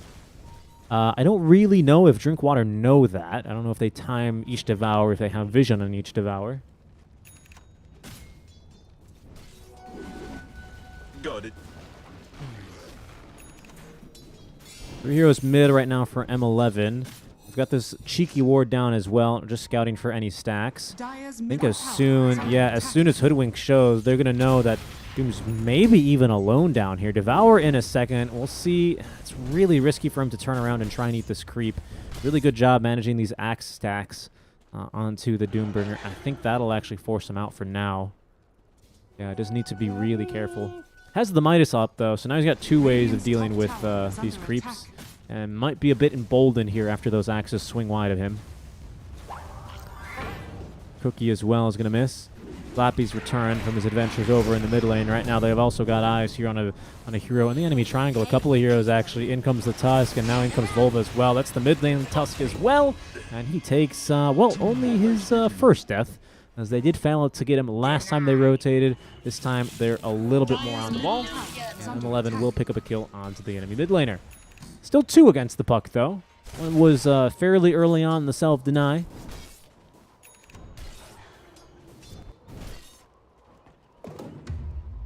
Doom going for Arcane Boots? That can't be right. I guess if he really wants, like, early Guardian Greaves, he would be dispelling...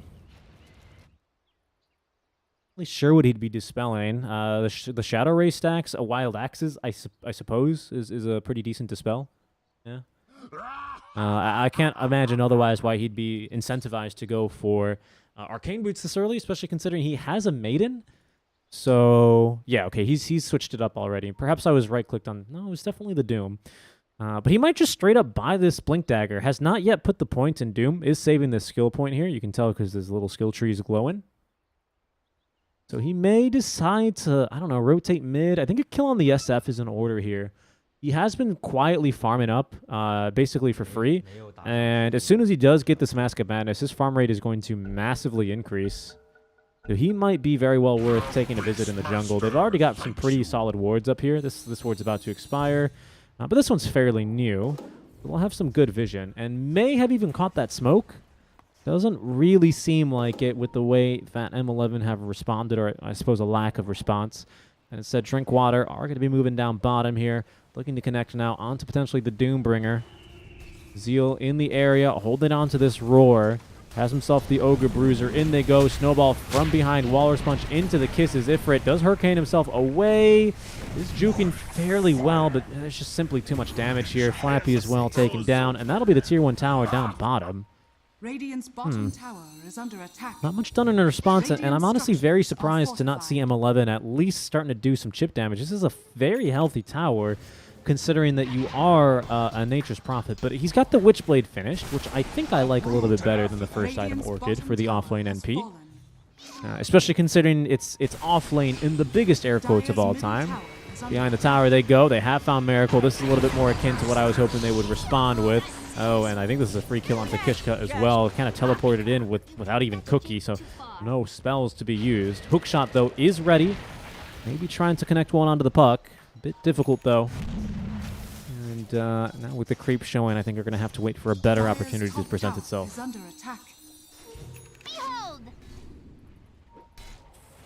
Another snowball. That's going to be for the pucks. Oh, yeah, Dire's indeed. middle tower is under And attack. yeah, not really in much danger here. Maybe if the Beastmaster was a bit closer, could follow up with the Roar potentially. But M11 have even managed to secure the puck, the bottle refill, and it's an Arcane Rune to boot.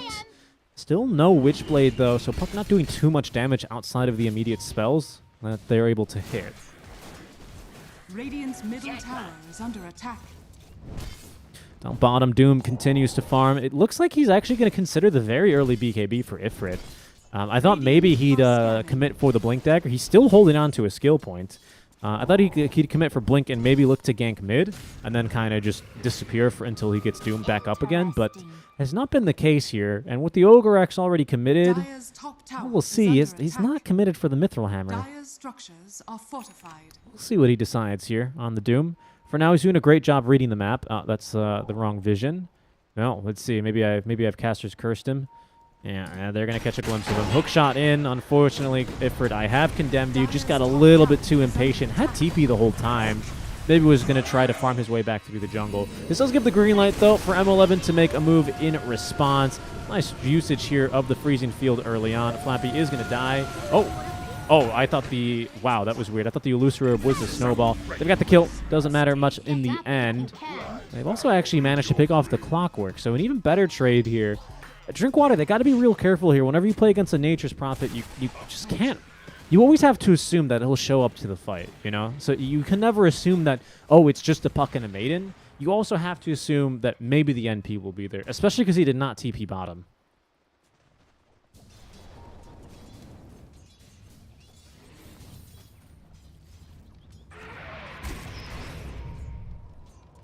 Mid lane. Dire's top Careful tower here. is under Miracle, attack. full Mask of Madness, going into the very standard item build here for the SF. Dragonlance, just checking up on him. And BKB next for Volva. Okay. Okay.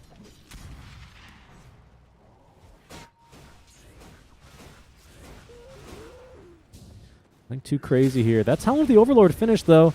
He'll go ahead and grab that half HP Ancient Granite Golem. Not bad at all. So just some more raw HP for the team now in an AoE.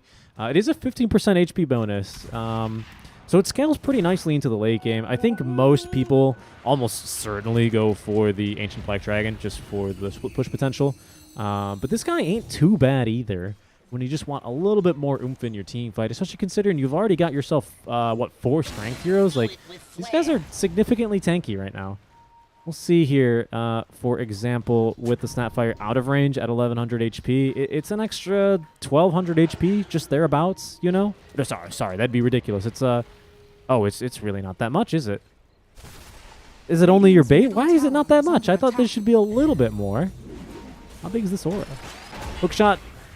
We'll investigate that later. They've got a great jump now onto the Furion. Roar committed, but the fight is not looking so good over on the back lines. They've already lost the mid lane Tusk and the Snapfire. Not quite an even trade because they didn't take down the carry SF.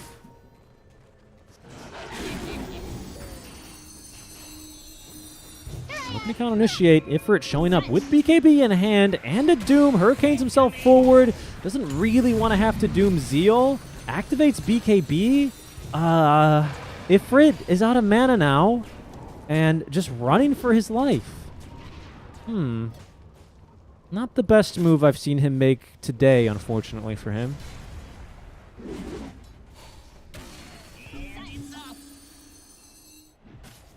BKB used there.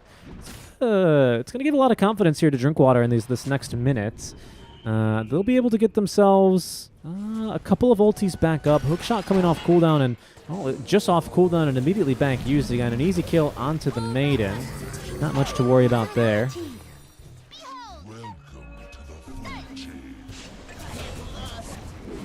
They will get a couple in return, but a big kill onto the puck there. Looks like the spells just were not off cooldown. Hoodwink at least able to evade death through the trees. But it seems like Drinkwater now are going to focus their efforts onto this tier 1 tower. Who's farming up top lane still? It's Volva. Nearly at his BKB now. Not sure if it would have necessarily saved him there when he was trapped inside of the cogs. Maybe just TPing to relocate in the fight with the BKB. Radiant's middle tower has fallen. There's that mechanism completed. Kishka putting that headdress to work from the start of the game. And Drinkwater playing very nicely around this ward that they've put down here in the enemy triangle.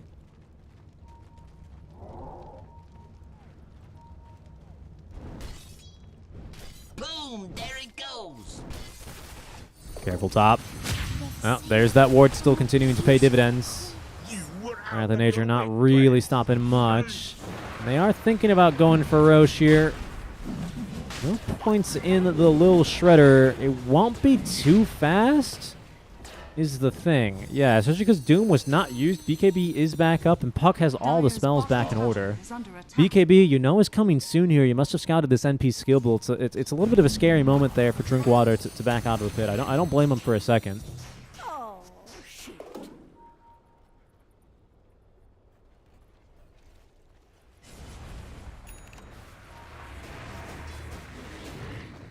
BKB in the quick buy here from Miracle. About halfway there, just shy of it. As if for it. Is he going to pop BKB? He is. It's two supports here, supported now by the Nature's Prophet. Hurricanes back the Snapfire. Hookshot actually stuns the two of them, but there is a Sprout at the ready. Mechanism, a little bit more HP now for the Clockwork, as the Requiem of Souls may actually get him out of here. No, unfortunately not the case. Zeal as well is going to end up dropping, as snapping the coil as SF does receive a cookie in order to evade Zeus for now. Oh, in comes Volva though, a bit deeper. Has BKB now completed?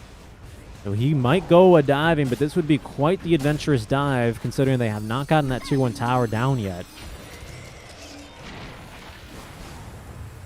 It's only about 180 HP, but good showing there from M11. This time the second BKB usage of the Doom is a bit better, and does actually lead to a couple of kills, quite notably there onto the Beastmaster. Does give them a little bit of map control here. You can see them farm their way out of the jungle. They force the tower down, which is really what they were looking for there. The tower bounty, not that big of a deal in the grand scheme of things. I'm going to lose that ward pretty quickly, but it does force Drinkwater's attention over here for a bit longer.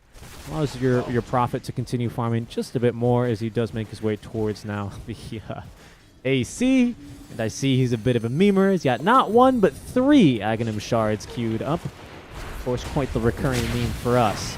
That's going to be a likely dead Hoodwink. So far, so good until the hook shot comes on in. Pretty good position for him, but they're going to buy back M11. They're liking the odds of this fight.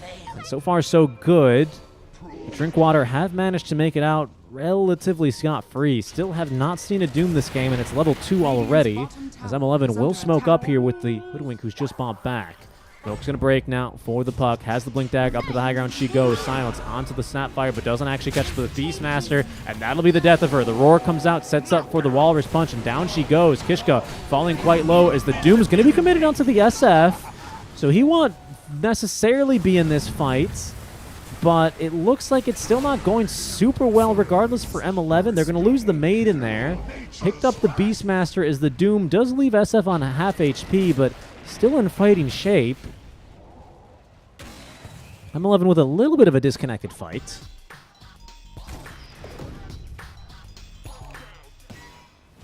Will not be able to do too well there.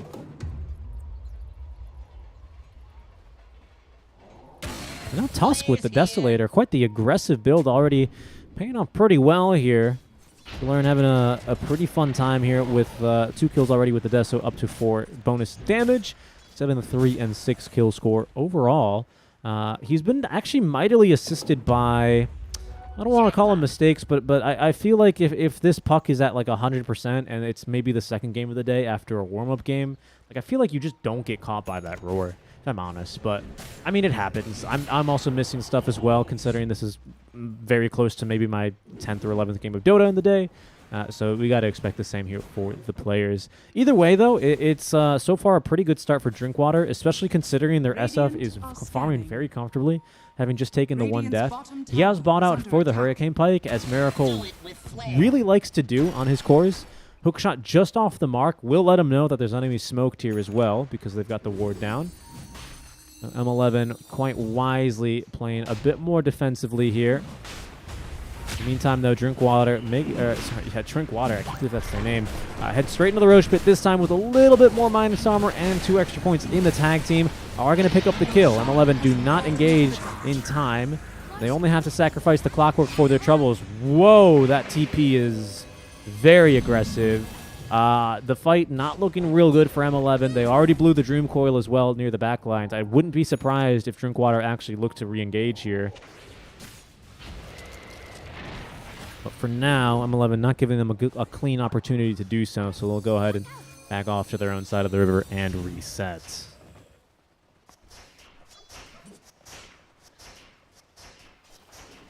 Dire are scanning.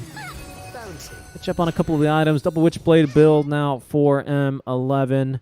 Looks like that AC coming along fairly nicely for the MP, having already picked up the plate mail. This is going to help him a lot, actually, versus the SF's physical damage.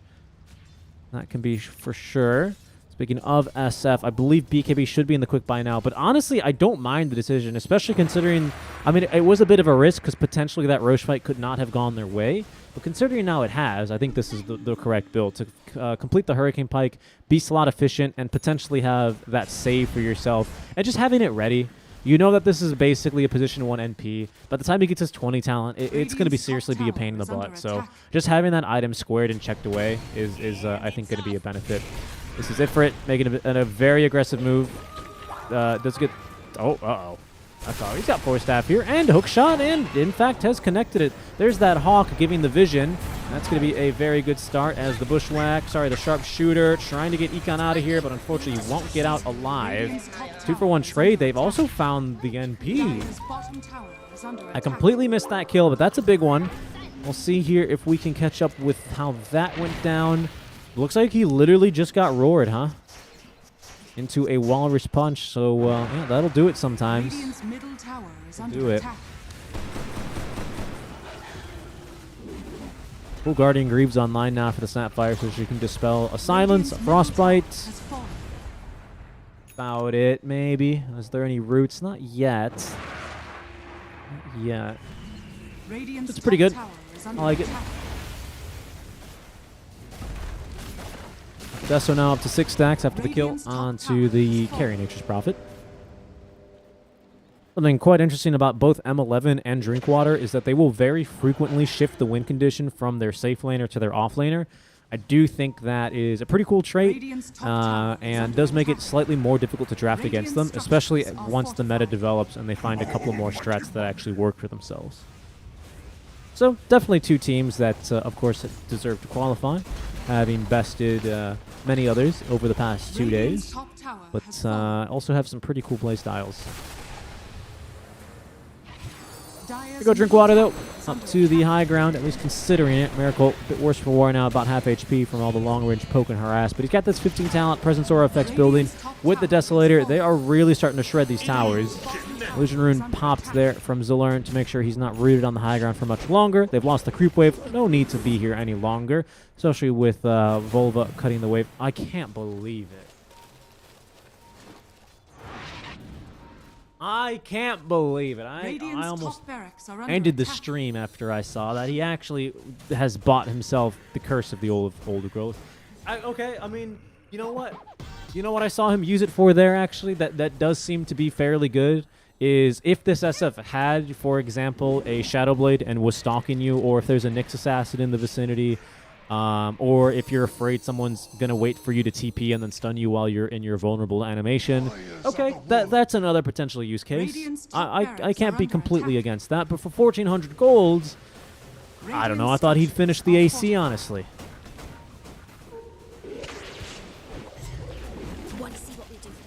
Yeah. Not the case here. I mean, like, would you rather finish AC or have Curse of the Old Growth? I don't know. Personally, for me, I think I'd rather go AC. Now that Drinkwater already executing on the siege here.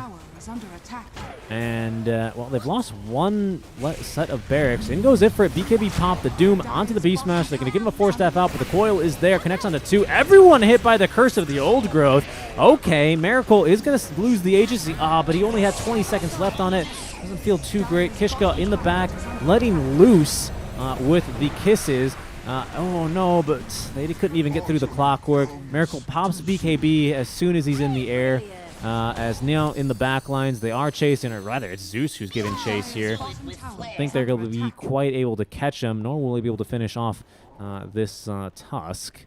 But they do eventually get through at least the Beastmaster. They also save the Tier 3 tower, so a fairly effective tower defense. Radiant You have to lose the carry NP, which is not ideal. Let's take a look there. How much damage did Curse of the Old Growth do? Look at that. 132 damage. It's not inconsequential. It's an extra right click for 1,400 gold. Dire's courier has been killed. Sharpshooter not connecting. As we get Tier 3s beginning to drop. Puck definitely probably starting to do puck things here pretty quickly. I think we're going to have M11 start to really cut waves. Against the Clockwork, it is a little risky to do this, especially with the vision from the Beastmaster. But these are fairly slippery heroes, as you can clearly see. Out of there. Full Sange completed for the Kaya and Sange. I'll give you a little bit of status for this, a little bit more spell-based damage for the Puck. We'll be pumping out actually some serious damage now between the Vambrace that it's holding on to, as well as this Kaya and Sange. Not bad at all. Plenty of mana as well. Why Aether Lens on Doom? I guess for Octarine. Severely reduces the cooldown, right? 25% reduction to your Midas, to your BKB, to your Phase Boots even. Those are all the rest of your other abilities. I don't know if I've ever seen it this early in a build either, but it is the decision he's going for and is next going into the Lincolns. Okay, the instant D Ward is going to give some second thoughts for M11 as they thought about making an aggressive smoke play. They're up against a ward here in the mid lane that they just barely missed here with the Sentry. So unfortunately, lots of their movements being scouted here. Tower is under attack. Radiant's bottom tower. Bottom tower falls to Miracle. They've also got this Ancient Thunderhide here, boosting his attack speed considerably.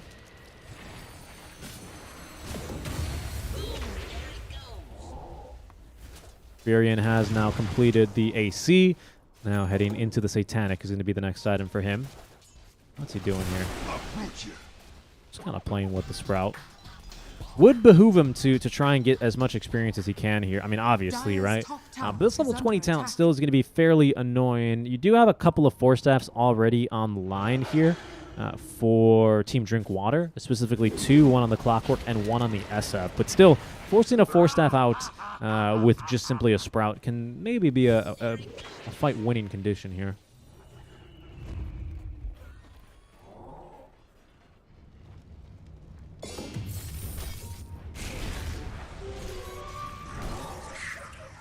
For it. Doing some aggressive farming. Ooh, they've picked him up there, I believe. Yeah, they know where he's at.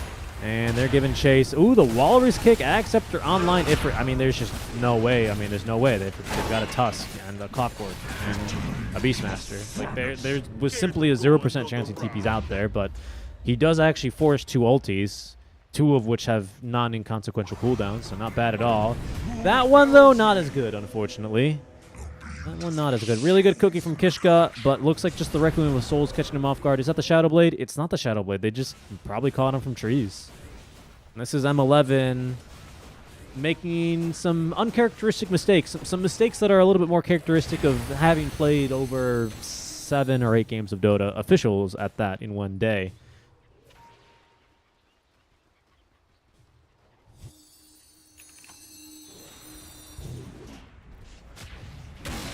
And they go, though, into Roche. Oh, wow, this is very fast now with that Frenzy active that they have. Miracle is going to claim all the bounty. Gets that free Necromastery Shard, which I think is straight up worth buying, but if you don't have to, then, you know, keep balling, King. Ball up.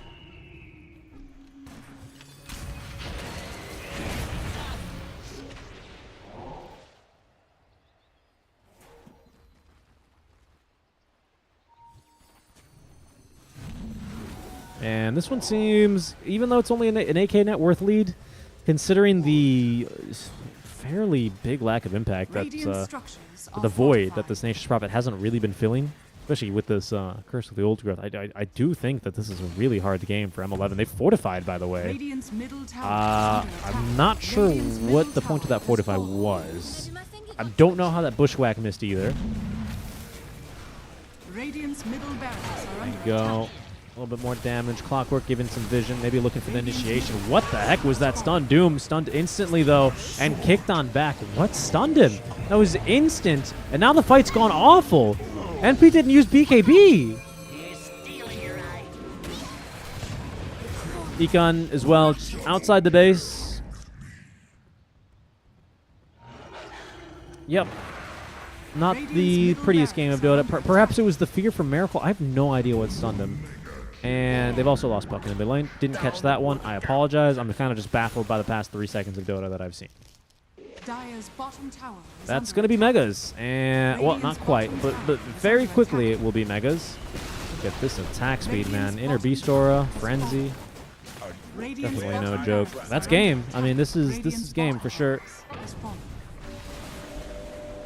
Radiant's middle barracks has fallen. Move up towards the Ancients, Dire's and, bottom well, tower is under attack. looks like it'll be Team Drink Water. Yes, it's official now as the GGs are called. Moving on as, they're both moving on already to close qualifiers on the 19th, but specifically, they will be facing the final qualified team, which is going to be the team that loses this match that we'll be playing on the 18th for our 4th and final round of opens. Congratulations to them, as they did do a pretty good job here in the series, and overall have definitely proven themselves as the best team. Really looking forward to watching these guys, especially with the history that the roster, well, not this roster, but the individual players on this roster have, and I'm looking forward to seeing what kind of history they can make together in the CDPC if they can qualify to get into Division 2.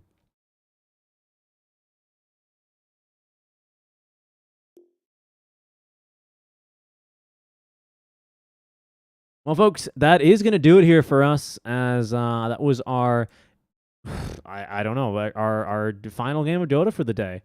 I apologize. It's been a bit of a longer day than I expected. I was prepared for about a 9-hour day, and we're currently going to end just shy of 11 and a half hours. But honestly, the Dota's been really good. Congrats to Drinkwater. They had some really cool strats and very, very, and they execute on some high-level stuff. Things to look out for Drinkwater for sure, of course, are going to be Miracle's, Miracle's Naga Siren, as well as the overall, high-level gameplay that Drinkwater are able to execute on. By this, I mean, like, rotating to help your mid laner on the rune timings, coordinating a lot of their item timings together, even especially early on first and second items, to really have some overwhelming team fight advantages. Stuff like that is stuff that's a little bit harder to execute on. I don't know if they're just communicating it or if the team's just working out in that quote-unquote honeymoon period, but it's really looking good, and congrats to them. For now, guys, that is going to do it for us. I apologize. Normally, my outros are a little bit too long and rambly, but I'm a bit too tired today to really continue speaking. But thank you guys so much for tuning in today. We are going to return tomorrow for a much shorter day, probably about 5 to 6 hours. But we're returning tomorrow back for best of ones as we kick off the second round of open qualifiers here for the CDPC, hosted by ePolls and EBN. Story today, though, is that Drinkwater and M11 both moving on into the closed qualifiers taking place the 19th. We'll see you tomorrow, guys. On behalf of myself and all the co-casters that join me, Winter and Adam, today, thank you so much for joining. Hopefully you've enjoyed the coverage, and do make sure to tune in tomorrow when we have some more open qualifiers running. Until then.